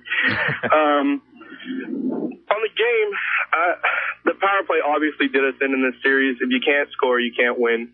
It's not trying to trade Luongo and fire the coach. You get within 60 minutes of the Holy Grail and you lose. Like, how much more can you ask for other than that 60 minutes? And injuries, reffing, I mean, both sides had both, and, you know, different, could have gone any way, any time. So as far as the sociological stuff, like, this was going to happen. I was at the game. I've traveled on the road to the playoffs and regular season games. As fans, as the road fans, you get treated differently. Ranger fans are horrible. Kings fans are horrible. Predators fans, unbelievable. They were fantastic. I was worried for Boston fans last night, even just in the second intermission going to the washroom. You could feel that brewing already. And I don't think that was even because of the result or the impending result. You kind of knew it was going to happen. And it's not so much the crowd in the building, but that's where it starts. These are the same guys that they'll purposely bump you in the shoulder on their way by, and then, you know, if you don't have a cool head, it turns into a fight within seconds. Even just in the concourse, I saw guys flipping other guys' beers. You know, yeah, it can't. I don't know what's wrong with sort of the society that we're in, but something's got to change, and it doesn't happen the world over, but it certainly happens in North America, and, you know, don't know what to do about it. Hey, before you run, yeah, just go back to your first point. If you don't blow up the Canucks, and I'm with you on that one. I'm not suggesting for a second you blow up this group, but where do they have to get better? What lesson do you hope they take away from coming that close but coming up short? I mean, I think we spent the money well this year. Gillis did sort of a masterful job with the long-term injury and all that stuff. Nobody knows why Ballard didn't play. I got to think he gets traded. Not that I want him to get traded, but if the coach has no confidence, then why keep him around? I think Salo retires. So does Tanev get a roster spot? You know, I think so. I think so. You don't know. I would think so too.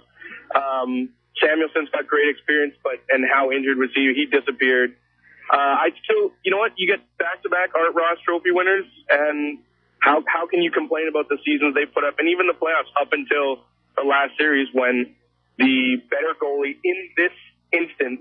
Don't forget Thomas was the third stringer for the Olympics. He wasn't, Luongo has competition from everybody in the league. There's 56 goalies league-wide that are bigger losers today than Luongo was last night. There's 29 losing teams, and anybody that didn't make the playoffs was an unmitigated disaster, and we did not miss the playoffs, and we got this close.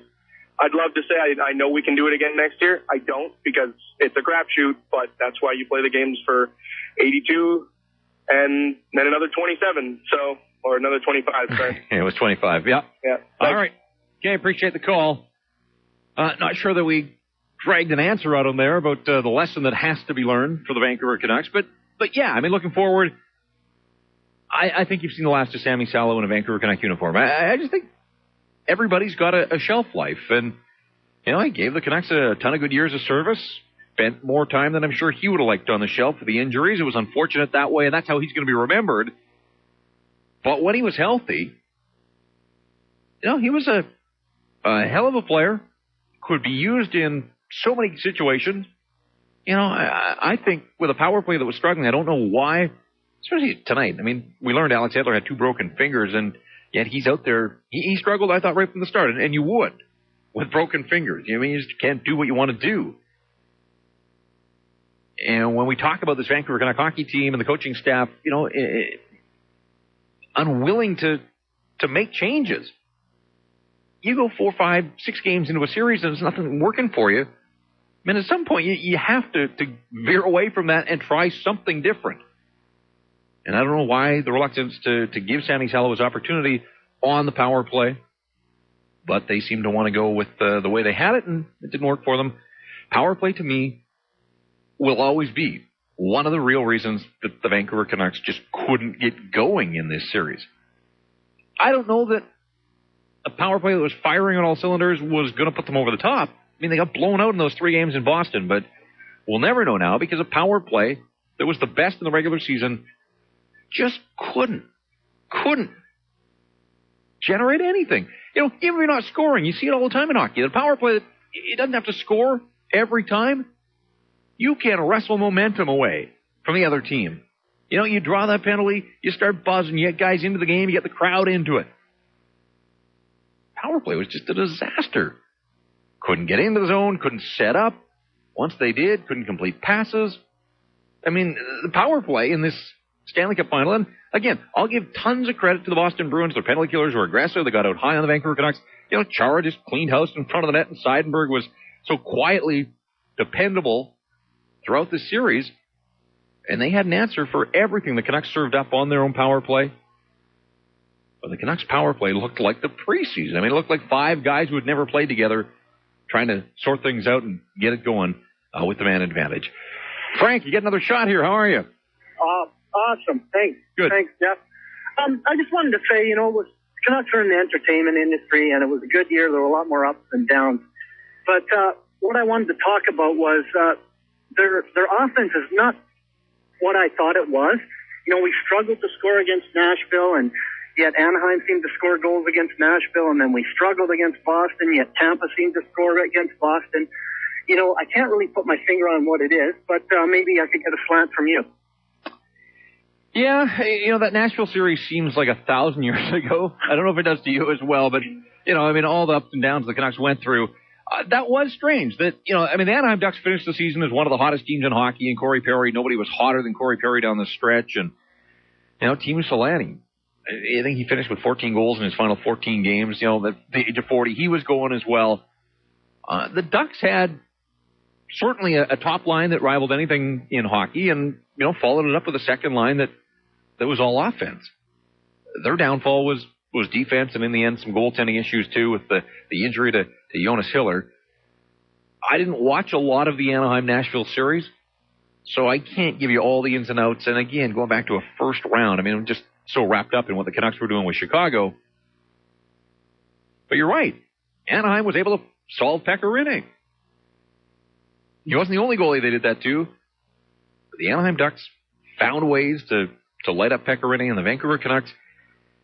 Again, we keep coming back to this theme, and it's been this way through the night, that, the mental toughness, the mental fortitude of the Vancouver Canucks, they seem to buy in. If they were told that Pekka Rinne was the world's best goaltender and they were going to have trouble scoring on him, they seem to believe that, and that's the way they played. And then, Tim Thomas was terrific. He was. I'm not taking anything away from Tim Thomas. What a story. I mean, this guy's backstory is terrific. Age of 37, gets a crack at the Stanley Cup. The year after, the Boston Bruins squandered the biggest lead in playoff history, the 3-0 lead against Philadelphia. Turn around and they win the Stanley Cup. That's overcoming some obstacles. I mean, that's impressive stuff when you stop and think about it. That could ruin teams. And the Boston Bruins went back and, they didn't blow it up. They didn't fire the coach. They came back with a lot of the same parts, added a few, made some deals at the deadline. But you talk about the mental toughness of the Vancouver Canucks, and for whatever reason, other teams did score on Tim Thomas, and the Canucks just seemed to think this is going to be the toughest thing in the world. You heard the Canuck players earlier in the series, too, talking about how, there were rebounds. There were rebounds. And yet, did the Canucks get to them ever? No. Bruins did a nice job of boxing out, and this is where, aside from that Canucks third line, the makeup of the hockey team, they just didn't have guys that were willing to fight through, that couldn't fight through the checks to get to that 1 or 2 inches of ice when the rebound was there, and then Tim Thomas was able to jump on it and cover up. I am so amazed that he doesn't put a few pucks in his own net. He gets turned around, spinning into the crease, pucks in his skates. But he must have an innate ability to know where the puck is at all times. A guy that is flopping around like he does, you'd think at some point, boom, he just kick a puck into his own net inadvertently. But it doesn't seem to happen to him, and he kept him out in spades. 8 goals in the last 8 games he played, the shutout in Game 7 of the Eastern Conference Final, and he capped it off in style with a shutout in Game 7 of the Stanley Cup Final. Bruins are the champs, and the Vancouver Canucks are left wondering, how did we get that close, but not that 16th win required to be Stanley Cup champions? 604-280-TEAM, star team on the cell. Daylight breaking over the city of Vancouver. We've been going through the night, playoff game night into playoff game morning as we approach 5 o'clock here in downtown Vancouver. Out to Ken. Go ahead. You're on the team. Yeah, we'll talk about, UHL toughness. I've thought the Canucks are soft all year round. I mean, the team is built for regular season, and I'm just sick of hearing this thing about, turn the other cheek. You know what's going to happen? Someone's going to hit the other cheek too, and that's exactly what happened. I thought they should have got that trade deadline. They should have got someone like Chris Neal, someone that's willing to, you hit the sardines, you have to deal with me. And Game 3 and 4, when we were being pummeled, we should have sent a message, instead of taking it, when the score was out of hand. I think ultimately in the end, nobody was, as they say, willing to go to the dirty area. And the sight of Sedin getting pummeled by Marchand, I mean, it was sickening. And if they don't address that, even in the NHL, the same thing's going to happen. They didn't have another gear of toughness in the playoff. And I think it's tough to take because, I thought we were a better team than the Bruins, but they wanted it more badly, and that's what's the hard thing to take. All right. Again, at this point, it doesn't matter because the series is over, and if you want the Sedins to be dropping their gloves, ain't going to happen. That's not their thing. I've said I do think Daniel had to push back at some point and turning the other cheek. The strategy there was they were supposed to draw penalties, and then they were supposed to put the hammer down on the power play, and they couldn't ever do it. And so that strategy was flawed, but they had to recognize that earlier in the series. Canucks were given power plays. They ended up with 33 in the series, I want to say. And 2 power play goals. Oh, yeah, and 3 shorthanded goals given up. The power play was a disaster. Unmitigated disaster. I haven't had a chance to go through the history books. I can't imagine in a 7-game Stanley Cup that any team ever has given up more shorthanded goals than it has scored on its own power play. But that's what happened to the Vancouver Canucks, and it is one of the reasons that they came runners-up. Saheem out in Burnaby, your turn here on Team 1040. Hi, guys. I just wanted to say hello. Yeah, hi, go. Yep. I just want to say a huge thank you to our Canucks organization. They played a great series along with the Boston Bruins. They were amazing. We had a great season, 107 games, and obviously we came out short with only one game. Yeah. It's hard to say that we're going to be up there again next year, but we can always try. It took us 17 years to come to this point and then go back and then win again now. It's heartbreaking. The worst part is that I'm heading to work now, and I got to go see the Boston Bruins leaving with the cup. And it's sad. Well, it's not sad for the Boston Bruins and their fans, I can tell you that, but it was sad in the city of Vancouver. I think that's certainly one of the words.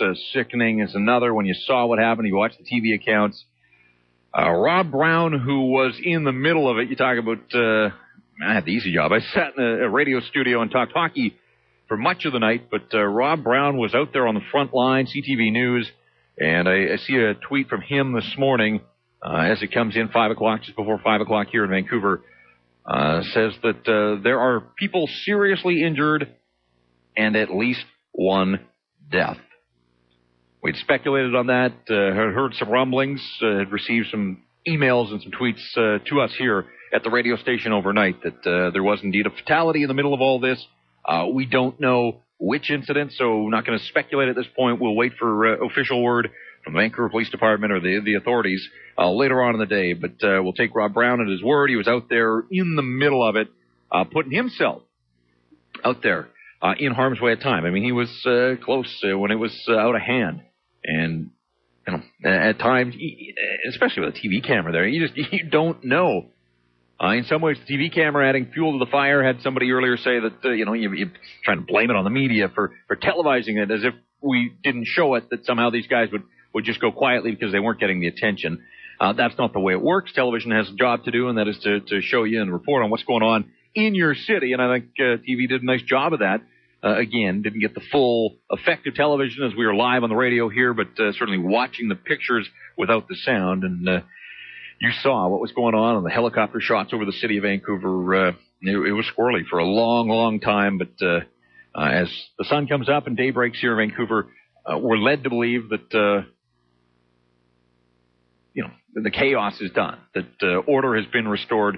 Now it's a question of a cleanup and assessing all the damage and trying to put a price tag on it and moving forward from here and healing up as a city. But, why it happened, how can you ever try to get inside the heads of the few? And that's what it was. It starts as an angry few. I've said it time and time again through the night here that I absolutely am certain that these were not hockey fans, that they weren't inside Rogers Arena. And I'm talking about the ringleaders and the ones that got it started. We've had the reports throughout the night that people were spotted on SkyTrain coming into the downtown core with Molotov cocktails and canisters of gasoline, people with gas masks and ski goggles. Those aren't hockey fans. In a million lifetimes, those aren't hockey fans. They used the growing crowds night after night and the hockey game as a backdrop to pull off what clearly was an orchestrated maneuver of chaos and, wreaking havoc on this city, just as they saw back in 1994. So, for all the goodwill that the Olympics did and for all of us that thought that the city had come of age and had grown up, obviously that's not the case, and it doesn't take many. A crowd of 100,000, you take 2% of that, it's 2,000. That is still a big mob in and of itself. And even even if it's only a percentage of those 2,000, you're still looking at pretty big numbers. And then it just becomes sheep. I mean, people follow, and for whatever reason, they seem to think that it's the right thing to do.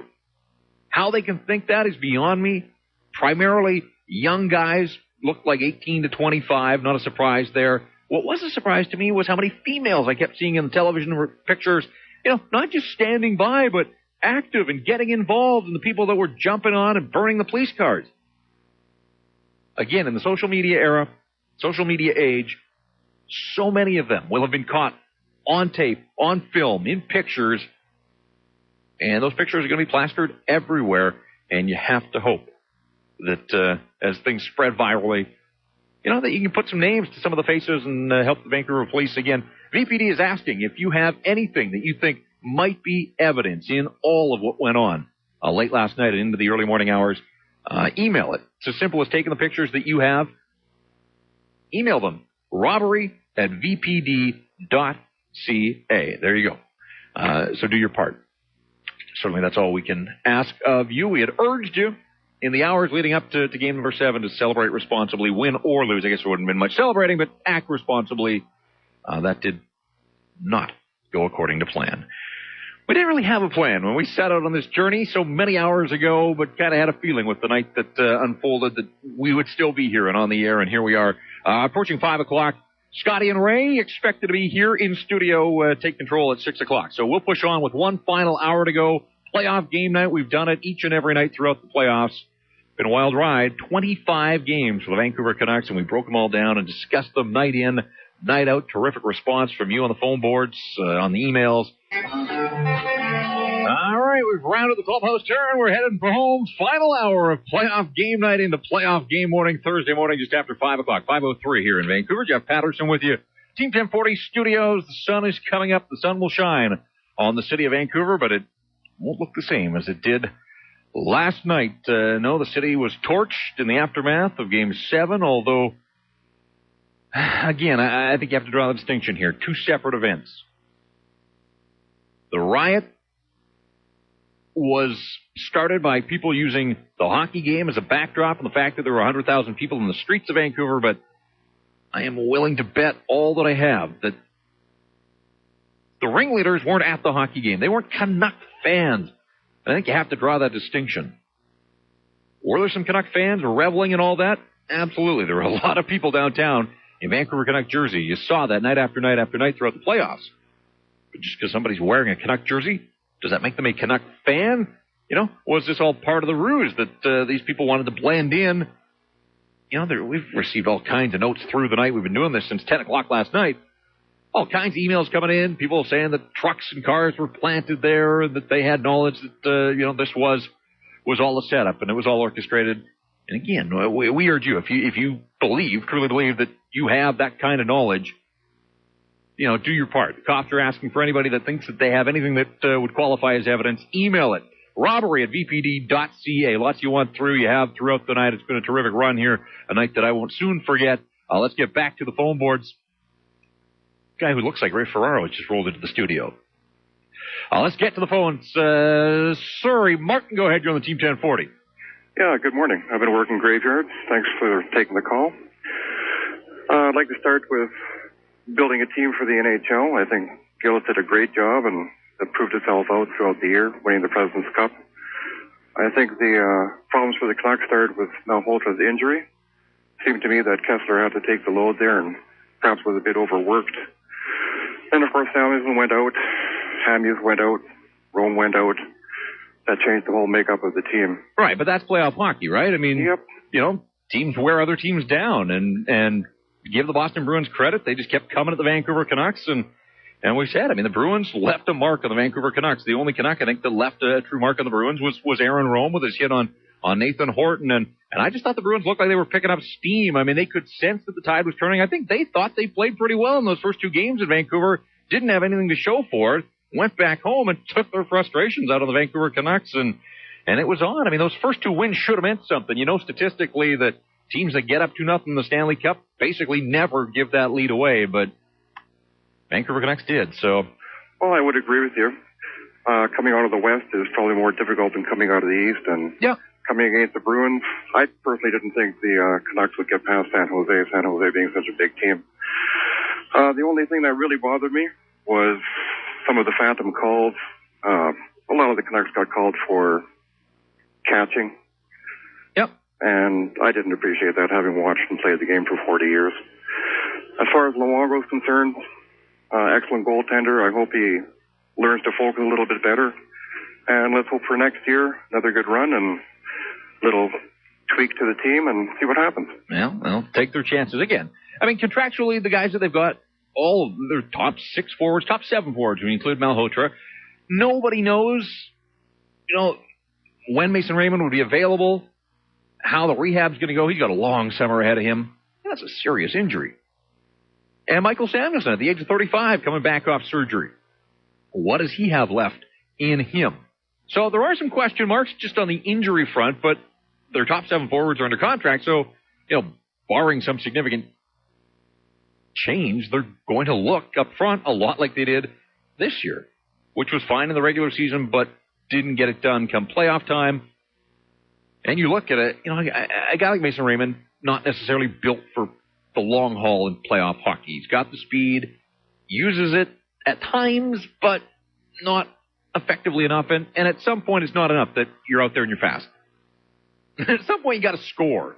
And he had chances, and you saw it, I saw it. Again, chances not enough. At some point, somebody's got to produce. They scored 8 goals in a 7-game Stanley Cup final. Yeah, we'll be talking about that for quite some time. Back to the phones. Joel in Vancouver, you're on the Team 1040. Hey, good morning. How are you? A little tired. Yeah, I can imagine. There's time for sleep sometime down the road. Oh, yeah, exactly. I'll schedule a nap somewhere. Yeah. I can't get over, I'm just so disappointed in the effort that we put forth last night. I know, who am I to say, right? I don't play hockey. These guys get paid to do that, and yes, they worked hard. But no really concerted effort to try and get pucks to Tim Thomas. And no effort to try and change the game plan when things really weren't working the way they were supposed to. But we can all talk about sour grapes in terms of the officiating, and how I really feel like Boston got so many breaks in terms of pushing us around and so on and so forth. But, at the end of the day, we needed to find a way, and we didn't. And I'm just so disappointed. And then, I had turned the game off, and we hadn't even looked at the TV for 2 hours before my mother-in-law phoned and told me what was going on in downtown. And I couldn't get over it. Watching it, yeah. It's stunned. Well, try hosting a radio show while you're watching that, and that's going on live in the air. You're trying to digest and make sense of everything you've seen in the hockey game, and now you got this layer that's added on top of it. The pictures on television were stunning, and again, as sun comes up here this morning, starting to get a sense of the damage done and the crews that are out in the city of Vancouver boarding up. There are blocks that were absolutely demolished by these idiots, and who knows how long it'll take to get a total of the estimate of the damage, but she's in the millions. There's just no question about that. 604-280-TEAM and Star Team on the cell. We'll get a little early morning talk going for you here. You can talk hockey. You can talk about what happened after the hockey game last night. Jeff Patterson into the final hour of the program, and then we'll pass the radio baton off to the very capable Scott Rintoul and Ray Ferraro up and at them early this morning, so get a little head start. Not always you can get through at this time of the morning on the phone boards, but we've taken it right through the night, and it's been fun. Lots of good calls. Lots of people obviously frustrated with what happened on the ice last night at Rogers Arena. Again, the Boston Bruins, you look at the guys that came through for them, and Brad Marchand, as much as you may have the hate on for this guy, and perhaps a lot of people in Vancouver didn't know a lot about Brad Marchand prior to the series, you do now. And I think everybody around the NHL pretty much aware of who he is and what he's all about. 11 playoff goals as a rookie. He was terrific. He scored the Canucks by himself for the last handful of games in the series, but Patrice Bergeron was a guy that he's just too good to hold down. We said the same thing about the Twins, and yet Bruins managed to hold them down. But you knew Patrice Bergeron was going to be heard from, and he was the guy that got the first one, and the first one was the magic one in all 7 games in this series. You score first and you win. It was 1 lead change. In a 7-game Stanley Cup final, there was 1 lead change, which begs the question again, was it terrific hockey? Was this a terrific series? It had drama, it had storylines and subplots, but, was it great hockey? I don't know. That's for you to decide. It was strange the way that the games went in Boston and Vancouver. But they didn't go back and forth, and you got the first one, and it was pretty much guaranteed that you were going to win. And the Boston Bruins scored first, and then they scored often, and they won it by a score of 4-0. 604-280-TEAM, Star Team in the cell. Let's get up to Kamloops. Kevin, thanks for hanging in there. You're on Team 1040. Hey, you're very welcome. I just want to put my little 2 bits and thank the Canucks for a wonderful season. I know everyone's going to complain about what they didn't do in the playoffs. Come on, we were one game short of lifting that Holy Grail. And, everyone's going to talk about Luongo, but it's pretty hard to hold, to have your team win with only score a handful of goals. I think there's more questions than just Luongo. And, it's really a shame that the idiots wrecked the party for thousands and thousands of people. I work in the city of Vancouver, and I worked for Game 5, and everybody was giving us high fives when we were out and about in the city. So it's really sad that idiots wrecked it for a lot of people. When you look at the Vancouver Canucks and you look at the season and they got that close, we've been asking this question to a lot of callers. What's the one lesson that you think that they have to take out of 15 wins and not 16? Well, it's like anything. It's the hardest. They always say the hardest game to win is the fourth game, and we can complain about the injuries, but I imagine Boston, once everything's said and done, they're going to have injuries that they didn't really talk about. We got outplayed by a really good goaltender. We have a Vezina candidate goaltender. They have a Vezina candidate, and who knows? Maybe he'll win it. So, two defensive teams, two number one teams.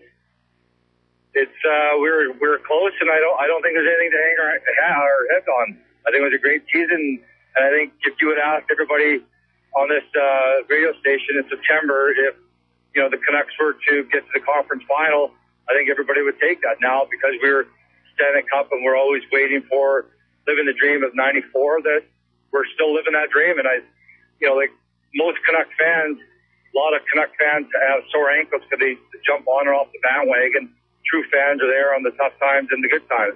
And we'll see who is wearing the Canuck jerseys come October. All right. Appreciate the call. Thanks for joining us early morning here on the Team 1040. Ferraro's already in studio getting ready. Guy is committed, dedicated. Sporting a few stitches across the top of his nose. There's some stories to tell there, but he is in. He tells me he's driven through the streets of Vancouver, and he says it's unreal, remarkable how much has already been cleaned. You saw it last night even as, the line of the riot police out there, and there were street cleaners in behind them trying to, start the cleanup process. And we saw as well, around 3 o'clock in the morning, the city works crews boarding up so many of those broken windows. So glad to hear already that the cleanup process has begun. And there was a social media movement afoot in the wee hours of the morning as well, looking for volunteers to get out there and give a little bit of their time to try to help clean up and, remove whatever you could remove of the black eye that the city received last night in the aftermath in the wake of Game 7 of the Stanley Cup Final. The Boston Bruins will leave Vancouver sometime this morning, I would imagine. Stanley Cup in tow. Yeah, they get to take it back with them. Got to feel good for Mark Recchi. Calls it a career, announced his retirement. He goes out a winner. And Milan Lucic completes, pretty remarkable double when you think about it. Memorial Cup win on home ice in his hometown, and a Stanley Cup win in his hometown as well. Not on home ice, but the Stanley Cup back in his hometown. And again, because the Memorial Cup just isn't held in a lot of NHL cities, that's a tough turnaround to do, to win both of them in the same city. But Milan Lucic did it. He is a Stanley Cup winner. And Tim Thomas, at the ripe old age of 37 and going strong.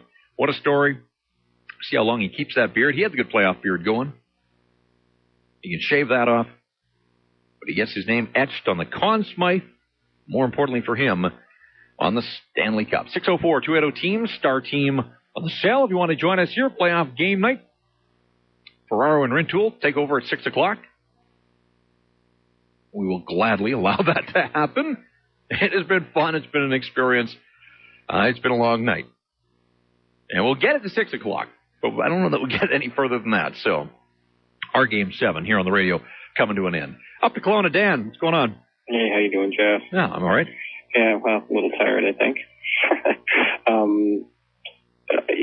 Obviously disbelief, frustration, all those things. I think I remember we spoke, and I like I said, I think the Canucks are just by the end just too injured. Absolutely, the injuries just take too much of a toll. And it's funny when I don't know if anyone mentioned this. I'm sure someone has, but the defense that they iced last night was the exact same defense that they iced, aside from Shane O'Brien and Tanev, to switch them out for the game that they lost against Chicago, and the changes that Gillis made in terms of bringing some players in, like him, he's being injured and that. I mean, it just, those are the things that just, it blows your mind that the team was able to even get to this point on the one legs and one arms and, Alex Edler, one finger.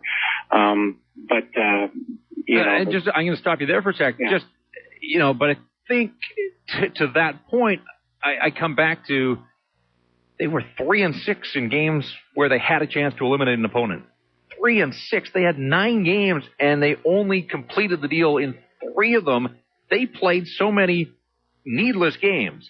Now, they weren't going to go perfect in those games. I mean, there were going to be some losses somewhere along the line, but they played more hockey than they had to. And you talk about the wear and tear and the grind factor. They could have helped themselves and saved themselves a lot earlier in the playoffs if they had been able to put the hammer down. And, I think when people talk about mental toughness, and I've been asking what you think they have to learn, I think that's something that this group has to learn is you get an opponent on the ropes, you get rid of them.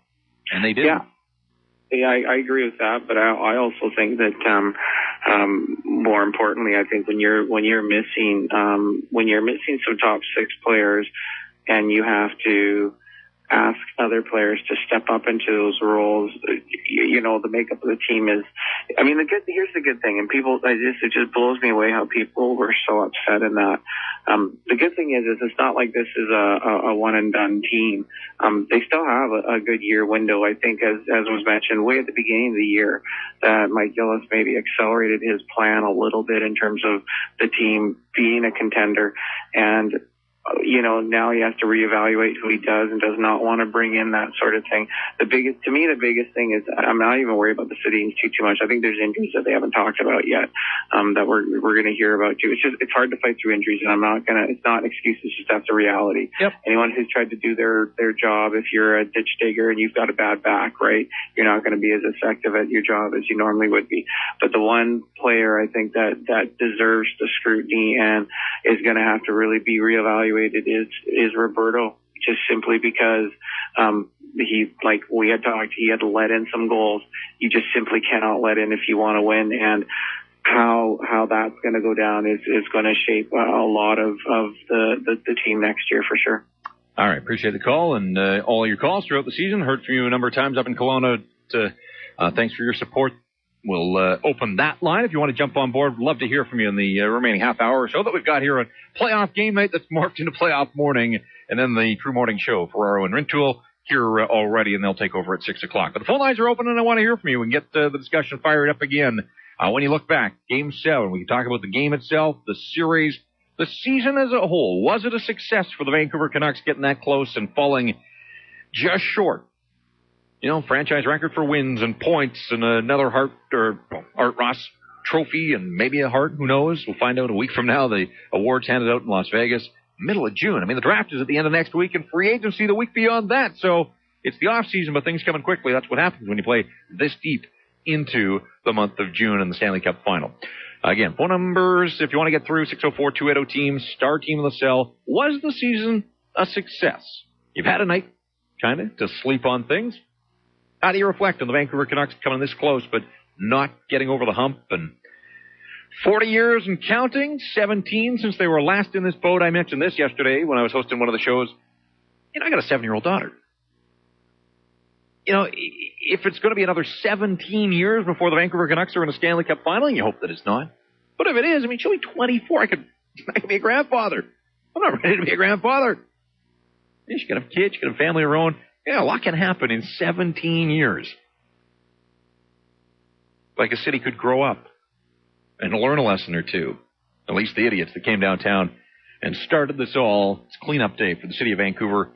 After the night that saw the Canucks beaten 4-0 on home ice, Bruins are the Stanley Cup champs. Congratulations to them.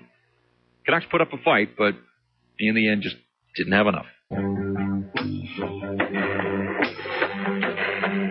5:25 on a Thursday morning. Jeff Patterson with you, Team 1040 Studios. Scotty Rintoul riding his bike. He's got his bike. He's got special bike parking here in studio. So up and at him and active already this morning. I'm about ready to crash, but we'll get it till 6 o'clock.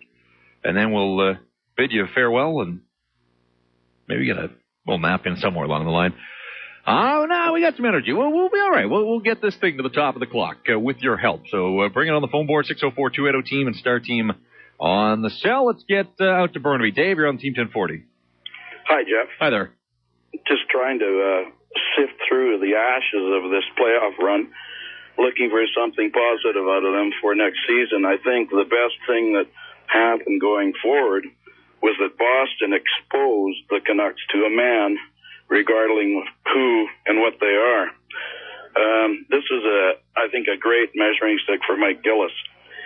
He now should have a much clearer picture on the kind of team and individual players he has. Hopefully he will be able to eliminate some of the passengers on this team.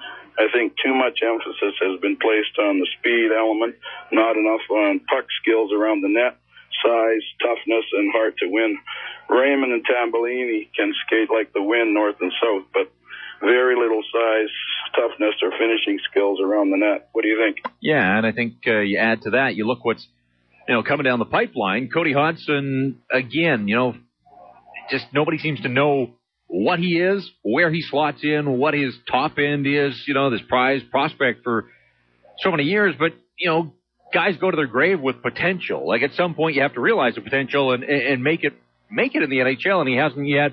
And Jordan Schrader, the other first rounder the year after Cody Hodgson, and he's another little guy. And so, there isn't a whole lot down to the farm, wherever that farm team is going to find itself a home for next year. There isn't a whole lot there to get excited about. What you see is kind of what you get with the Vancouver Canucks, and it was a very good hockey team, but obviously not a good enough team to win it all. And if you're hoping for reinforcements, and in this salary cap area, you need a few of those cap-friendly contracts, and there ain't a whole lot down there on the farm. Yeah, well, I think, too, that as you were saying, that, Gillis puts a lot of emphasis on the speed element. I mean, That's important, no doubt, in today's NHL, but you got to have these other elements, too. You saw it in this Boston team. They had quite a balanced mix there, I think. Yeah, and I think, when you talk about Mason Raymond, and obviously hurt now on a long road to recovery, it's great that he flies north-south, but in order to draw penalties, you can't go north-south and then just peel off in the corner, and that's kind of been his fallback move. At some point, you've got to try to get the defenseman to turn and then cut hard to the net and get him to lay the stick on you if you're trying to draw penalties. And they say speed kills. That's not Mason Raymond's way of playing, and he stays to the outside a little too much, and I just don't know if he's built for the playoffs, and I think maybe you got an answer with 2 goals in the 24 games that he played. He had chances. Again, team with the most chances doesn't win the Stanley Cup. It's the team that scores the most goals and ends up winning the most games. So let's get back to the phones. Out to White Rock. David. Yeah, good morning, Jeff. Can I respond to somebody who talked about a window? Mm-hmm. Yeah, I hate to be the bearer of bad news here, but the window was open for Boston and Vancouver because of a hit to a guy named Crosby. And that guy was well on his way to his second cup, 150 points, Hart Trophy, Art Ross Trophy, Conn Smythe. As far as I understand, he's practicing. And then, of course, you got Chicago. They were, an overtime goal better than Chicago, and they got some kids that have got experience now. So, I hate to say it, guys, but the window is come and gone. They're not a young team. They got a goaltender they can't trade who's a basket case. They got cap problems.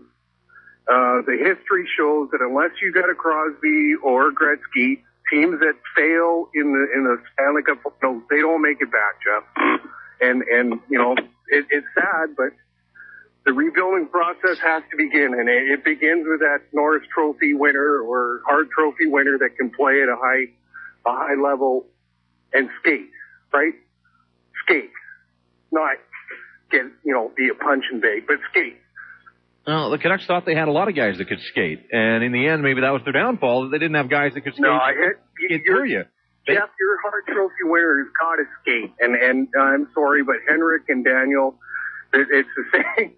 How long have you been saying it? You can't skate.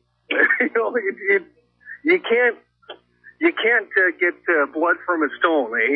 God bless them. They try hard, but damn it, if you can't skate, you can't play the game. And well, you can't win scoring titles in consecutive years if you can't skate. They don't fly. If Crosby wasn't there. Okay, I hear you. I'll give you that. I'll give you that. You got a Hart Trophy and Art Ross Trophy and an Excuse Me Trophy, and again, Crosby is 23 years old. I understand all of that, and I agree, and I think the point was made throughout the playoff run that the Boston Bruins, more than the Canucks, I mean, the only way the Canucks were going to face the Penguins was the Stanley Cup final, but the Bruins were able to take advantage of the fact that the Penguins were without, not just Crosby, but Malkin too. I mean, they're two superstars. Oh, yeah, of course, yeah. And, but people have talked all night and all morning about injuries happening. Injuries happen. It's an unfortunate part of sport. The Bruins, but the Bruins the Bruins don't have to apologize for winning the Stanley Cup. They beat the teams that were there in front of them. That's what they did, and that's how you win the Stanley Cup. Your points are valid, and I hear you. And Sidney Crosby gets a chance to bounce back. But we talk about the Boston Bruins. They were embarrassed, undressed by the Philadelphia Flyers a year ago. Up 3-0 and let it get away. First time in 35 years that it happened. Did they blow that group up? No, they didn't. Peter Chiarelli, level-headed guy, added a few pieces, came back. He didn't fire the coach. I think the knee-jerk reaction, there were calls throughout hockey. Claude Julien's got to go in the first round against Montreal. If the Montreal Canadiens win Game 7, Claude Julien's got to go. Well, not only does he have a job, he's got a Stanley Cup now, too. So, it's a funny business. And that's why we love it. It's unpredictable. People think they know what's going on, and, the minute you think you got it figured out, you're put in your place pretty quickly. Out to Maple Ridge. Dylan, you're on the Team 1040. Hey, I was just wondering, other than 94, has there ever been that big of a reaction from the fans of the post-game of the Stanley Cup? Oh, I think there's been lots of them. I mean, Montreal, Canadian City, Montreal. You look at a number of the American cities in, NBA championships after football. It's happened. Has it become, I don't want to use the word tradition, but it seems that way in Vancouver. Has that happened elsewhere? Not to the best of my knowledge, but we have seen this kind of stuff elsewhere. It's not completely isolated to Vancouver. It's just unfortunate that 2 Game 7s, 17 years apart, but the last 2 times the Canucks have got to Game 7 of the Stanley Cup Final. This is what's happened, and this is what anybody's talking about in the aftermath. Dean in Vancouver, go ahead. Good morning, Jeff. Hi there. You're getting all tired. I just want to thank you for, I've been listening. I start work 1 o'clock every morning. I've been listening to you since day 1 of the playoffs, and I want to thank you for your input. And you made a great point earlier this morning when you said these people aren't demonstrators, they're idiots, and I absolutely 100% agree with you. And as much as this hurts, I think you got to admit that Boston is simply the better team. Yeah, I mean, I was giving the Canucks every benefit of the doubt. A 7th game on home ice where they had won so many games all season long. I thought maybe they had one more win in them. I said this much earlier as well, that I truly believed that the Canucks didn't have 2 wins left in them. They didn't need 2 wins. They just had to find a way to muster enough to get one more win out of this thing to be Stanley Cup champs. And I thought with home ice advantage and laying it all on the line that maybe it was there, but it wasn't to be. And so congratulations to the Boston Bruins. They did what they had to do to win, and I think they wore the Canucks down. And again, at the end of the series, they looked like the fresher team with a better goaltender. And their top-end guys showed up, played hard, and made things happen. As to the first point, demonstrators and protesters. What, they're demonstrating and protesting against hockey, against the Boston Bruins? They're not I hate that. These guys it's an organized ring. It's the same guys over and over. You see it any time that there's civil disobedience. You go back to the Olympics, and that first weekend of the Olympics, they tried this crap. And it was contained better. I mean, security for the Olympics was through the roof. But they still did what they did and, got their pictures on TV around the world and tried to make a point. But, it was snuffed out earlier. Crowds were bigger last night in that one spot right in downtown. And, it just got out of hand and got off the rails in a real hurry. And again, we'll get some answers today. We'll start to get some answers from city officials and from law enforcement agents about, their plan of attack and were they prepared and were they expecting it and everything else. But for now, it's just about cleanup. And I'm just watching some of the early morning news programs broadcasting from downtown Vancouver. And again, as Ray Ferraro said, he drove through parts of downtown already this morning. Remarkable how quickly, where do they get the sheets of plywood at 3 a.m? Somebody's got the supply, obviously, and maybe they were prepared for it, but Hudson's Bay Company completely boarded up. One of the icon buildings in the heart of downtown Vancouver, but all along Georgia Street, basically from the bay right down to, almost Rogers Arena. It was in that parking lot across from the Queen Elizabeth Theater that the 2 cop cars were flipped over and then burned. You saw fights and just all kinds of stuff that you just did not want to see, but it happened. It happened. All right, back to the phones. Let's get out to Delta. Andrew, you're on Team 1040. I just wanted to thank the Canucks for a good overall great season. I wanted to make a comment to that one caller that was saying that without Sidney Crosby, he was on his way to winning another Stanley Cup, but I thought last year Pittsburgh were bounced out of the playoffs by basically the same type of team, a harder working team. And granted, the best team won the Stanley Cup this year, and unfortunately it wasn't the Canucks. But you really gotta, it's like poker. You gotta bet with your mind, not your heart. And unfortunately, we have too many people or fans, if you want to call that just want to hope the team wins. Over the 7 games, you saw the type of team that the Canucks put on the ice. It wasn't the team that they put on the ice during the regular season. And injuries were a big part of that, but that happens. That comes with the territory. It's not an excuse. It is the reality. And towards the end there, it just appears that the Vancouver Canucks, didn't have enough left. And you talk about people wanting the Canucks to do well. And those are fans. That comes with the territory. We'd be nothing without fans. We rely on people to react and respond on the phone boards. And unfortunately, there's a lot of blind faith. And, people that love a certain player who can't do any wrong, even if, he's out there twirling on the ice, taking large chunks of ice time, but not producing. And there were too many of those when the chips were down at the end of this thing. And the Boston Bruins able to spread their scoring around. They got balanced scoring. They got performances. They really didn't have many passengers or guys that took nights off. And, through it all, Marchand was terrific. And Mark Recchi was excellent. After the first game, Bergeron came to life. Lucic came up with a couple of key goals. They spread their scoring. Michael Ryder, through 3 lines, basically. They went through 3 lines. The Canucks really had 1 line, their 3rd line. Max Lapierre, probably the best Canuck. In fact, I don't even think you say probably. I think it's safe to say that Max Lapierre was the best Vancouver Canuck. Good for him. But it also tells you really everything you need to know about the way this Stanley Cup final unfolded. When a 3rd liner is your best player, I don't like your chances. Final segment of playoff game night into playoff game morning. Hold your phone lines. We'll come back working as many calls as we can before we slide on out of here and turn it over to Ray and Scotty for the morning show here on Team 1040. Chilliwack, Deanna, thanks for waiting. You're on Team 1040. Oh, thank you. Good morning. Hi. I think it was a great run and nerve-wracking, but it was great.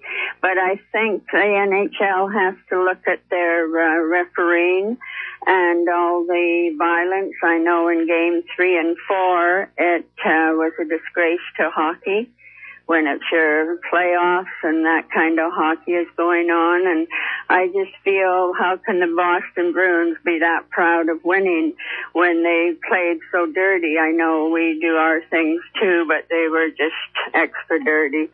So it's a sad tale, and then we wonder why there's violence out in the streets. So I think it's a sad day for the NHL. Well, I don't think what happened on the ice inside the building isn't.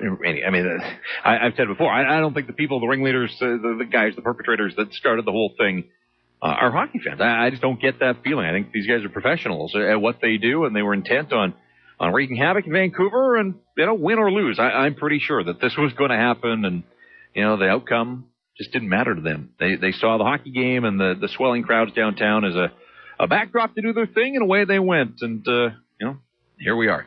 Let's get back to the calls. Brad and Surrey, you're up next on the Team 1040. Hey, how's it going? Yeah, it's been going for a while. It's going all right. Good, man. I just wanted to say a few things about the game last night. Yep.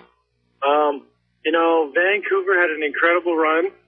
40th anniversary, that's not a bad way to go out, in my opinion.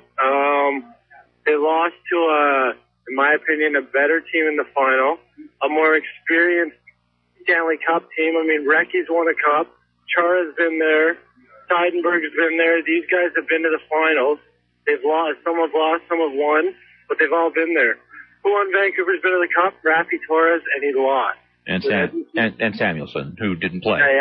Yeah. Samuelson, but Samuelson wasn't there for the majority of the run. Yep. And, I mean, these guys just ran out of gas, and they'll be back. They're only young. Tadine's only a first-time captain, so they'll be back. They'll have plenty more years to do it, so I'm not too concerned. All right, well, we'll see. I mean, time will tell.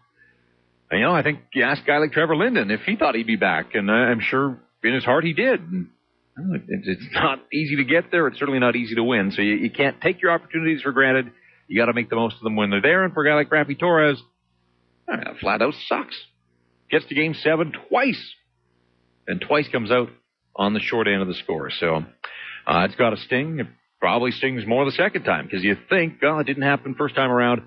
I got to do whatever it takes. And forward line was so good throughout the series, but like everybody else last night, it's impossible to pick the best Canuck. I'm not sure that there was a best Canuck last night.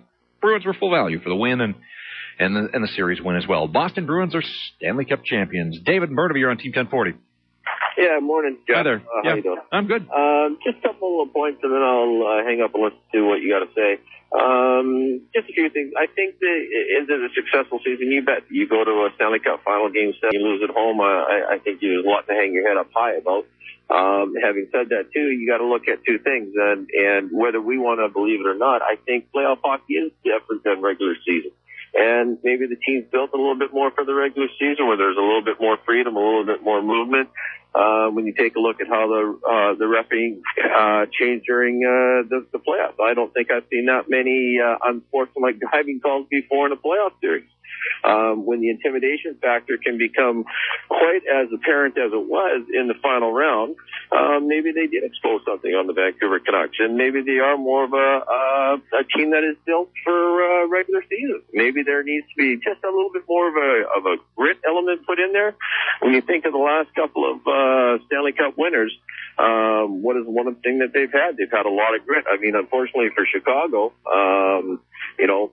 you take a look at what they had to give up once they won the Stanley Cup because of all the cap hit and everything else. But no, I think it is a successful season. I think people need to step back and settle themselves down here a little bit and separate what happened on the ice and what happened off the ice, because what happened off the ice had nothing to do with hockey. So I'll hang up and hear what you got to say. Yeah, thanks. All right, appreciate that.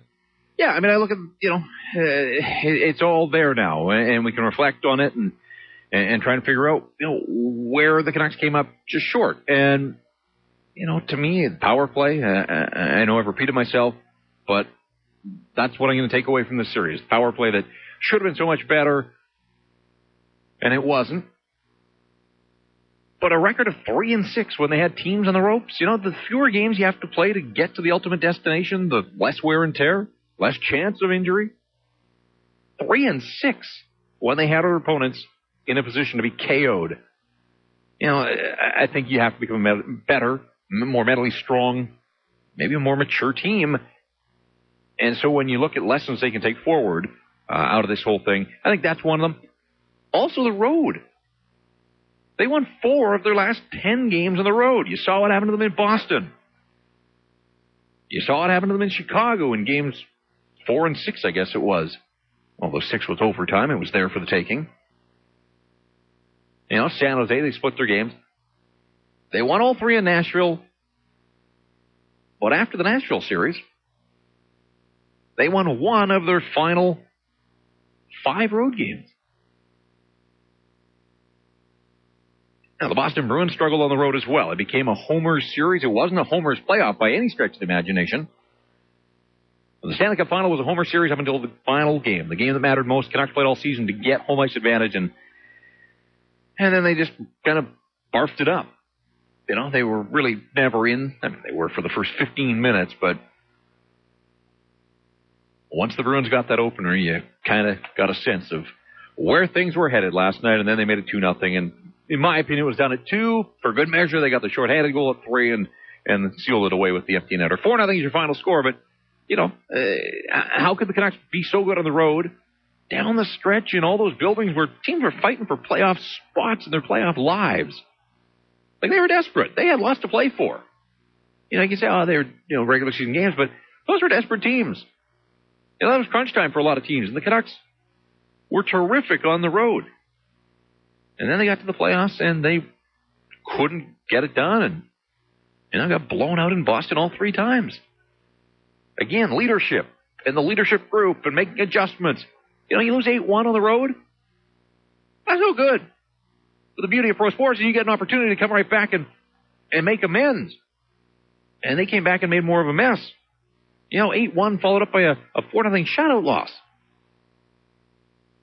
Where were the adjustments? Where were the leaders? Where was this group that was supposed to be so mentally tough and stable and strong? And it wasn't there for them in Boston. They won 54 games in the regular season, 15 more. 15 more in the playoffs. It's a lot of winning. 107 games the Vancouver Canucks played. Record-setting season, record points, record victories. You know, another Hart Trophy nominee, Hart Trophy finalist, and Art Ross winner. Coach of the Year candidate, Vezina, Selke. You know, they're going to be so well represented at the NHL Awards next week. All that's a small consolation, but all's not lost. I don't know how the people that phone in and say that the season was a disaster, that it's all or nothing. This team took the fans in the city of Vancouver on a ridiculous roller coaster ride over the last 62 days. And we are here to document it each and every game. It was a ton of fun. Did it end the way that the Canucks and their fans wanted? No, it didn't. But there was a lot of good done in this city by this hockey team. Some changes have to be made. Changes are going to be made. It's the nature of the beast in the offseason in the National Hockey League these days. And the changes are going to come quickly because it's June 15th. It's now June 16th.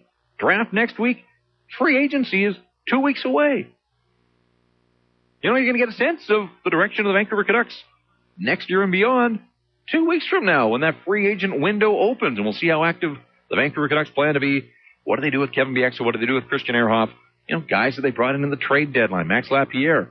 The rest of the league seemed to hate him, but he looked like he found a home on that third line for the Vancouver Canucks. Chris Higgins, well, his play faded off as the playoffs wore on. So there are decisions to be made. We'll see what the Vancouver Canucks look like as they start to assemble the crew for the 2011-2012 season. We did this each and every night through the playoffs, 25 games strong when we started. Didn't really know what we would get. Introducing a brand new late-night radio program after the post-game show, but the demand was there from the opening night. Remember that first series, the home game started at 7. So it wasn't uncommon for us to get it to 2, 2:30. Then as the playoffs wore on, the deeper they went, the earlier the start times. We got to 5 o'clock games in the last couple of rounds. And again, the demand was there on the phone board, and it's all because of you. We thank you so much. What an experience. It was a terrific run, a bunch of fun. Didn't imagine that I was going to get through the night, but hey, it was an extraordinary night in the rink and outside the rink as well. But we are finished. We're calling that a wrap. Huge thanks to Keith Vandermant sticking it out with me. It was dark when we started this thing. It's light now. The sun will shine on the city of Vancouver today, but we're going to need some answers, too, about how it all got away from the law enforcement agents out there on the streets last night. Again, congratulations to the Boston Bruins. Tim Thomas is your Conn Smythe winner. The Boston Bruins are Stanley Cup champs. The Vancouver Canucks, well, they get the offseason now to heal up and get back at it and try to get that one win that they couldn't next season. Thanks so much to everybody for 25 nights of playoff game night. Really a privilege to host the program. Again, thanks so much for joining us, sticking it out with us late nights, early mornings. It was fun, but it is done. It's the off-season now in Vancouver, and it's time for us to go. Scotty and Ray are next, the morning show, here on the Team 1040.